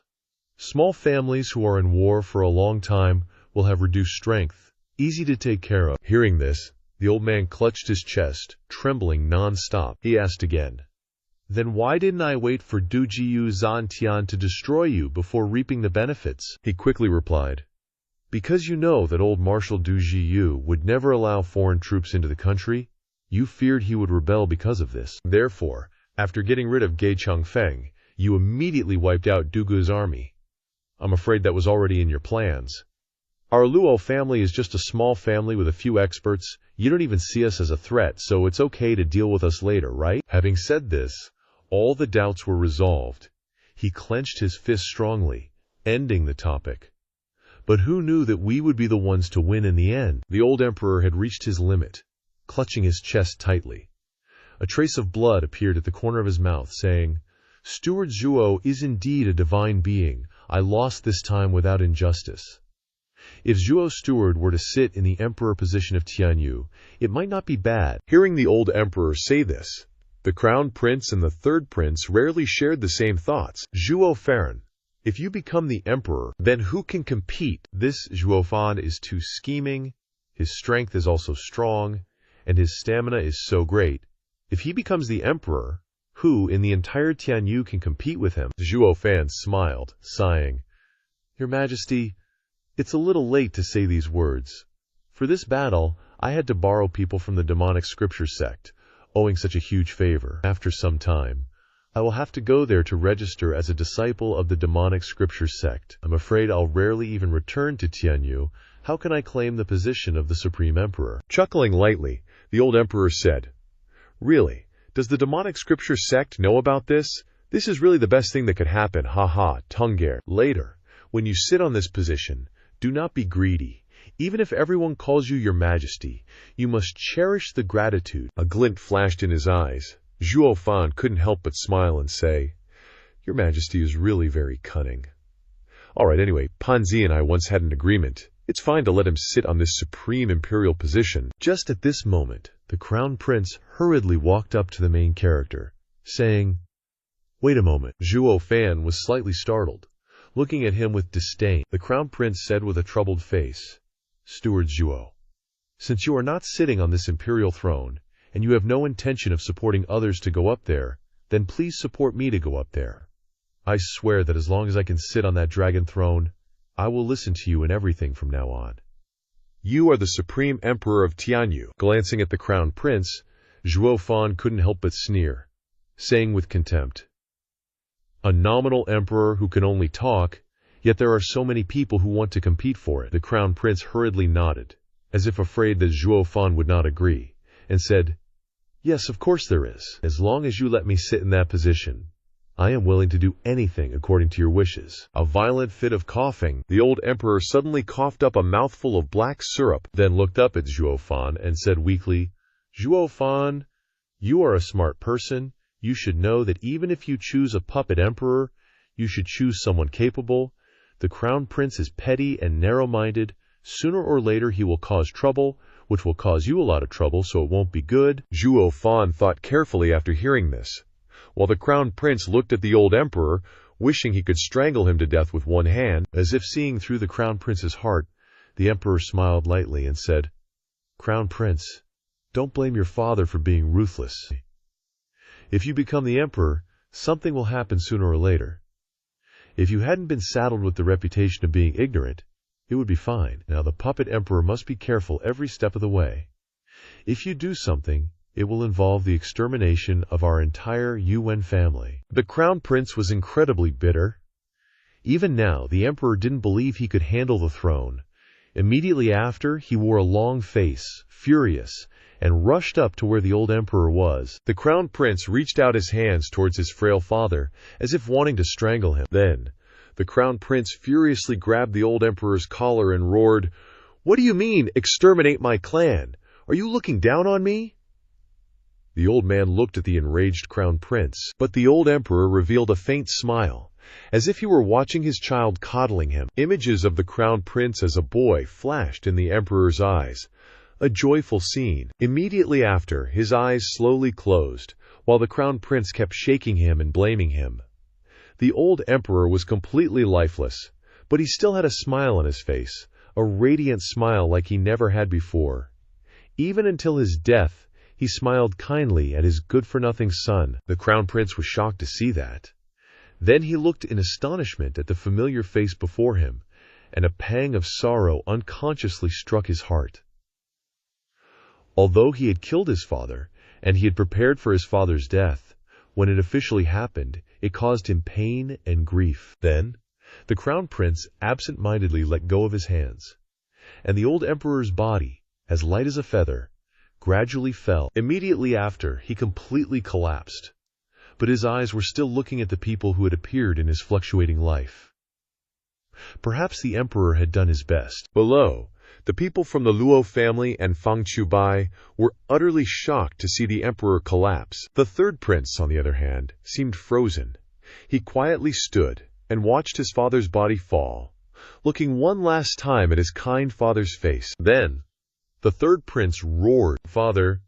Zhuo Fan coldly watched everything. Then the main character turned and said, "Hey fatty, you handle your family's affairs yourself. In 2 days, I'll help you ascend to the throne." Immediately after, the main character took everyone and left. The crown prince, hearing those words, fell powerlessly to the ground, his face filled with despair, and he roared, "Why? Why did father treat me like this, even Zhuo Fan? Why did they all choose you to be the emperor? What do I lack compared to you, you fatso?" The third prince gently wiped away his tears of grief. Then a rare hint of ruthlessness appeared in the young man's eyes as he gnashed his teeth and said, "Teacher, the crown prince is unfilial and treacherous, killing his father and his sovereign. Capture him for me." Feng Chuibai nodded in agreement. Switching scenes to the main character's side, Zhuo Fan led everyone chasing right behind. Li Jingtian was a little confused and looked at the main character, asking, "Steward Zhuo, why did that emperor insist before he died that we would let his Yuan family continue to inherit the throne, even if it's just a puppet emperor?" A cold laugh escaped Zhuo Fan's lips as he explained, "Of course, it's because Tianyu has the support of the 3 sects behind it. The reason the 3 sects are responsible for protecting this nation is because they are constantly exploiting its resources. Once we abolish the Yuan family's imperial position and raise another family, regardless of whether it's legitimate or not, it will lead to great turmoil in Tianyu. At that time, Tianyu's resources will be depleted, and not to mention the profits they can take will also be greatly reduced, directly affecting their interests. Therefore, they must always ensure that Tianyu is stable, so they must let the Yuan family continue to reign. However, this time,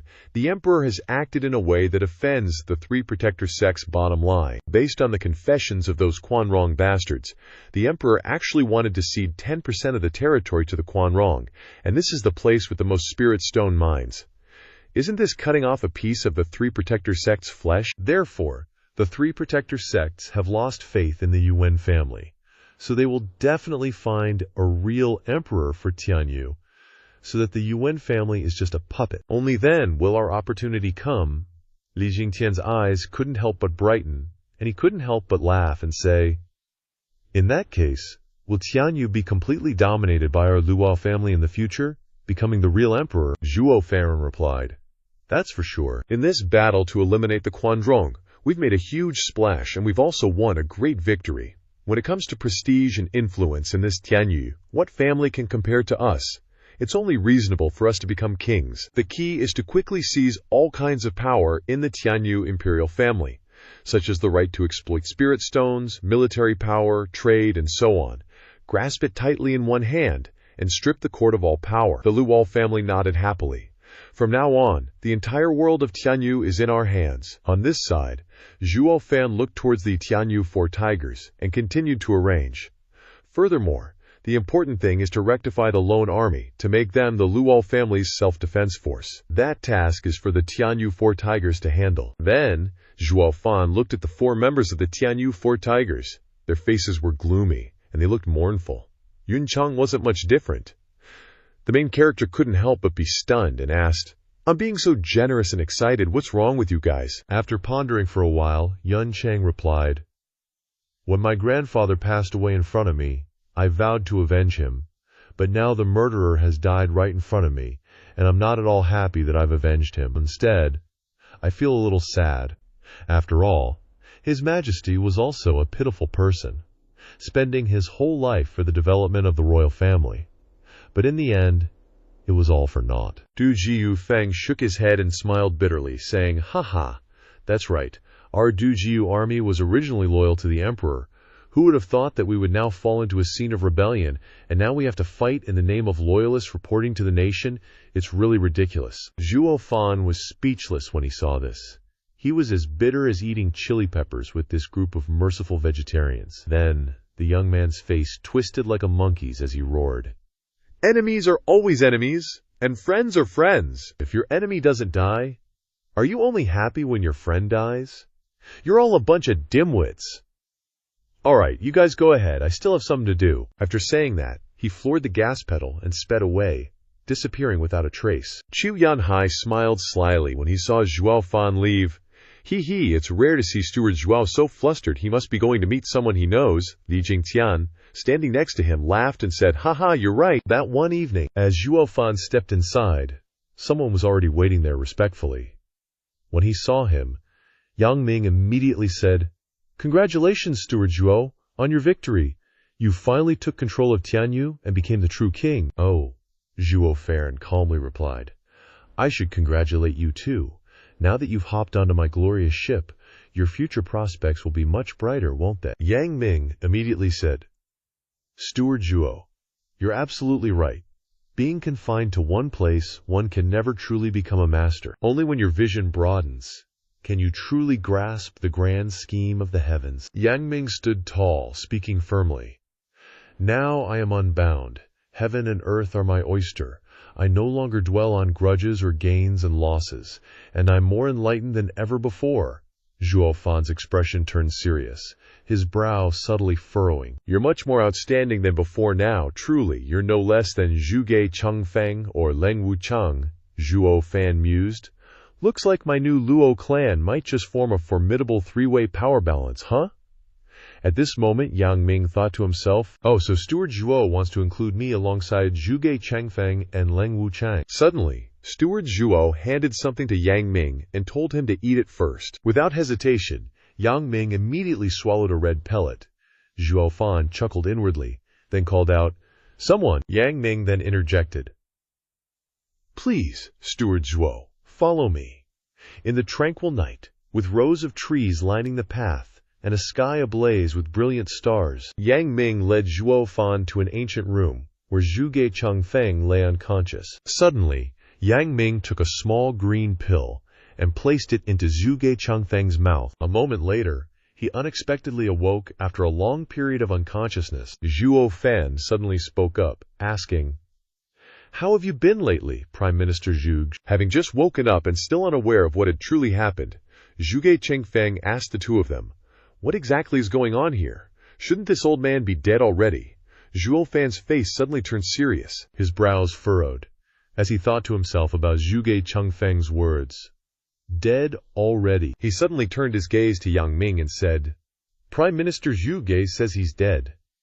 "What's this all about?" Yang Ming respectfully bowed, saying, "Reporting, Steward Zhuo, Here's what happened. The emperor felt his great tribulation was imminent, and feared that Prime Minister Zhuge's continued existence might lead to unforeseen problems, so he ordered me to plan the Prime Minister's assassination. But I had already promised Steward Zhugo to ensure the Prime Minister's complete safety, so I gave him a fake death pill, and now that the Prime Minister has taken the antidote, he's awake. After hearing Yang Ming recount the full story, Zhuo Fan finally understood. Zhu Zhangfeng also understood the full picture and was a bit surprised that Yu Ming was Steward Zhuo's man. He immediately asked, "When exactly did this happen?" He then said doubtfully, "Given His Majesty's shrewdness, there's no way he could have kept Yu Ming by his side if this happened recently." After hearing Zhuge Changfeng's words, Zhuo Fan smiled faintly and revealed the truth. "Before this very evening, he wasn't my man at all. So naturally, His Majesty couldn't possibly have found any connection between us. It was simply a mutual exchange between us, that's all." Yang Ming also calmly explained everything in detail to Zhuge Changfeng, saying, "Before His Majesty's grand birthday celebration, I had a private meeting with Steward Zhu. He promised me that as long as I did two things for him, he would consider me his own afterward. No matter what I did that might harm the Lukuo clan's interests. Once the world was conquered, it would all be forgiven. I could even use my status as a Lukuo clan member to become one of the victors in the Great War among the various clans." Zhuge Changfeng let out a joyful chuckle, praising Zhuo Fan for his ingenious move, and immediately chided himself for not thinking of it sooner. Zhuo Fan offered a faint smile. Looking at Zhuge Changfeng, he continued to praise. Zhuo Fan's strategy both avoids restricting the other party and offers them clear advantages. This makes it incredibly easy to win people over. Such tactics, surely you didn't only use them on him, did you? Zhuo Fan gave a slight nod, then immediately told Zhuge Changfeng that there was still one more person, Lang Wuchang. Zhuge Changfeng teasingly remarked, "So how come this old man isn't included? Is it because this old man lacks potential?" Zhuo Fan burst out laughing and said, "How could a great prime minister like yourself lack potential? It's just that at the time, you were also one of those vying for control of the world. Could I really go and poach a rival's mastermind?" Zhuge Changfeng finally understood and burst out laughing. "Haha, you're right." Suddenly, Yang Ming spoke up. "Steward Zhuo told me to do two things at that time. First, to incite the second prince to deliberately cause trouble during the emperor's birthday banquet, so that he would have a reason to leave the imperial capital and arrange everything, thereby conveniently triggering a great war among the major powers. The other matter was, when he and the Diwang men were locked in battle, I was to incite the second prince's betrayal. Both Diwang men and Steward Zhuo hoped to use this incident to cause internal strife in the imperial court, delaying the march of the poison army." Yang Ming gleefully added, "The emperor wanted to use an excuse to lure the prime minister into making a move, capture him and his faction, and conveniently pin the crime of treason on him." After hearing that story, Zhuge Changfeng couldn't hide his astonishment, as he looked at Yang Ming and said, "You can skip this part. This is this old man's greatest failure in life."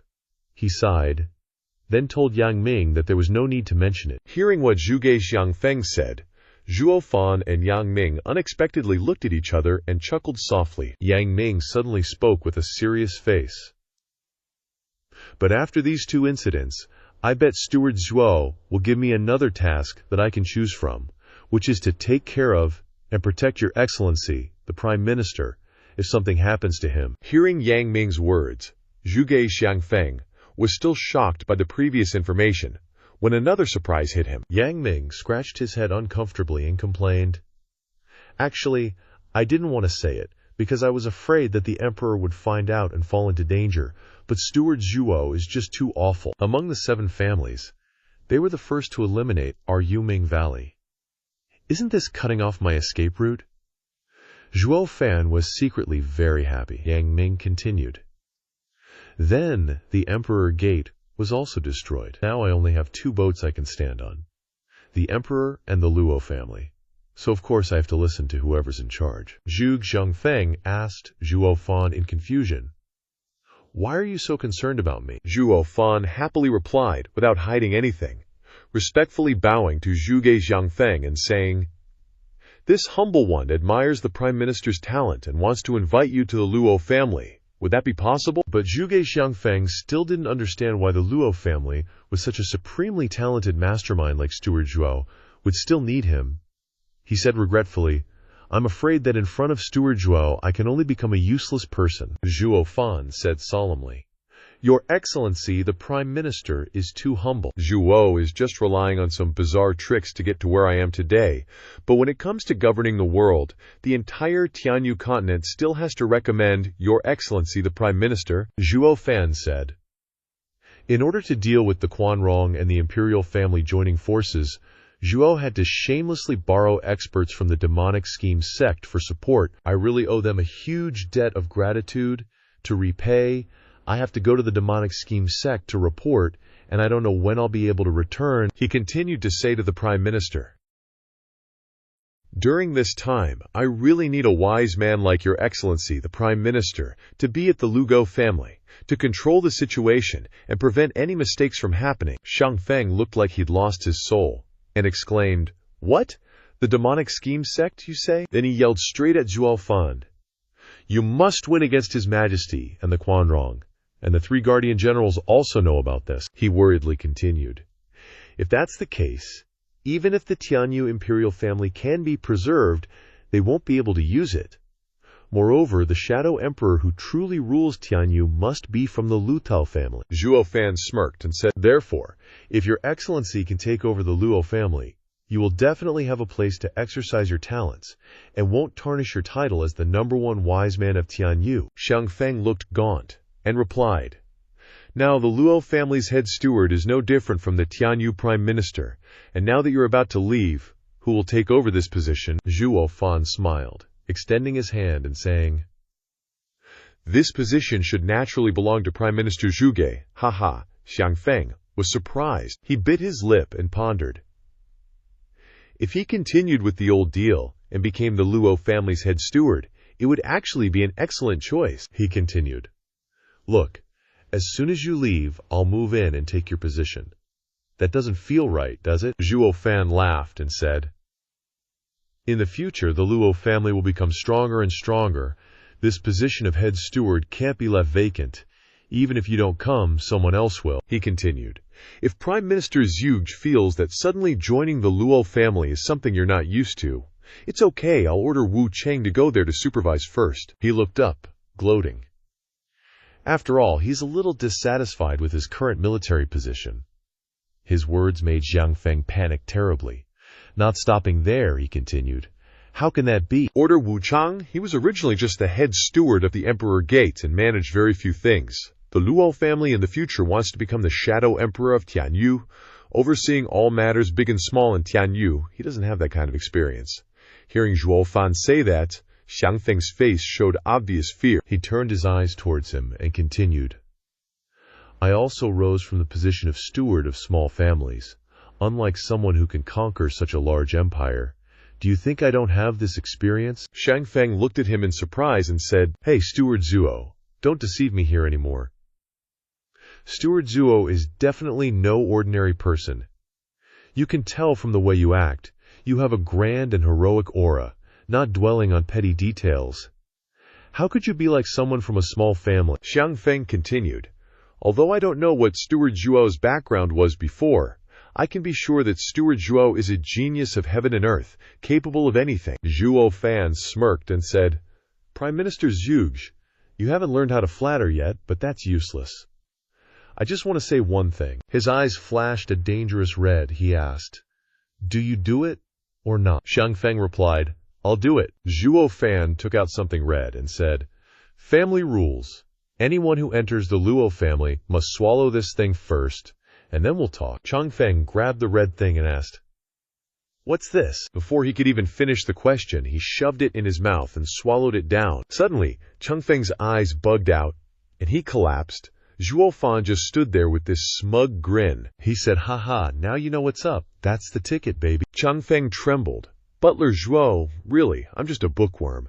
No need to use these kinds of tricks to control me, right?" Zhuo Fan turned to leave, saying, "Haha, bookworm, Prime Minister, you're too modest. You're a scheming mastermind with a dark heart, If I don't keep you on a tight leash, how can I leave in peace? He turned his head back, his eyes glowing red. He glanced over and said, The Luo siblings aren't exactly deep thinkers or powerhouses.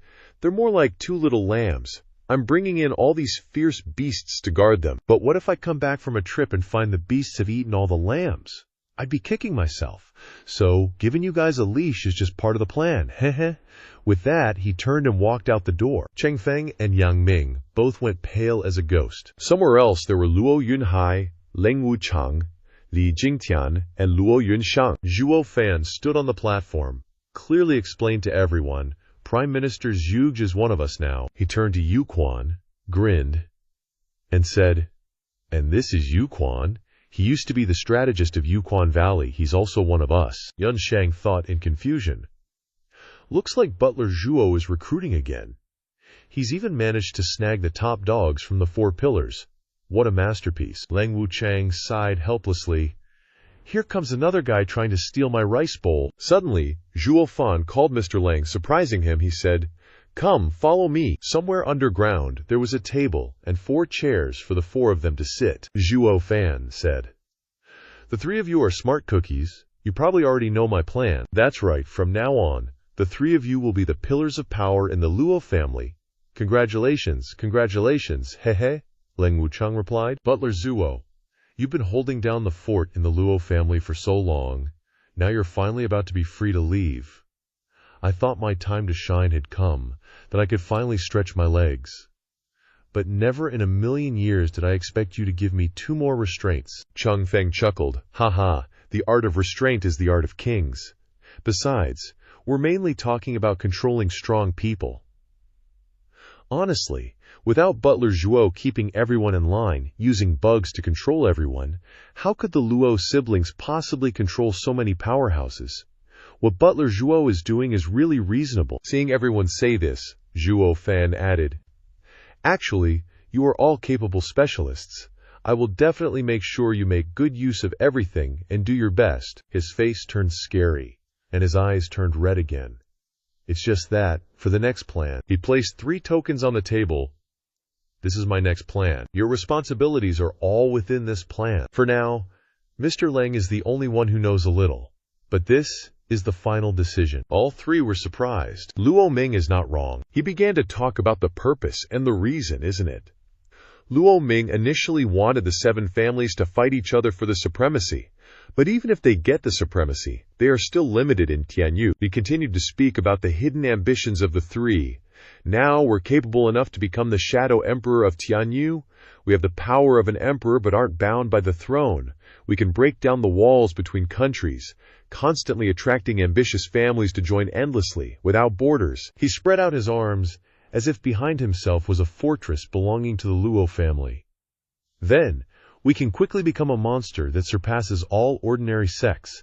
Zhuge Chengfeng began to imagine the idea he was talking about. Butler Zhuo, this is a masterpiece that defeats the strongholds of the empire, taking resources as the foundation, constantly attracting great families to join, becoming a powerful organization not restricted by the country. By that time, 1 becomes 2, 2 becomes 4, and with the addition of more families, resources will continue to increase.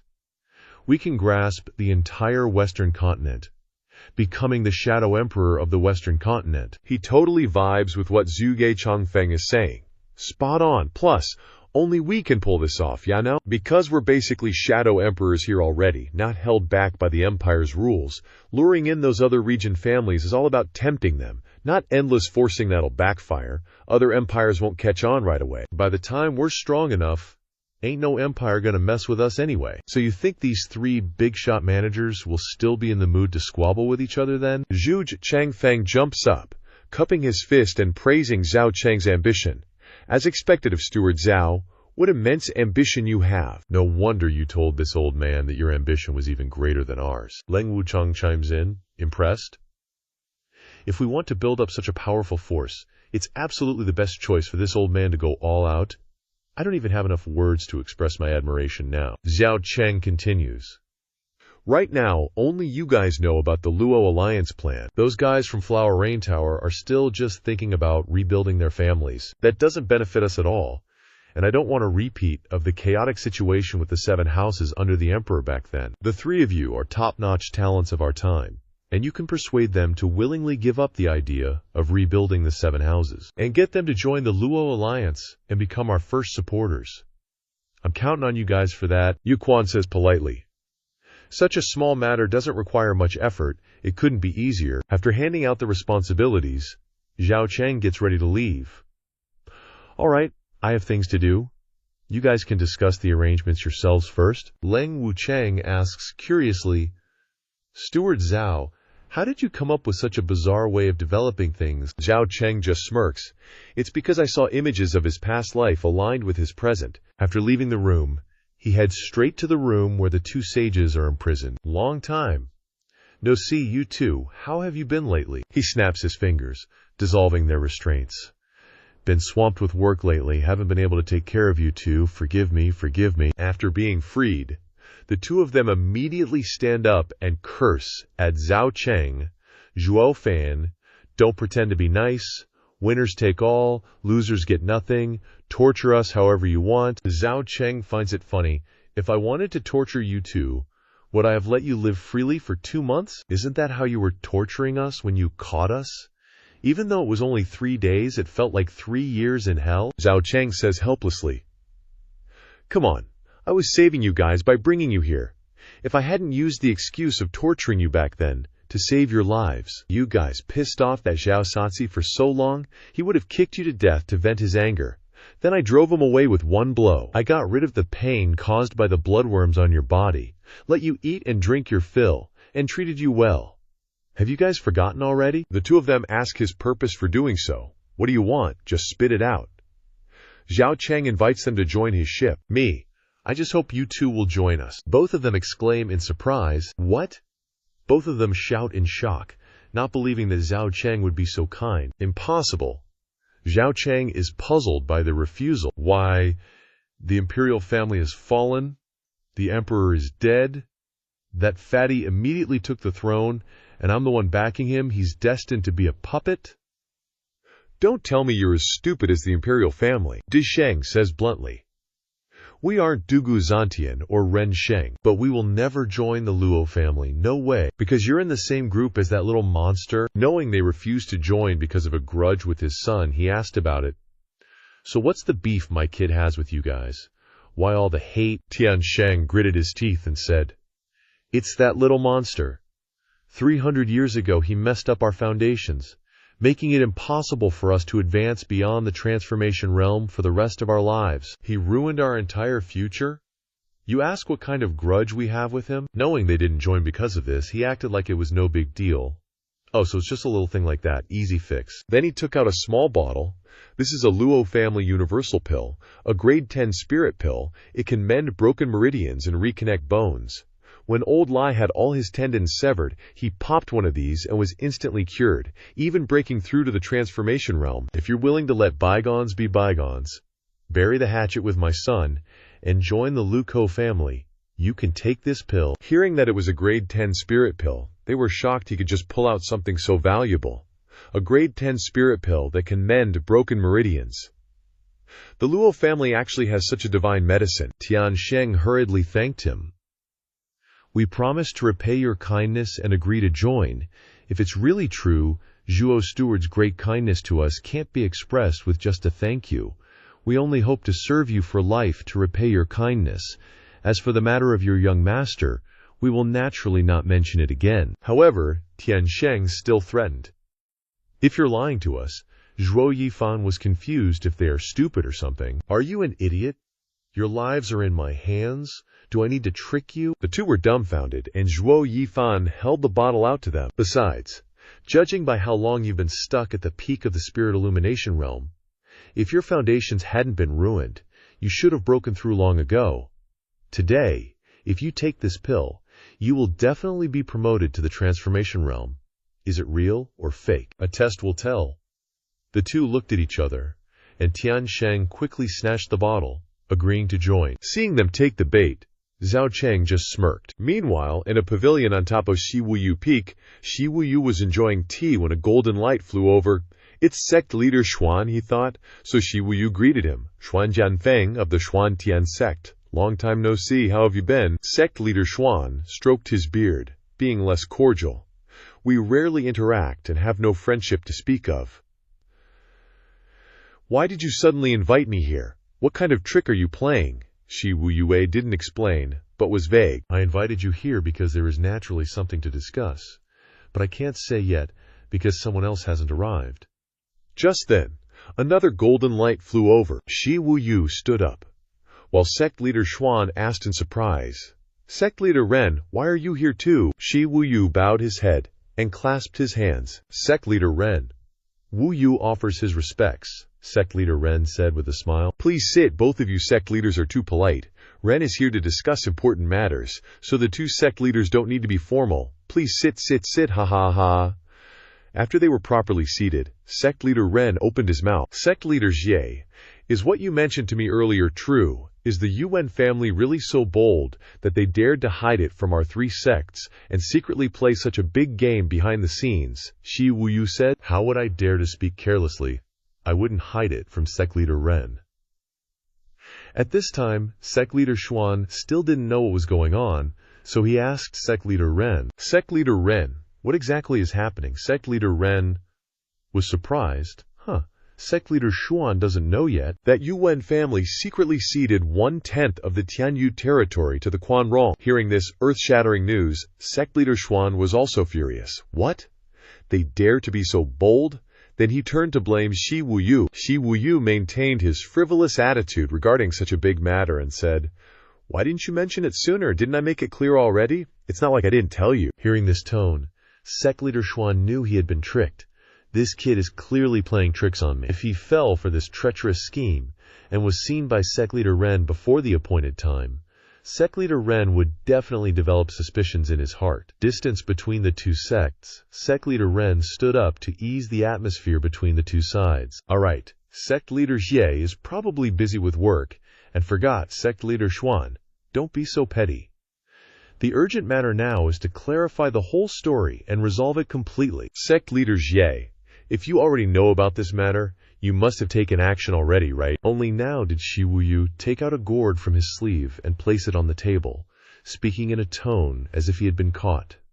Sect leader Ren is wise. The reason I said that speed is of the essence in war is that as soon as I learned about this matter, I sent someone to stop it. Now everything is stable. It's just that how to settle accounts with the Quanrong and the beast-taming sect requires our three sects to act together. Inside here are the divine souls of the three elders of the beast-taming sect. Based on this, we can question them. As for what benefits we want, please sect leader Ren to decide. Sect leader Ren smiled evilly and greedily. He. What other benefits can we demand? The Quanrong are located in a mountainous region, with towering peaks and dense forests. It's a land brimming with riches, abundant mineral deposits, and spirit herbs sprouting all over the place.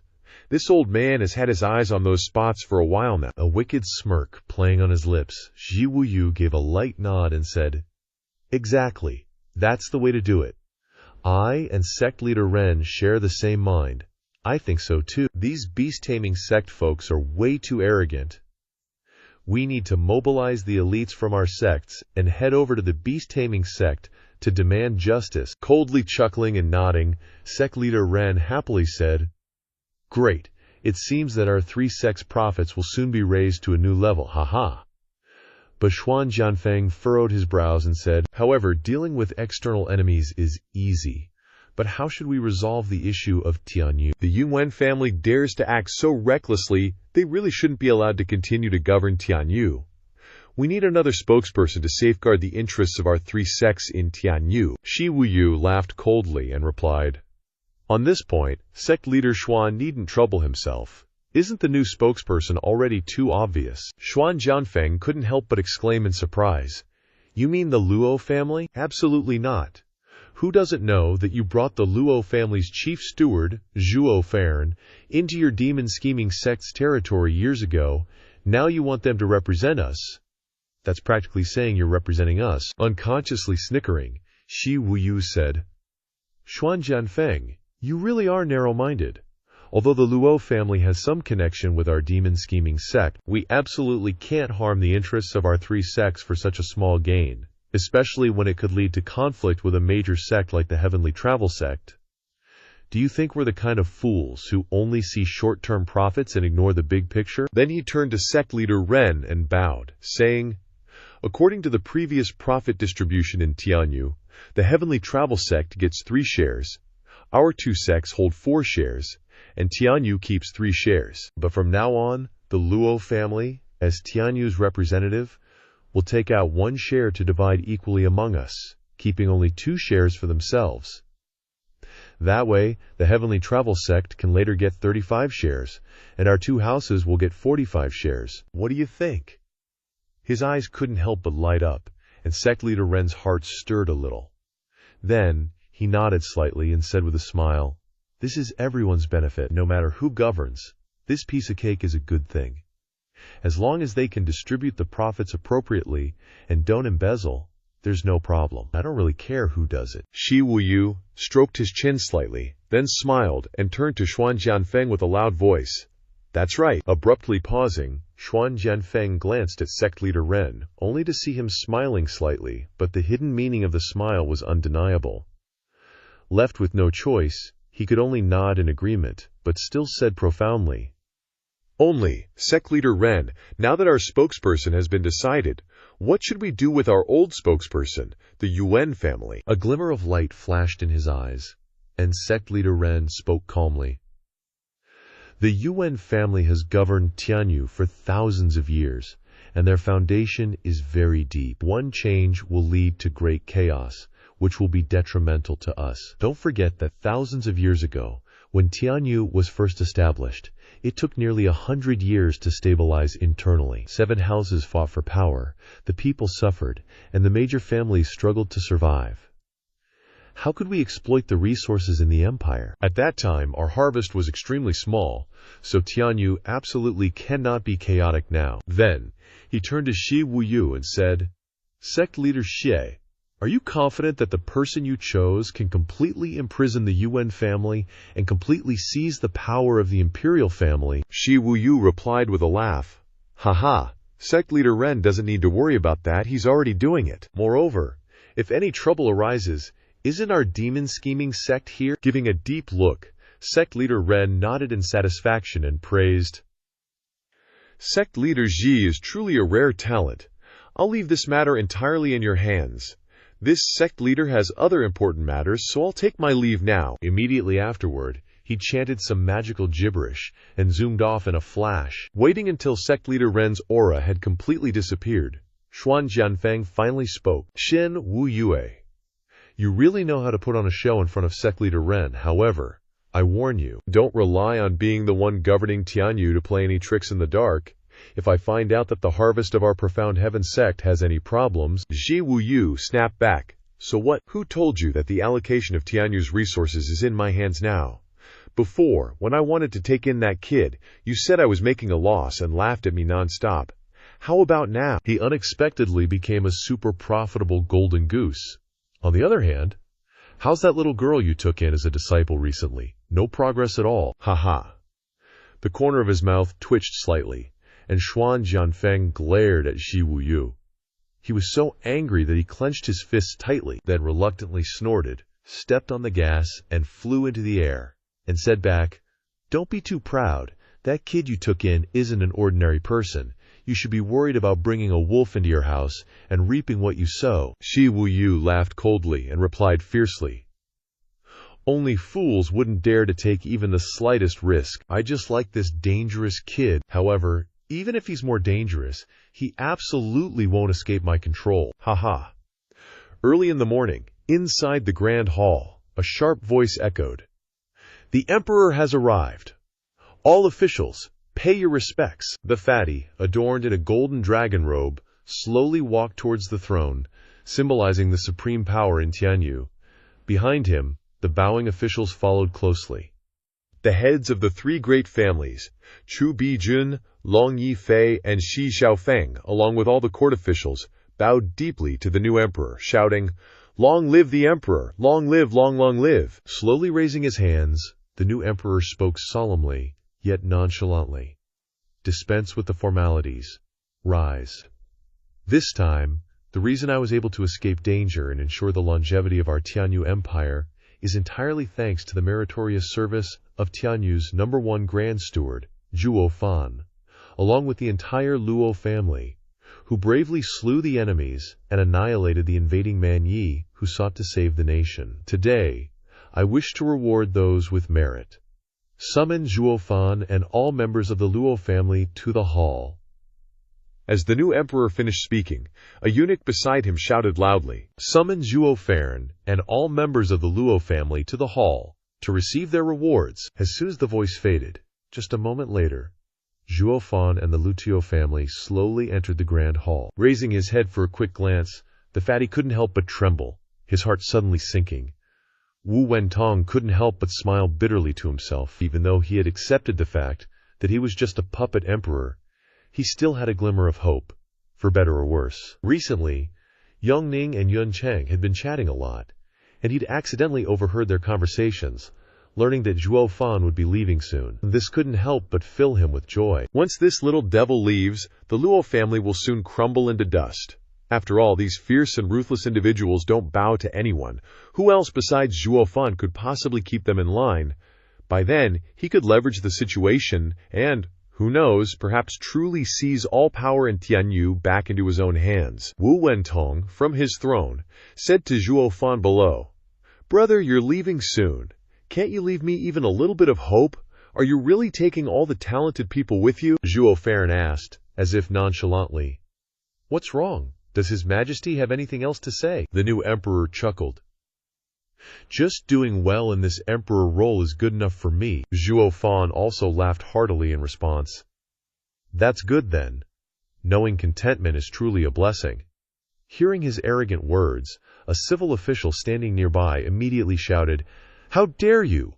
To speak like that to His Majesty is a grave insult, a crime of immense disrespect. By law you should be beheaded." The official, emboldened, pressed on.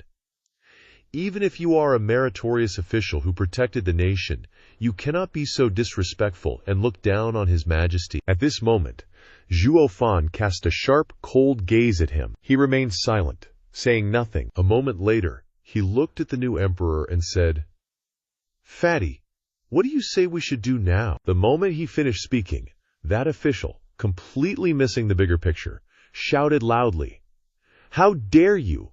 You dare to directly call His Majesty fatty!" With an utterly speechless expression, the emperor put a hand to his forehead and ordered, "Guards! Drag this old man out! Exterminate his 9 generations of family!" Hearing this, the official laughed loudly. "Oh, really? Drag me down and exterminate my 9 generations of family?" 2 soldiers stepped up behind him, making him freeze for 5 seconds, utterly clueless as to what was happening. The moment he was dragged away, he still desperately struggled and shouted, "Your Majesty, how could you? Your Majesty, the imperial court cannot be abolished. You cannot allow these people to rely on their merits and act so arrogantly." The new emperor was utterly annoyed, frowning as he thought, "Keep talking, and sooner or later people like you will be the death of me." The grand hall fell silent once more. At this point, the new emperor finally exerted his imperial authority and commanded, "Listen carefully, all of you. Zhuo Fan and the entire Luo family are loyal, brave, and truly praiseworthy. They saved me in my time of peril, showing great kindness and bearing immense favor upon this entire land. I treat them as highly as heaven and earth, revering them with all my might." With this precedent set, the remaining officials were like chickens choked on grain, only daring to listen, and no longer daring to voice any opinions. The new emperor continued, "From now on, none of you are to arbitrarily cause trouble for the Luo family. Understood?" A single word from the emperor's mouth caused everyone from the Luo family to smile with satisfaction. Zhuo Fan also smiled brightly, thoroughly pleased. Suddenly, the new emperor frowned again. He struggled to speak, and then he spoke loudly. "The Luo family has been loyal to the emperor and protected the nation, with heaven and earth as their witnesses. They set an example for the soldiers, annihilated the Man Yi, rallied to save the emperor and the nation, making immense contributions to the country, benefiting thousands of generations. I specially bestow upon the Luo family the title of the #1 family under heaven. They shall be in charge of all important positions, train troops, allocate resources, escort and protect the emperor, and work with me solely for the sake of the world. Wherever they go shall be as if I, myself, have personally graced the place with my presence. The new emperor's powerful voice resonated throughout the entire court. Hearing the new decree, the officials thought indignantly, "Good heavens, isn't this like giving half the empire to someone else? No matter how great the Luo family's contributions are, how can they be given power and treatment akin to an emperor? Is this Tianyu still the Wu Wen clans? What on earth does this new emperor want to do? The ancestral lands, built with so much effort, are about to be sold off." With these thoughts, all the officials stood there in stunned silence. A court official stepped forward to object. "This is outrageous. We must speak out against this." Zhuge Chengfeng, standing beside him, fanned himself and said, "The most important thing for an official is to read the room. His Majesty is much smarter than you lot. Don't overreach yourselves and meddle in other people's affairs." Upon hearing this, the officials all fell silent. Zhu Chengfeng chuckled. "This feeling isn't bad at all." At this moment, Zhuo Fan finally spoke. "Fatty, that's all for now." They turned to leave, saying, "We shall take our leave now." The new emperor called out from behind, "Wait!" Hearing this, they turned back to look. The new emperor continued, "Brothers, it's been so long since we've seen each other. Please stay today, let's catch up." Zhuo Fan looked at him, seemingly deep in thought. Under the pavilion, the new emperor began. "Brothers, remember the year we swore brotherhood in Fenglin City? I was a prince, you were a servant. Ah, those were the days." They strolled along, listening to the new emperor reminisce. The new emperor, tall and with a protruding belly, raised his hand dramatically and sighed. "But now, I am the ruler of a nation, and you have become the true master of Tianyu. One can't help but lament how time flies." He kept beating around the bush. Annoyed, Zhuo Fan cut him off. "Get to the point." The new emperor chuckled awkwardly. "I mean, today you could take a walk with me in the imperial city without any guards. That will show the trust remains between us brothers." Zhuo Fan glanced at him, seemingly unintentionally, and said, "Do you think your lackeys can even do anything to me?" The new emperor suddenly turned into the new panicking emperor.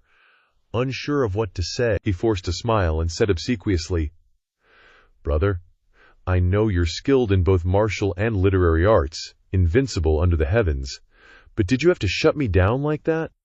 I was just trying to reminisce and strengthen our bond, but a few words from you ruined the whole atmosphere." Zhuo Fan gave a faint smile and replied, "Strengthen our bond. Offering kindness for no reason is either thievery or trickery." He stopped, clasped his hands behind his back, and continued, "Speak. What do you want from me? Be direct." The new emperor finally caved. "All right, there's no one else here, I'll be blunt. Zhuo Fan, does the oath we swore when we became brothers still count?" Yuan Tong suddenly asked. "Does our brotherhood oath still stand?" Zhuo Fan replied, "Yes, of course it does. When has Zhuo Fan ever gone back on his word?" Yuan Tong continued, "If our oath still holds, we are still brothers." But suddenly, tears streamed down the new emperor's face like rain as he cried out, "You can't bully your brother like this. I'm the emperor now, you know. What's the meaning of taking all the power out of my hands? Do you even see me as the emperor? Do I even have imperial authority? Can't you leave me with some authority that has some use?" he complained bitterly. But Zhuo Fan coldly replied, "What use does a puppet emperor have for so much power? Didn't your old man warn you before he died? Just be a good puppet emperor, and don't think about overstepping your boundaries. It won't do you any good. You'll only bring about your own destruction." Then, he touched Yuan Tong's round belly like a ball, and continued, "Besides, you don't have to do the work of an emperor, and you spend all day eating and drinking in the palace. Yet you can't seem to lose that mountain of blubber. You're living like a god. What more could you want?" But Yuan Tong abruptly brushed Zhuo Fan's hand away, retorting fiercely, "As an emperor, I have ideals and ambitions. I don't want to live a life of leisure. Besides, our oath back then was that I wouldn't betray you, and you wouldn't let me down, right? Now you want to destroy my family and exterminate my clan," Yuan Tong indignantly accused. Zhuo Fan simply replied, Fatty, you're going too far. If I wanted to destroy you, I wouldn't have left you alive. So I explained it to him straight, like, listen, the reason I'm doing this. First, I don't want to mess up the whole world and screw up my own plans. Second, I remember our oath, you don't cross the line. And neither will I, it's just my principle, you know. I gave Yuan Tong the stink eye. You want power that badly? Fine, I can give it to you. Take it all, I don't care. Just think about the consequences, dude. Yuan Tong was suddenly all, who am I and what is happening? Wrinkling his brow and repeating the key word, consequences. Before he could get lost in his own head, Fang Chubai jumped in. The three protector sects, genius. Zhuo Fan nodded. Bingo, that's the ones. Then he goes on. Honestly, the Emperor's gamble was the biggest risk in the whole damn world, messing with the three protector sects' interests. The protector sects include the heavenly, demonic, and mysterious sects. He thought that if the plan goes smoothly, he would hide it from everyone, take back Tianyu's power, and not make the three sects suspicious of him. His voice suddenly got all serious. Too bad he totally face-planted. Now the three sects don't trust you UN guys at all, and are scrambling to find a new mouthpiece for Tianyu. This news made Yuan Tong sweat buckets, but Zhuo Fan wasn't done yet. Even if the Lukal family doesn't secretly become the puppet emperor, the three sects will just prop up some other family. You'll still be a puppet, unable to fight back. So which do you prefer, being a puppet under us, or someone else? This really got under Yuan Tong's skin. Zhuo Fan clapped Yuan Tong on the shoulder and tried to reason with him. We're all old buddies. You and the Luo family know each other. Shi Ni, my eldest miss, and Princess Yongning are BFFs. If you get into trouble, we'll do our best to help you out, and if we can let it slide, we will. If some new family's lording over you, think your life's going to be better, Zhuo Fan smirked, the kind that sends chills down your spine. Yuan Tong sighed. Ugh, if only Dad hadn't pulled that Mingzhu edict crap back then. Zhuo Fan raised an eyebrow, surprised. The Yuan family actually had that Mingzhu edict. I always thought the emperor just made it up to stir things up. Yuan Tong facepalmed, totally exasperated. Actually, that Mingzhu edict is a super-secret message passed down from emperor to emperor when they're on their deathbeds. It's not really an edict so much as a code of conduct for being emperor. Yulong Zhizhu. Zhuo Fan was all like, huh, what's that even mean? Yuan Tong explained, all serious. Yulong Zhizhu means tossing out a pearl to tease the dragons.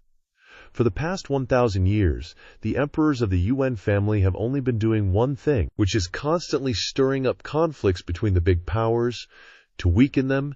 If you have the means, do it. If you don't, then make the means and do it. 1,000 years ago, the seven families fighting was the same. 300 years ago, Jiyu Santong messing up Tianyu was the same thing. Yuan Tong sums it up. The emperor needs people below to have fun fighting. If they unite, the emperor's throne won't be stable. Zhuo Fan nodded in agreement. Yep, that's how it is with being emperor. Then he asked. So, that whole thing with the three families ratting each other out in Fenglin City was also orchestrated? This time, Yuan Tong shook his head. Nah, that wasn't us. Didn't I say? If there aren't the means, then make the means, so that every force will believe that everything is real. Yuan Tong shook his head slightly. But 1,000 years ago, the Tianyu emperor set up a trap. Then the emperor must set up a strategy to give his successors a chance to implement it, so the three families of Fenglin City were indeed post-Tianyu meritorious officials. Zhuo Fan scoffed. All sarcastic. Ha, planning for thousands of years. Your family's born to be emperors, you bunch of scheming bastards. Yuan Tong closed his eyes and hung his head, sounding defeated. As an emperor, everyone's your enemy. If you're too nice, you'll be dead meat. But even so, our family still lost to you. Yuan Tong opened his eyes, stared right at Zhuo Fan, and said, Yulong Zhizhu. This time, we finally played with fire and ran into a super strong ascending demonic dragon that bit us to death. As soon as he said that, they both looked up and burst out laughing. Ha, Yuan Tong suddenly asked. Bro, can you do me a favor? Zhuo Fan immediately asked. What's up? The fatty replied very decisively. Propose marriage. Got a big punch unexpectedly. Zhuo Fan's eyes widened. What? Yuan Tong's voice got all sappy, sickeningly so. You know I'm head over heels for that little devil. I swore that if I ever became emperor, I'd make her my empress. But now my family's on the rocks. I'm worried the Lightning Dragon sect will look down on us UN folk, so I need my bro to help me out. Is that all?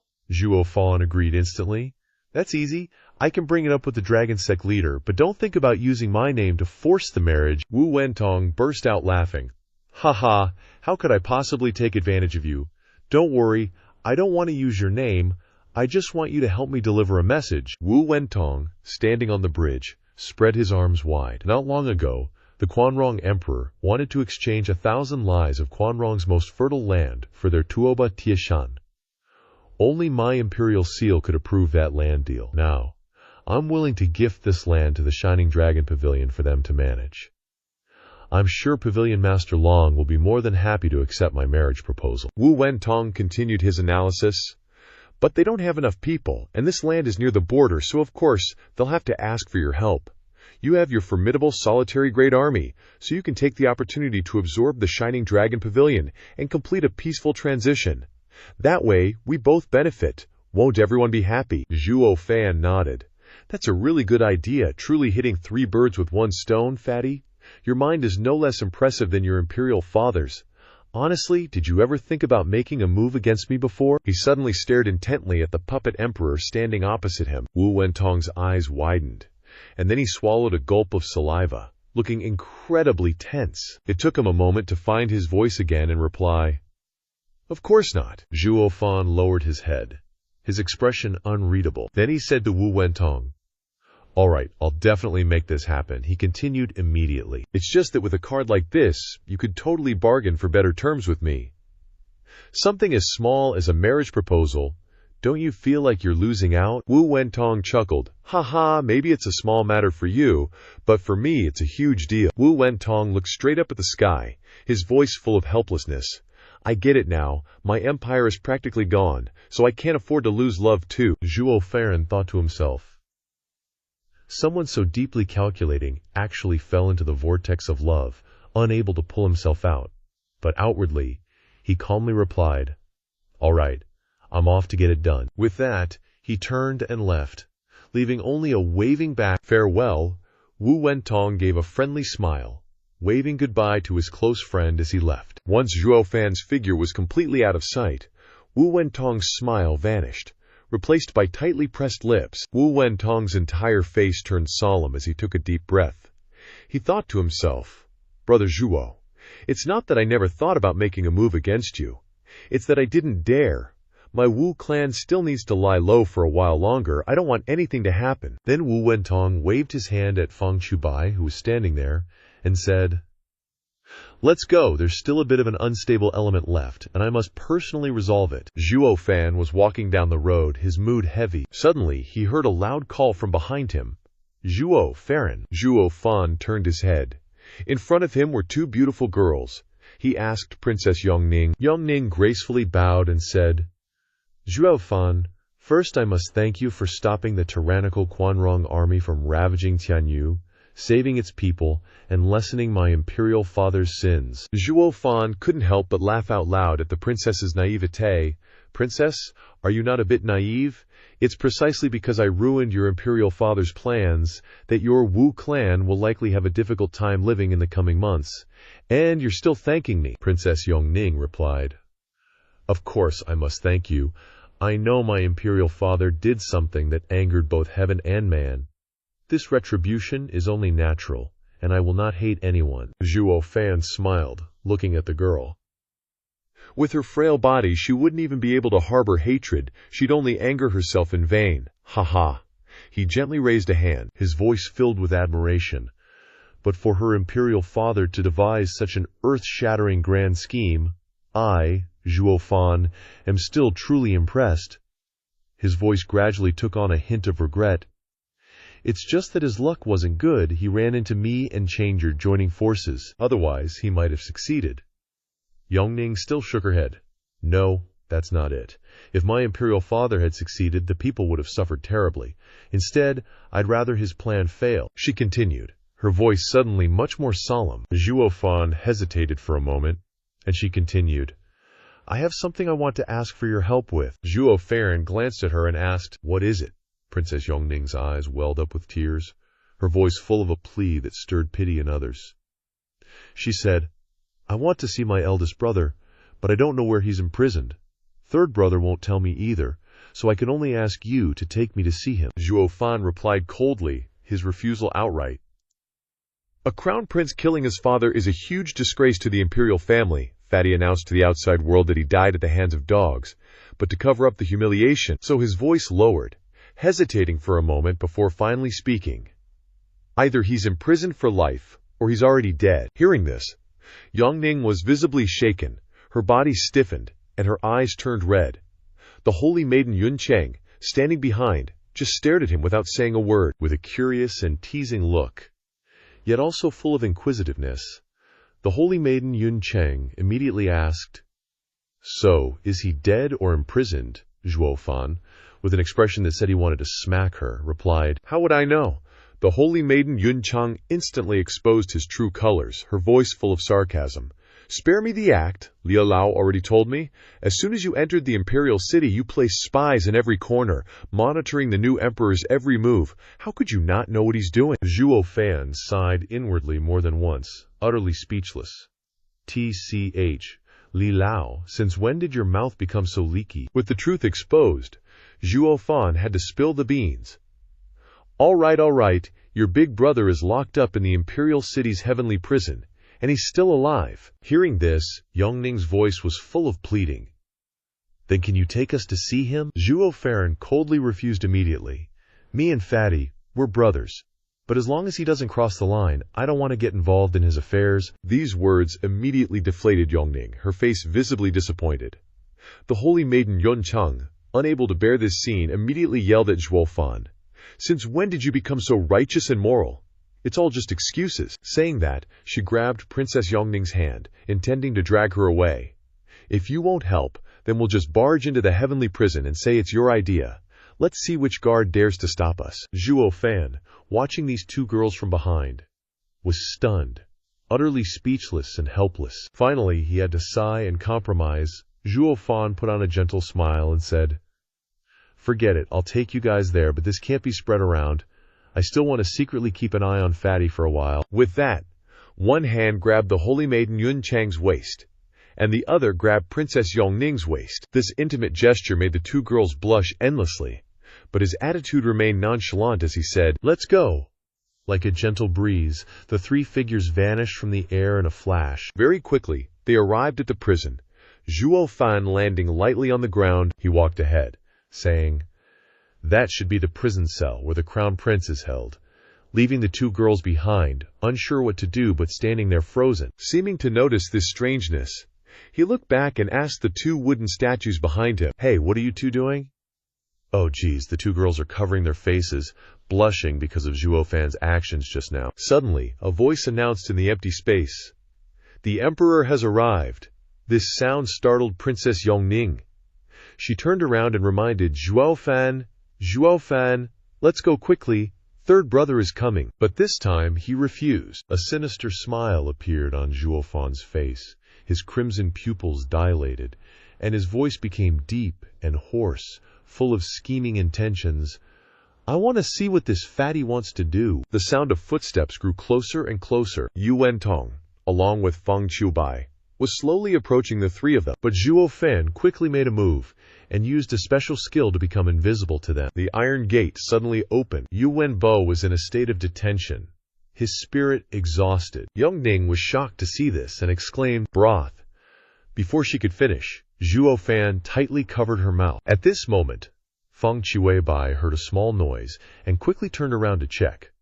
But Yuan Tong didn't pay much attention and walked closer to Yuan Bo, saying, "Big brother, recently this little brother has been busy taking care of father's funeral and this little brother's enthronement. On the contrary, I have had very little time to visit you, brother. Don't you blame me?" Hearing this, he looked at Yuan Tong with hatred in his eyes. Yuan Bo spoke up, saying, "HMPH, a fat pig like you, even Mo Long Bao doesn't look like an emperor. I didn't expect that I would eventually lose to you. You're hiding really deeply." Hearing this, Yuan Tong smiled faintly and replied, "No way. The wise appear foolish, concealing one's skills. If this little brother didn't endure and pretend, big brother would definitely not hesitate to eliminate me, right?" Yuan Bo could only grit his teeth and listen. Then he smiled and said, "You, Lao Dali, I have indeed lost this imperial succession battle. But he hesitated for a moment, then looked up with a crafty look and said, Old Third, you're just a puppet emperor. Are you comfortable sitting there? In the end, isn't Zhuo Yifan the one who really fought and won? Yu Wentong didn't deny it, replying, That's right, he's the ultimate victor, and I knew this a long time ago. That's why even when he suffered misfortune from father and was attacked from all sides, I didn't take advantage of the situation to fight him. It's because I understood that he had a great chance to turn the tables. Father might not necessarily win. Hearing these words, Yu Wenbo said in surprise, Oh, so you were optimistic about him even then. Before, he was being attacked from all directions, and those allies were a little distant. After all, his enemies were father and the entire empire. How could you be so sure that he'd be the one laughing last? While the two of them were talking, Zhuo Yifan was still quietly observing. Yu Wenbo gritted his teeth and said, Don't give me any of that bullshit about long-term vision. Yu Wentong didn't rush to answer him, but just smiled. Then he slowly reached out and recited 4 lines of verse. When the earth dragon sweeps its tail, the world is shocked. When the heavenly dragon levels, the world suffers.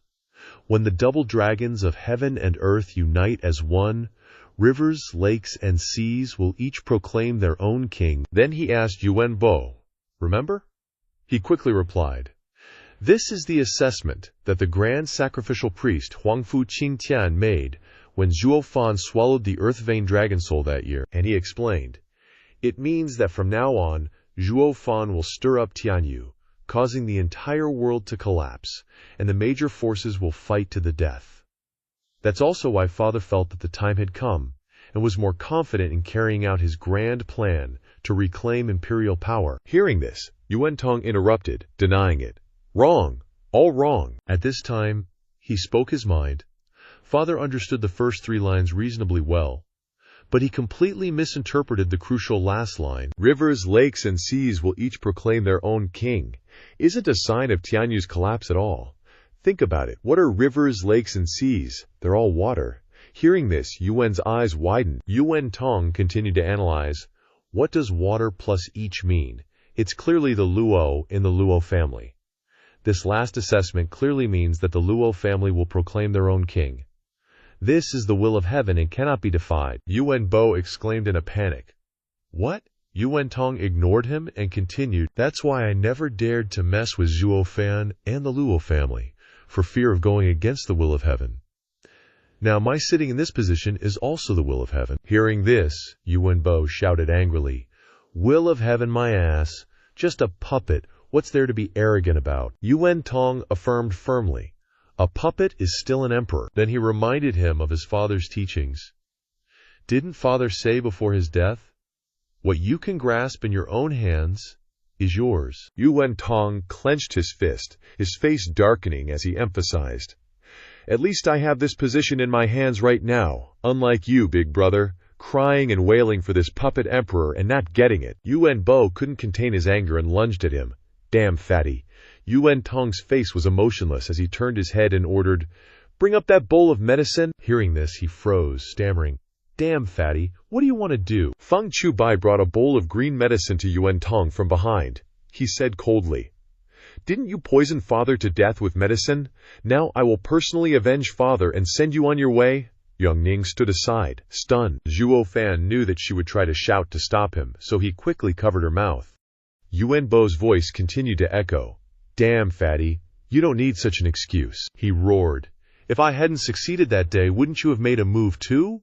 In front of me, what kind of loyal and righteous act are you putting on, you fake fatty? Yu Wentong, holding the bowl of medicine in one hand, did not deny it, replying coldly, That's right, the two of us are all wolves in sheep's clothing, not good people at all. Now I'm sending you on your way to avenge father, and to put my mind at ease, that's one reason. He paused for a moment, then exuded a burst of killing intent, looking at him and emphasizing, The important thing is that I'm not at ease keeping you around, and if you run out and use the name of the crown prince to cause some trouble for me, those 3 sects haven't dealt with our Yuan family yet. So for the safety of our family, big brother, die early and be reborn early. At this time, Yu Wenbo's expression gradually became fearful, and he shouted in despair, Damn, fatty, You'll regret doing this. Yu Wen-tong pinched his mouth open with one hand and said loudly, I never regret what I do, otherwise I wouldn't be able to sit in this position. With that, he poured all the poison into Yu Wenbo's mouth, ignoring his struggles. After finishing, he threw the bowl to the ground, shattering it to pieces. At this time, Yu Wen-tong smiled contentedly and said, Now I can rest assured. Yu Wenbo had not yet lost consciousness, and used all his strength to open his mouth and warn, Damn, fatty, don't be too happy too soon. Don't think that you're safe just because I'm dead. His face had gradually distorted. The veins on his face were bulging. His eyes were full of hatred, and his voice was full of hidden meaning. There are still others who want to sit in this position. Yu Wen-tong then chimed in. You mean second brother, right? He went on. Honestly, if you hadn't mentioned him, I'd almost forgotten about that fool. He'd just cause me trouble anyway. Don't worry, I'll send him to meet you real soon. Yu Wenbo, a trace of poison still lingering on his lips, smirked faintly. Don't be in such a hurry to send him to meet me. You'll have to find him first. Yu Wen-tong gasped in shock. What did you just say? He then completely lost his cool and bellowed, What have you done? Yu Wenbo spat out a mouthful of blood and replied, No point hiding it now, I'm not scared to tell you. He grinned triumphantly. I had 2 plans ready to go. 1, poison Imperial Father, then once I'm in power, I'd just conveniently get rid of you, Fatso. The other plan, I had someone snatch second brother.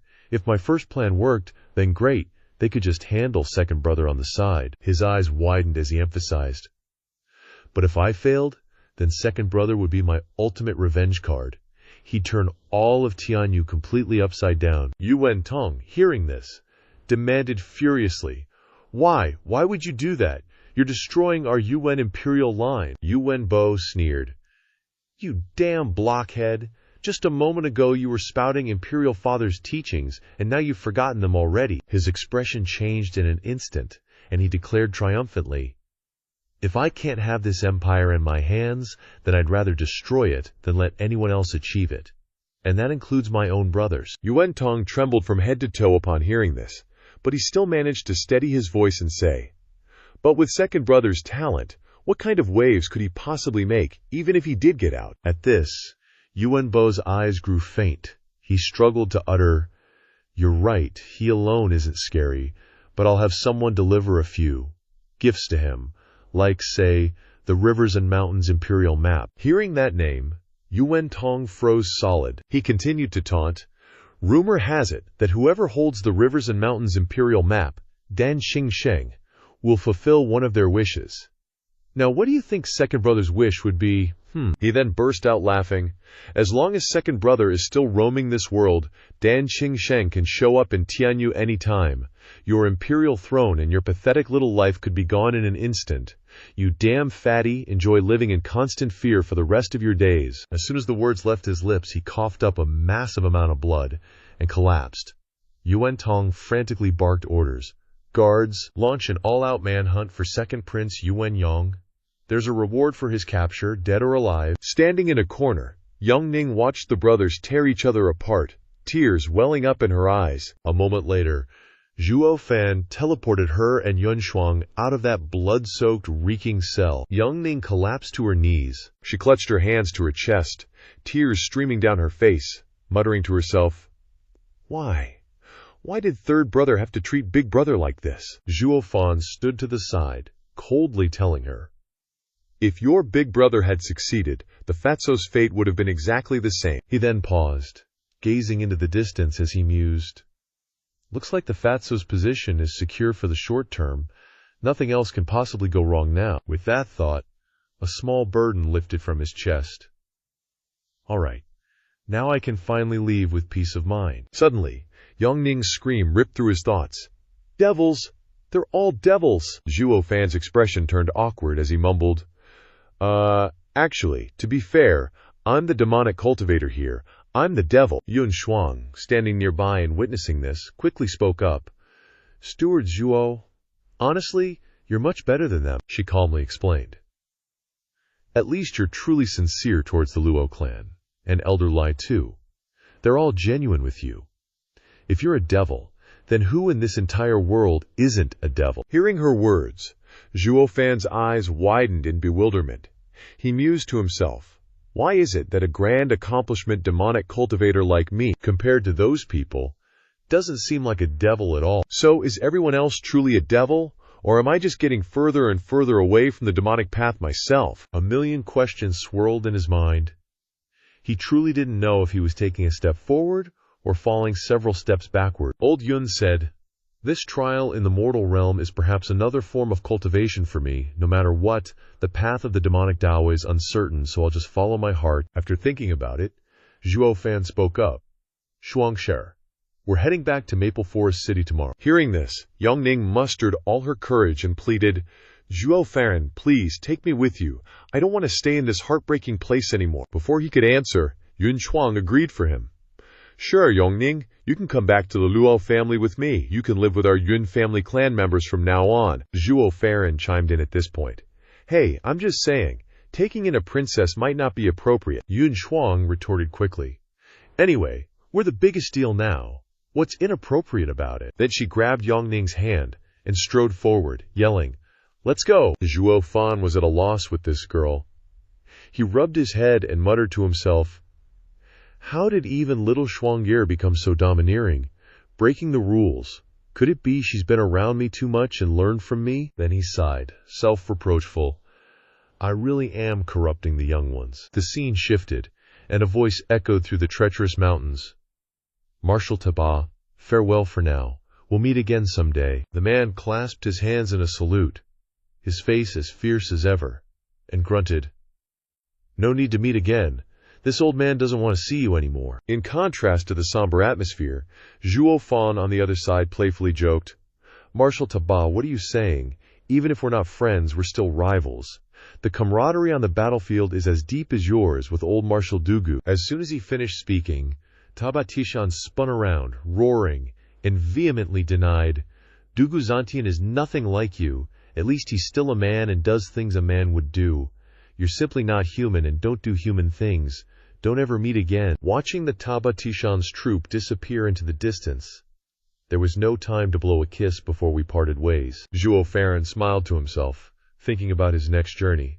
All right, just need to give them a few more instructions, and it's done. Then he turned to look at the familiar mountain, steeling his heart to leave. In a large conference room, many people were standing, looking at Luo Yunhai, Luo Yuncheng, and Zhuo Fan. Suddenly, Zhuo Fan spoke loudly so that everyone in the room could hear. Li Jingtian, Shui Jingjian, Chu Yanhai, and the twin sages of Heavenly Emperor. From now on, the 5 elders' strength will be raised to become the Luko family's honored protectors, safeguarding the young master and miss. As soon as Zhuo Fan finished speaking, everyone shouted in unison, "Yes, sir!"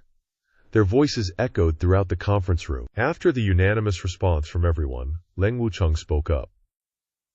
Now that the steward is raising these 5 to be honored protectors, he probably wants them to escape the steward's control, suppressing the steward's power. Just as he finished, Zhuge Chengfeng laughed loudly, saying, "It seems our steward Zhuo wants to be like an emperor, dividing the Luguo family into civil and military officials to keep each other in check." Zhuo Fan spoke loudly, calling out 3 names in turn. Zhuge Chengfeng, Leng Wucheng, Yu Ming. From now on, Zhuge Chengfeng will be the Luo family's head steward, assisting the family head in managing Luo Ming's affairs. Next, Leng Wucheng will be the Luo family's chief administrator, overseeing the Luo family's business development. Finally, Yum Ming will be the Luo family's military strategist, assisting the Shadow Guards and the Dugu army in external intelligence gathering and attacks. The 3 of them said in unison, "Yes, sir." But in his heart, Zhuge Chengfeng thought, letting me manage the people, Leng Wucheng manage the resources, and Yu Ming oversee the military power, Zhuo Fan's arrangement is exactly the 3 powers doctrine, where each side suppresses the other. These 3 powers will assist but also restrain each other, absolutely preventing us from acting arbitrarily. After assigning all the tasks, Steward Zhuo turned to look at Luo Yunhai and asked, "Have you memorized the technique I taught you yesterday?" And he quickly received a firm answer from Luo Yunhai. "Yes." Zhuo Fan evilly smirked and whispered to Luo Yunhai, "Then give it a try." After hearing those words, Luo Yunhai reluctantly performed the technique that Zhuo Fan had taught him yesterday. Suddenly, Everyone in the conference room cried out in pain because of a bizarre headache that struck them. When the technique ended, Zhuo Fan gave a bizarre smile. At this moment, Leng Wucheng was painfully complaining to Zhuo Fan in his heart.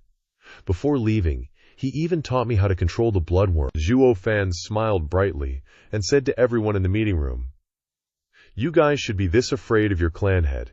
It'll put my mind at ease when I leave." Then, he turned to Luo Yunsheng and said, "Eldest Miss, give me the Thunder Spirit Ring." These words shocked and stunned Luo Yunsheng, who reacted sharply. "What are you doing? This is my thing. You're leaving, and you want to take back the ring, not leaving any memento." Upon hearing this, Zhuo Fan lowered his head slightly and used magic to summon the ring back. Luo Yunsheng looked at her ring in Zhuo Fan's hand, reluctant to say, "Zhuo Fan." Zhuo Fan ignored her words, leaned down, and whispered to Luo Yunhai, "As the former head butler of the Luo family, consider this Thunder Spirit Ring a gift for your taking over as clan head."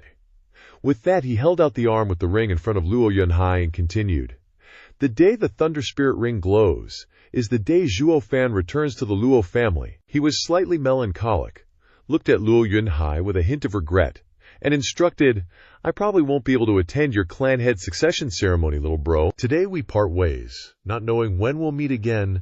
The future is uncertain." When Zhuo Fan finished speaking, Luo Yunhai trembled slightly and felt a bit sad, but still tried to be strong to reassure Zhuo Fan before he left. He resolutely put the Thunder Spirit Ring on his middle finger and shouted, "Luo family members, listen up! From now on, this Thunder Spirit Ring is the clan head's token passed down through generations of the Luo family, a symbol of the Luo Alliance's highest authority, and must not be disobeyed. Seeing this ring is like seeing the clan head.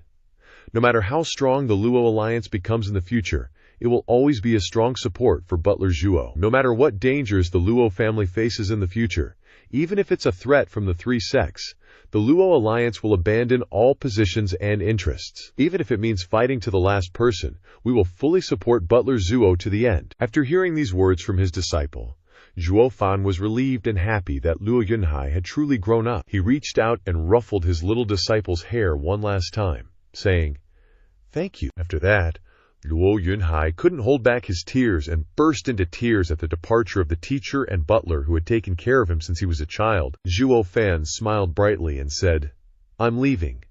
As if a final farewell, suddenly a female voice shouted, "You must come back." The girl's beautiful face was covered in tears as she watched Zhuo Fan's back gradually disappear. In a forest with towering mountains and dense woods all around, he stood for a long time, placed his hand on his heart, and smiled brightly, thinking to himself,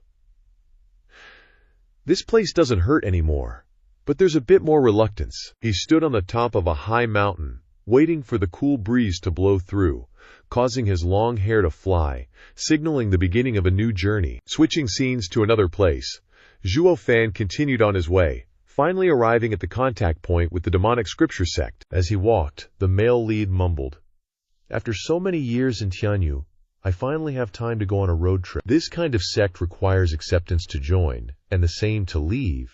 It's so annoying. How can I be happy when I'm outside? I wonder if there's anything new here. I don't even know who's coming to pick me up." As soon as he finished speaking, he saw black smoke, like silkworms, twisting and flying out of the forest. Spot on. It was the four super brothers from the demonic scripture sect who showed up. Ghost Hung grinned evilly and said, "Hee hee. Are you the one preparing to join our demonic scripture sect?" Zhuo Fan smiled awkwardly and replied, "You guys are the ones sent to pick up this old man to be a disciple of the demonic scripture sect? Ha ha, that's great, we're all acquaintances." All acquaintances. But he thought, these four little devils were discovered by the Dry Prosperity 5 elders, who came to Tianyu for support before the Great War with the Quanrong army, and were directly captured and dragged back to the sect. These four little brats escaped from prison and didn't even return to the sect to turn themselves in. It's really outrageous. But under the circumstances, the four dazed super brothers had to obediently return to take the punishment. Originally, Zhuo Fan thought that after this trip, they probably wouldn't be able to return, or they'd be placed under house arrest to repent, or continue to be put in jail. But he never dared to imagine that these four little devils were the ones that Ji Wuyu had arranged to pick him up. This made the male lead extremely happy. The hidden world sect's mountains are high and far away, and the waters are extremely secluded. Ordinary secular disciples couldn't know where the sect's gate was. Without the sect's disciples leading the way, it would be difficult, even impossible, to find. As the demonic scripture four fiends looked at Zhuo Fan, they glanced at each other, immediately wanting to seize the opportunity to drive up the price. Ghost Hung hurriedly spoke up. "You're the new disciple preparing to enter our sect? We are the demonic heroes, the four most handsome deacons of the demonic scripture sect, nicknamed the demonic scripture four fiends, here to pick you up. Quickly report your name, place of origin, age, and date of birth, and whether you have a lover or not." Zhuo Fan turned purple with anger, but the young man still tried very hard to force a smile and said, "Oh, is that so? You guys look familiar? I thought you were some friends of mine, but turns out you're not. How strange." What followed was a soul-stirring rap battle.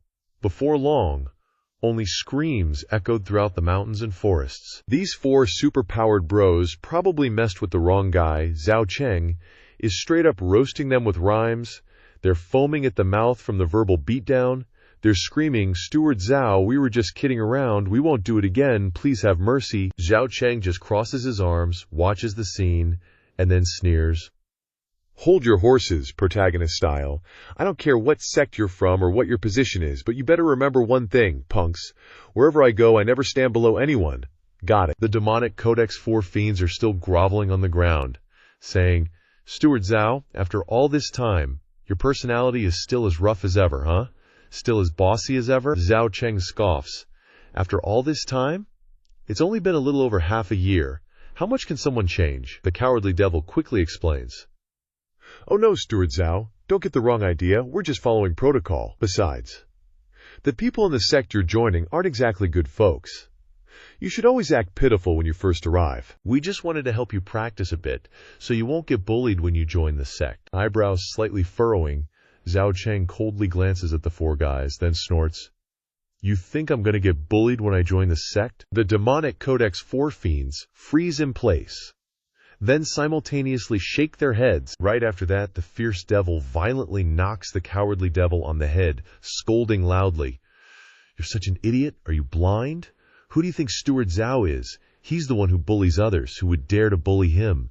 You really have a death wish." But after pondering for a moment, the fierce devil says again, "However, Steward Zhao, you should also know your limits. If we don't hurry and set off, we'll be late returning to the sect. At that time, the sect leader will be furious, and that won't be fun." Just at this moment, loud fighting noises come from the forest in the distance. The demonic Codex four fiends are startled. Then their eyes light up as they look at each other excitedly.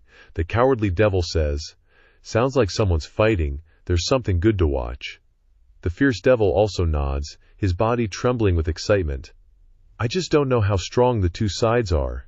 The other three look at each other and silently say, "Let's go."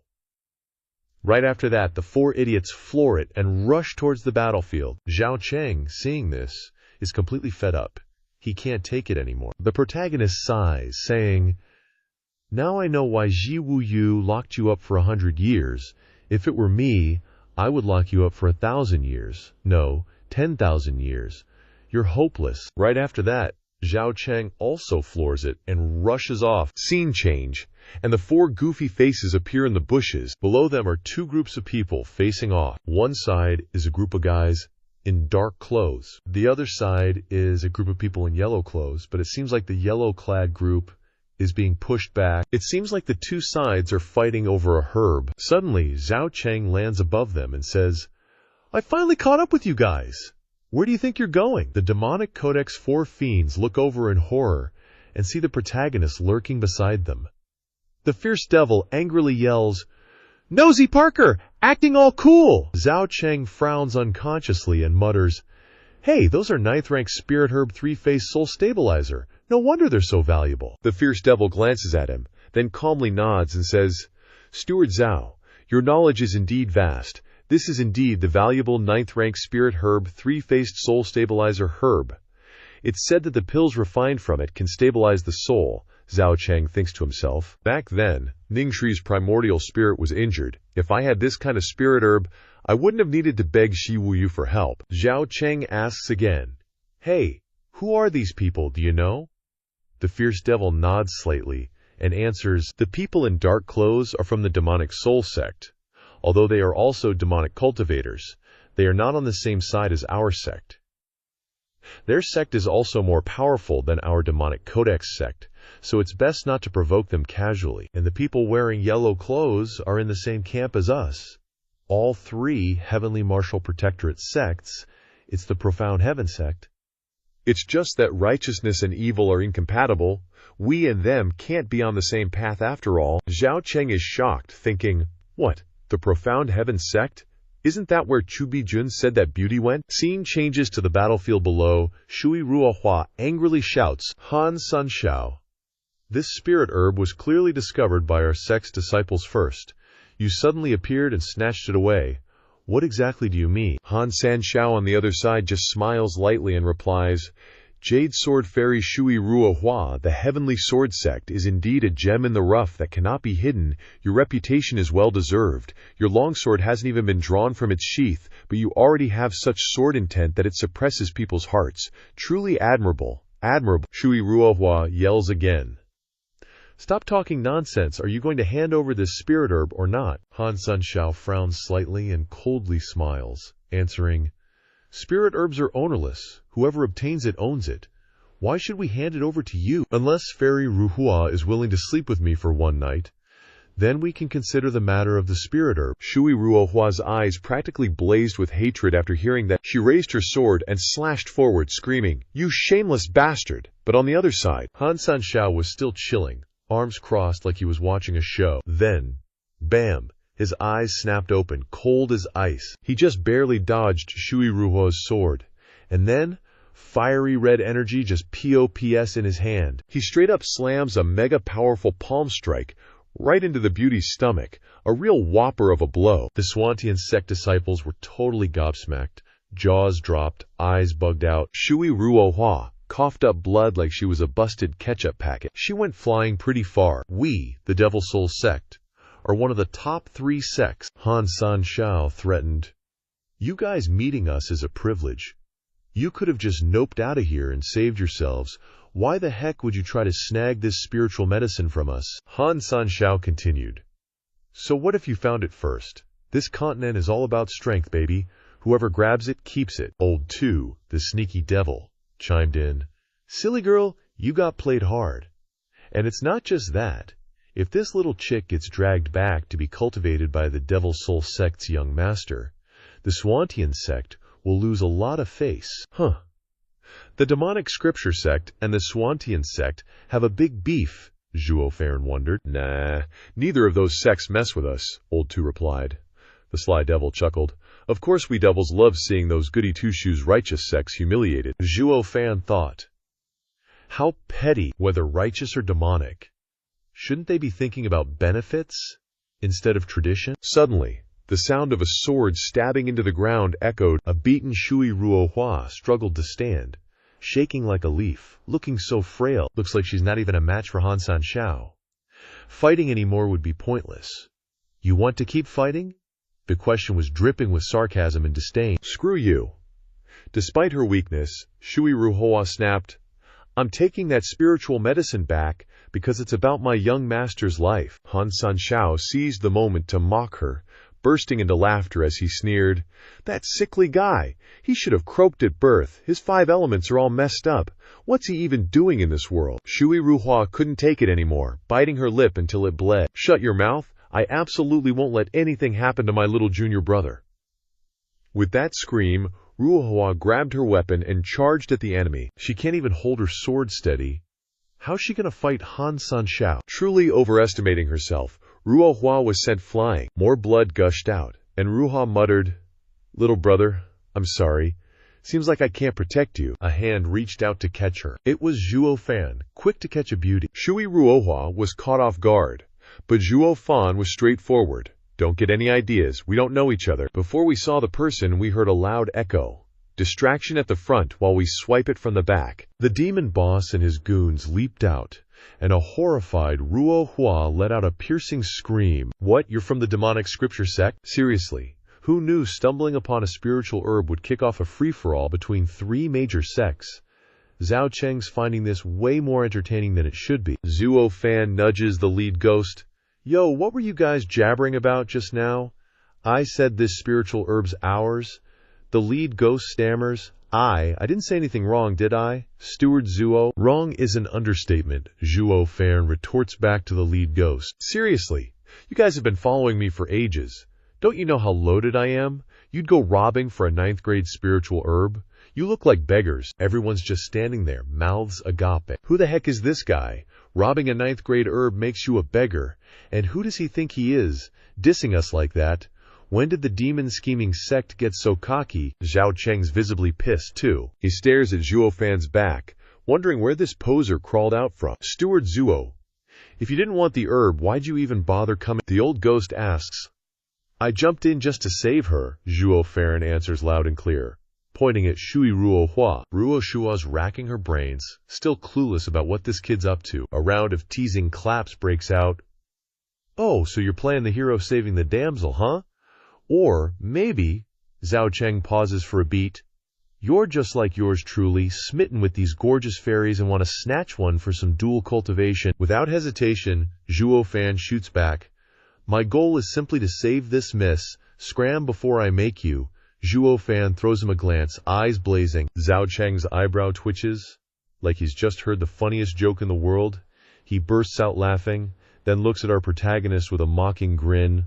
Force you to act, ha-ha. You think you're worthy? A measly 6th layer of the heavenly profound realm? Are you Ji Wuyu's kid or something? Acting tough is fine in the sect, but you take it outside looking for death. Didn't your old man teach you anything? The most important thing when you're out is to keep your tail between your legs and survive. Don't throw your life away so carelessly, kid. Zhuo Fan's eyes flicker, and he can't help but chuckle. What makes you think you're right? Zhao Cheng saunters over, all smug, like he's got it all figured out. Simple. Those 4 short, non-human, non-ghosts behind you are at least 6th layer of the divine illumination realm. They definitely have high standing in the sect, at least elders or enforcers. A normal disciple wouldn't dare be disrespectful to them. But you, just a measly 6th layer, heavenly profound disciple, dare to shout at them, even slapping them in the face, and those 4 shorties don't even hold a grudge. Clearly, your position in the sect is even higher than theirs, and in this situation, a heavenly profound realm kid outranking divine illumination experts. There's only one possibility.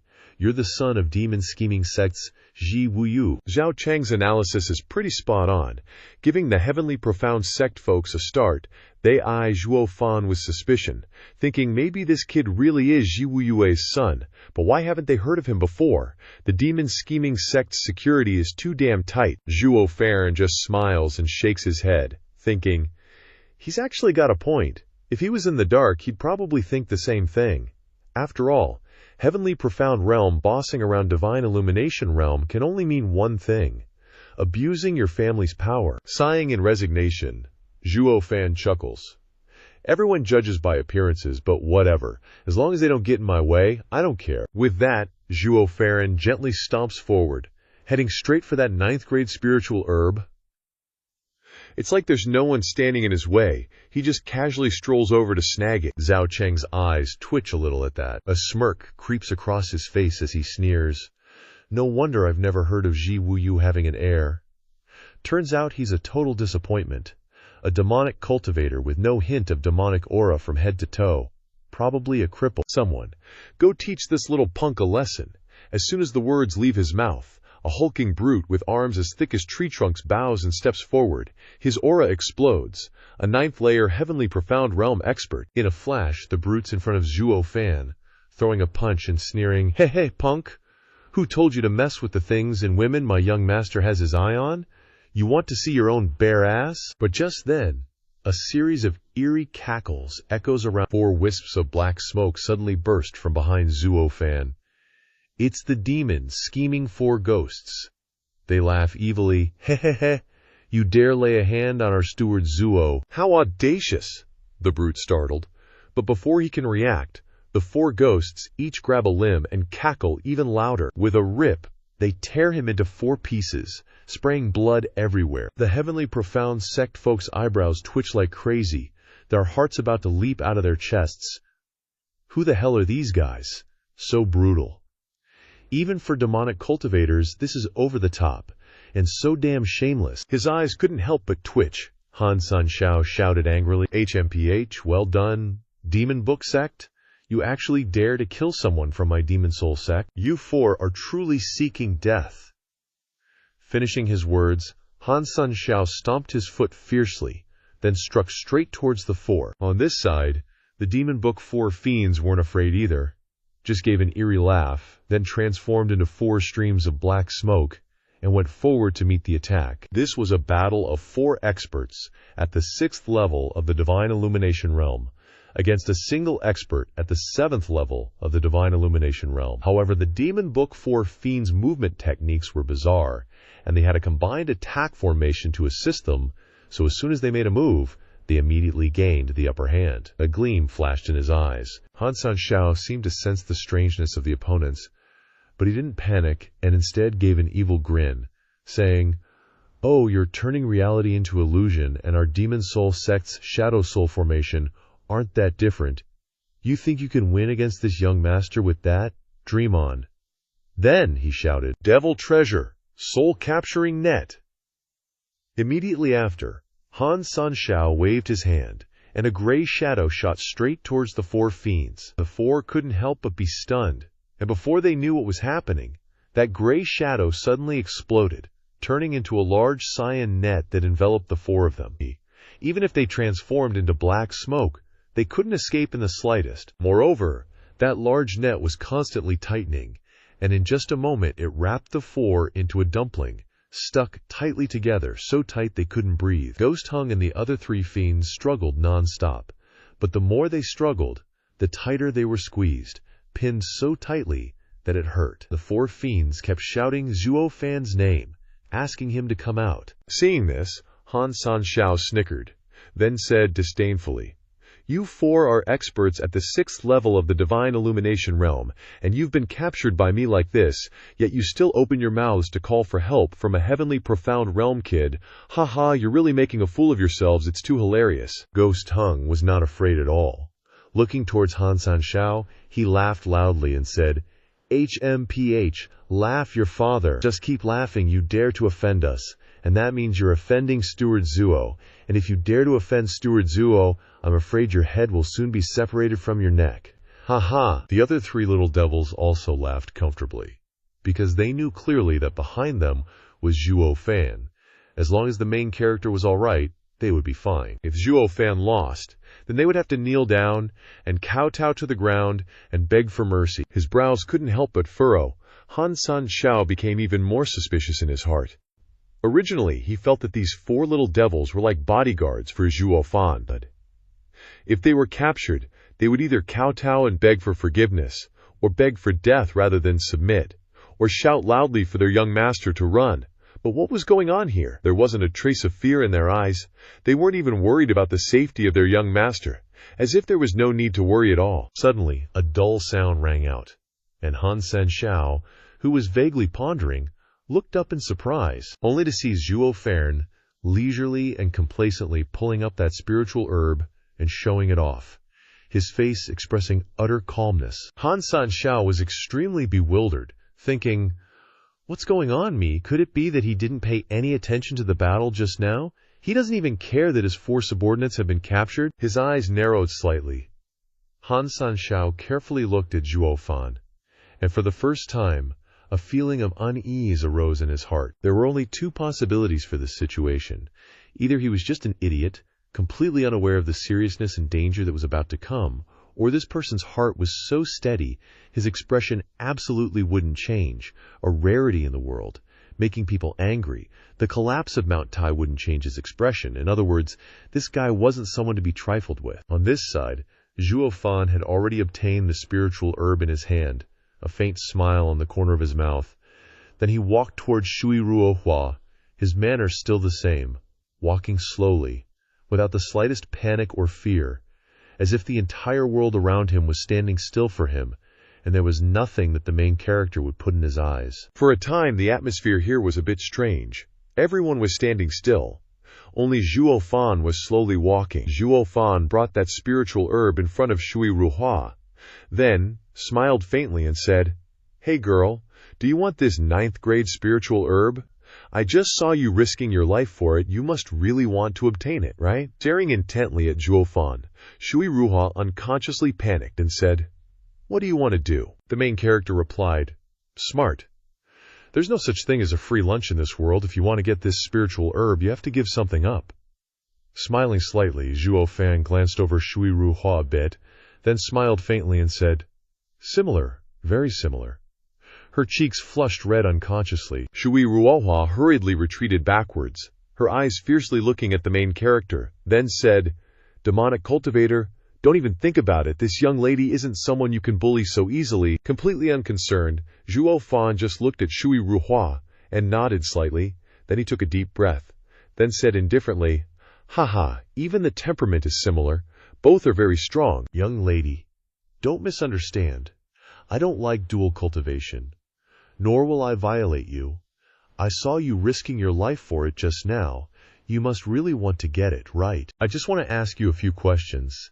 If you answer honestly, then naturally these spiritual herbs will belong to you." Unconsciously, Shui Ruohua glanced at Zhuo Fan for a long time, a trace of obscure confusion flashing in her eyes. Shui Ruohua was a little tempted. Seeing this, Zhuo Fan then spoke to break the silence, saying, "If the young lady doesn't refuse, then I'll take it as you've agreed." Zhuo Fan's words startled Shui Ruohua, and she hurriedly said again that, "Who said that?" Zhuo Fan suddenly became serious and said, "May I ask the young lady, does your sect have someone named Chu Qingcheng?" After hearing that name, Shui Ruohua widened her eyes in surprise and said, "That's right. Senior Sister Qingcheng is indeed a disciple that my master recently accepted. She really did come from Tianyu." Finishing his words, Shui Ruohua asked Zhuo Fan suspiciously, "Do you know her?" Zhuo Fan gave Shui Ruohua a pair of sad eyes, asking if she was living well now. After hearing Zhuo Fan's question, Shui Ruohua thought to herself that he seemed very concerned about Senior Sister Chu, But she still honestly told Zhuo Fan that her senior sister was her master's prized disciple, her master cherished her very much, and she was living very well. After hearing Shui Ruohua's words, he was relieved and said, "That's good then." Then he raised his hand. He gave Shui Ruohua a 9th grade spiritual herb as a thank you. After accepting the 9th grade spiritual herb, she was still suspicious of Zhuo Fan and pondered, "Did this man really just give me a 9th grade spiritual herb just for 2 unrelated questions?" No matter how she thought about it, she couldn't trust Zhuo Fan, so she asked again, "Who exactly are you, and what is your relationship with Junior Sister Chu? Have you two known each other before?" Zhuo Fan turned to leave, but still answered Shui Ruohua's question, "Miss, this has nothing to do with you, and who I am is not important." Just as he finished speaking, he stopped, glanced slightly at Shui Ruohua, and continued, "Moreover, you better not mention today's matter in front of her.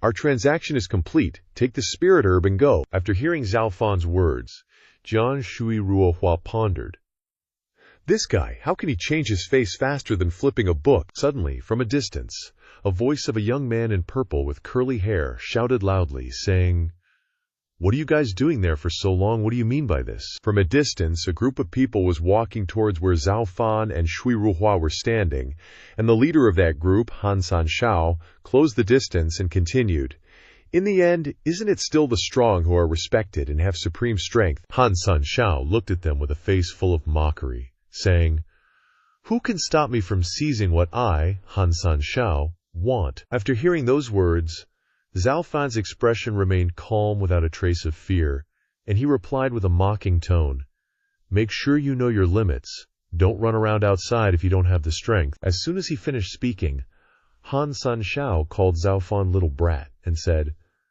"What you said just now is right. You shouldn't run around outside if you don't have the strength.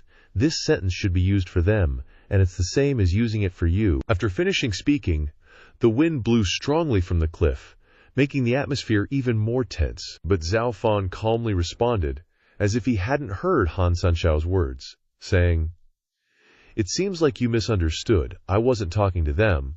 I was talking to you." When he heard those words, Han San Shao, as if he had been stepped on his tail, immediately shouted angrily and quickly used magic to attack Zhuo Fan, saying, "What ability does a mere heavenly profound cultivator have to brag in front of this young master?" But he had been prepared in advance and quickly counterattacked, causing Han San Shao to retreat far away and surprising him.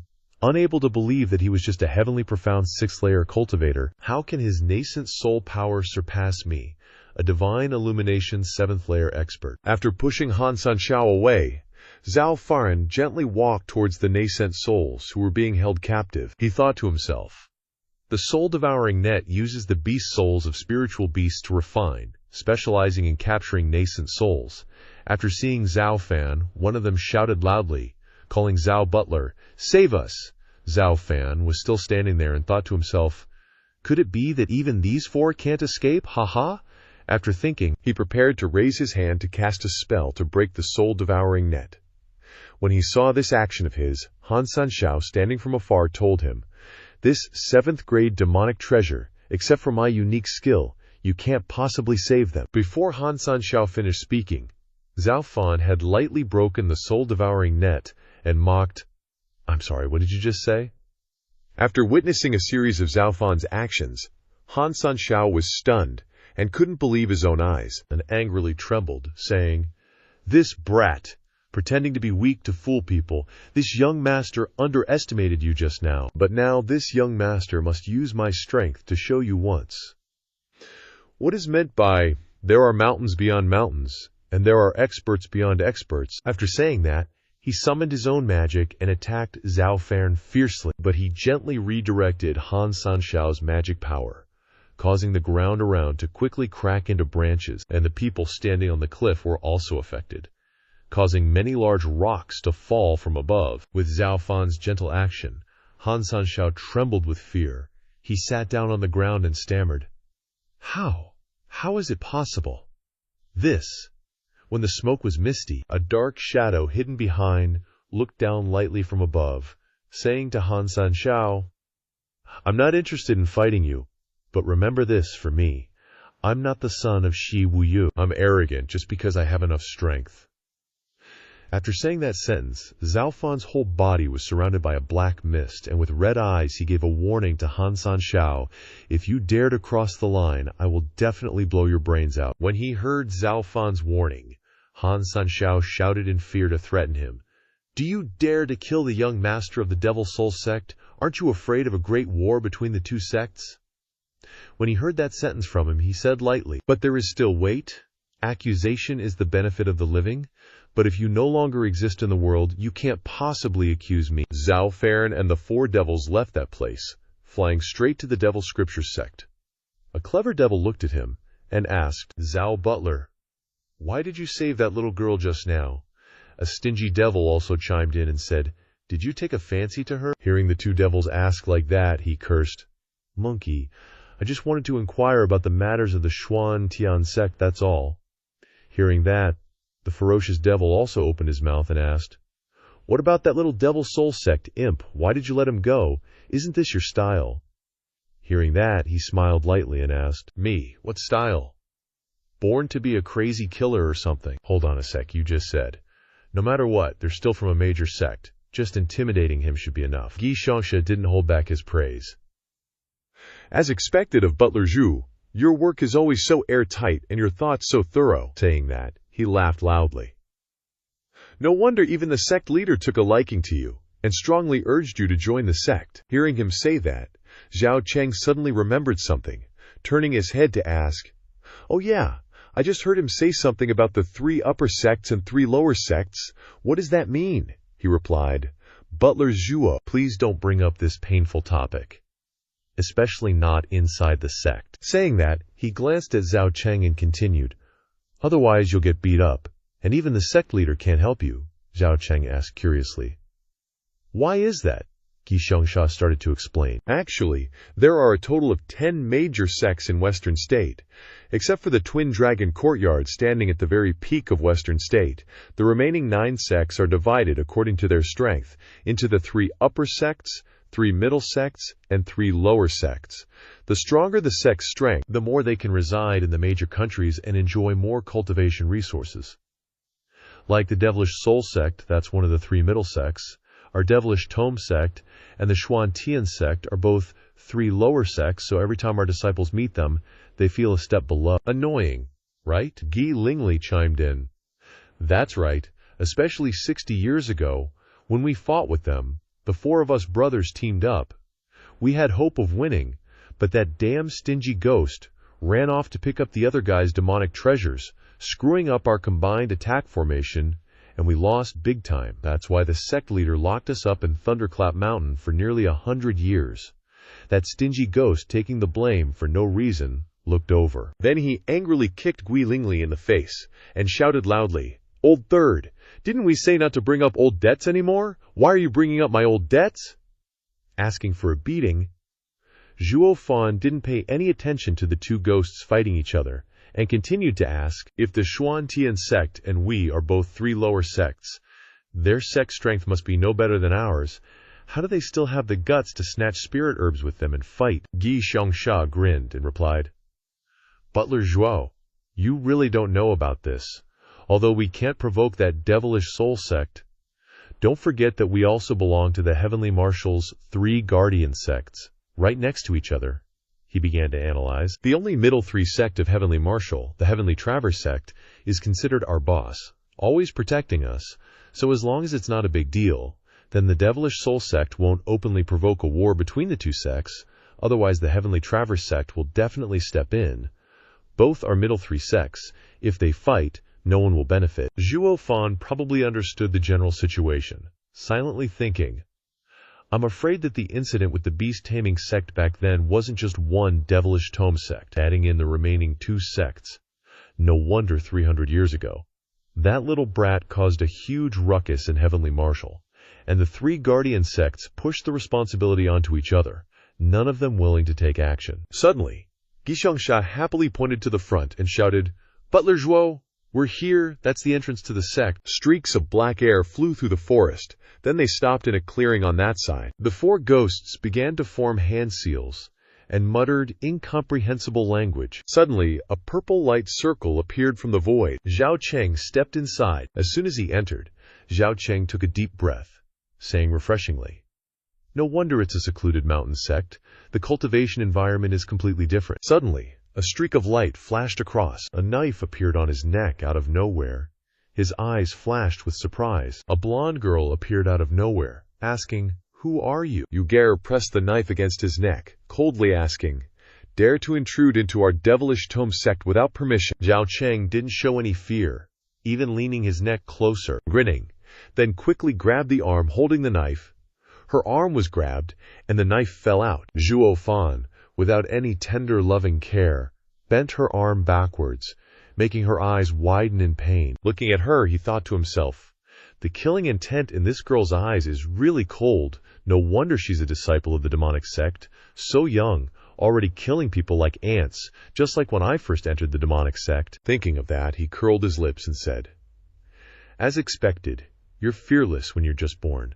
But unfortunately you haven't reached that level yet." Yuner's face turned ashen when she heard those words. Then she gritted her teeth in resentment, ignoring her arm being grabbed and bent backwards, her hand forming a strange bend, then quickly reached behind her pants and stabbed down with a knife with all her strength. His eyes suddenly froze. Her blade accurately pierced his heart. Seeing her success, she gloated with a loud laugh. Suddenly, a voice rang out, stopping her laughter. Zhuo Fan, the one who had just been stabbed, exuded a surge of black energy from behind him, and arrogantly said, "What? Feeling pretty good about that?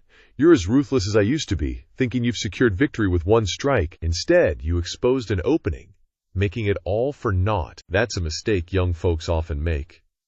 Yuter felt a wave of bewilderment and fear in her heart. What's wrong with this guy? He can still laugh after being stabbed in the heart.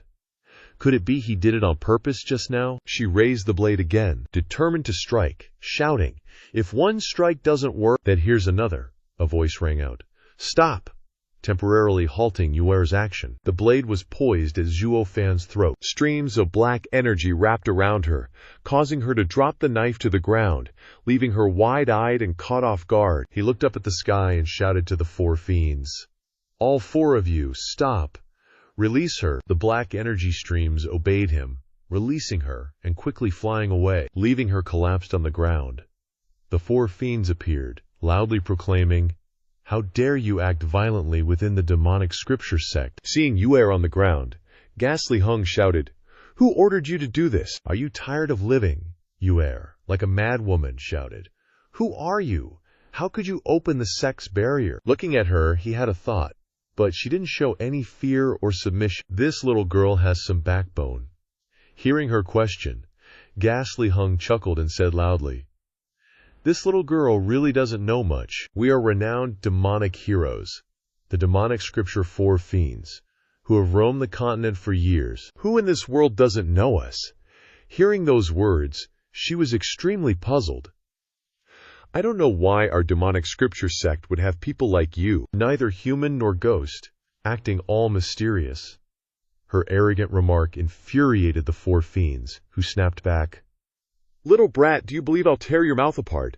Tearing her mouth is too good for her. I want to tear her into 4 pieces. Tear her into 8 pieces, 16 pieces, 100 pieces." No one knows when, another girl appeared. "Isn't this Elder Mihu? Why are you shouting at the sect gate? Aren't you afraid of alarming the elders, who might lock you up in the lightning prison and never let you out?" In the middle of a heated argument, hearing those words, the four fiends froze for a moment. The person who just appeared was Hu Mihu, charming like a succubus. Hearing her words, Yuer turned and asked, "Senior sister, are they really people from our demonic scripture sect? Didn't you say you didn't know them?" She replied with a smile, "Silly girl, these 4 are the famous demonic scripture 4 fiends of our demonic scripture sect. They just returned to the sect a few days ago and took up the position of Elder Mihu.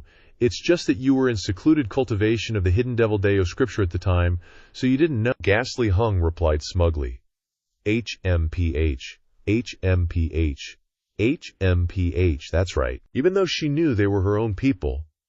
Yuer, still itching for a fight, said, "Even people like this can become Elder Mihu? Is the demonic scripture sect out of people?" Ghastly Hung, who had just calmed down a little, now had to yell again, "Little brat, what did you say?" "Do you believe I'll tear you in half?" Zhuo Fan, who had been silently witnessing everything, suddenly put his hand on Ghastly Hung's shoulder and said, "It's nothing serious for a little girl to spout nonsense. Let it go. On the contrary, I'm new here. Shouldn't you introduce these 2 beauties to me so I can get acquainted?" Hearing him say that, he was a little surprised, thinking, even Butler Zhuo, who has no interest in women, is taking the initiative this time. Thinking of that, he smiled slyly. "I didn't expect that Butler Zhuo would like this type as well. Well, if that's what he wants, then so be it." Gi Xiangsha quickly pointed at Humaini and said, "Humaini, hurry up and serve our Butler Zhuo." Hearing this, Yuer angrily shouted, "Sect rules forbid romantic relationships within the sect. You, as deacons, knowingly violate this. I'm going to report this to the sect leader and have you severely punished." Gi Xiangsha wasn't backing down, yelling, "This little girl, I'll tear her apart. She's so ungrateful." He couldn't stand listening to their bickering anymore, so he cut into their argument. "Miss, don't misunderstand. I'm a new disciple of the demonic book sect." He smiled amiably and said, "I just want to make friends with my fellow sect members. Nothing more." Yuer silently stared at him. Humaini suddenly stepped forward, catching Yuer off guard. She walked towards him and said, "So you're a new junior brother," she teasingly flirted. "You must have suffered quite a bit in this world to become a silver-haired youth. You must have experienced great joys and great sorrows, right?" He replied with a smile. "You could say that." Humaini reached out and lifted his face, saying, "But now that you're in the demonic book sect, you'll have a senior sister to care for you." Then, getting close to his face, she ambiguously said, "I won't let you suffer any grievances," he calmly replied. "Then I thank you, senior sister." Gi Xiangsha crossed his arms, satisfied, and said, "Humaini, from now on, Butler Zhuo is in your care, but you absolutely cannot neglect him." She laughed and replied, "Don't worry. Such a cute junior brother, how could I dare to neglect him? Then she wondered. But why do you all call him Butler Zhuo? Why do you call him Butler Zhuo? He quickly answered, No. I used to be a butler in a family. My name is Zhuo Fan. Hearing this, Humani nodded and said, Zhuo Fan, Zhuo Fan, Zhuo Bu Fan. A good name. Xiangsha said proudly. That's for sure. Butler Zhuo can summon wind and rain. He's a hero. This time, the sect leader cherishes him and personally invited him into the sect. He'll be at least an elite disciple, and after that, the next sect leader. How could his name not be good? Hearing his words, her eyes widened in surprise. The sect leader personally invited him. She smiled slightly, then swiped at the corner of her lips and said, Interesting. Humani giggled coyly. The four of you deacons are teasing me again. As she spoke, she gently stroked her soft cheek. Even inner sect disciples are at least at the divine illumination realm, not to mention elite disciples. But this junior brother Zhuo, Humani trailed off. What, you're looking down on our butler Zhuo? The leader, Xiangsha, yelled, Our butler Zhuo is no ordinary person. Of course he walks an extraordinary path. How can he follow common sense? In my opinion, it's a bit of a waste of talent for butler Zhuo to be an elite disciple. He should directly become a sect deacon. The leader, and Gi Ling Li, chimed in disapprovingly. How can a sect deacon be worthy of Butler Zhuo? He should be a sect elder. Butler Zhuo wouldn't even be a sect elder. If he wants to do something, he'll be a sect worshipper. Butler Zhuo probably wouldn't even bother being a sect worshipper. He should just have that Ji Wu Yu step down and directly become the sect leader. The ghosts laughed gleefully at Huimani's confusion. I've long heard that these four deacons aren't right in the head. Today I, Huimani, have truly seen it. Their reputation is well deserved. Glancing at Zhuo Fan, Humani thought, I can't get any information about this kid's background from these four guys' mouths. But seeing how these four little devils, as deacons, are so respectful and constantly flattering this kid, things must be complicated in the sect. He must have deep connections. Zhuo Fan exuded a cold aura as he stood there. Zhuo Fan remained silent, observing. It seemed these two were probing each other, neither willing to speak first. Miss, what's your name? Zhuo Fan suddenly asked. But he was asking Yugair. Yunker didn't answer immediately, acting as if she didn't want to reply. Not letting Zhuo Fan wait, Humani answered for the blonde girl, junior brother Zhuo. She is Yuer, Humani added. Like you, she's at the 6th layer of the profound heaven realm, an outer sect disciple. Before reaching the divine illumination realm, you also have to be in the outer sect. From now on, she's your senior sister. You must take care of each other, Humani said with a teasing smile, but Farron probably didn't care about the teasing. He softly mouthed two words, Yuer. He picks up the knife. Her name is Yuer. Zhao Fan turned to Yuer and said with a nonchalant look, Should I use the crescent moon blade? It kinda fits the name. Before she could even collect herself, Zhao Fan swung his sword towards Yuer, scaring the crap out of her. The two girls were so shocked, they felt like their hearts were about to jump out of their chests. Yuer was sweating bullets, not understanding what Steward Zhao was up to. Little brat, you scared me earlier, and now I've scared you back. Seems like we're even. Ha ha. Zhao Fan grinned brightly. Huh. Steward Zhao, she injured someone. How is that just scaring her? The old devil beside him asked, dumbfounded. I was just greeting senior sister Yuger as I entered the sect. Nothing serious. Don't go telling the sect leader nonsense. Let's just drop this. Yumer, hearing him say that, froze in place, her eyes wide. Yes, they replied in unison. The actions of these four aren't just taking care of a kid, it's completely the behavior of subordinates paying respects. Could it be that this guy is the son of some enshrined elder in the sect? Humani pondered, lost in thought. Sigh. Junior brother Zhao is truly magnanimous. He's got the air of a benevolent father. Every time that girl speaks, it's with a different flirtatious manner. Zhao Fan glanced at her. Senior sister Yer. You're too kind. I didn't remember at first, but now that senior sister mentions my father, it suddenly dawns on me. He smiled, replying, My father once mentioned that there's a very thoughtful deacon in the sect. Something, probably senior sister Mir. My father often praises. Having senior sister Mir serving by my side is truly wonderful. This kid definitely has a background, just don't know who he's relying on. She glared at him, her exterior flirtatious, but her suspicion and observation skills sharp. Does this steward still have a father? Why haven't we seen him before? And he knows who Mayor. Could he be someone from the sect? The two old leaders, number 1 and 2, turned to whisper to each other. It's getting late. We should go see the sect leader soon. Farewell for now. With that, the 4 of them quickly disappeared. Ymir immediately said, Ymir, go back and treat your injuries yourself, senior sister is busy. With that, she also vanished in a flash. Ymir closed her eyes and sighed. In another forest, with overlapping mountains, 4 devils, let's stop running. Zhuo Fan suddenly called out, Steward Zhuo, that little brat injured you, and you're really not going to pursue it. The fierce and murderous old devil leader was still bothered by this. He kept asking Zhuo Fan, or should we find a chance to kill that girl? I quite like that girl's personality, just like when I first entered the demonic path. Honest and innocent. Although Uator attacked me earlier, I saw that she didn't know anything. She was probably being used. On the contrary, it was Hugh Mater who appeared later to clean up the mess. She's inquiring about information, probing me. If we just leave, then that's that. If she still doesn't let it go, she'll probably silence us. He analyzed his actions calmly. He paused for a few seconds. 4 devils of the demonic codex. Did you guys leak any information about my arrival at the demonic codex sect? He asked. I haven't even officially entered the sect, and I'm already being targeted. This is very normal. Competition within the sect is already fierce, even more so between disciples. You also know that our demonic path has secret techniques to refine with bloodline, origin, spirit. Where do those materials come from?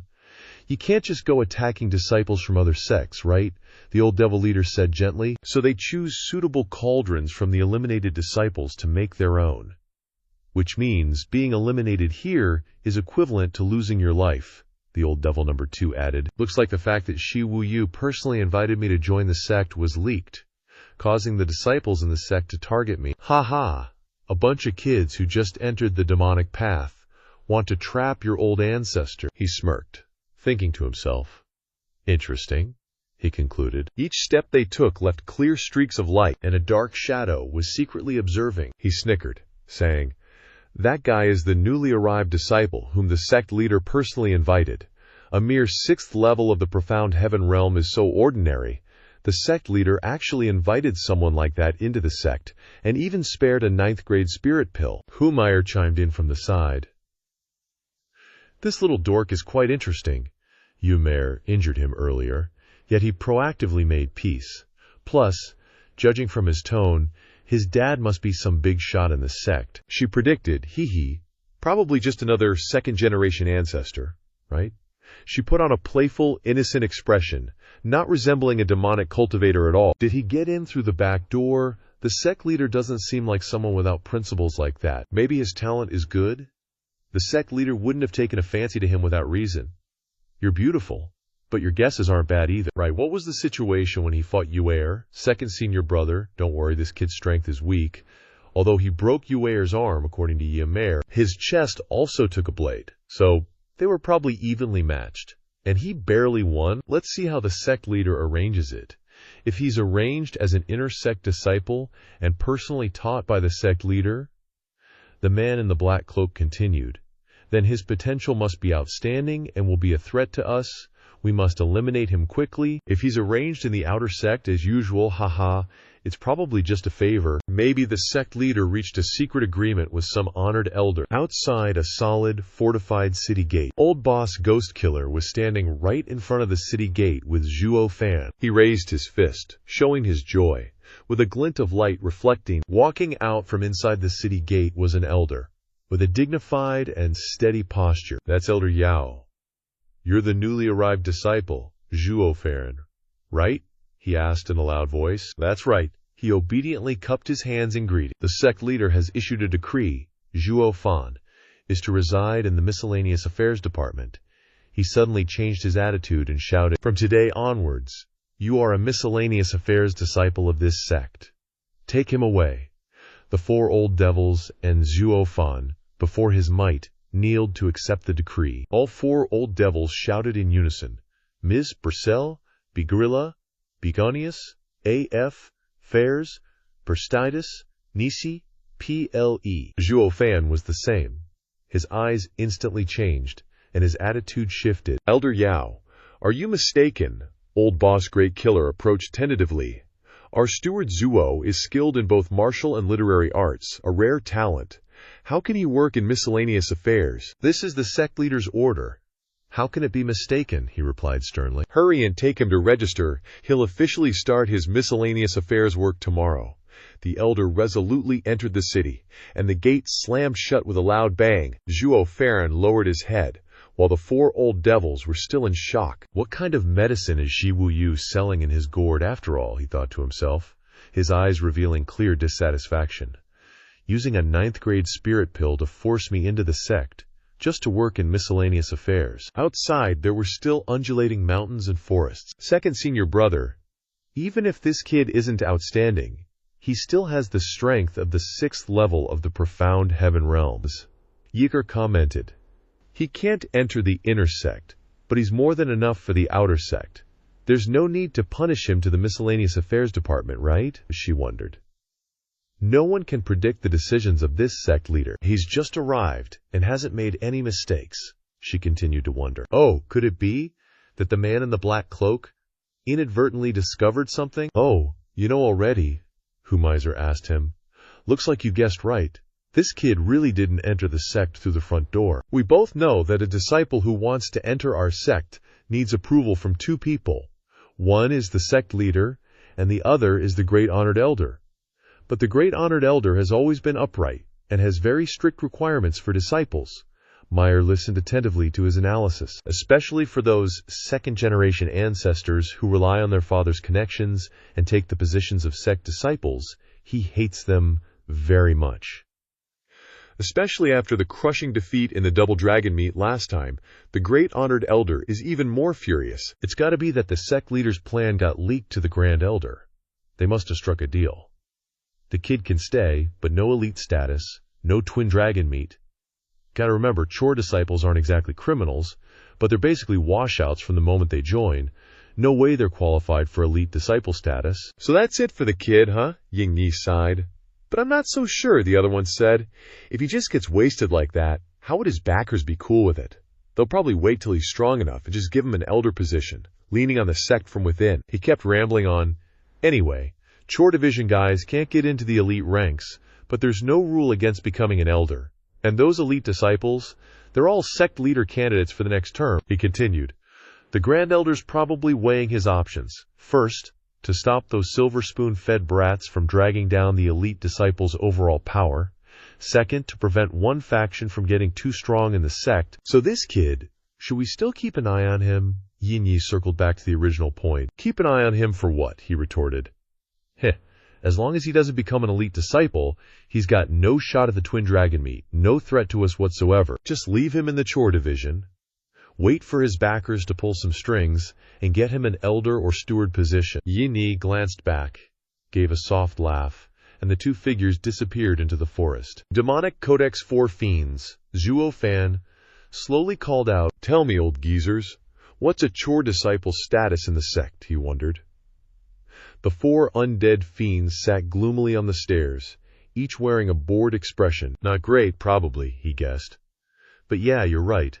Back in the day, even when the 4 of us caused trouble, we only got locked up in Thunderclap Mountain, not that place.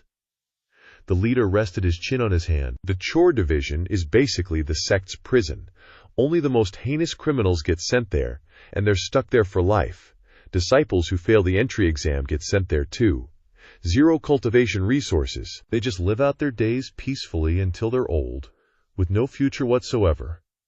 That's why it's also known as, he paused, about to drop a major truth bomb, a disciple's graveyard. Whoa, heavy stuff. Meanwhile, in the sect leader Zhiwu Yu's massive hundreds of square meter chamber, Elder Yao bowed respectfully. Reporting to the sect leader, as you instructed, that kid has been sent to the chore division. Zhiwu Yu smiled at this, and said in a deep voice, Good, you may leave. Elder Yao bowed and quickly walked out. Once he was gone, Zhiwu Yu let out a soft breath. Resting his chin on his hand, he spoke calmly, Grand Elder, are you satisfied now? With this, our demonic codex sect probably has no hope in the twin dragon meet again. You threw a talented individual into the chore division." As soon as he finished speaking, a golden light immediately appeared in the first seat. The light gradually coalesced into a blurry figure, who said in a low voice, "The sect leader thinks highly of that boy, but this old man still hesitates, and wants to observe him in secret for now." The great elder's face was finally clear, with just his eyes showing. He was extremely curious about what kind of junior it was that made the sect leader spare no expense to bring him into the sect, even to the point of wasting a rank 9 spirit pill. Shi Wu Yu laughed loudly, answering, "Looks like the great elder was frightened by those pampered silver spoons. You thought that our sect would also send a useless kid to participate in the twin dragon meet this time." He slowly continued, "But you are wrong. Our sect is similar to the great elder." Shi Wu Yu's eyes suddenly burst forth with a surge of dark power. He spoke with a decisive tone. "This time, the twin dragon meet must be won. I will absolutely not allow anyone to hinder me. To become the most famous sect leader of the demonic codex sect throughout history, there is no other way." The great elder narrowed his eyes in doubt. He spoke calmly. "Wu Yu, you are the one from the last twin dragon meet. You know the humiliation of that disastrous defeat. I have never doubted your determination to win at all costs." The great elder had still not dispelled all the doubts in his heart. But to let a kid who has not even reached the divine illumination realm become an elite disciple, this is something that this old man cannot decide so easily. Shi Wu Yu laughed softly, answering, "It's okay." He slowly stood up, and then said, "This boy is a wonder. Just watch." Xing Wu Yu walked down the steps one by one, asserting as he walked, "He definitely has the qualification to become the pillar of our demonic codex sect in this twin dragon meet." He walked straight to the center of the hall. The Grand Elder doubtfully asked, "You praise Wu Yu so much, it has never happened before. Does this kid really have such great ability?" He shouted, "Dry prosperity 5 elders, what do you think?" As soon as he finished speaking, 5 old men immediately appeared before him. The Grand Guardian inquired, "Last time this kid begged our demonic treatise sect for help, I sent you guys to observe him, to see if he was worthy of being an elite. What do you think?" The 5 old men pondered upon hearing this. Not immediately answering, Shi Lao stepped forward, speaking on behalf of the group. Reporting to the Grand Guardian, although the 5 of us went to Luo family's market battle, he slowly continued, "The time we spent with this kid wasn't long, but we discovered that he's meticulous, and his schemes are no less than the sect leaders. A domineering hero who decides everything himself. I'm afraid he's not someone ordinary people can control. Even the sect leader would find it difficult." The Grand Guardian was surprised to hear this and asked, "Oh, so he's a tough nut to crack. A bit of hardness is good, too soft, and it's hard to become a pillar. Wu Yu's judgment can be trusted," Shi Lao solemnly recounted. "Moreover, last time when we captured the 3 spirit beast sect people, one of them had his body destroyed and was forced to act with his soul alone. He suddenly became serious. After briefly interrogating him, I discovered that this guy was the one who destroyed his body." The Grand Guardian asked in disbelief, "What?" "He's a heavenly Shuyan realm expert, and he destroyed the body of a transformation void stage master." Xin Lao laughed and replied, "Well, those 3 were too stupid and fell for his trap, but even so, that kid played those 3 great experts in the palm of his hand, and even seriously injured one of them. It was truly a miracle." The Grand Guardian listened intently to his words. "Furthermore, does anyone still remember the demonic treatise 4 Fiends? Those 4 brats?" Shi Lao continued. "They used to be lawless, and wouldn't listen to anyone," he exclaimed with some surprise. "In the end, the sect leader had to suppress them on Thunderclap Mountain as punishment. But this time, they were very well behaved, especially towards Zhuo Fan. Not only did they obey his orders, but when they saw him being treated unfairly, they genuinely felt sorry for him." He glanced at the elder beside him and explained, "Elder Yan saw on that kid's body a source of kingly power that unites people's hearts. Perhaps he is the person you've been searching for, someone you can entrust with your grand ambitions." Hearing Shi Lao's words, the Grand Guardian's eyes widened in surprise. He smiled meaningfully to himself, thinking, "Perhaps I should examine this kid more closely." At the same time, in the gloomy sky, crows flocked together, and Xiong Sha suddenly shouted, "Steward Zhuo, we're here." He continued, The miscellaneous affairs division, right in front of them, was a row of dilapidated, black houses, devoid of people, looking no different from a slum. Zhuo Fan cursed inwardly. Shi Wu Yue, you brought me to this place. You're messing with me, aren't you? Just you wait. Xiangsha shouted loudly inside. Is anyone breathing?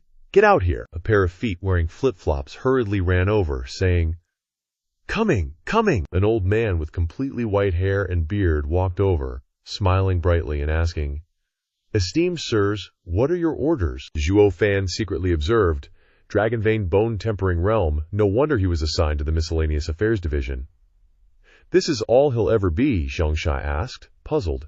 Hey, old man, I'm asking you, where are the people here? Why is it just you? The old man happily replied. They've all gone to work, like watering the herb gardens, cleaning. They haven't returned yet, Xiangsha continued to ask. Then where is your supervisor here? The old man clasped his hands and said, Reporting to the great sirs, this humble one, Yuan Xinggang, has been the supervisor here for over 100 years. Xiangsha asked in surprise. You've been here for 100 years. You really have a long life. Yuan Xinggang explained calmly, not hiding anything from you, esteemed sirs. Being able to survive in the Miscellaneous Affairs Division also has its secrets. Either you're more outstanding than others and get promoted to elders and stewards of the sect, or you become the shortest among the short. Yuan Lao pointed to his face, laughing lightly, and said, This humble one is that short person. The old man chuckled and said, This humble one always suppresses his cultivation. People see that there's nothing to gain from this humble one, so they overlook this humble one. Now this humble one has been here the longest, so I'm the supervisor. Zhuo Fan also replied, If it were me, I would have already fought my way out. Why would I sit here waiting to die? The old man sighed and said, This young master thinks it's easy. The old man turned his head and said wearily, The disciples of the Miscellaneous Affairs Division all have low cultivation and don't know the array formulas to open the barrier. How can they easily escape? Moreover, it's not like there's no way out, it just depends on whether you can seize it yourself. Heaven and earth are impartial, treating all things as straw dogs. Humans are born to face life and death. Whether you can escape depends entirely on your individual abilities. Once you escape the sea of suffering, you'll definitely be a powerhouse. Hearing the old man's words, Zhao Cheng was slightly surprised, thinking, This old guy actually has such insights into the grand Tao of heaven and earth. The old man also looked back, finally scratching his head and asking with a smile, Esteemed guests, it's been so long, and I still don't know how to address you. What brings you here? Xiangsha said. Oh, right. With that, the four devils lined up and introduced themselves. Old man, we are the jade-like, handsome and dashing demonic heroes of the demonic Tome sect, the demonic Tome Four Devils, currently serving as sect affairs deacons. Zhao Cheng, standing beside them, was speechless. As the introduction ended, the old man immediately bowed respectfully and said, So you are deacon sirs, I was not there to welcome you from afar, please forgive me. He asked, May I ask what important matter brings you deacons here? Xiangsha pointed at Zhao Cheng and said, We're mainly here because our steward Zhuo somehow offended the sect leader and was sent to the Miscellaneous Affairs Division. But it's fine, he'll be back soon, just staying here temporarily. You must take good care of him. If there's even the slightest mistake, I'll hold you accountable. With that, Xiangsha jumped out of the formation, and the old man quickly cupped his hands in agreement.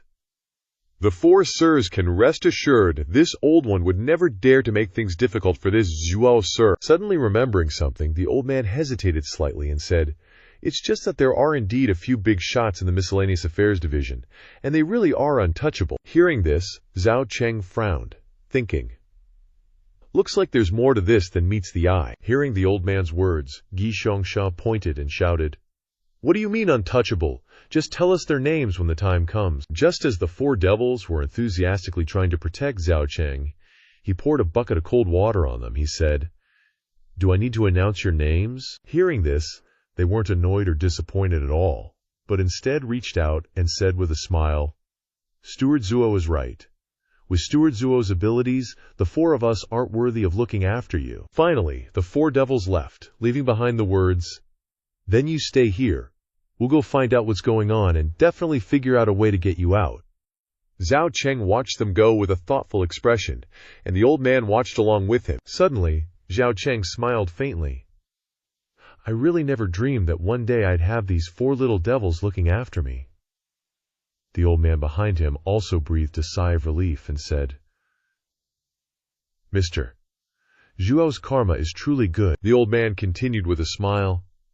I've seen quite a few powerful people banished to this miscellaneous affairs division, but it's rare to see someone like Steward Zhuo being taken care of like this. Hearing the old man's words, Zhao Cheng looked over and cupped his hands with a smile. My name is Zhuo Fan, and I'll call you Old Yuan from now on. Hearing this, Old Yunyan quickly waved his hands in refusal. How could that be? This old one wouldn't dare. This old one is just at the bone-forging realm. You are a heavenly profound expert. Zhuo Fan smiled at him and said, What does that matter? The respect I have for you, Zhuo Fan, is for good reason, he added. Although your cultivation isn't high, your understanding of the Grand Dao is quite profound. If your cultivation aptitude could be improved, your future path would be limitless. Saying this, Zhao Cheng reached into his robes as if to take something out. Finally, he took out a pill and held it up, saying to Old Yunyan, This is a heaven-piercing pill that I brought from home. It can improve your tendons and bones, making your cultivation twice as effective. In the future, when we understand the heavenly Dabo, we must have a discussion. Holding the heaven-piercing pill in his hand, Old Yunyan stammered with joy, 10-grade medicinal pill. Hearing the old man recognize the pill, Zhao Cheng didn't hold back his praise. Old Yuan is indeed knowledgeable to know about a 10-grade medicinal pill at the bone-forging realm. Old Yuan also replied with a smile. Currently, doing odd jobs helped an alchemist, and seen a 10-grade medicinal pill. And only that time, after that no chance to meet again. Halfway through his sentence, Old Yunyan suddenly paused, opening his mouth as if to say something more. Unexpectedly, Old Yuan clasped his hands in an adorable manner and said, Mr. Zhuo gifted me such a precious item upon our first meeting.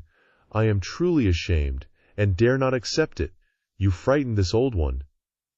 Now it was Zhao Cheng's turn to force a stiff smile and reply, It's nothing. Then he turned away and said, I have a lot of these. With that, Zhao Cheng walked away calmly. Old Yuan suddenly shouted loudly, Sir, Mr. Zhuo, where did you come from anyway? Why bother joining this demonic tome sect? Zhao Cheng replied casually. No choice. I was forced. They disappeared completely, only to hear Zhao Cheng's voice ring out, Old Yuan, do you know where I'll be staying tonight? In a majestic mountain area, clouds covered the hilltops. In a certain cave, Shui Ruohua was healing her injuries. Young Master Xiaoyu coughed a few times and said, Elder Shu, is Senior Sister Ruhua's injury serious?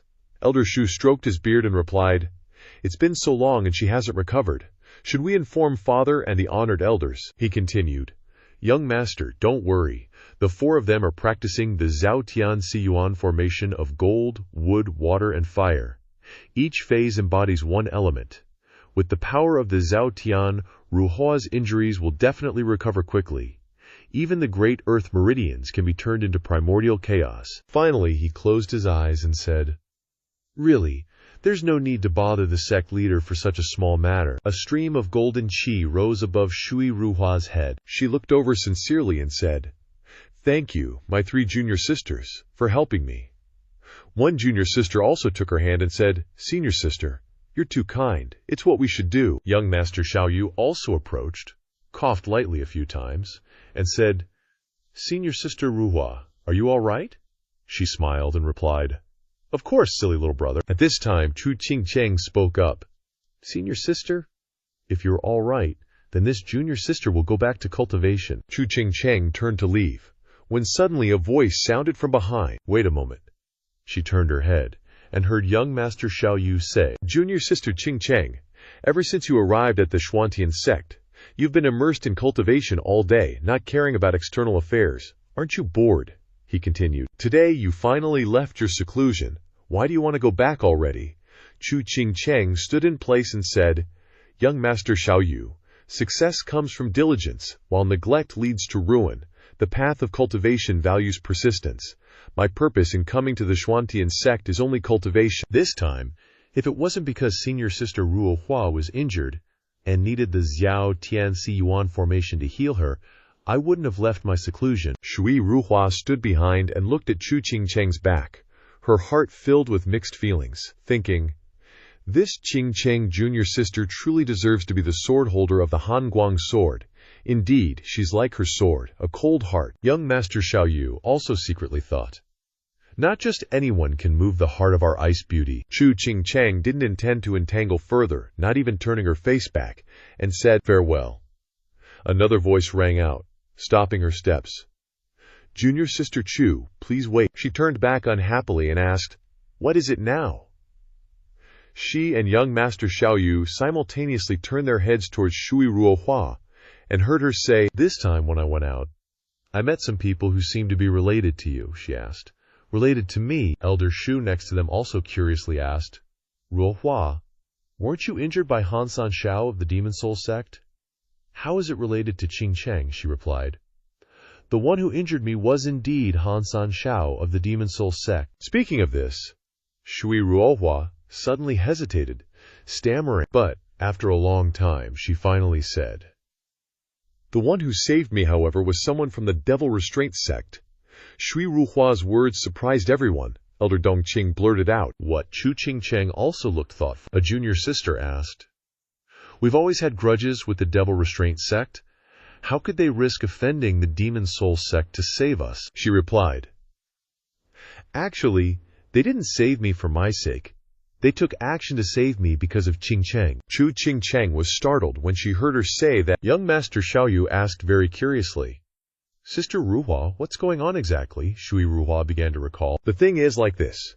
At that time, we discovered a 9th grade spiritual herb in a small mountain valley, the three-faced soul-stabilizing grass.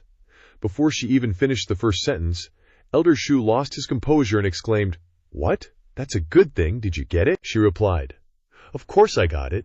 To cure Xiaoyu Didi, I would risk my life to get it. Hearing her say that, young Master Xiaoyu was extremely touched, covered his chest, coughed dryly, and said, Sister Ruohua, thank you. She continued, Originally we couldn't get this herb because Han San Shao of the Demon Soul sect had also set his sights on it. He's really very strong. She added gloomily, I only fought one move with him and was seriously injured. The little junior sister heard this, snorted, and cursed. That Han San Shao is really damn, even taking action against women. Next time the four of us meet him, we must rely on our Zhao Tian Si Yuan formation to teach him a lesson. Shui Ruohua continued. That Han San Shao is no ordinary figure, don't be too careless. But even a young master of the 3 central sects like him met his nemesis this time. She drifted back into her memories. When I was in critical condition, a man appeared. It was him.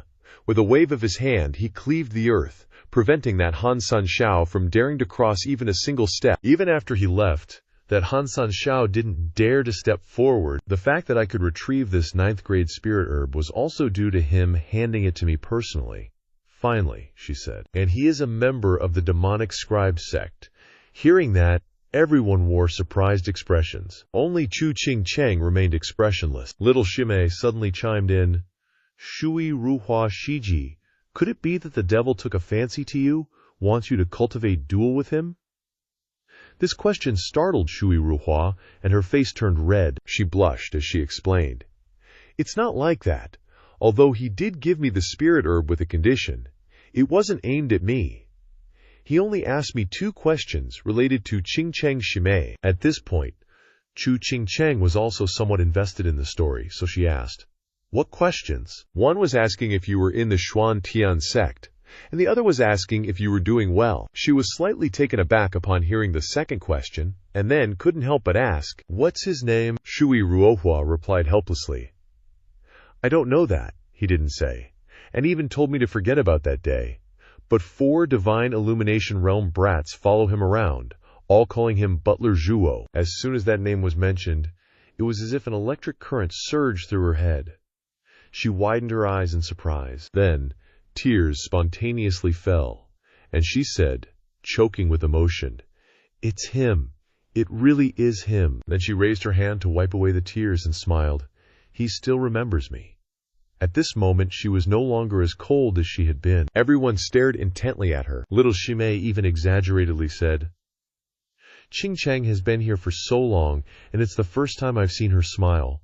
Without smiling, she's already captivating. Smiling, and she's even more breathtaking, making 100 flowers blush with shame. But for some reason, young Master Xiao Yu gnashed his teeth, and he trembled as he said, "Who is that man anyway, to be able to make Ching Cheng Shimei so happy just by hearing his name?" Shui Ruohua stood behind young Master Xiao Yu, and she clearly witnessed his trembling. She calmly replied, "He is a devil. A great devil who can stab into people's hearts. The great devil, Zhuo Fan, was in meditation to repair his body. He was in a dilapidated room.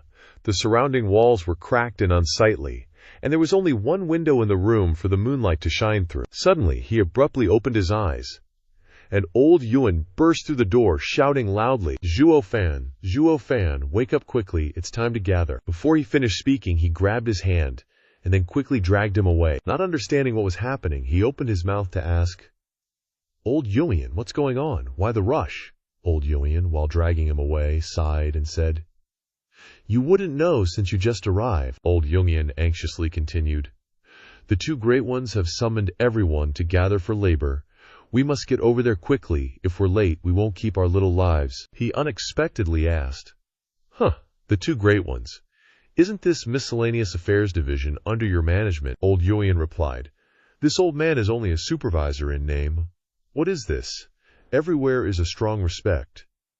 Hearing this, he implicitly understood in his heart, it seems that there are power struggles in this place. Thinking of this, he smiled with interest.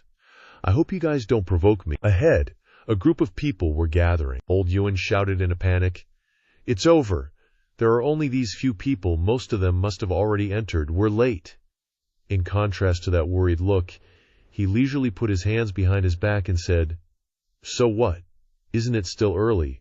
We're not the last ones.' Who knew that he had just finished speaking when old Yuan left him behind and ran ahead, shouting, 'You guys can be a little late, but this old man can't be late.' The chore department disciples had all gathered, and two people were standing on the platform. One of them was a fierce-looking guy named Kui Lang, and the other was a girl with a scorpion tattoo near her eye, named Yu Ling. He looked up at the high platform and said to old Yuan, 'Wow. I didn't expect the chore department to have cultivators at the Divine Illumination 4th layer.' Old Jungian whispered, 'They used to be inner disciples, but they messed up and got demoted to the chore department.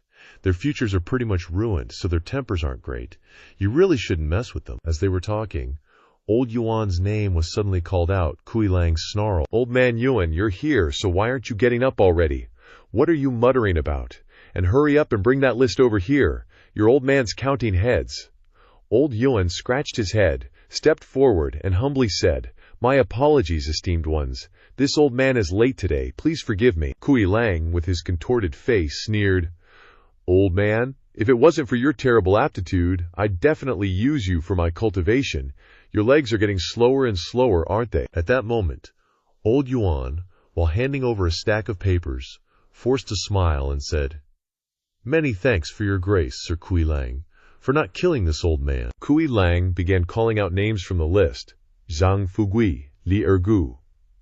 Anyone who heard their name had to raise their hand high and shout, 'Here!' After calling out names for a while, he paused and said, looks like we've got a new face. Zhuo Fan remained completely unfazed, even after hearing his name. Kui Lang let out an ominous chuckle and said, 'Oh, a newcomer, huh? Then we gotta set some rules first.' Hearing this, old Jungian panicked and pleaded, 'No, Master Kui, please show mercy.' He rushed to Kui Lang's side and whispered, 'Master Kui, this guy is backed by 4 deacons. They specifically told us to take good care of him.' Kui Lang completely ignored him, snorting, 'So what if he's backed by deacons? Your old man's got an elder backing him.' He looked down at the crowd below and continued, 'Once you're here, you follow our rules.' Old Jungian, utterly panicked, blurted, 'Master Kui, this time it's different. Those 4 deacons really value this guy. They even said they'd go straight to the sect leader to demand justice for him. Just think, does the elder behind you care about you that much?' Kui Lang flinched a bit at that. It was then that Yue Ling finally spoke up. 'Kui Lang, if this kid is valued so highly, his background definitely isn't simple. It's better to just avoid trouble.' Taking her advice, he mused, She's right. No need to attract a whole swarm of bees just for a single drop of honey. With that thought, he raised his voice and declared, "Today, I rang the bell to gather everyone for one reason, and one reason only." Then he roared, "The Asura field is opening again today, and only the winners get to walk out of here alive." The moment he finished speaking, the crowd below erupted in shouts. "What? Are you serious? Doesn't the Asura field only open once every 3 years? It's barely been half a year, so why now?" Kui Lang scoffed. "Whether it's 3 years or half a year, it's all the same, really. Only the strong survive to the end. The losers will just become sacrificial fodder for the sect." At this point, he pointed at a bell next to him and stated, "Now inside this cave, when that bell rings, the slaughter begins. When it stops, you stop immediately." "Got that?" Old Yuan was beside himself with anxiety and continued to plead for Zhuo Fan. "Master Kui, Zhuo Fan's a total newbie. He hasn't even seen the brutality of the Asura field yet. Can you please show a little mercy and not make him participate?" he yelled, leveraging his authority. "Respect the deacons, you say? I'm already not messing with him. But rules are rules. If he doesn't follow them, how am I supposed to command respect from everyone else later?" Yu Ling also chimed in. "Old man Yuan, you don't need to be so worried.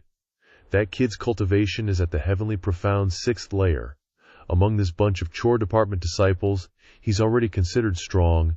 He'll definitely survive till the end." A disciple, unable to take it anymore, suddenly screamed, "Ghost Hall Rakshasa Yu Ling, black-faced Yama Kui Lang, damn you two, just cut the crap already, don't think.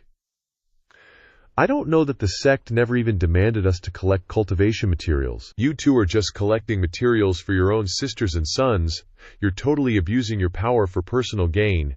Your old man here is going straight to the sect to report you." The disciple's furious scream immediately caught Zhuo Fan's attention. As soon as he finished his rant, the disciple quickly bolted away. Zhuo Fan's gaze followed him. Suddenly, a streak of sword Kui slashed out, striking the disciple's body. That person fell right before everyone's eyes. With a mirror before their eyes, the other disciples wore incredibly ugly expressions, or rather, expressions of utter terror. Except for Zhuo Yifan, he just glanced at the scene without any reaction. Kui Lang, the one who just made the move, retracted his hand and declared, "The Asura field is open. Anyone who dares to run will be killed without mercy. If you guys won't do it, this old man will do it for you, until enough are dead." Saying that, he glared threateningly. As for who would be so unlucky, well, that's anyone's guess. The menial disciples, hearing those words, looked up as if they'd seen a ghost. Suddenly, one disciple, eyes bloodshot, went insane and swung his blade wildly at everyone. He struck without mercy, and a bloody scene began to unfold. Zhuo Yifan stood there silently, like an outsider looking on. He closed his eyes and muttered to himself, "Madness emerges from extreme crisis. Perhaps at first, everyone killed each other to survive, but gradually, this insane killing, the devil in their hearts has completely taken over. Filled only with killing intent, everyone has turned into devils. This Asura field is void of any true human being." Somewhere, a bloodshot gaze fixed on him. He chose him as his target and swung his blade. He simply dodged effortlessly. The attacker's eyes widened. He froze, then suddenly collapsed. Something red emanated from Zhuo Yifan's eyes. He remained motionless, arms crossed, even with bodies sprawled all around him. It's impossible to tell how many menial disciples had fallen. The battle raged on, and he remained an outsider. Kui Lang surveyed the scene below, wondering, what's up with that kid? Such a heated scene. This old man's getting a little excited, but that kid looks like it's got nothing to do with him, so quiet, it's like he's not even in this Asura field. Yuling echoed, "That kid's really strange. Doesn't seem like a demonic path cultivator at all, not even like a normal cultivator." In a scene like this, even righteous cultivators should be shouting battle cries. But suddenly, a voice rang out beside them. "He is the true master." Kui Lang looked over to see Yan Lao, who continued, "Everyone has a devil within them. We in the demonic path seek to draw out the devil in our hearts, refine it, and comprehend the great Tao. But ordinary cultivators only cultivate the appearance of the devil, and once they encounter such killing, they'll be controlled by their demonic nature, sinking into hell. But he is different. He has restrained his demonic nature, truly achieving the ability to control the devil, rather than the devil controlling him. To think he has such a temperament and cultivation at such a young age, his future path to the great Dao is boundless. As Yuan Lao was lost in his own world, he heard Kui Lang shout, "Old man Yuan, are you sick? When did this guy become so profound? We can't understand a word he's saying." Yuan Lao chuckled awkwardly and scratched his head. "This old one simply spoke my mind. Please don't mind it, you two. I've long thought that Zhuo Yifan is no ordinary person, and I hope you two will take good care of him in the future." Suddenly, Kui Lang grabbed Yuan Lao's collar and lifted him high, saying in a sinister voice, "After blabbering for half the day, aren't you just telling us to take care of him? Acting like you're some peerless master, all profound and whatnot?" Yuan Lao hurriedly begged for mercy. "This old one won't dare do it again." After giving his warning, he dropped Yuan Lao to the ground, disdainfully saying, "Pathetic strength, yet you put on such airs. You even talk about the Tao. Almost scared us." No wonder some say that old men who refuse to die are pests. You old geezers are practically becoming a demon. At this moment, Yue Ling turned to him and said, "Kui Lang, that's enough." He then roared loudly, "Stop it, everyone!" The power of his roar was so great that those below were affected, their eyes wide and mouths agape, as if they were about to fly away. The entire arena collapsed. Those still alive collapsed to the ground. Suddenly, he saw something, and his face showed full of incomprehension. Yu Ling glanced over and asked, "What's wrong?" Kui Lang said, "Impossible. The two of us combined our demonic soul-seizing sound. He's just a 6th level. Heaven profound, his primordial spirit couldn't possibly withstand our suppression." Zhuo Fan, though slightly affected by the pressure, still stood tall and unyielding. Yue Ling wondered, could it be he has a magical treasure protecting his primordial spirit? Old Yuan beside him chuckled. "This old man told you long ago, he's no ordinary person. You two better take good care of him." Kui Lang looked at him, thinking, a magical treasure that can protect the primordial spirit isn't something ordinary people can acquire. To have such a good thing, he definitely has a deep background. Thinking of that, he raised his hand and laughed loudly. "Congratulations to everyone for surviving this Asura field. You can all go back now.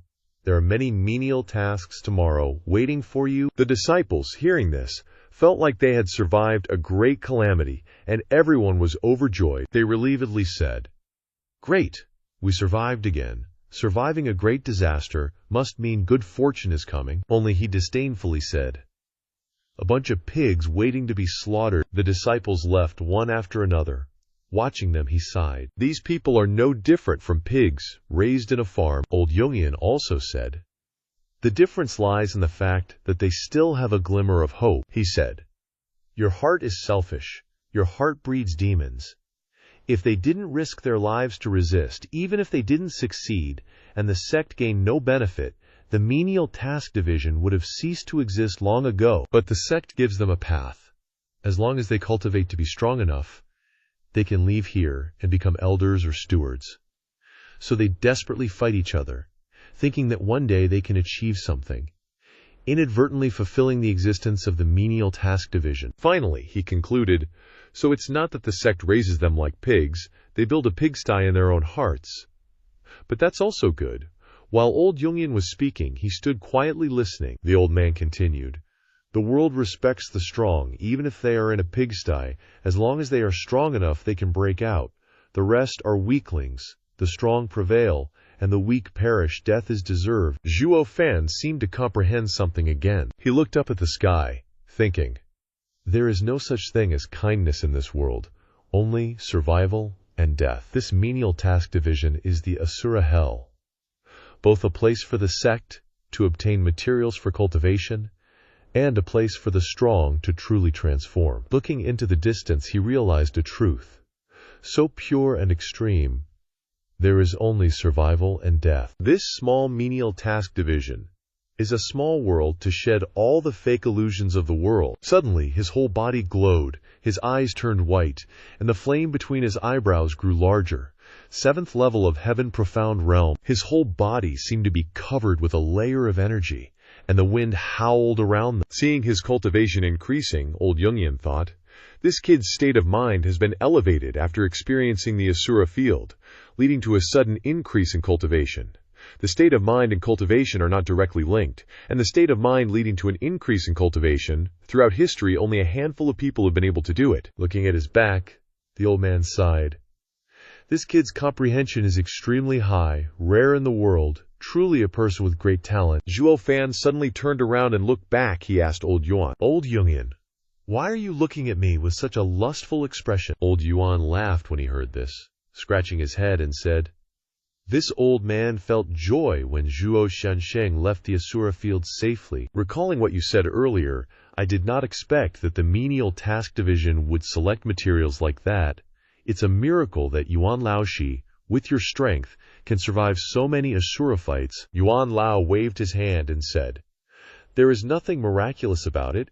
It is just that everyone has different ways of living. When the sect's elders come to choose materials for cultivation, this old man deliberately suppresses his cultivation, so that those elders do not choose us, so we can survive. What's more, the Asura field didn't have these rules at first, but after this old man stayed here for the longest time, I naturally became the supervisor, with a gold medal for immunity, escaping the sea of suffering." Hearing this, he suddenly asked, "Oh, so these rules of the Asura field..." Yuan Lao's eyes widened and he was silent at this question. Afterwards, he looked around mysteriously and leaned close to him and whispered, "Zhuo Fan, I'll tell you something you need to know. Actually, the rules of this Asura field were set after Lord Qilang came." He asked, "Why did he do that?" Old Yuan started explaining, holding up 2 fingers. There are 2 kinds of people in the Miscellaneous Affairs Office. One type is those who have been eliminated, and the other is powerful individuals who have been punished to come here. They themselves have sins on their hands, so naturally they don't have many paths to survival, and they fear they will be stuck here for life. Saying that, he clenched his fist and continued, "But there's a rule in the sect. Those who make great contributions can have their past mistakes forgiven, no matter what they were." Zhuo Yifan wondered, "Being assigned to the Miscellaneous Affairs Office, what kind of contributions can you make?" Old Yuan chuckled. "If you want to make a contribution, you can find a way to do it anywhere. Like now, if this Asura arena continues to operate, that would be a great contribution." Zhuo Yifan feigned surprise, exclaiming, "Oh, how so?" Old Jungian analyzed it for him. Before, although the people in the Miscellaneous Affairs Office knew there was a chance for survival, only a few could actually escape, so everyone was just busy, living one day at a time. Someone like this old man even suppressed his cultivation as much as possible, fearing that he would be taken away by those elders who cultivated demonic arts. So the cultivation materials back then were relatively poor. But now, with the rules of this Asura arena, the people in the Miscellaneous Affairs Office have to risk their lives to cultivate harder than others if they want to live longer. Instantly, the overall strength has greatly increased, and the quality of the cultivation materials for the elders in the sect has also rapidly improved. And also, the Asura arena will give people the illusion that their fate is in their own hands. Those who die in battle are considered cultivation materials. Those who survive can continue to exist and will no longer be chosen by the elders. The stronger you are than others, the more likely you are to live. If you are weaker than others, it is right to die. Especially after Yui Ling came, she improved some rules. Below the bone-forging realm, one doesn't need to participate in the Asura arena to ensure that the source of new blood is not exhausted, making the most of everything. If this continues, the overall strength of the disciples in the Miscellaneous Affairs Office will be relatively high. This is a great achievement. The 2 of them might be able to rely on this to return to the inner sect. Zhuo Yifan thought to himself. These 2 are clearly trying to awaken the wild nature in the hearts of these people who have given up on life. If such a group of people can get sufficient cultivation resources, their potential for future development will definitely surpass some inner sect disciples. Zhuo Yifan seemed to understand everything, closing his eyes and saying, "Could it be that Xu Wuyu wants me to manage the Miscellaneous Affairs Office and make great contributions to the sect first?" Old Yuan didn't hear clearly, asking, What? What did you say?" Zhuo Yifan regained his senses, changing the subject. "Nothing. Just lamenting that these 2 are still talented, but they aren't valued by the sect." "It's such a pity," Old Yuan agreed. "That's right," Zhuo Yifan suddenly asked. "By the way, What did they do to be punished, to come here? What else caught his attention? On the roof, under the moonlight, a girl appeared. It was Yue. Yue also recognized his presence. Zhuo Yifan looked up at her, clapping his hands in praise. Excellent Dao technique, Miss Yue. We meet again, Yue muttered. It's that little brat. Then she turned her face away, ignoring him, but Zhuo Yifan enthusiastically started a conversation. Miss Yue, what a coincidence. Were you also punished to come to the miscellaneous affairs office? Hearing him say that, she angrily shouted, You're the one who was punished to come to the miscellaneous affairs office? Zhuo Yifan continued to provoke her, laughing and saying, That's right, I'm in the miscellaneous affairs office. Yue was speechless at this moment. Yu Ling smiled at this moment and said, What nonsense you are spouting, laughable. Then she jumped from the roof to the ground, her tone sarcastic. When you first came, you said you wanted to be an elite disciple, to be the sect leader. But you couldn't even enter the hall's door, and were sent to the miscellaneous affairs office.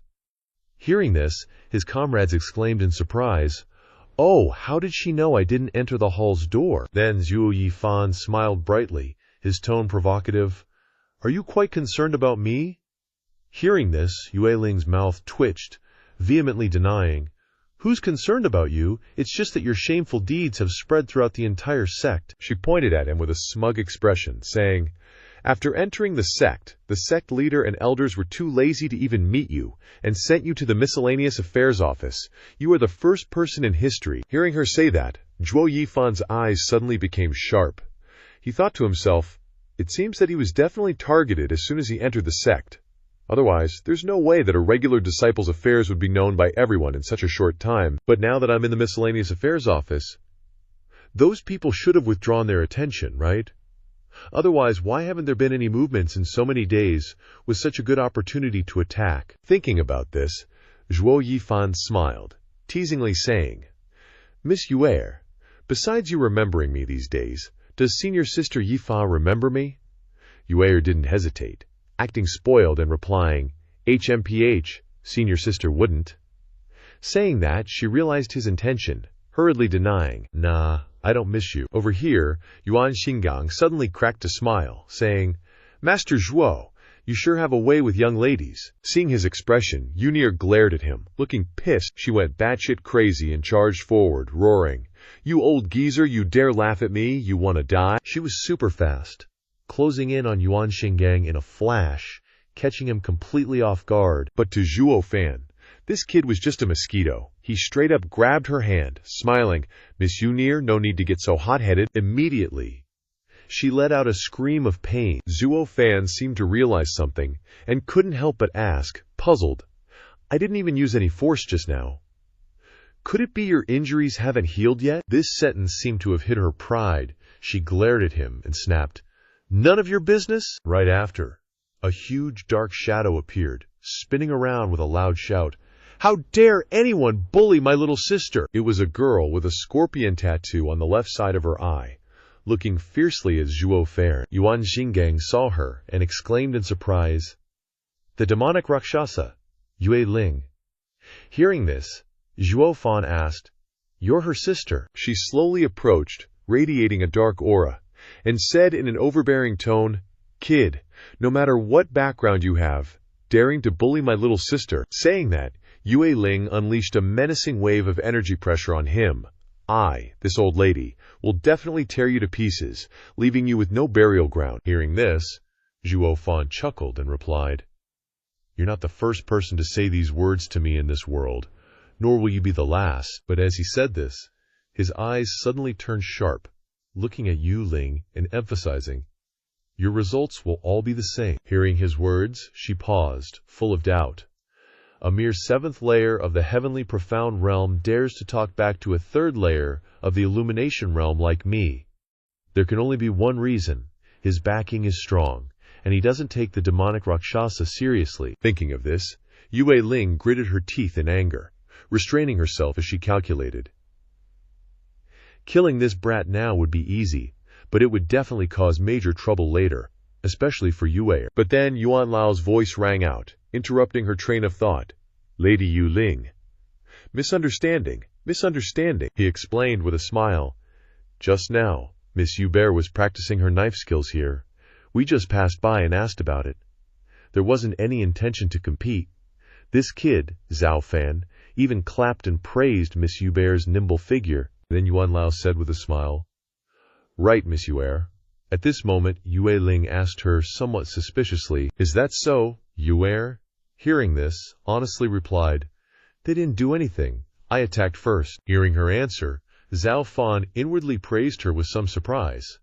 This kind of girl, although stubborn, isn't arrogant and dares to take responsibility for her actions, making people admire her. But Yue Ling still insisted on defending her sister, saying through gritted teeth, even if she attacked first, it must have been because she was forced by someone. Then she hurriedly shouted, "Yumer, let's go!" Before leaving, Yue Ling glared at Zhuo Fan with a murderous look, saying, "You little punk, this isn't over, we'll see." After saying that, the two of them immediately flew into the sky. Yue Ling's instructions still echoed in the air. "Yue Leer, none of the intersect people are good. If anything happens, look for me and your senior sister Mier. Got it?" "Yes, sister." Zhuo Fan watched their figures leave, saying with a sigh, "Is that how it works? Her sister attacks first, and then she tells me to wait and see." Yuan Lao on this side sighed and said, "In this world, how can there be any reason or justice in grievances? It's only divided by strength. Moreover, the reason why that Yue Ling was willing to let go completely this time was because she didn't know how deep or shallow your background was and didn't dare to directly confront you." Then he turned to look at him and reminded him, "But you have to be careful in case she secretly resorts to tricks later." After listening to Yuan Xinggong's words, Zhuo Fan asked to probe for information. This time, Yue Ling is collecting materials for cultivation for Miss Yue, right? He didn't hesitate to answer, "That's right. Although Yue Ling has the title of Rakshasa and a vicious heart, she loves this younger sister very much." He also explained further, "To tell the truth, Yue Ling was punished to the miscellaneous service room because of this younger sister of hers. Originally, with her younger sister's aptitude, she should have been prepared to be eliminated and sent to the miscellaneous service room. She stole a 7th grade pill for her younger sister to use, transforming her physique and achieving Yuger, as she is today." At this time, his voice was a little regretful, but it also ruined Yue Ling, as she is now. After hearing this story, Zhuo Fan said meaningfully, "Ah, so she really treats her sister well, open-minded, but this time she's doing a bad deed with good intentions." At this time, Yuan Lao asked him with great doubt, "What does that mean?" Zhuo Fan smiled slowly and said, "I heard that Yue is practicing the underworld devil saber technique. The most important point of this martial skill is the 2 words, underworld devil, devouring countless wrong souls, and Kui to enhance the power of the saber, triggering the demonic nature of the wielder." At this point, he suddenly emphasized with a stern voice, making the power surge, "Gods are slain if they block, Buddhas are slain if they obstruct." But Elder Yungen curiously spoke up, "But what?" Then Zhuo Fan turned his head, his eyes blazing red, and replied with a cunning look, "But now Yuer's injuries haven't healed yet. In this cultivation state, her demonic nature will definitely explode, and her body will collapse. When that happens, Yue Ling will definitely regret it to death." Saying this, he suddenly said with some suspicion, "But breaking an arm, logically speaking, after taking a spirit pill, it should be fine in a day or two. Why hasn't it healed yet?" At this time, Yuan Xinggong stared at him, his eyes probing. Then he asked, "Why didn't you tell them just now?" Zhuo Fan replied, "Why should I tell them? Besides, there's something fishy about this. I'm afraid." He hesitated for a moment, then looked up at the distant sky, saying with a hidden meaning, "Our miscellaneous services division, this only peaceful place, is about to become restless too." Shi Wu Yue chuckled. This guy's high and mighty attitude while standing on the steps was really annoying, and his words were full of arrogance. "Ha ha, still so unruly.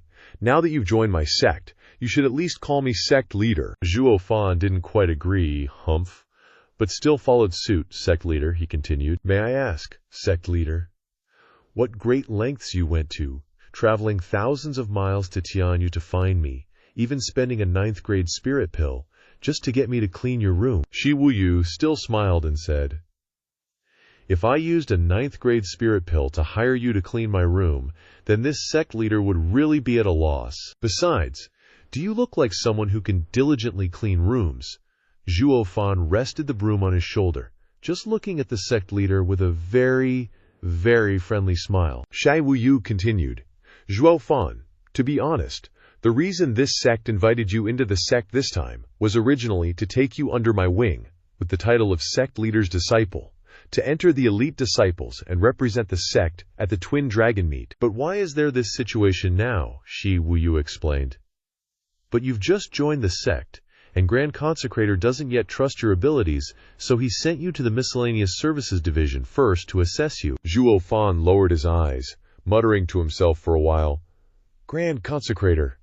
He closed his eyes. He sighed softly and said, I can understand his concerns. It's just that he was quite frustrated and confused with this arrangement. Elite disciples, inner disciples, outer disciples, Miscellaneous Services Division. These 4 levels are stepped down one by one. Why send me to the Miscellaneous Services Division at the very bottom? I'm still a 7th level Heaven Profound Realm cultivator, aren't I?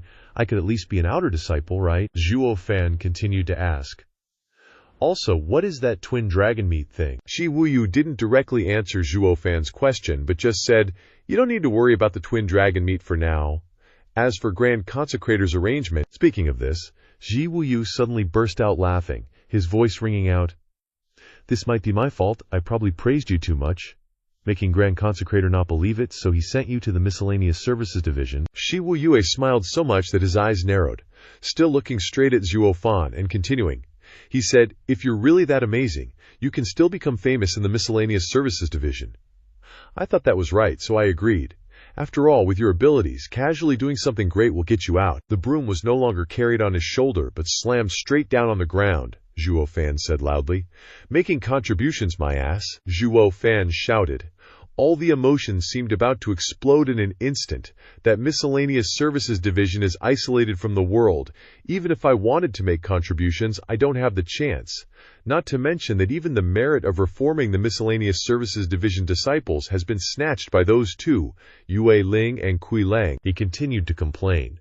What can I do? I can't do anything. Shi Wuyu narrowed his eyes, looking at the person who was angry in front of him. Then he turned his face away, his voice firm as he gave the order. In short, you have to prove your abilities to the people of the entire sect. If you can't even compare to those two, then it's right for you to stay in the Miscellaneous Services Division for the rest of your life. Shi Wuyu continued. Also, his voice didn't continue but paused for a long time, making Zhuo Fan, who was behind him holding the broom, not understand what was going to happen next. Shi Wuyu's expression was icy cold, his eyes sharp, and his voice even colder. Speaking disrespectfully in front of this sect, chattering all day long, this time is just a warning. Next time, I won't let you off so easily, you hear? Hearing this, Zhuo Fan's eyes widened, and his face was full of dissatisfaction. But after only a moment, he smiled and replied, Got it? Shi Wuyu looked at Zhuo Fan again, and in those eyes contained complex and incomprehensible emotions. Then he completely turned his back, coldly said, All right, if you are a Miscellaneous Services disciple, then start cleaning. I will see if this Miscellaneous Services disciple is doing his duty. Zhuo Fan didn't refuse at all, but answered very easily, No problem. The sound of the broom swishing on the floor for a long time created a thick layer of dust. So then, Zhuo Fan cranked up the sweeping speed with his cultivation, and before long, swish, swish, the broom was going wild, and the dust just kept piling up thicker and thicker. Next thing you know, the dust was swirling into a mini tornado, heading straight for Shi Wuyu. This DIY dust devil just engulfed Shi Wuyu in a thick cloud of grime, covered him head to toe, and practically swept him out of the room. No way Shi Wuyu was swallowing that insult, he roared. Stop!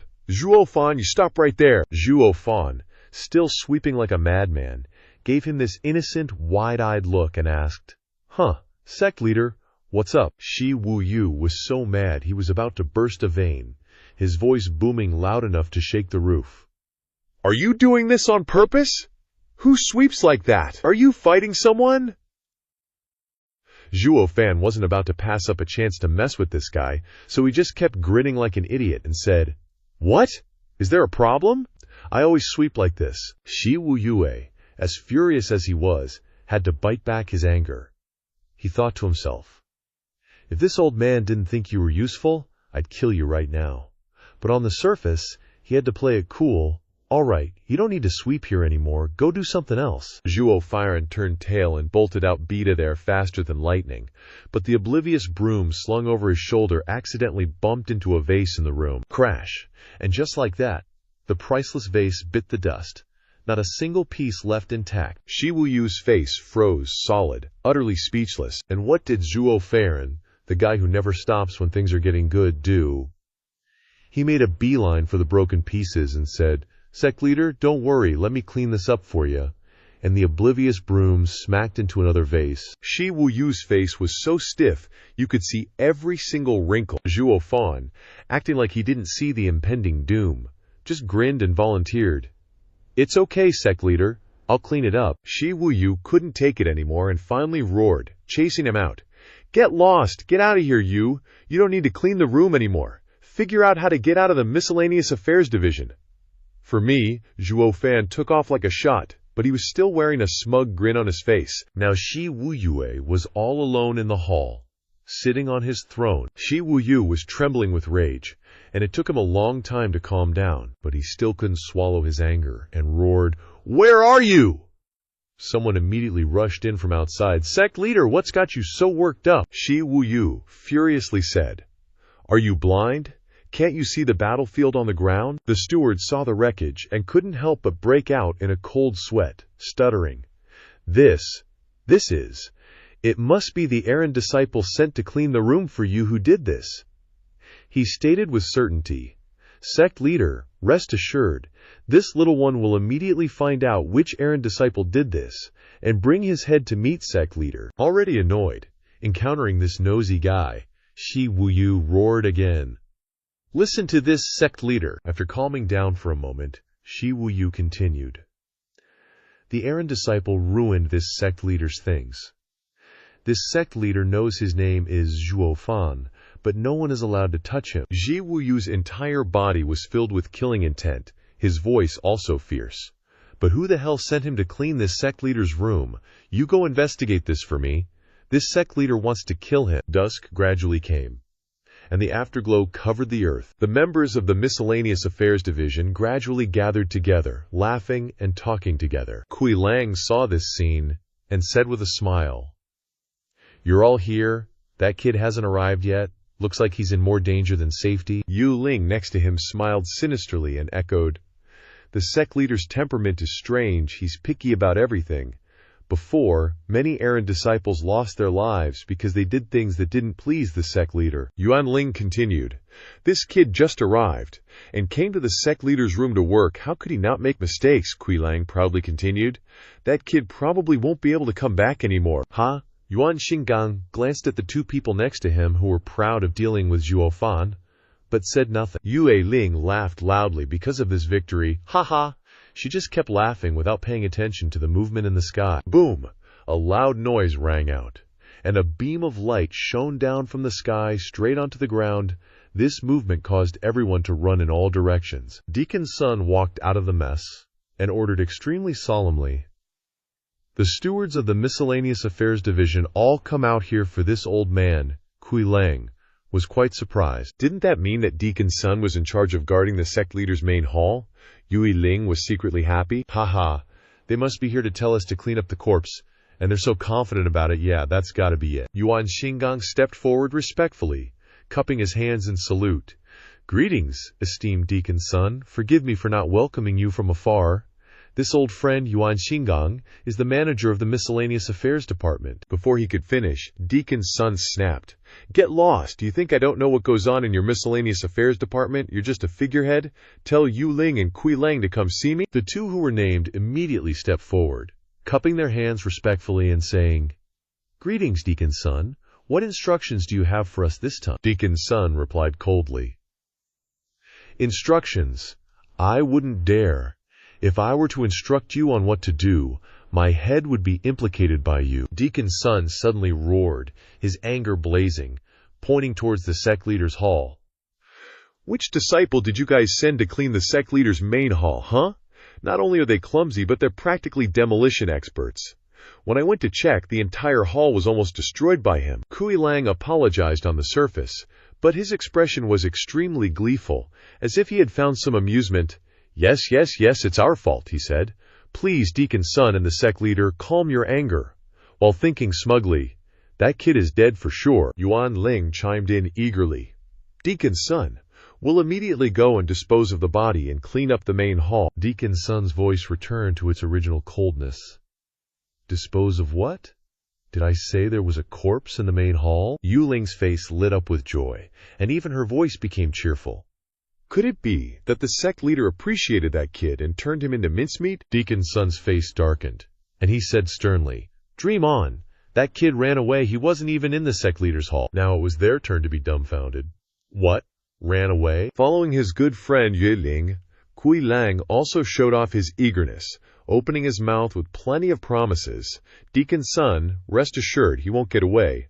I'll immediately lead people to search the entire sect, and we definitely won't trouble the senior and junior brothers of the outer and inner sects, adding to everyone's troubles. Unable to stand these two anymore, Deacon Sun roared, Search for what?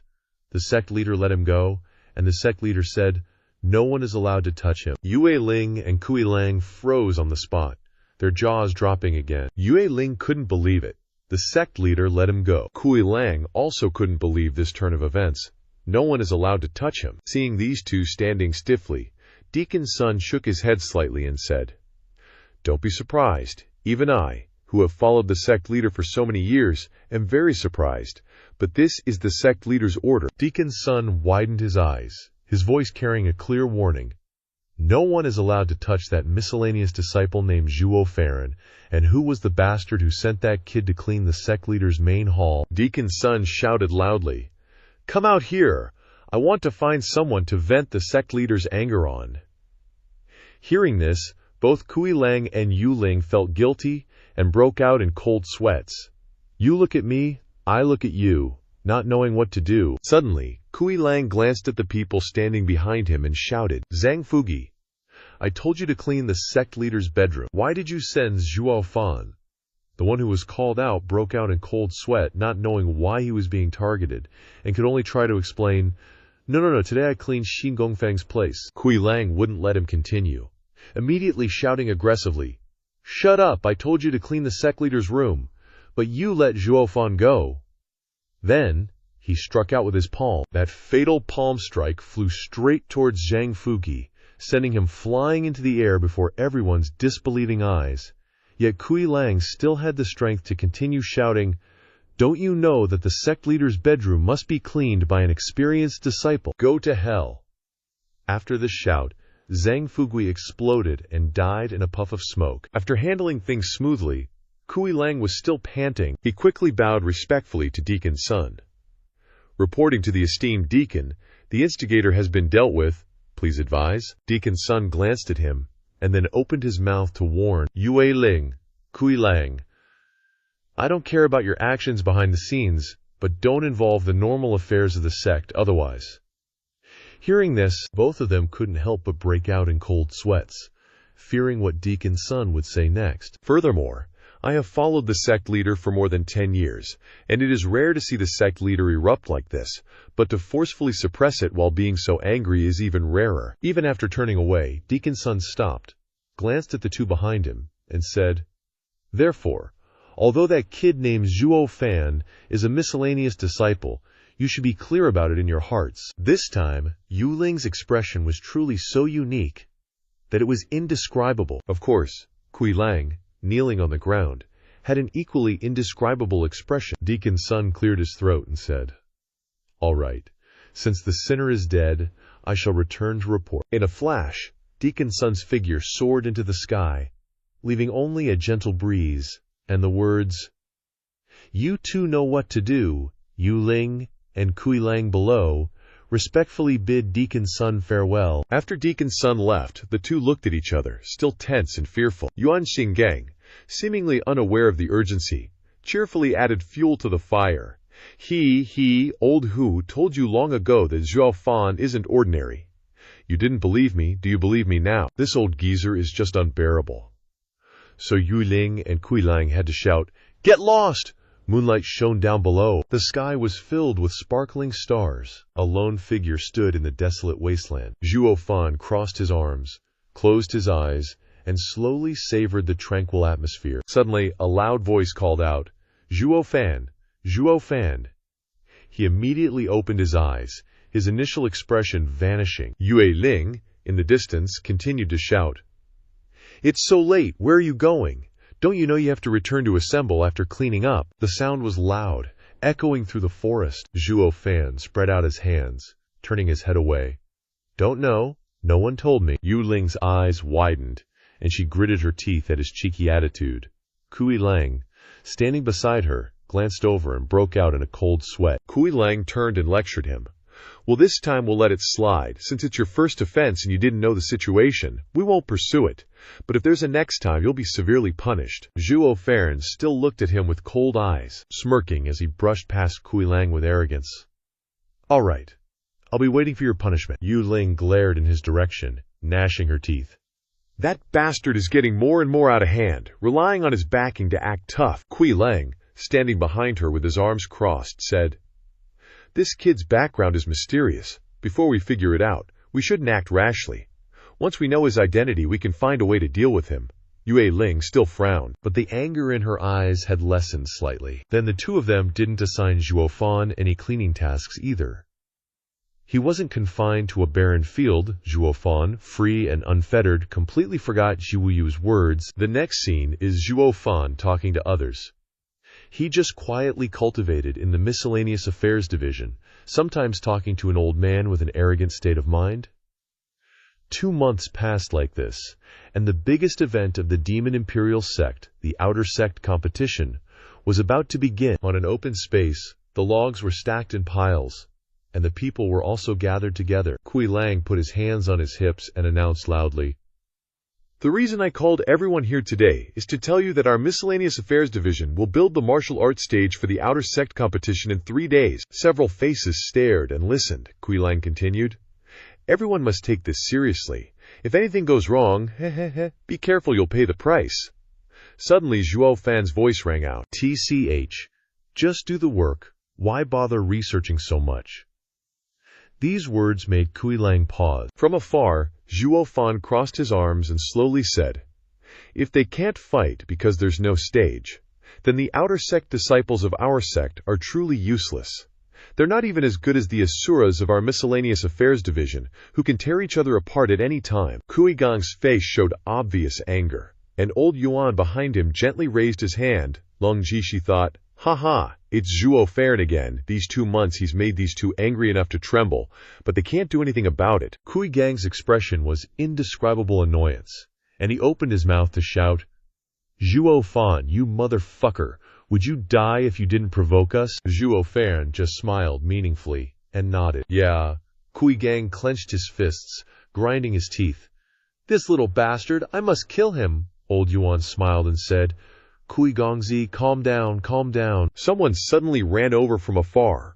Kui Lang and Yu Ling. Kui Lang called out to his father. Kui Gang's face lit up. Kui Gang put his hand on his son's shoulder, his face full of expectation as he instructed, "Eldest senior sister of the Outer Sect, you must advance smoothly this time. Don't let down your father's and my nurturing." Kui Gang immediately replied, "Don't worry, father. Your son won't disappoint you." Yue Ling also asked her younger sister, Yue Seer, "How's your drinking demon saber art coming along?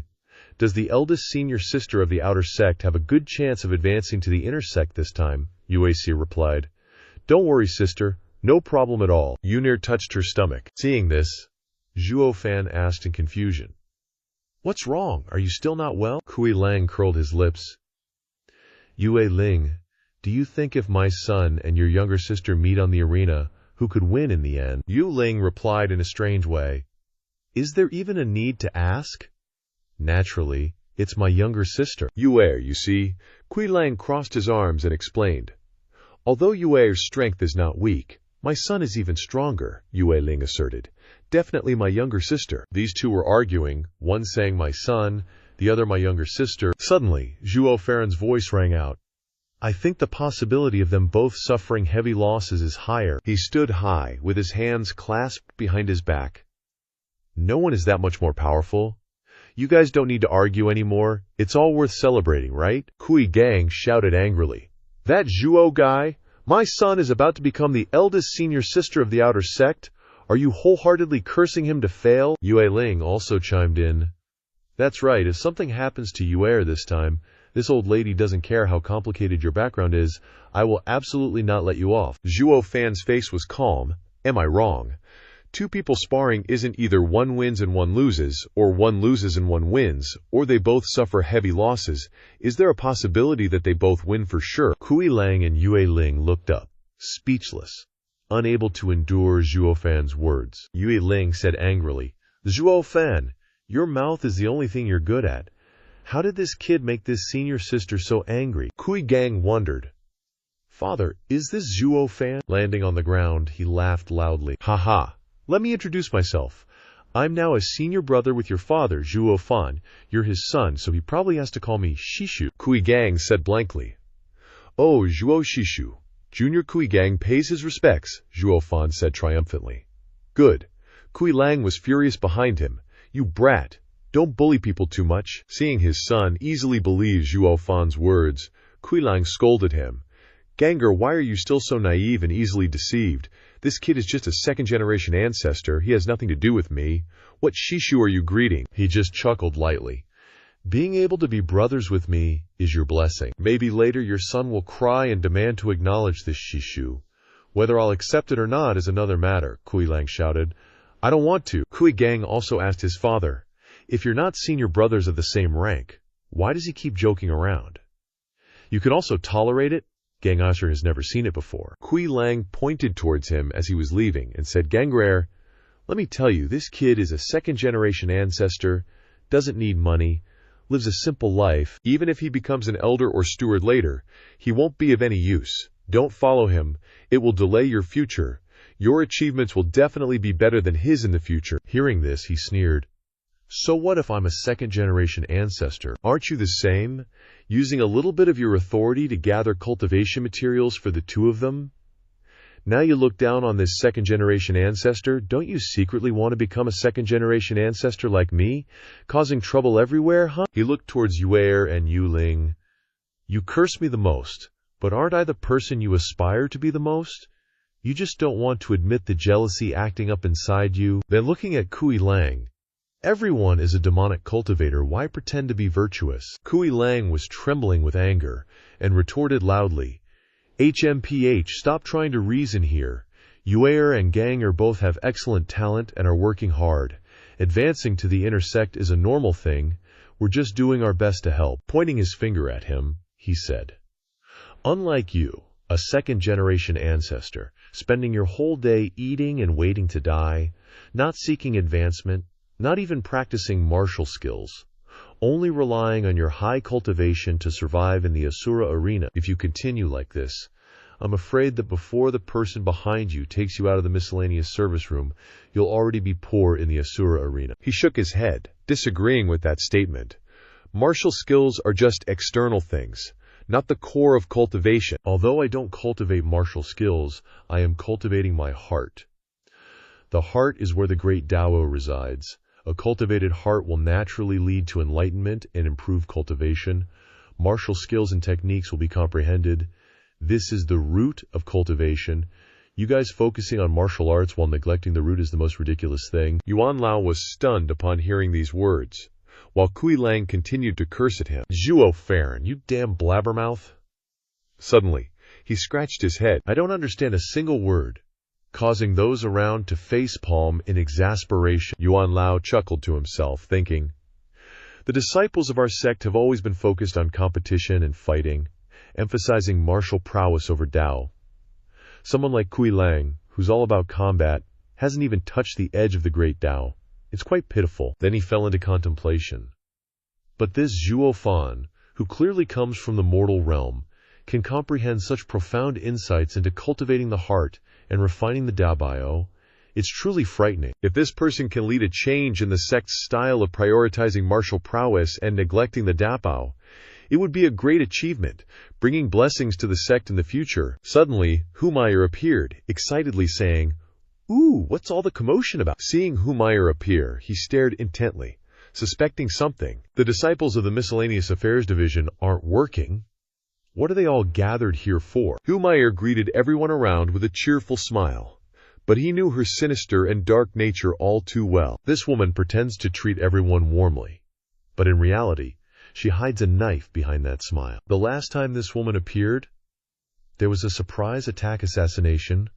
Her appearance this time definitely won't be anything good either. It's just that her target this time isn't me, but Yue Ling. He hurriedly stepped forward to greet Humayr, Mayer's senior sister. It's been too long. During the time that this little sister was punished to work in the Miscellaneous Affairs Division, I'm grateful for Mayer's senior sister's care for you, Mayer.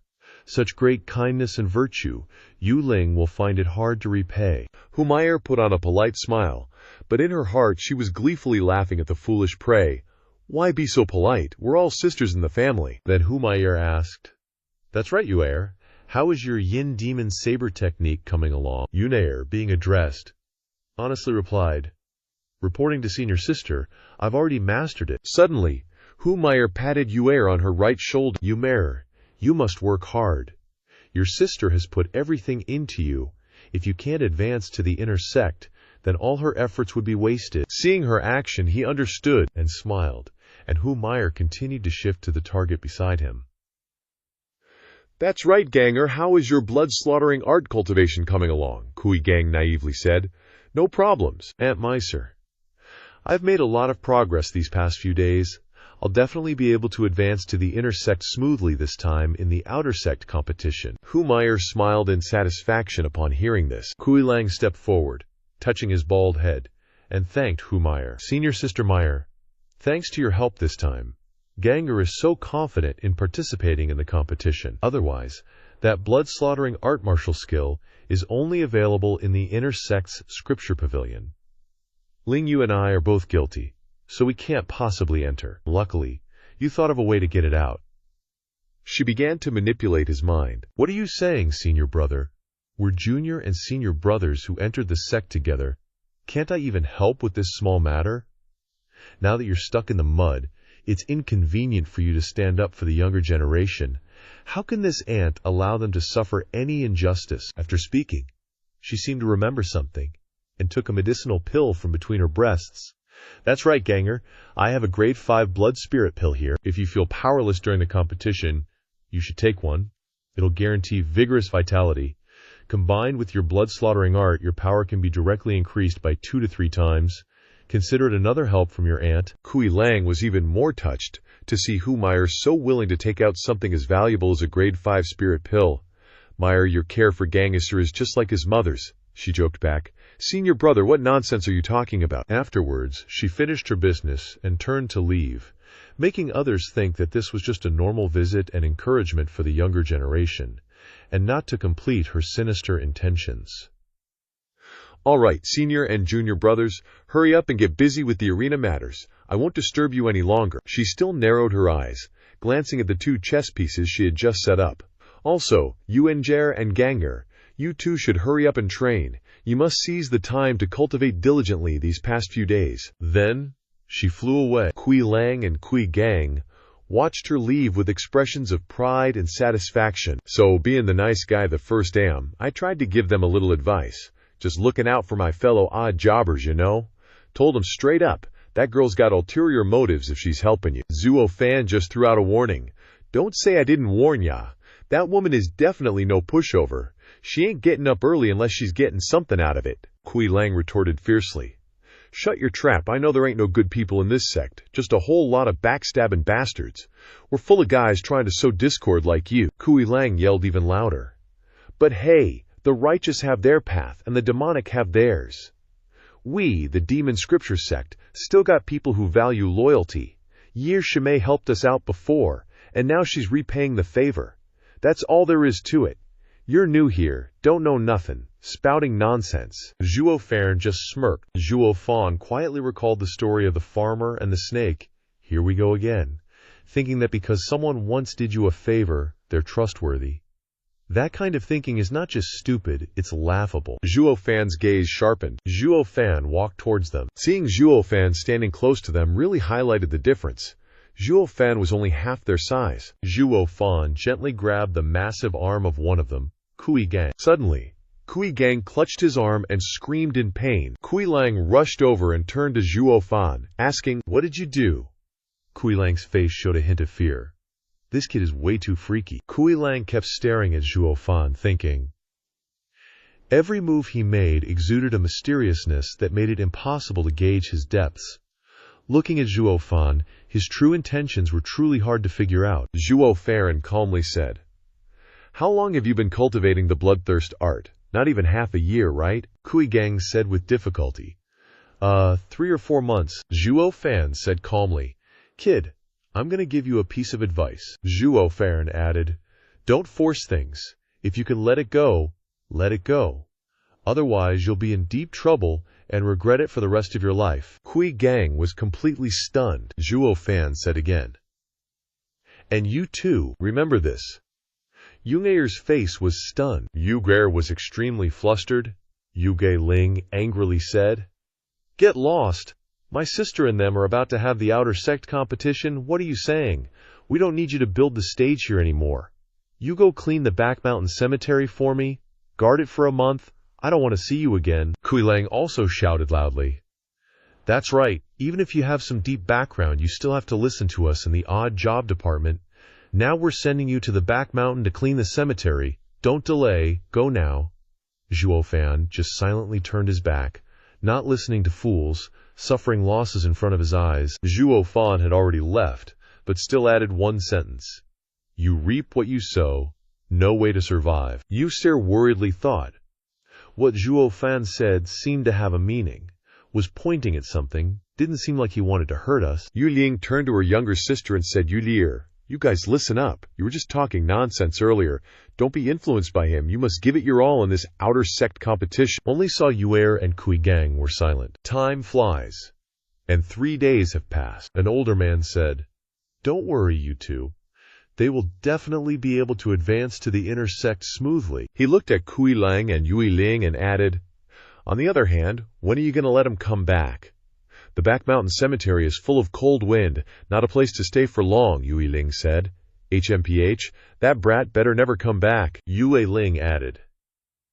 "If I wasn't afraid of the sect investigating, I really want to bury him there forever, to be able to resolve the hatred in my heart." Kui Lang also said that someone had arrived, only saw a skinny man hugging someone on his shoulder, and a fat man flying down. Only saw Yu Ling looked at the sky in fear. Yu Ling panicked when she saw that the person lying there was her younger sister, Yu Lair. She saw Yu Lair lying there, covered in injuries and barely breathing, the fat man said. Outer Sect disciple Yu Lair was severely injured during the Outer Sect Grand Tournament. Her meridians are all broken. She's crippled. Now she's specially assigned to the Miscellaneous Service Division to be dealt with. Yu Ling trembled at the sight of poor Yu Lair lying there. Yu Ling said, How could this happen?" No one answered Yu Ling's question. Kui Lang spoke up loudly. "Chaperone, please wait. What's going on here? Did Yu Lair lose in the Outer Sect Grand Tournament? That doesn't mean she's a discarded disciple. There's no need to bring her here, right?" The fat man said. "She's crippled. What's the point of keeping her in the Outer Sect? If I don't throw her to you trash, where else can I throw her?" he added. "Besides, don't you guys have some Asura arena thing going on? When the time comes, just use her as cultivation material. Isn't that perfect?" Yue Ling could only stare blankly at her younger sister, not knowing what to do. Yu Ling loudly retorted, "What did you say?" Kui Lang held Yu Ling back to prevent her from getting too emotional. "Yu Ling, calm down. Do you want to suffer the sect's soul-destroying punishment?" The fat man continued. "You're all carrying sins. Even if you're stronger than me, you still have to behave yourselves here. If you dare to be disrespectful, the sect's rules aren't just for show." Kui Lang cursed inwardly. This damn rich second generation. Kui Lang gritted his teeth and said, "Sorry, chaperone. Ling Yu was just acting rashly just now. She was impolite. It's just that Yu Ling wants to know who hurt her little sister this badly." The fat man said, "What? You want revenge? I advise you to forget about it. You're a sinner. You don't have the right to take action against anyone in the sect, except for people in the Miscellaneous Service Division. Otherwise, you'll suffer the sect's punishments, Yue Ling shouted. But he ruined my sister's entire life, Yue Ling, in Kui Lang's arms, said. That person attacked so heavily, he clearly did it on purpose. I, Ghost Fiend Rakshasa Yue Ling, even if I'm torn to pieces, I won't let him go. The fat man looked at Yue Ling with disdain. He added, It's not hard if you want to ask who did it, but I advise you to give up. Your little sister borrowed the power of fierce bloodthirst. Using the blood-drinking demon blade technique, its power was astonishing. The opponent was also shocked. It confidently added, But your little sister couldn't control it, and was almost backlashed by bloodthirst, which led to the tragic scene of her meridians breaking. So your little sister's situation is completely self-inflicted, Yue Ling said in surprise. What did you say? Yue Ling bit her lip and cried miserably. How could this be? Yue Ling's trembling hands embraced her younger sister, Yue. If you couldn't control that bloodthirst and increase the demon blade's power, why didn't you say so earlier? Yue Ling trembled. Sister wouldn't have collected so many cultivation materials for you. Yue comforted Yue Ling. Sister, I'm sorry. I wasted your efforts. Yue Ling's face was extremely unpleasant. Yue Ling was even more saddened by her younger sister's words. What's the point of saying this now?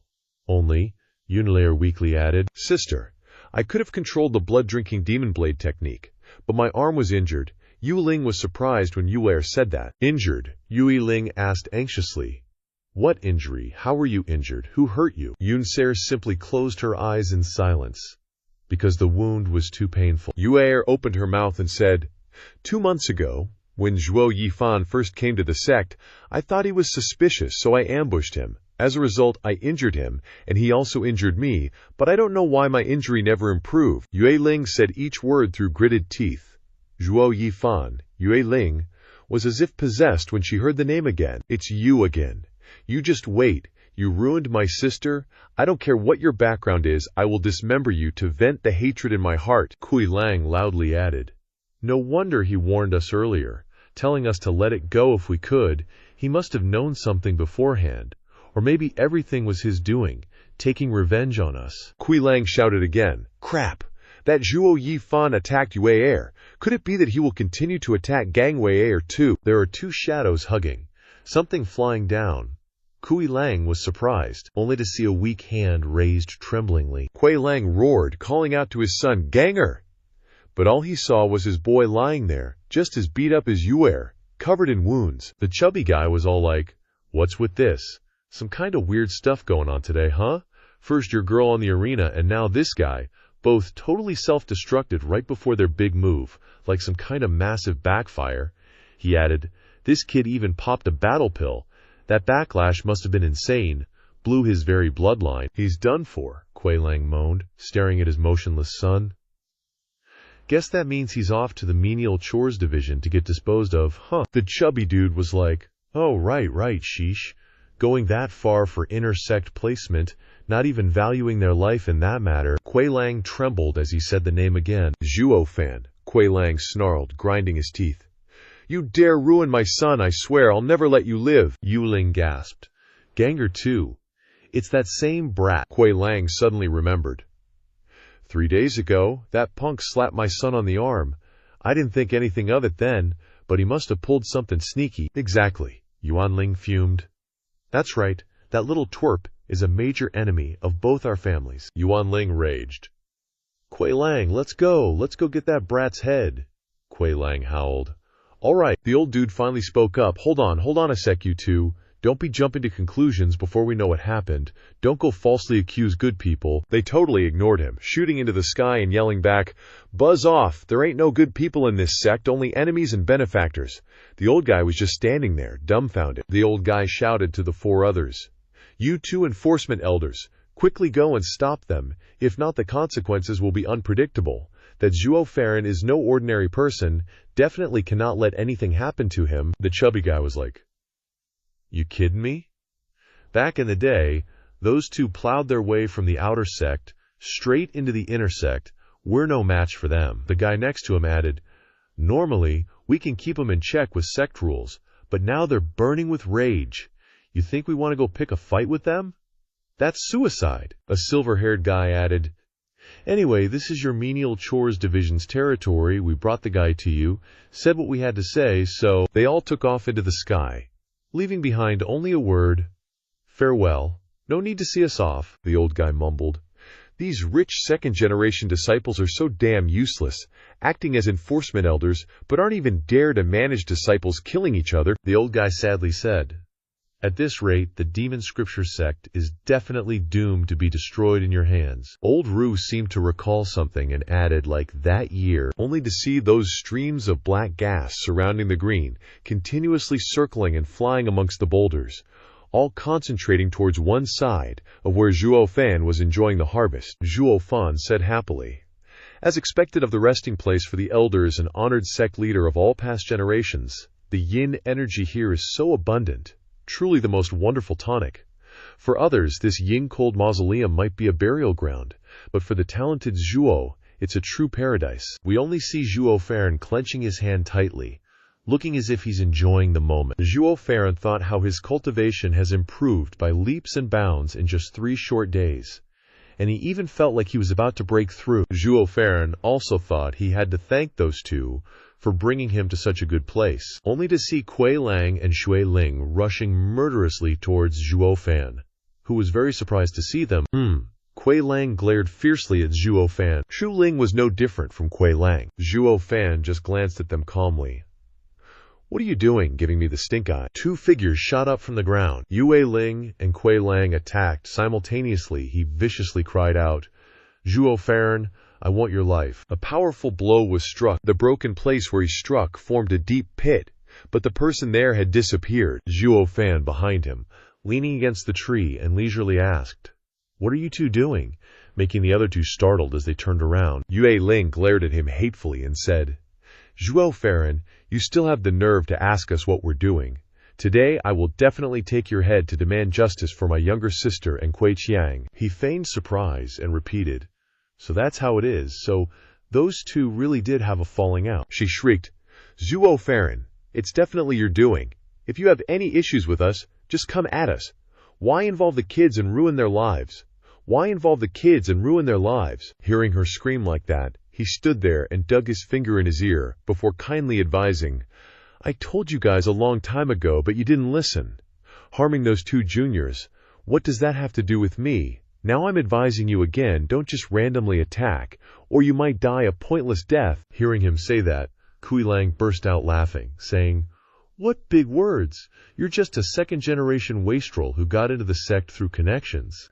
A guy with only the 7th level of the heavenly profound realm dares to talk big to us? Do you even know the difference between the divine illumination realm and the heavenly profound realm? We only need a thought, and even if you don't die, you'll be left with half a life. He silently didn't respond, waiting for him to finish speaking. When he finished speaking, he replied, What you guys are talking about is the common heavenly profound realm and divine illumination realm, but I'm not common. You guys are not my opponents. The two, seeing his clear contempt for them, angrily used sound-based attacks and shouted, Arrogant! The power was immense, but it was nothing to him. He was as calm as if nothing had happened. Suddenly, his power erupted, a tremendous force bursting forth. Yue Ling and Kuei Lang stared wide-eyed at the scene before them. Drops of sweat began to fall on his face. He trembled as he said, How is this possible? At this moment, he finally spoke. Now you guys know why I wasn't knocked down by you at the Asura field before, right? It's not because I have some magical treasure protecting my primordial spirit. It's that my old man's primordial spirit power was already above yours. Moreover, even if the 2 of you combine your primordial spirits, you still can't resist my primordial spirit's strength. The 2 were stunned upon hearing this. He continued, Go back, I already said you guys aren't my opponents. Don't do anything futile. At this moment, Yue Ling said with a cold face, We won't treat him as a heavenly profound cultivator anymore. We'll treat him as a divine illumination master. Kuei Lang also agreed. Yeah, let's use all our strength for a one-hit kill. The 2 of them reached an agreement and shouted in unison, All right, and charged forward. Zhuo Fan remained still, unmoving. Yu Ling charged forward powerfully, shouting, Profound grade martial skill, Moonyin Palm. A golden light emanated from her hand. Kuei Lang also shouted loudly, Profound grade martial skill, Wind Wolf Severing Claw. A cloud of black gas emanated from his hand. As they approached, he simply smiled, dodging that attack. Then, he raised the broom in his hand, striking Kui Lang's face with one blow. Yue Ling didn't have time to react. She could only stare wide-eyed. She took the full force of Kui Lang's large body. The two were swept away by another swing of his broom, flying far away. It was unclear what had happened to the two of them. Only a dazzling golden light was visible. He retracted his broom, and Zhuo Fan was enveloped in a layer of killing intent. Suddenly, Elder Yuan rushed over in a fluster, calling out, Zhuo Fan, are you all right? He glanced to the side and was startled. Before him was a large ravine, with smoke and dust still lingering. Elder Yuan wondered, what happened here? He didn't answer, but asked in return, Elder Yuan, what are you guys doing here? Elder Yuan also responded, oh, this old man originally intended to persuade the two of them, and also buy some time, while waiting for others to call those 4 enshrined elders to back you up. Then the old man looked at the groove and said, but now it seems like it's not needed anymore. Zhuo Yifan chuckled. Sorry to trouble you, Elder Yuan, but if they want to hurt me, they're not up to the task. Have them carried back. I want to stay here for a while longer. No need to worry about me. Turning his back, he told Elder Yuan, when I have time, I'll definitely come back to Tanmo to discuss Dao with you. Suddenly, someone called his name, Zhuo Fan, startling Elder Yuan. Yu Ling, clutching her injured body, stepped out and said, even if we're no match for you, this old lady will remember it. Getting all riled up, she shouted, one day, this old lady will kill you and avenge you where. Too bad her threats didn't faze him one bit. Zhuo Fan spoke up, you two, listen closely. He turned to look at them. Zhuo Fan here might not be a saint, but I'm always above board. I have no grudges with those 2 kids or you guys. I wouldn't resort to underhanded tactics. Besides, if I wanted to kill you, it'd be as easy as crushing an ant. Do I really need to go through such a long and winding route? Yu Ling didn't believe it, yelling, HMPH, isn't it because you have accomplices? If you didn't meddle, how could you have predicted the grand tournament's outcome 3 days ago? He replied, go ask Hu Meyer about that. Wasn't she the one who helped with those 2 kids' affairs? Yue Ling was stunned, asking, what? At that moment, Kui Lang also stepped out, clutching his injured body. Hearing him say that, he shouted, what nonsense are you spouting? How could Meyer do such a thing? And what proof do you have? Without turning his head, he said, this has nothing to do with me. If you want to find out the truth, investigate it yourselves. Saying that, he turned back to warn them. But in the end, if you still dare to come looking for trouble with me, then soared away and left a final line. Quote, then don't blame this old man for showing no mercy next time. After Zhuo Fan left, Yue Ling turned to Kui Lang. Kui Lang, do you think what he said is believable? Kui Lang, deep in thought, said, I don't know.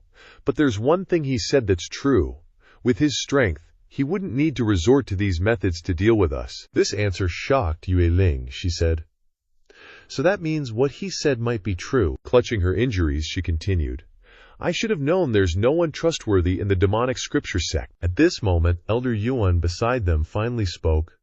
Luckily, your injuries aren't too severe. Eat this quickly. He handed out 2 pills, saying, these pills are only GRADE3, but in less than a moment you should be able to recover a bit. Kui Lang took a pill, saying, old man Yuan, why didn't I notice before? You're actually not a bad guy. Actually, if you'd colluded with Zhuo Fan to kill us two. He put the pill to his mouth, saying, wouldn't your days in the miscellaneous affairs hall be much easier? Elder Yuan laughed heartily and replied, this old man is just a mere bone-tempering stage cultivator. Your lives or deaths don't really affect me much. In any case, there will always be people standing above me. Besides, life and death have their own Dabo. Fallen leaves return to their roots. This is the cycle of heavenly Dabo. Death must do something for life to be in accordance with heavenly Dabo. The miscellaneous affairs hall has a Shura field. Many disciples are used as cultivation materials, wasting their lives. But their deaths fulfill the lives of others. The good win over the bad, the law of nature. Today, you two shouldn't die. It would be a pity to die in vain. Kui Lang acted all innocent and asked, old man Yuan, although what you said seems very reasonable, but just like that Zhuo Fan, I can't understand what you're saying. Can you put it in simpler terms? Elder Yuan hesitated and scratched his head. Lord Kuilang, please rest and recover. This old man is just talking nonsense. I'll find time to tell that kid Zhuo Fan. Suddenly he thought of something and exclaimed, Ah, that's right. Zhuo Fan is powerful and unfathomable, but he is very close to the old fart-bone tempering stage old man, probably because the two of you have a common language when it comes to nonsensical things. Elder Yuan remained silent. After a while, the old man said, That's right. It's because the two of us are both enlightened people. Night fell. Yue Ling and Kui Lang walked along the long corridor. Kui Lang clutched his chest and said, Looks like that kid Zhao Cheng didn't go all out to kill us, otherwise we wouldn't have recovered so quickly. Then he suddenly stopped. Seeing the open door in front of him, he wondered, Why are Yuer and Ganger's doors open? As if realizing something, the two turned to look at each other. Inside the room, Yumer and a person were lying silently, wrapped in bandages. Kui Lang pushed the door open and shouted, Second junior sister. Humayr, what are you trying to do, Humayr? Hearing his call, paused. She quickly composed herself and turned to smile, saying, Senior brother Kui Lang, junior sister Yu Ling, you're back. Yuer and Ganger are injured like this, and you two are still in the mood to stroll around. Yue Ling and Kui Lang remained silent. Humaisher smiled again and said, Luckily, I'm here to take care of them. Otherwise, they would be so lonely. Yu Ling couldn't help but shout, Humais here. Yuer and Gang Yuer suddenly suffered a backlash on the martial arts stage. Did you do something? Humayr replied calmly. Why would junior sister say that? She said, To help these two children successfully pass the outer sect trial, I can say that I've done my best. Now that they're cultivating incorrectly and this situation has occurred, junior sister is blaming me. Aren't you afraid of making me sad? Yue Ling gnashed her teeth in anger upon hearing this. At this moment, Kui Lang next to her also shouted, You don't need to hide anymore. We both know it in our hearts, although I don't know how you did it. Seeing your arrogant appearance before, I understood everything. Now let's just be honest with each other. Why did you do it? Hearing him expose her like that, Humayr didn't bother to hide it anymore, smiling and saying, Senior brother Kui Lang is still as straightforward as ever, so I won't pretend anymore either. She admitted, Yes, everything was my plan. Moreover, it's not just today's matter. The previous matter was also done by me. Kui Lang asked, confused. The previous matter? What? She quickly replied. What? Have you forgotten how you were sent to this service room? It seems you're living quite well in this service room, forgetting the outside world from before. Kui Lang was shocked to hear this. Then he gnashed his teeth in anger and said, What exactly is going on? Explain it clearly to me, old man. Humayr said, Since things have come this far, I won't hide anything anymore. She began to recount everything. Back then, the matter of senior brother Kui Lang falling in love with a disciple of the outer sect and giving birth to a son was secretly reported to the sect elders by me.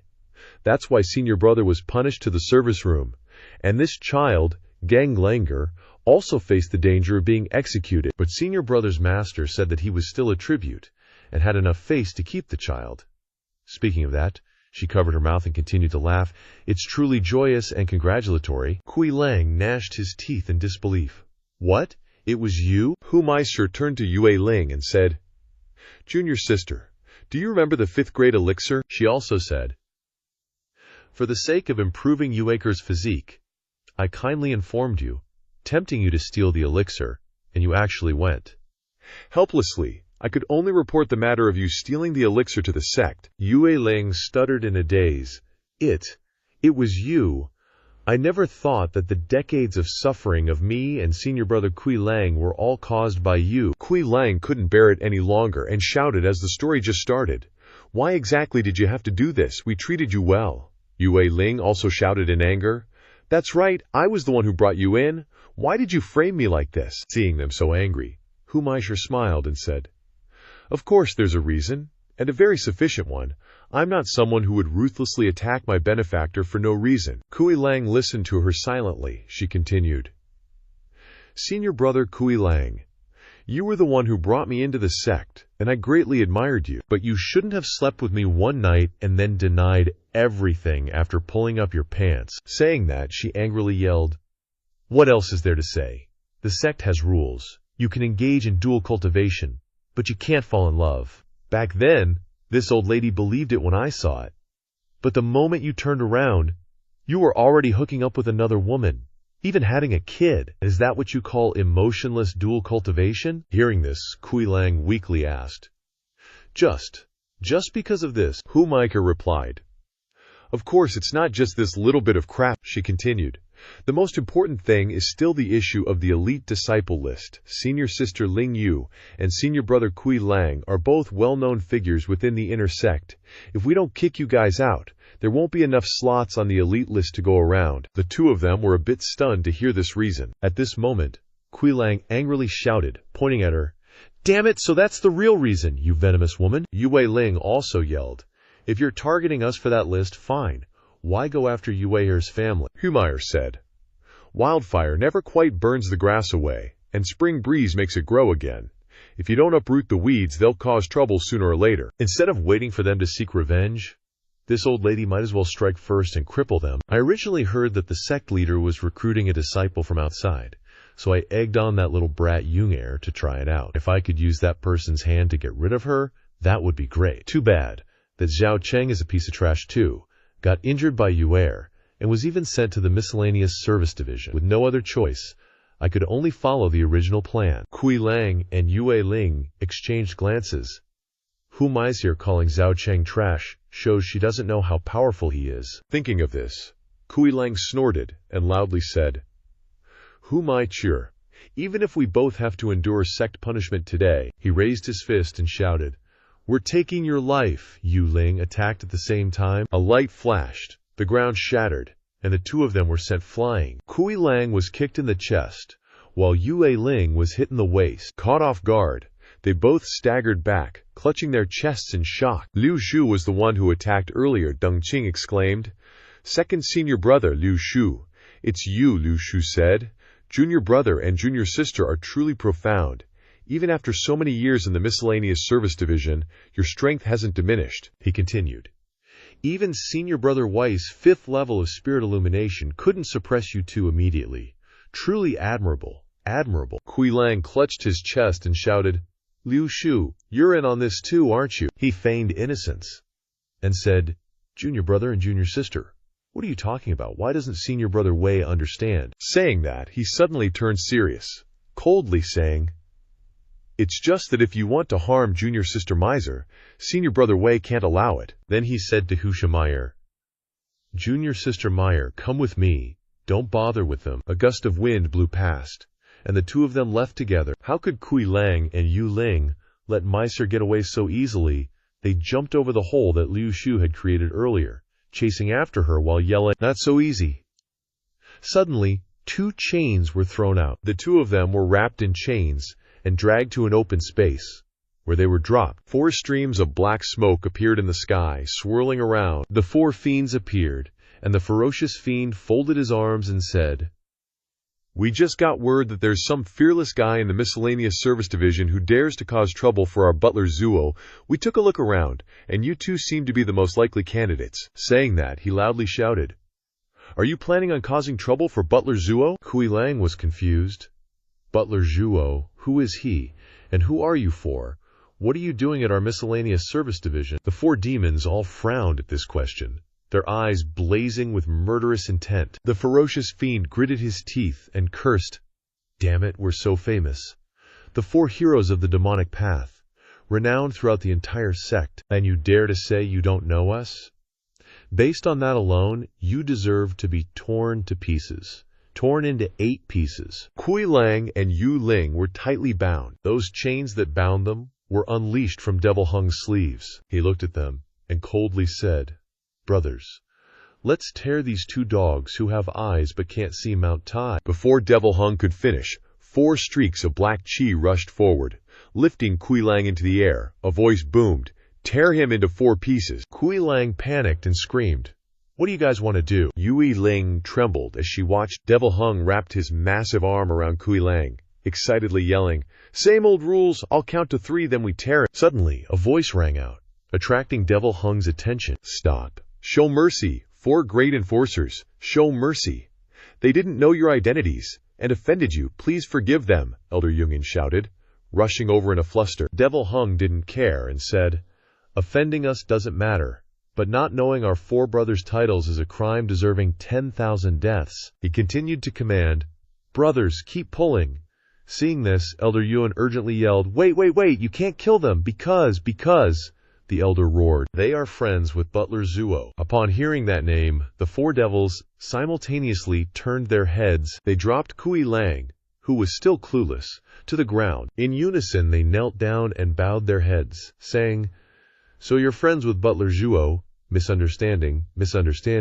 We offended you earlier, please don't mind it, and absolutely don't tell Butler Zhuo, or we're doomed." This was the first time Kui Lang had displayed such a dumbfounded and ignorant expression. Yue Ling pursed her lips, stunned. Seeing this scene, Elder Yuan thought with satisfaction, "I didn't expect Zhuo Fan's influence to be so strong." He sighed and continued to think. To be able to tame these four brats to this extent is truly a miracle. Suddenly, Devil Hung noticed something was off. He raised his head and said, "Hey, something's not right. With Butler Zhuo's personality, how could he make friends so easily?" He turned around, grumbling. "Before, when we first met you, you didn't say anything and just did things your way. Either submit or be destroyed. How could you have friends?" Finishing speaking, he suspiciously looked over and asked, "Are you guys really friends with Butler Zhuo?" Kui Lang and Yu Ling were rarely so flustered. They were just startled and didn't dare to speak. Not receiving an answer from them, Devil Hung turned to Elder Yuan and asked, "Old Man Yuan, earlier you told us that someone was making trouble for Butler Zhuo, so the four of us came here for a stroll, and these two are the only ones who look like Illumination stage disciples." He crossed his arms, suspiciously asking, "If they're friends with Butler Zhuo, then who was making trouble for him?" Elder Yuan thought to himself, "Since when did these four brats learn to think things through?" Returning to the sect this time has really been a complete transformation. A lot has changed. Thinking this, he still had to find a way to acquit the two. Reporting to the four enforcers, the person making trouble for Butler Zhuo just flew away. They were trying to chase after him, but you stopped them. Didn't you guys see? The four devils were startled upon hearing this. Devil Hung began to say a bit embarrassedly, "It seems like that's really the case." He went to Kui Lang, shook hands to make peace, and said, "Sorry about that, so you were one of us, all working for Butler Zhuo. I offended you with my actions earlier, please don't tell Butler Zhuo." After apologizing, he looked into the distance and said, "It's just that I don't know who they are. Wanting to make trouble for Butler Zhuo, we must quickly eliminate them." Seeing the four devils change so rapidly, Kui Lang quietly said to Yu Ling, "These four are crazy and unpredictable. I don't know where they came from, but they're strong and easy to manipulate. Why don't we trick them into avenging us and getting rid of Hu Mai'er and Liu Shu?" The two of them exchanged glances, secretly plotting a scheme. Suddenly, Elder Yuan's voice rang out, interrupting their improper thoughts. "Four enforcers, those two are both inner sect disciples. You can't move them arbitrarily, otherwise the sect rules will punish you. Moreover, Zhuo Fan didn't intend to take their lives, otherwise how could they have escaped? Don't do pointless things and ruin Butler Zhuo's grand plan." The four devils crossed their arms and listened silently to Elder Yuan's words. Suddenly, Kui Lang seemed to want to say something, and spoke up. "Old Man Yuan, Elder Yuan continued, saying, "Those four enforcers might be cruel, but it's the environment that made them that way, you know. Deep down, they're actually simple and honest. They just got pardoned and came back to the sect all loyal and stuff. It's kinda rare, shouldn't get mixed up in sect drama again and end up in danger." Old Yuan keeps yapping. "Besides, I already said I'd rather die helping others. You guys going for revenge is pointless. Better to take care of those two kids and figure out how to save them. That's what matters." Hearing the old dude, Kui Lang and Yue Ling kinda froze. Finally, Kui Lang gets the hidden meaning. He bows his head and says, "Old Man Yuan, I get what you're saying this time. You're right. I gotta use my life to watch over Gang Boder." At this point, Old Yuan gives him a kind smile. They head over to the room where Yue and Kui Gang were lying. They see Kui Gang with his eyes shut tight, all wrapped up like a mummy. Ghost-hungering fiend takes a look and goes, "Yo, looks like they're seriously hurt. Didn't these guys take any healing pills? Should we give you two some?" Yuan Ling silently starts crying, while Kui Lang clasps his hands together and grits his teeth. "Thanks for the enforcer's kindness, but our meridians are all snapped, Even 7th grade pills can't do anything. Ghost-hungering fiend crosses his arms and says, "What's with all the crying? So what if your meridians are snapped? What's the big deal?" To their utter shock, he continues, "Aren't you guys friends? Butler Zhuo is super generous to his people. Go find Butler Zhuo and get healed." Kui Lang stutters out, What? Butler Zhuo can really save our kid." Ghost-hungering fiend replies, "Let me be clear, there's nothing in this world he can't do." Scaredy Ghost chimes in, Yeah, old Lai almost died and broke all his meridians fighting someone, and Butler Zhuo brought him back with his miraculous touch, and he even broke through to Void Transformation Realm while he was at it." Hearing what the four ghosts have to say, they look at each other, happy as hell, and say, "So Ganger and Yuer still have a sliver of hope." Suddenly, Kui Lang freezes, wondering, "Wait a minute, who the heck is this Butler Zhuo anyway?" Just then, Zhuo Fan, who's been cultivating with his eyes closed on a rock, suddenly snaps his eyes open. He stands up, coldly huffs a few times, and says, "It hasn't even been a day, and they're back. How'd their injuries heal so fast?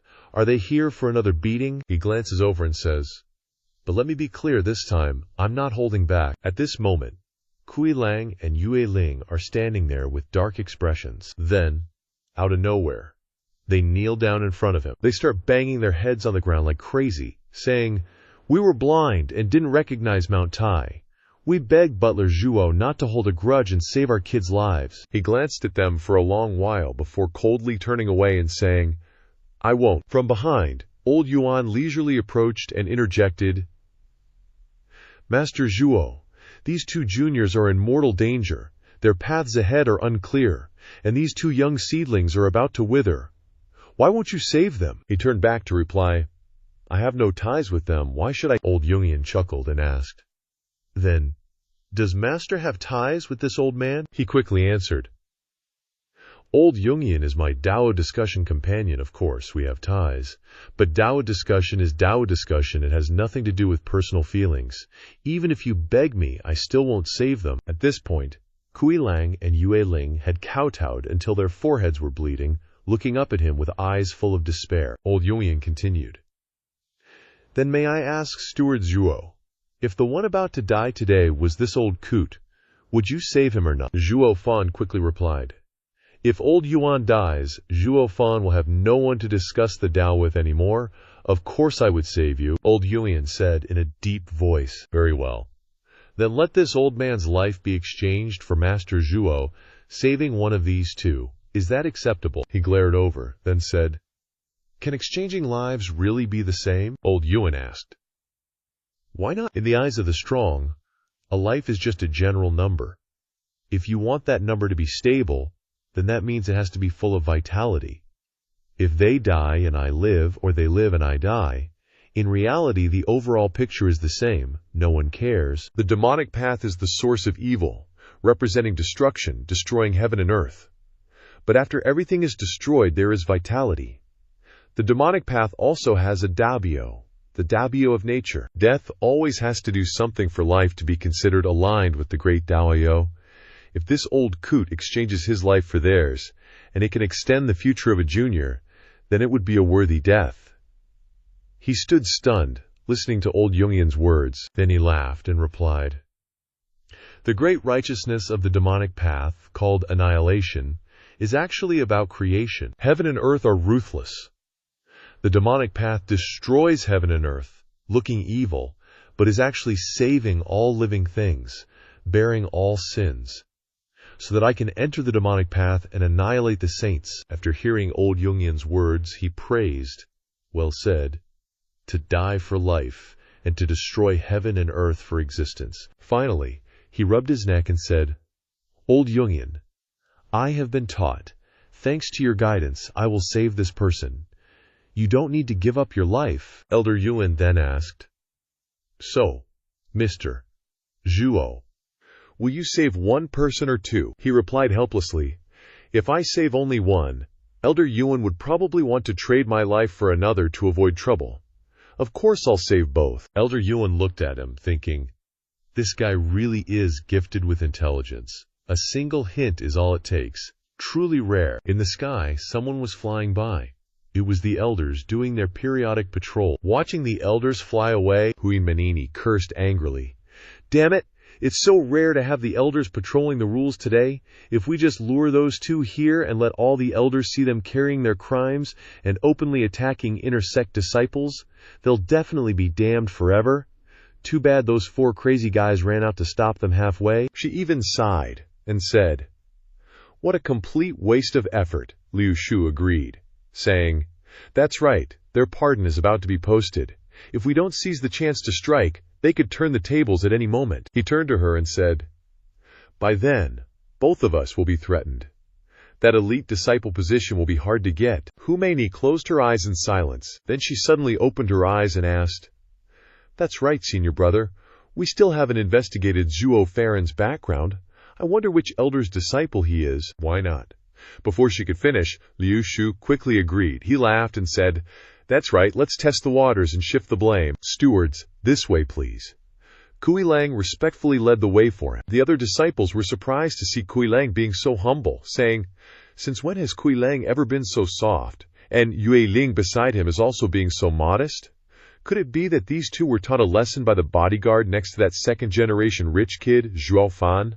Have they truly submitted in fear? Inside the room, there was a large hole in the wall. He walked in and said, I haven't been here for a few days. Are you showing me righteousness by leaving Kui Gang and Yue in this broken room?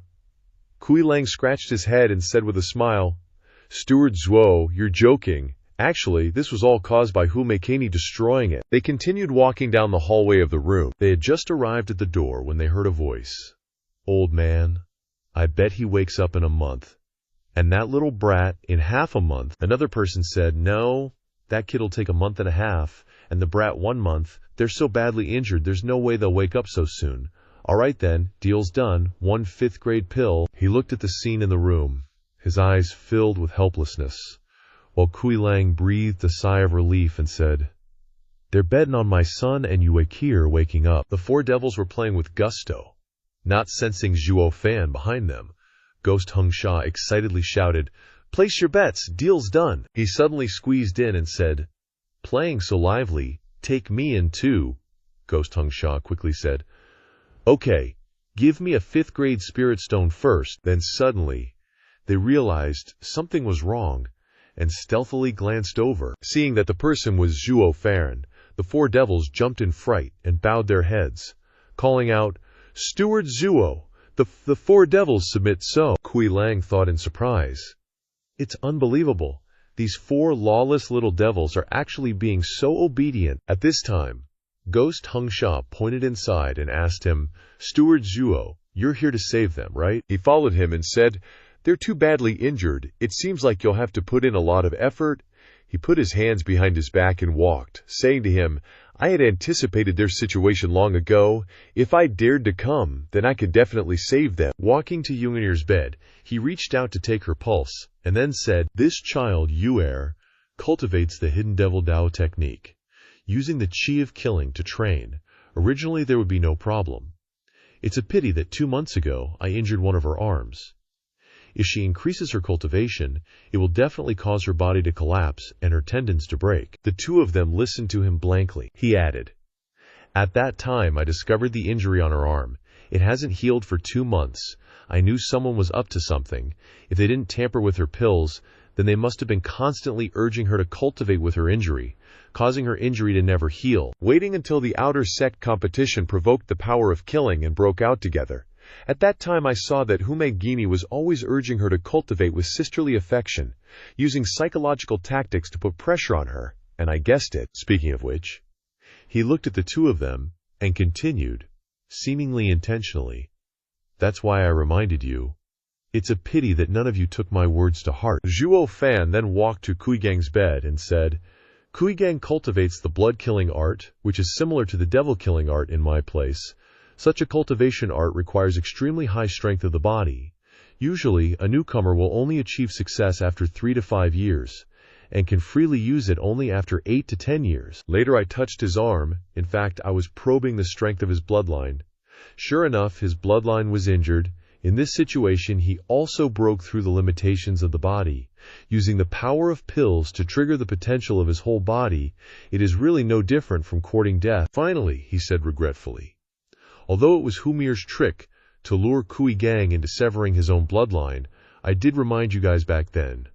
What a pity, what a pity. The two of them fell silent and lowered their heads upon hearing this. At this moment, Miserly Ghost called out to him, puzzled, Steward Zhuo, if you knew everything, why didn't you make it clear back then? He looked up at the ceiling and replied, that's right, I knew it early on. But then he laughed arrogantly and said, so what if this old man didn't say it? What can you do?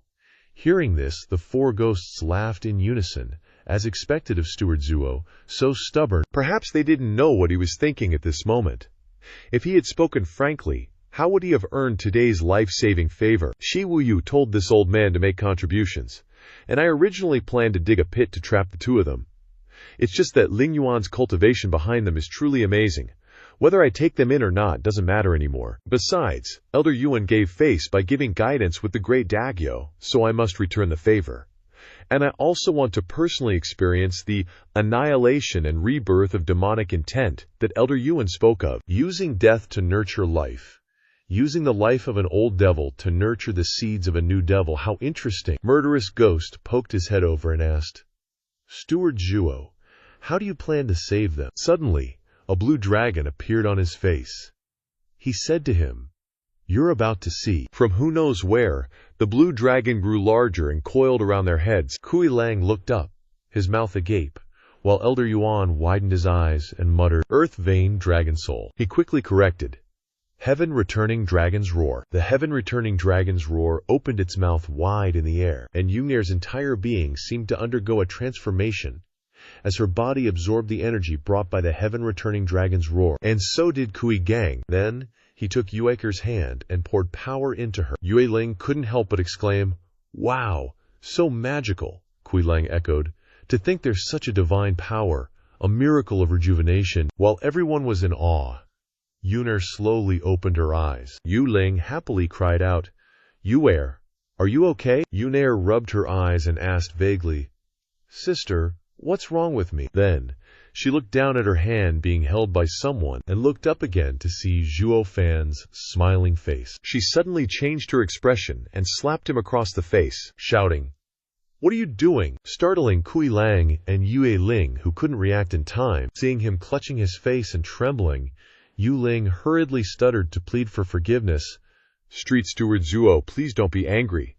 This girl just woke up and is still confused. Please don't hold it against her. You wicked girl, what are you doing? Hurry up and apologize to Steward Zhuo. Youngir had just woken up and didn't understand what was going on, so she stood there dumbfounded like an idiot. Yutsir cried out indignantly. Sister, he touched my hand. Why should I apologize to him? Yutsue Ling also raised her voice. You wicked girl, Steward Zhuo is your life-saving benefactor. Hearing what her sister said, she was momentarily stunned and wondered, what? Life-saving benefactor? At this moment, Kui Gang also just woke up. He rubbed his eyes and asked, what are you guys arguing about? Immediately, Kui Lang grabbed his son's head and scolded, You stinking brat! He pressed his son's head down and said fiercely, This time your life was saved by Uncle Zhuo. Hurry up and kowtow 3 times to thank him for saving your life. Kui Gang also cooperated and clasped his hands, saying, Yes, yes, thank you, uncle, for saving my life. Only then did Yumer regain her composure and ask, Sis, what's going on here? Yue Ling sighed and said, The thing is, she probably told a long story, then summarized, That's it. It's all Humitter's doing. She's the one who schemed to trap you guys. If it weren't for Steward Zhuo's rescue, you two would be cripples for life. The 2 people he just saved stared blankly at him. Yunir remembered her slap from earlier, then said with difficulty, I'm sorry. He turned his back and said with a faint smile, Miss Yuker is so headstrong I don't dare accept this apology. Then he turned and threw something into Kui Lang's hand, saying, Take it. The father and son looked down at it, then wondered, This is... Then they suddenly gasped in disbelief. A 10th grade spirit pill. He smiled and said to them, That's right, this is a 10th grade spirit pill, a Tongtian pill. Let your son drink it. It can naturally strengthen his tendons and connect him to heaven and earth. Even if he breaks through all the way to the transformation realm, it won't be a problem." Hearing this, Kui Lang trembled. Then he knelt down. The father and son kowtowed heavily on the ground and said, "Thank you, Steward Zhuo, for the gift of a new life. From now on, our lives belong to you." "Thank you, Uncle Zhuo Fan. Thank you, Uncle Zhuo Fan."